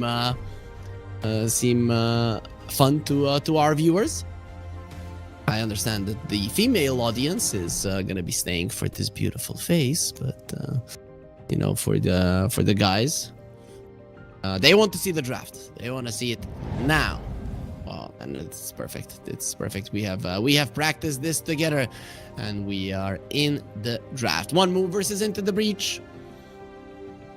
The bans completely the same, but there is now a difference. Into the Breach this time around are going to be on the dire side. They were Radiant twice. Now that does change. One move first pick, Into the Breach second pick for them. Interesting that they are they choose second pick. I'm gonna check. I don't know. I wasn't picking. My bad. I'm gonna assume so, right? Because have second pick in Dire, right? So first pick Radiant for one move. That is something that a lot of teams would kill for. This is what you like to see. This is what you like to see. Something a little bit different, not just a classic. We're Radiant first pick, you're Dire second pick. We are Radiant second pick, you're Dire first pick, but something a bit different. And there it is.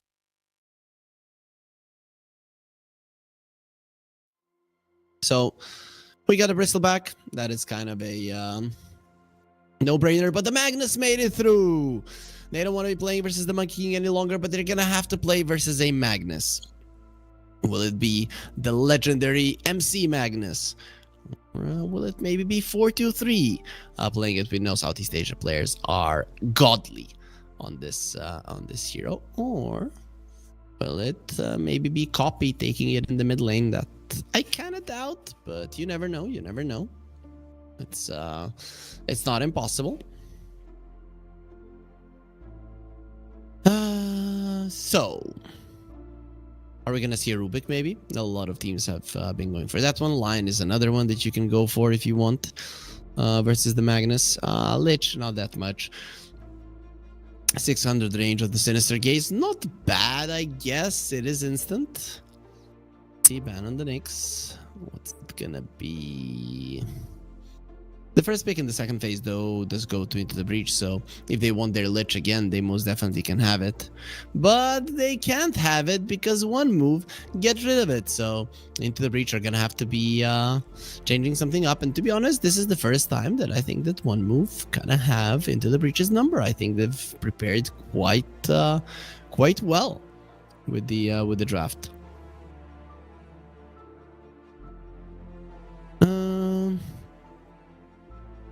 Into the breach, what do you ban? It depends on what they want to pick, really, right? They might even pick a core right now. Then double support on 16-17.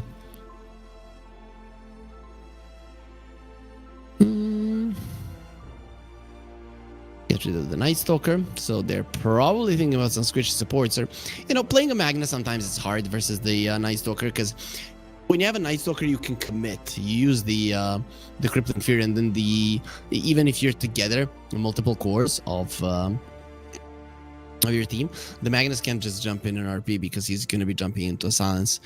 But yeah, maybe they're protecting the Magnus, or maybe they're protecting their next pick. You never know.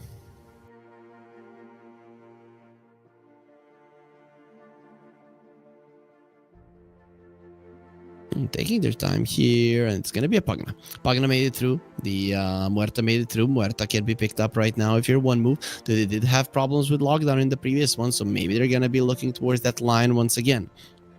Now you're not laning versus the Monkey King, so you don't really need a super strong laner. So I guess the Lion might do. They go Shadow Demon. Solid versus the Pugna. There's the Clockwork finally.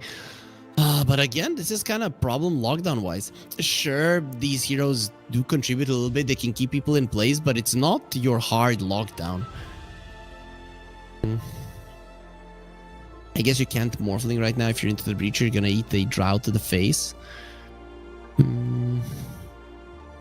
don't care that much about a Drow. Maybe just pick a Morphling and like a Tusk or something, and then you know that you're gonna have ways to deal with the Drow even if it does get picked up. I wouldn't hate something like that. A 4-3 is up for the Morphling.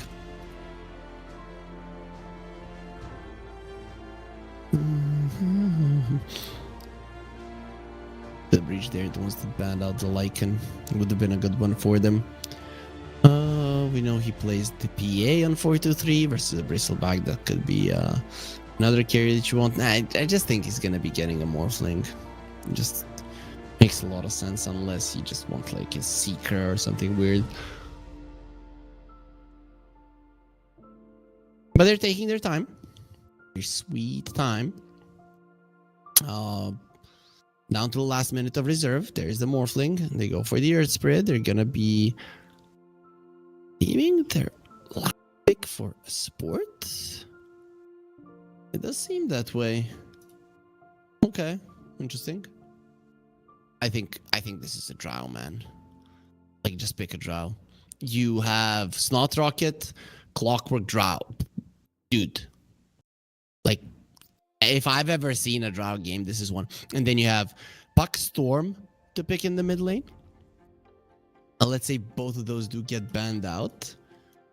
What could you get to have some solid lockdown in the mid? Tiny is not half bad. Yeah, you're fine. You're fine. You have at least three heroes to put in the mid lane to do well. Please pick a Drow. Please, one move. Come on. Do not be cowards.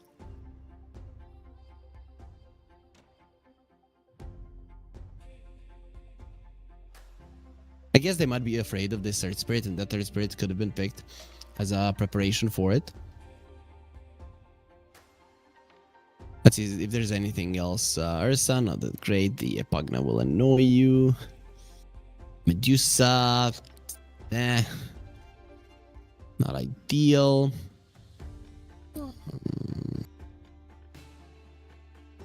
TA, no.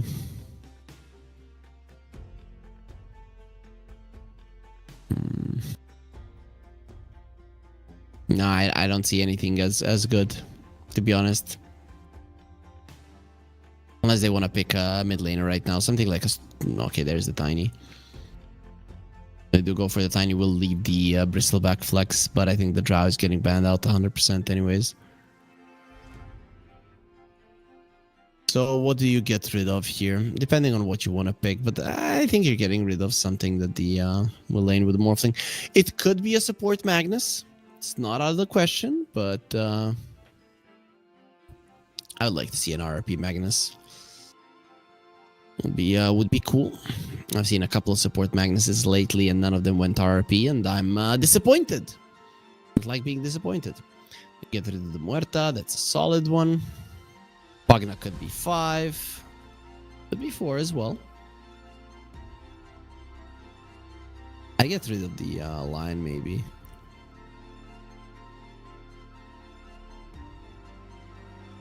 Maybe Hoodwink, no.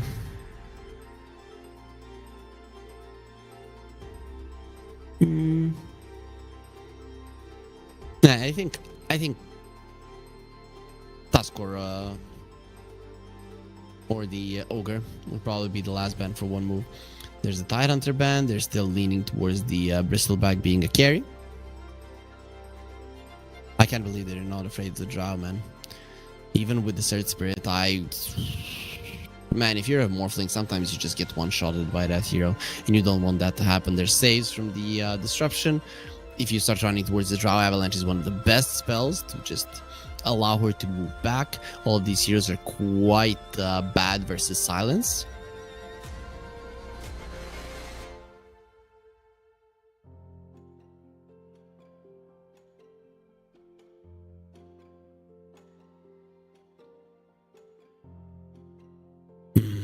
Waiting with that last ban.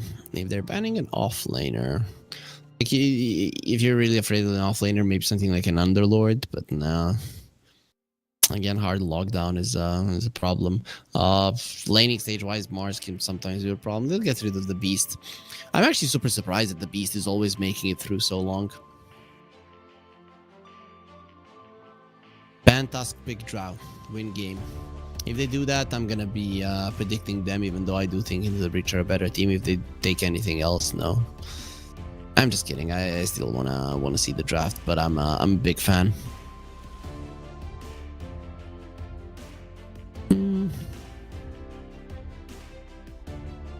Oh boy, it's already 20 minutes to 9 CET time. So the last series was at the start of the day, scheduled to start at 7 p.m. CET or 19 CET, right? It's already approaching 21. So they ban out the Shadow Shaman, expecting the Spugna to be position 5. Okay.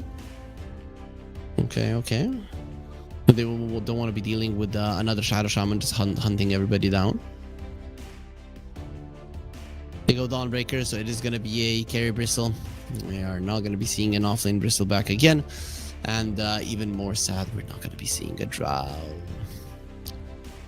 So you see this Dawnbreaker. Nyx is not in the pool. When you see a Tiny, it's kind of hard to just go for some squishy support. I still think Ogre or Tusk, but I think Ogre now. It just looks better. Having even more buffs for the Morphling. Even the Earth Spirit enjoys the extra attack speed, movement speed. Laning stage, you can have a stun to stop the Starbreaker. Or as I mentioned, the Tusk to have better Roche taking potential. He's gonna be neither, but that Batrider isn't necessarily too squishy. So surviving the Tiny is gonna be a real possibility. I guess this Pugna or Morphling who makes a mistake is gonna be the main target for the Tiny in the game. I'm surprised that the Batrider made it through so long. Lelis also really likes this hero. How do I feel about these drafts? But I actually do like one moves a little bit more. Both of the times in the 2 previous games, I liked Into the Breach's draft more. Here, I think they're well-rounded, but the thing is that this is not easy to execute, right? You constantly need to use your spells properly, and it is very, very easy to overextend when you have these high-mobility heroes. Sometimes you go in and you can't get out, and most of the heroes of Into the Breach, they like running in, right? And Avalanche, Cogs, they're just such nice spells to prevent that. Plus, you have the very, very good counter initiation spell, which is the Solar Guardian. And let's say you go for a Clockwork, uses the expanded armature, bam, Solar Guardian comes in, you all die. So yeah, I'm actually leaning one move. I just want to see how lanes will go for them. I actually do think they have pretty solid lanes. Tiny will do well versus the Earth Spirit. He will maybe 55-45 for the Tiny, but anybody's game, considering it's 2 melee heroes, especially 2 melee heroes who both have a repositioning spells.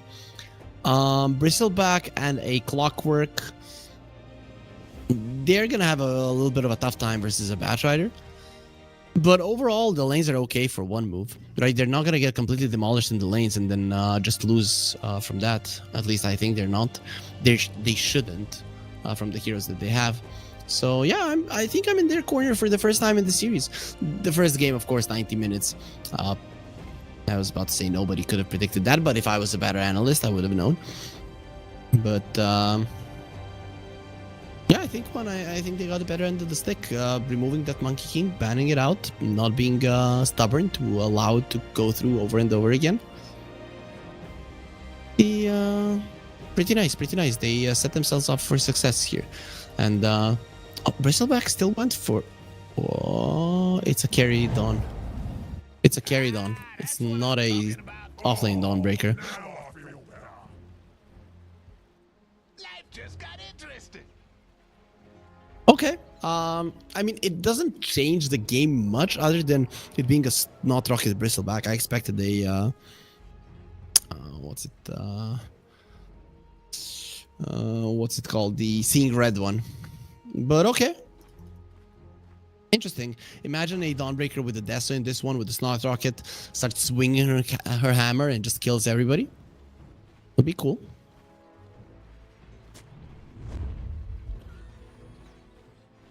And there's the smoke. 30 seconds to battle. Late smoke means that they want to go for a kill. The level 1 is actually quite strong. You use the disruption. Make a big difference.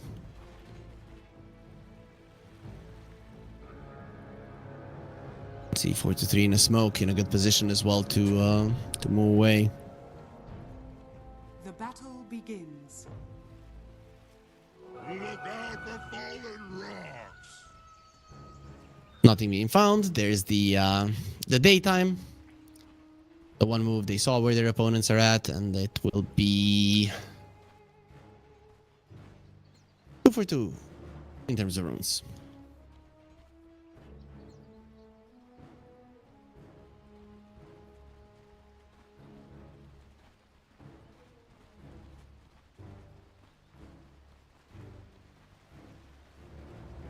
Okay, top lane.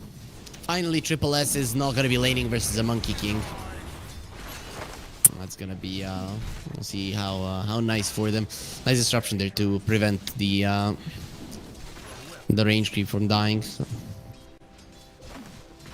To prevent them more from taking the range creep. Set tried to do it with the Nether Blast.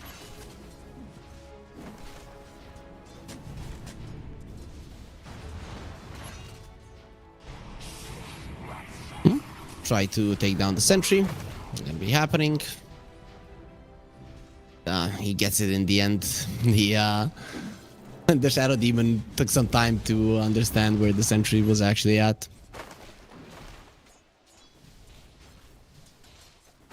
That mid lane is gonna be curious to me. 2 rocks going up against each other.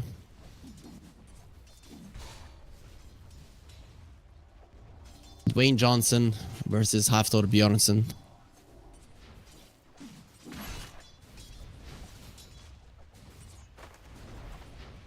That's how I look at this matchup all the time.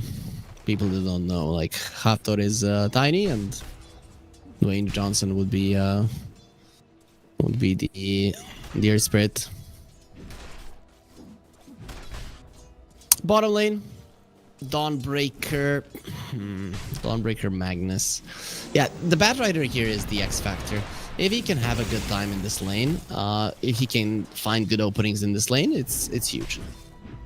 If not, then it's gonna be problematic for the Magnus. The Dawnbreaker has had a lot of damage, but they did pull the wave back, and Mind Control is already, despite that, farming quite nicely. So I don't think, in terms of CSing, that it's gonna be a problem for the Magnus. Generally, this lane should go in favor of Into the Breach.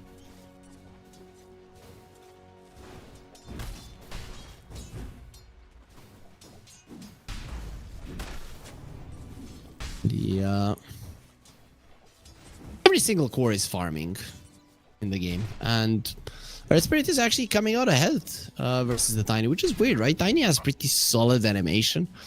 Although his animation is very, very good. But Copy doing a good job, and he's winning a lane. He's not losing it with a hero that has playmaking capabilities.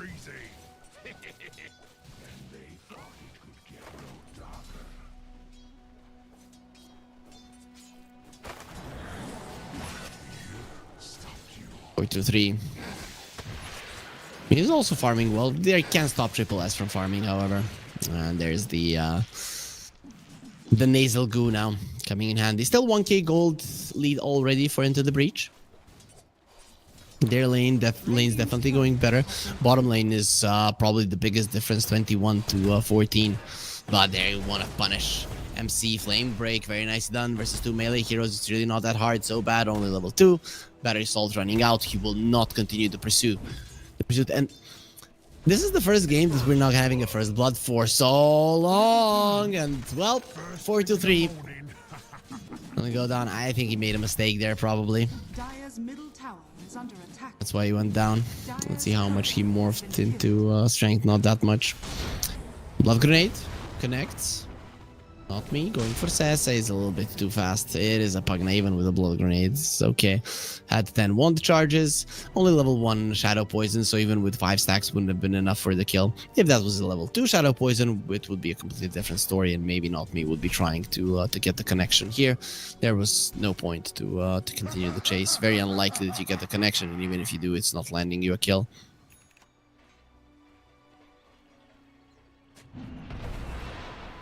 Radiant's middle tower is under attack. Tiny got a soul ring. Okay. But he had to go back to the base before nighttime. And Tiny is a very slow hero. He has 275 movement speed. I think that's the lowest of the game. Even the Crystal Maiden has 280. So Tiny is a rock. He can be rolled down the hill, but to move on his own, kind of rough. Pugna going through the twin gates, coming here from the side. Flame break doesn't stop the Starbreaker. He gets the stun connection. So bad getting pulled out of the cogs. He doesn't even get caught by the Nether Blast. TP out. He's fine. Rotation of the Pugna. Not successful mind control. He was the one getting the closest to dying there. Ooh, whoa, going for it. Starbreaker connects. Oh, he knew that he couldn't get that kill. He knew that he needed 2 more hits and would have just put himself in a very uncomfortable position. He's gonna have the Soul Ring now, though, which is a huge deal for a Dawnbreaker. Having the Luminosity, you don't really care much. Mind control. As soon as he sees the Celestial Hammer, knows that it's time to go. Level 6 on the Earth Spirit. He has the Magnetized. Tiny. 5.5 only. That Siege Creep will be doing a decent amount of damage to the bottom tower, considering that the Magnus is not there. But in that first blood, we haven't seen anything. Not me. We are seeing him now annoying 4-2-3. We know that Morphling illusions are always very, very powerful. So did he... He went for Promulgate anyways. Some people, when they're playing versus Morphling, these high stats heroes, they go for the Shadow Servant facet. Doesn't seem to be the case for Not Me, who is ready to stack both of the Ancients. Shadow Demon is probably the only hero who can do it. Maybe an Enchantress or a Chen, but the idea. Bristleback coming over is gonna stack for himself anyways. Difference, Avalanche Toss, does a lot of damage to a copy. Wants to smack him one more time before he uses the Tree Toss. Decent amount of damage. Already 7 minutes in and only 1 kill. This is the best laning for 1 move thus far. The question is, can Into the Breach, like always, just put the foot on the gas once the laning stage is done and overtake the game. Looking at their heroes, the Batrider and the Pugna, not really. They need their level 6s, so it's gonna take some time. It's only copy if he can do some magic.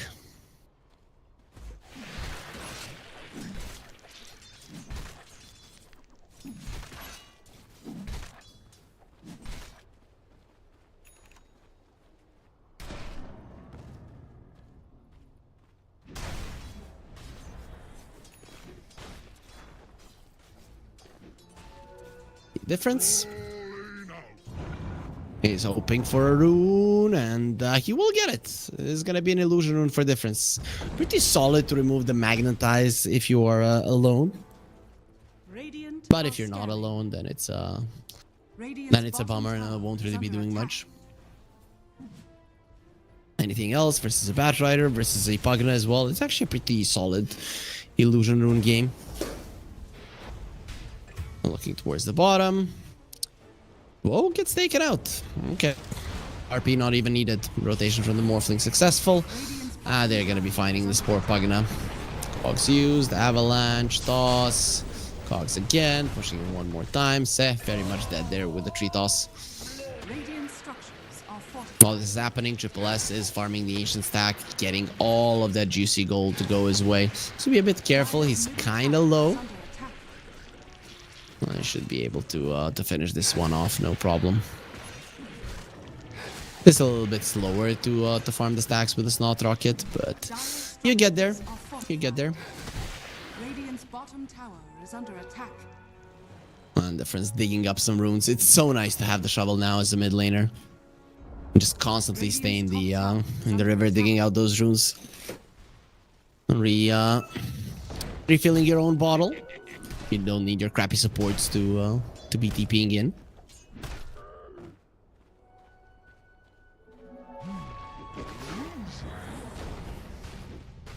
This mid lane tower is slowly going down. I'm surprised that Into the Breach are just allowing that to happen. This is a Tiny we're talking about. He's gonna have a relatively early Blink Dagger. And if the tower is dead, hunting these supports is gonna be 10 times easier than if you had that protecting you. Interesting. I mean, it is a team decision, obviously, to not put that much emphasis on defending it. There's the Break of Dawn. Vision is there, mind control, he was rotating, now they're gonna know about it. Disruption used, roll forward, they're actually gonna be stopped copy. He does have the Shield Rune Solar Guardian coming forward, mind control, he still has the RP. Let's see how well he can use it, 4-2-3, using the Avalanche and the toss against Difference, who is eating the full Magnetize, tossing the Magnus away, not too far, they lose 2 of the heroes, and this is the early mid-game magic that we've been seeing from Into the Breach 3 times in this series. This is the 3rd time, so bad. Next to the menu, there's the slow, he wants to get away with these cogs. Will the carrots protect him? Well, probably not. Into the tower, plants a tree. Instantly, both the tree and him get taken out. Poppy, he has no mercy for anything. Triple S is allowed to farm. This is probably his best game thus far. Out of the 3 on this Bristleback, he's gonna have the earliest pipe, and his team most definitely needs it. The Magnetized, the damage output is so huge. Poppy, not going anywhere. Difference rotating in, and he does kill his mid lane counterparts. Very nicely done. This tower might just follow. They still have that siege creep alive, and Difference will use his body to tank it up.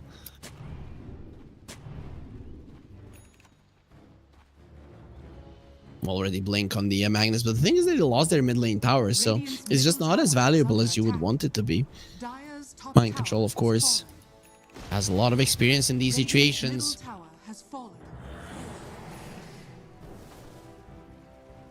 They did take down the enemy mid lane tower Into the Breach. Morphling really making a difference. 43, this is one of his best heroes, and now we see why you don't want to be playing versus this guy's Morphling.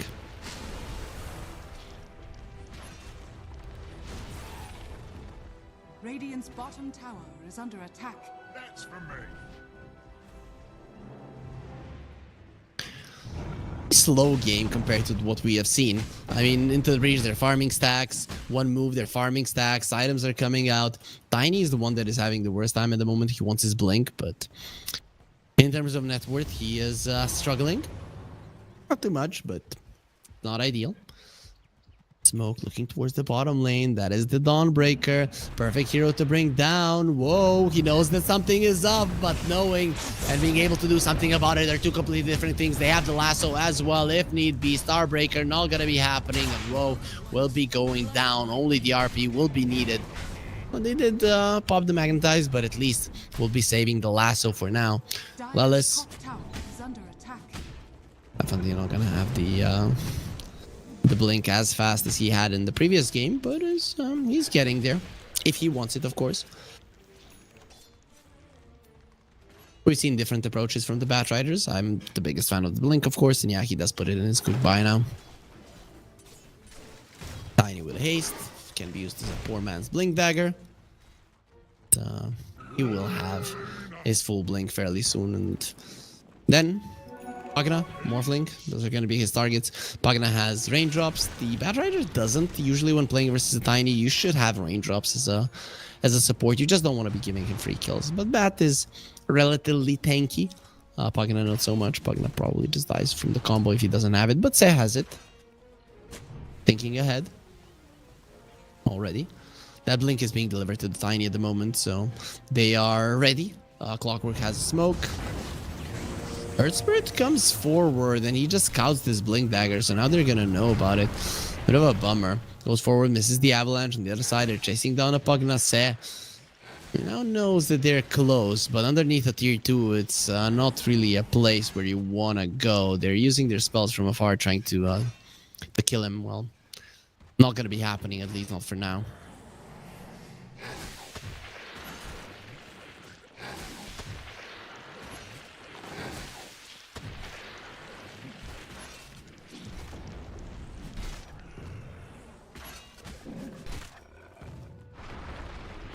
Triple S has the money for the shard. He just needs the 15 seconds to pass.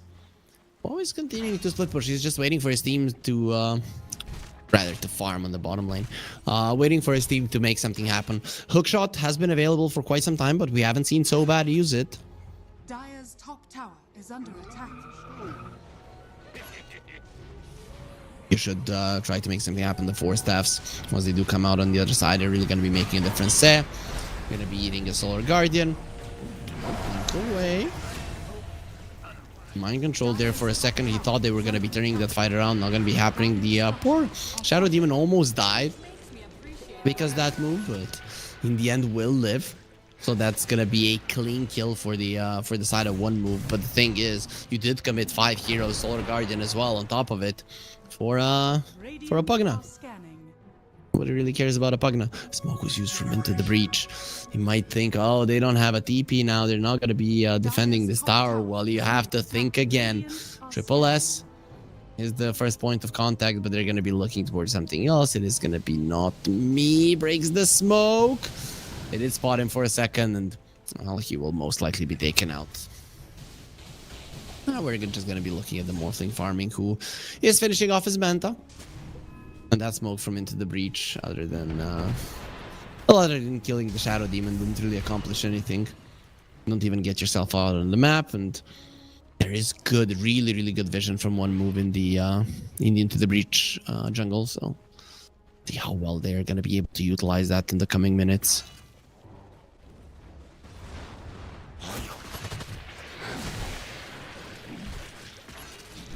Tiny's playing around that vision. Waiting for somebody to make a mistake. Se uses the Nether Blast. So hard to catch this hero. Copy finds Wo on the other side of the map. While you're trying to chase around the Pugna, your carry is dying. And I really don't understand this scary Dawnbreaker pick. Not in this game. He is going for a Radiance. I know that this is something that people are playing right now. Some people, but I'm not super stoked on it, not gonna lie. I expected, like with the Snot Rocket, that you want a Death Soul, that you're trying to synergize that. Radiant's bottom tower is under Nope, attack. not the case. 4-3 is a Morphling. He's gonna go for a tier 2. We all know just how fast this hero pushes towers, and he's gonna be able to take it out. The trade is coming on the top lane, so that is nice. We pretty much die at the same time. That is really playing with fire here. He's trying to farm as much as possible, understanding that 4 staffs are godly in this game. They change so much. There's a Blink Dagger, speaking of change, being brought to Lelis, so the Batrider will have his initiation tool. So this is great, right? You blink in, you lasso somebody, force out the Solar Guardian, and then once the Solar Guardian lands, the Magnus can get a multiple man RP.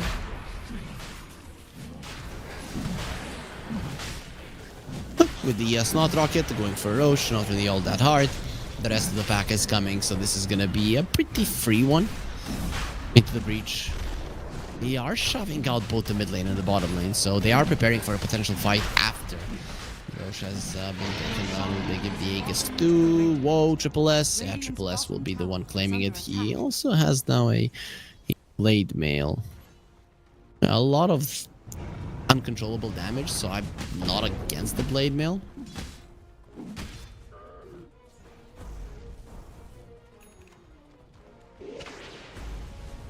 Not too bad, not too bad.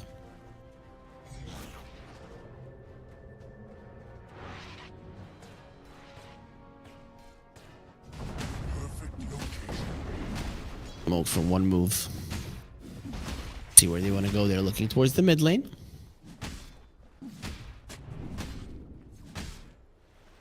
Find anybody.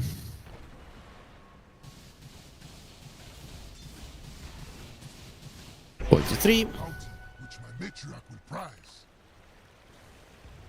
I'll be sending some illusions right now versus the Sagas. They just want to delay. They just want to shove out the waves.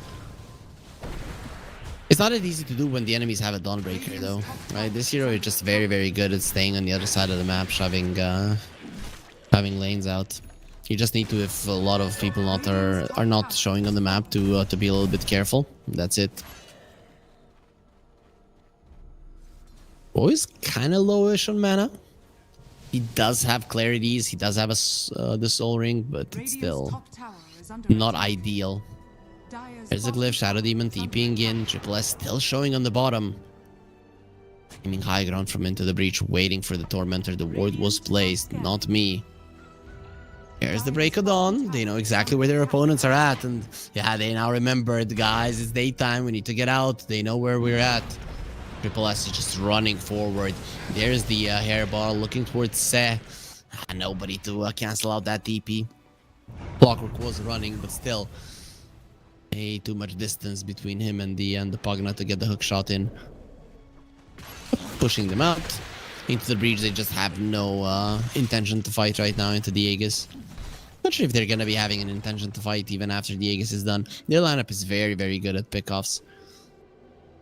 Not getting pickoffs because one move are moving well around the map. Avalanche, toss, Solar Guardian, Mind Control gets stunned up, has the RP and uses it and dies anyways. Difference uses the tree toss just before the RP connects and gets the kill despite being stunned. While that is happening, they're going to be finding more. The two supports get on top of copy, but it is not the ideal one. He can always roll away. So bad, a little bit hesitance to go for the hook shot. But either way, you got one kill. You now, with him being off the map, definitely have a chance to shove out the waves. That is something that one move have been struggling with for quite a long time. The majority of this game, probably. Well, we'll have a full lesson why fairly soon. Wisdom Rune as well. This Dawnbreaker will start packing a punch. More than 200 damage per hit. Has the plus 50% luminosity critical strike damage. So it's 250%. That's an AoE. If a Starbreaker is being used. Dire's bottom tower is under attack. Radiant's top tower is under attack. Morphling pushing the top tier 2. There's no glyph. And we'll leave for now, but these illusions also going to continue. Chipping down on that tower has a Hurricane Pike pretty big. That's 2 Force Staffs already done on them. And the Batrider is looking towards the third, very, very close to it. Only like 300, 400 gold away. A 9-second BKB. Morphling wants a Butterfly. Magnus going for a Kayasha. Makes sense. You just want to get your RP out as fast as possible. There's the first Blink Lasso. I'm going to be using the Shield Rune. Big on the Tiny, not enough to live. Cogs being used. No Solar Guardian. They're not coming to save him. Maybe they should have used that Solar Guardian, right? Because the Shield Rune, but the communication wasn't there. And now you don't only lose those two. You lose one more, right? It could have only been the Tiny, but the Clockwork decides to die. Then the Shadow Demon stays close a little bit too long. And that is 20 seconds before the Aegis will expire. So the accomplishments with this Aegis, not a lot of them at all. Triple S has a Blade Mill, 4-3. Don't care about it much. Mind Control was thinking about the RP there. It's still an Aegis, so he was waiting for it to be close to expiring. Decides against it in the end. Getting a mid lane tier 2 is much more important. What I don't even want to say slow game, but uneventful. Well, let's put it that way. Only 15 kills considering what we have been seeing throughout the series. This is very weird. And both of the teams don't really looking to fight too much. Okay, one move, I take that back. They're going for a play. Having a Tiny on your side and just 5 kills, it just has to be feel super bad. One move. Triple S joining in with the smoke. Pagna is there to break the smoke, so they use the spells on the Morphling illusions. More spiriting, but going in, still has the BKB. Hookshot onto Triple S. Symphonia fails completely off the mark. MC will be taken down, but at the cost of the clockwork going in. BKB going to be used. We're looking now at Woe running away from Seth, who's standing his ground. Lelis uses the lasso just to die immediately afterwards. Two supports are dead on one move, but the breach, they've lost the core as well. Towards the Triple S, 4-3, looking to take him down. Not going to be happening. Doesn't have a lockdown to keep the Bristle back in place, but in the end, Copy will be running down his mid lane counterpart, so it is going to be a 3-2 and another victory for Into the Breach. It looked if one move could escape, that was solid for them. Not good enough, but how did that start? Hookshot onto his own teammate. Have a toss to get them out of the Solar Guardian. Like, it was just so sad coming out from one move. They need to do better. They really need to do better. That's not good enough. You're not winning Into the Breach with that kind of spell usage, really. I can understand, you know, movement sometimes not working out the way that you wanted.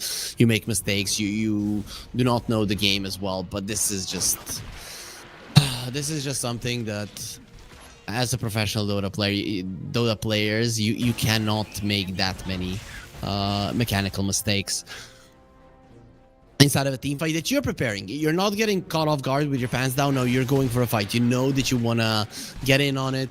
You know what you need to do, and you do everything wrong.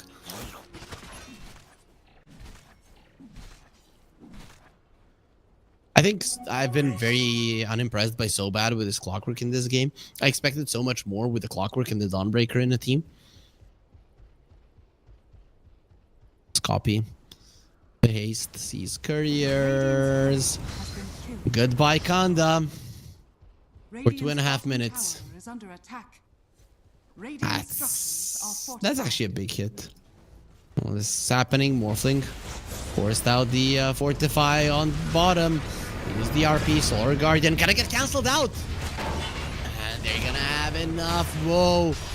That pipe expired. Not gonna be protecting him any longer. So Bad also dying to the Magnetize, and I think that he is gonna be taking out 100%. No way he gets out of this one. Also connecting onto the Tiny. Beautiful kick from afar, turning into the Tiny. I'm gonna be tossing you into the air, and then the little pebble put into the ground as well. Adaptive Strike getting Triple S away. Copy doing his best to run out, but they're just playing around, and even with the status system, it's enough to kick him away. Copy wants to get to the high ground. Multiple force staffs. A little bit of a mistake there. Rolls back in, and another grab from Mind Control. They are just being played with. Pinball from Into the Breach, and they're the ones playing versus the Clockwork. Triple S completely ignored. They don't care about his Bristleback. They don't have to kill him. Just everybody else get taken out, and that was a masterclass in how you should play a team fight. Into the Breach, beautiful. Spell usage, targeting, everything on point. And that roll onto the Solar Guardian just before the Dawnbreaker went up into the air. That was beautiful as well.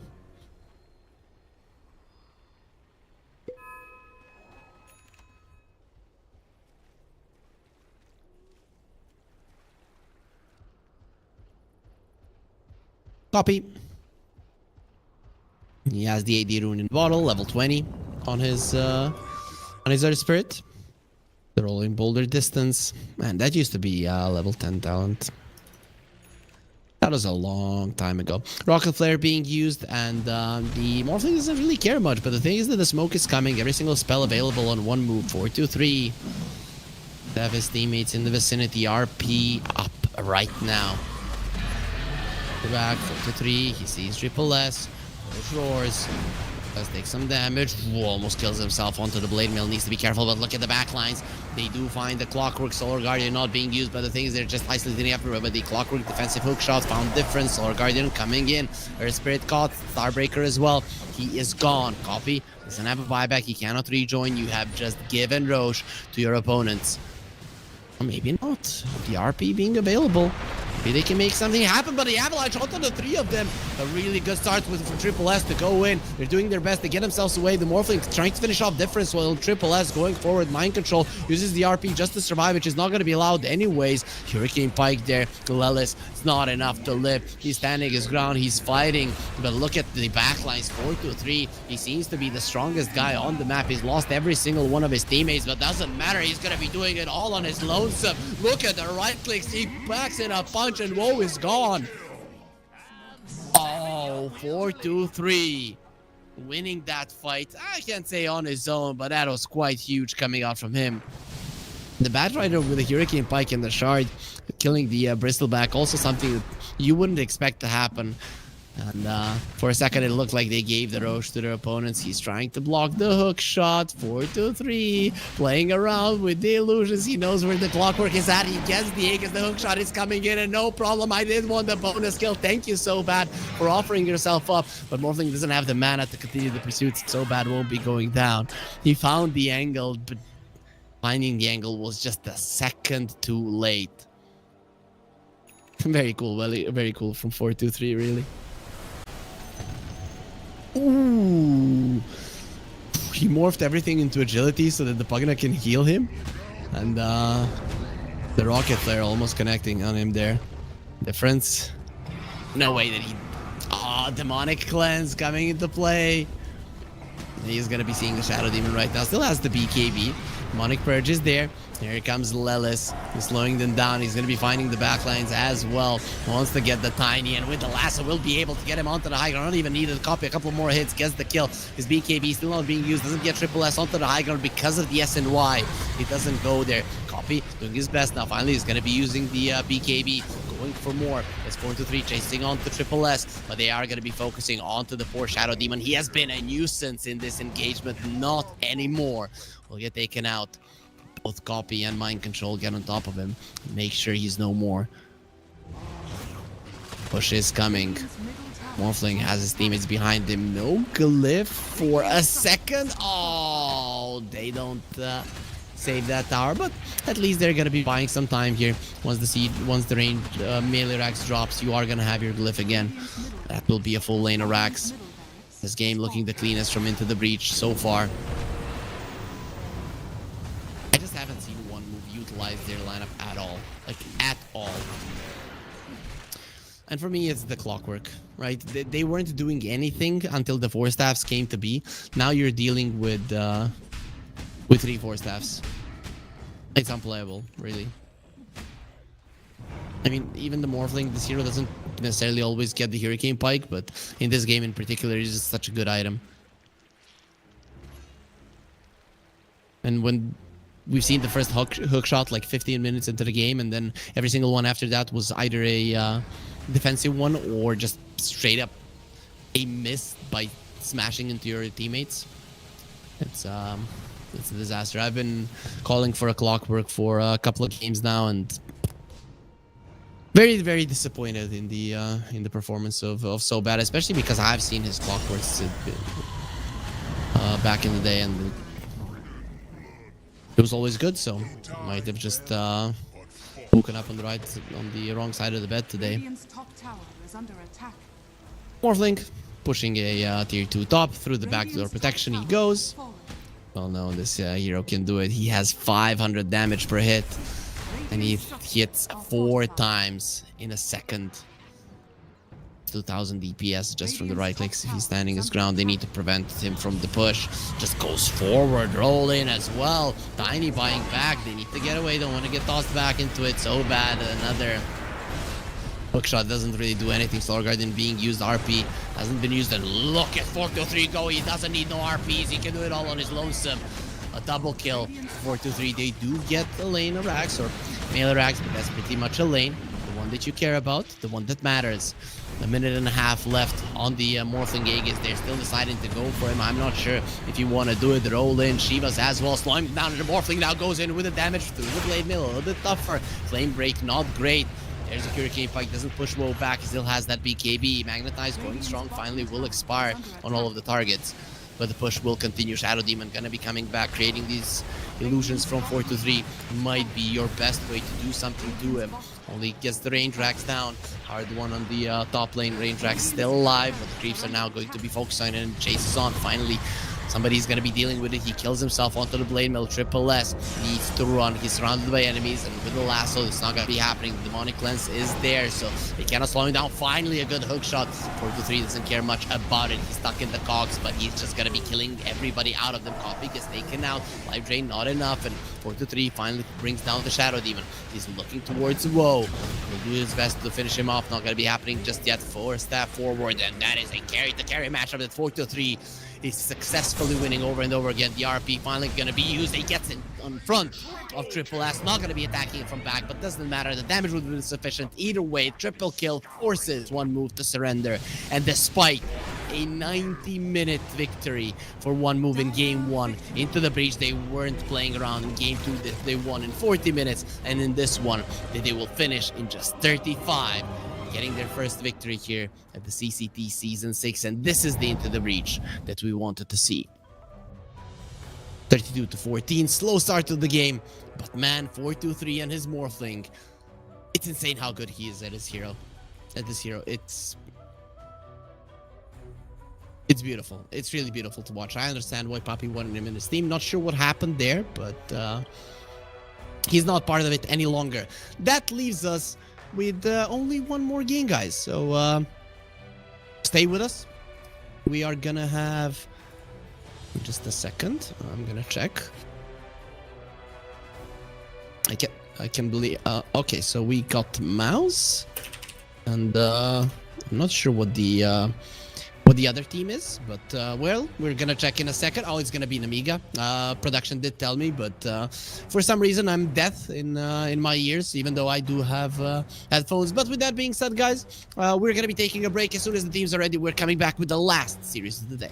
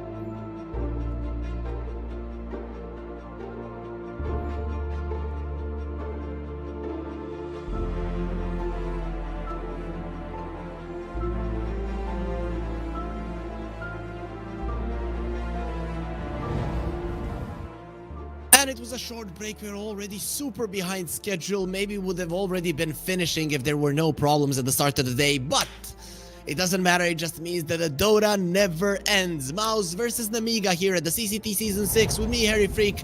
Right now, the draft is already started. The teams are ready. Mouse coming in as the heavy favorites, but Namiga, the underdog, will fight till the very end. Let's see. Well, in the previous series, Into the Breach, they came in as the heavy favorites. It was a first 90-minute game. Later on, they kind of showed why they were the favorites, but let's see if Mouse are gonna have problems in game 1 as well, or are they just gonna be smacking their opponents through and through. So this is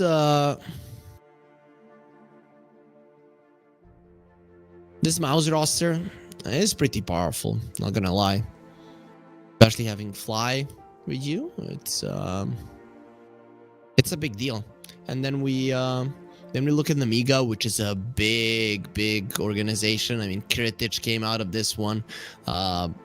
Melreen, you know, definitely one of the, if not the best mid laner at the moment in the world, came out of this one. A Violent played for Namiga. They have a knack of for finding talent, but now completely new roster. Bashka, Sportic, Kovis 9, Shishak, and Monodrama. I know some of these players. Bashka for me is a new one completely. I haven't seen this guy play at all. So I'm curious to see what they've got to deliver, but yeah, not gonna be an easy first match here at the CCT Season 6 for them. It is gonna be a very rough one, to be honest. So they are gonna open up with the Dawnbreaker. We saw Dawnbreaker in the previous game. It was a carry Dawnbreaker. Not impressed. Overall, the hero is in a good spot, but I don't know if it's first pick material. Without the Nyx, though, not too bad, right? You do not have a complete direct counter to the hero. So what do you even get now? Batrider in the pool, Clockwork in the pool. If you want to go that route, without the Magnus, without the Bristle, they're not there. You could go Doom if you are afraid of the heals. Well, they'll go Phoenix. Okay, that was something that was banned in the previous series every single time.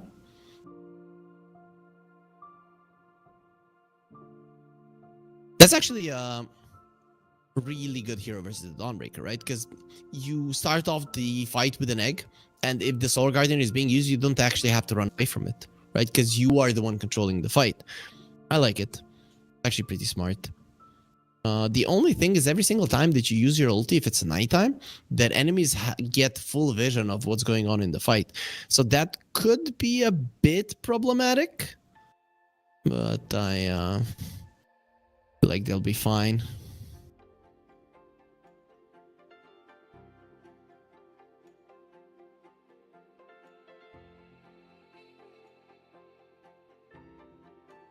Let's see.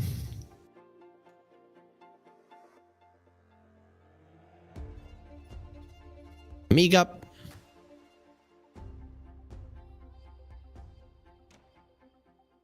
We will ban out the gyro.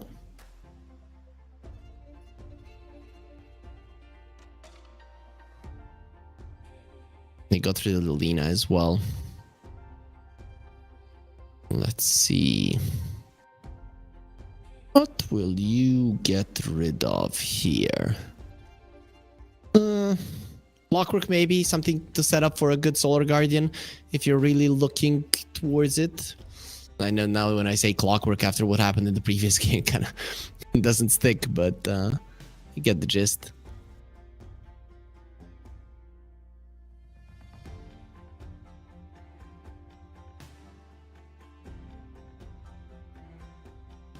So what's it going to be?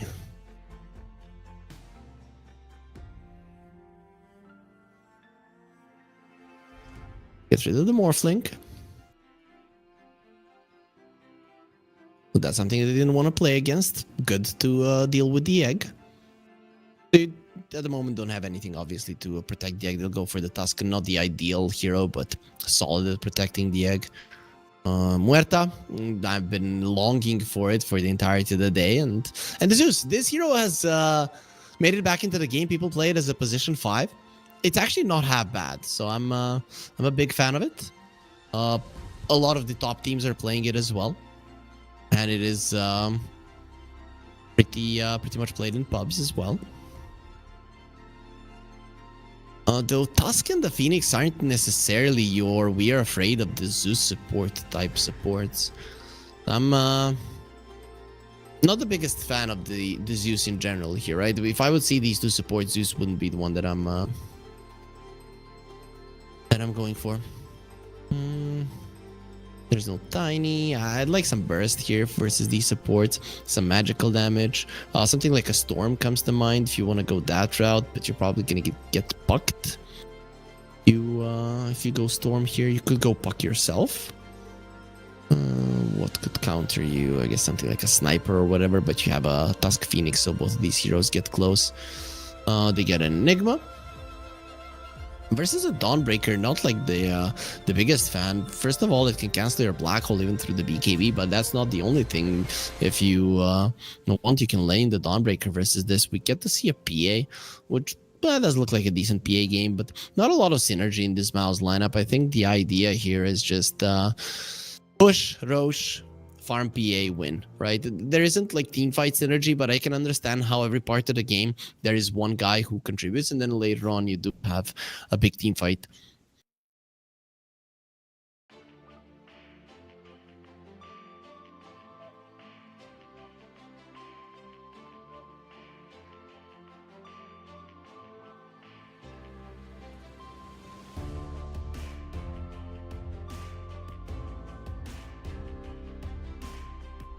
You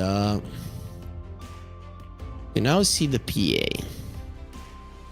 You have a lot of magical damage, so that's gonna help. Carry to carry matchup versus PA. I mean, I think you're better off just thinking about how to deal with the Enigma. I mean, you could go something like a Sven if you really want to. Medusa looks really good, but sometimes Medusa can struggle in lane versus the Enigma, even though you do have some ability to deal with the Eidolons.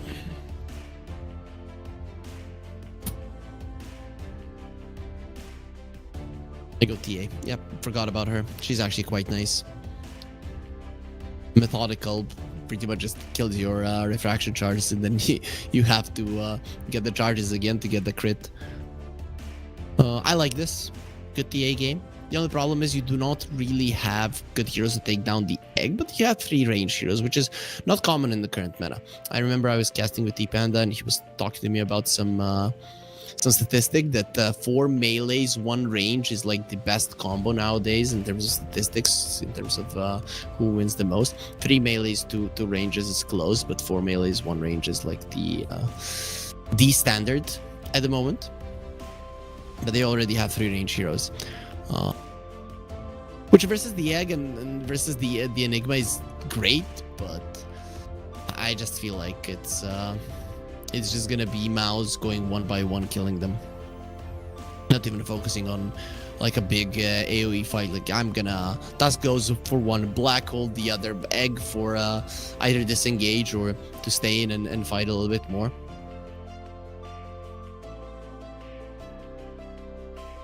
They do ban out the Ember. I like that ban. I love that ban.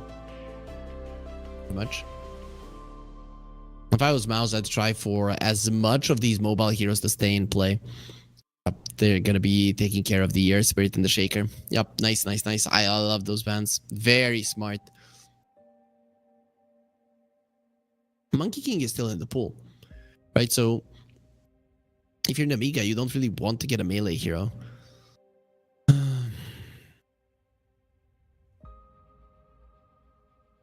Tough situation to be in. They could play a TA mid, but I think the TA was picked versus an Enigma. You could play a Zeus mid, but not something that people are doing right now. This is actually not a bad Zeus mid game, not gonna lie. Get like an Ogre. 5. Ben Puck pick Invoker. Invoker doesn't really lose the lane to anything. There is no Lina. I still Storm now isn't that great because you have a tornado into the calling, so that doesn't feel awesome either. Tiny band. What the hell? Like, what's left? Pango is left in the pool. We don't go that route. That is a supreme hero. Planeswell versus the Invoker. Rolling Thunder is actually quite solid here. It kind of sucks that he's purging off your shield crash, but I mean, trade-offs always happen. I feel like Pango is the best one. I don't know if I'm missing something. Let me go through Supreme's heroes. Co-op. He might just pick the Storm anyways. He's been playing it quite a lot. I'm gonna assume that some of those were matchups versus the Invoker. Yeah, just picks it up. Who cares that the laning stage isn't really that great for the Storm? He likes the melee laning versus melee heroes or heroes with not that much range, just so that his static remnants are better. But even versus the Invoker, you're gonna be fine. The only thing, of course, that I'm afraid of is the tornado into the calling. But if that doesn't kill him, he's gonna be fine.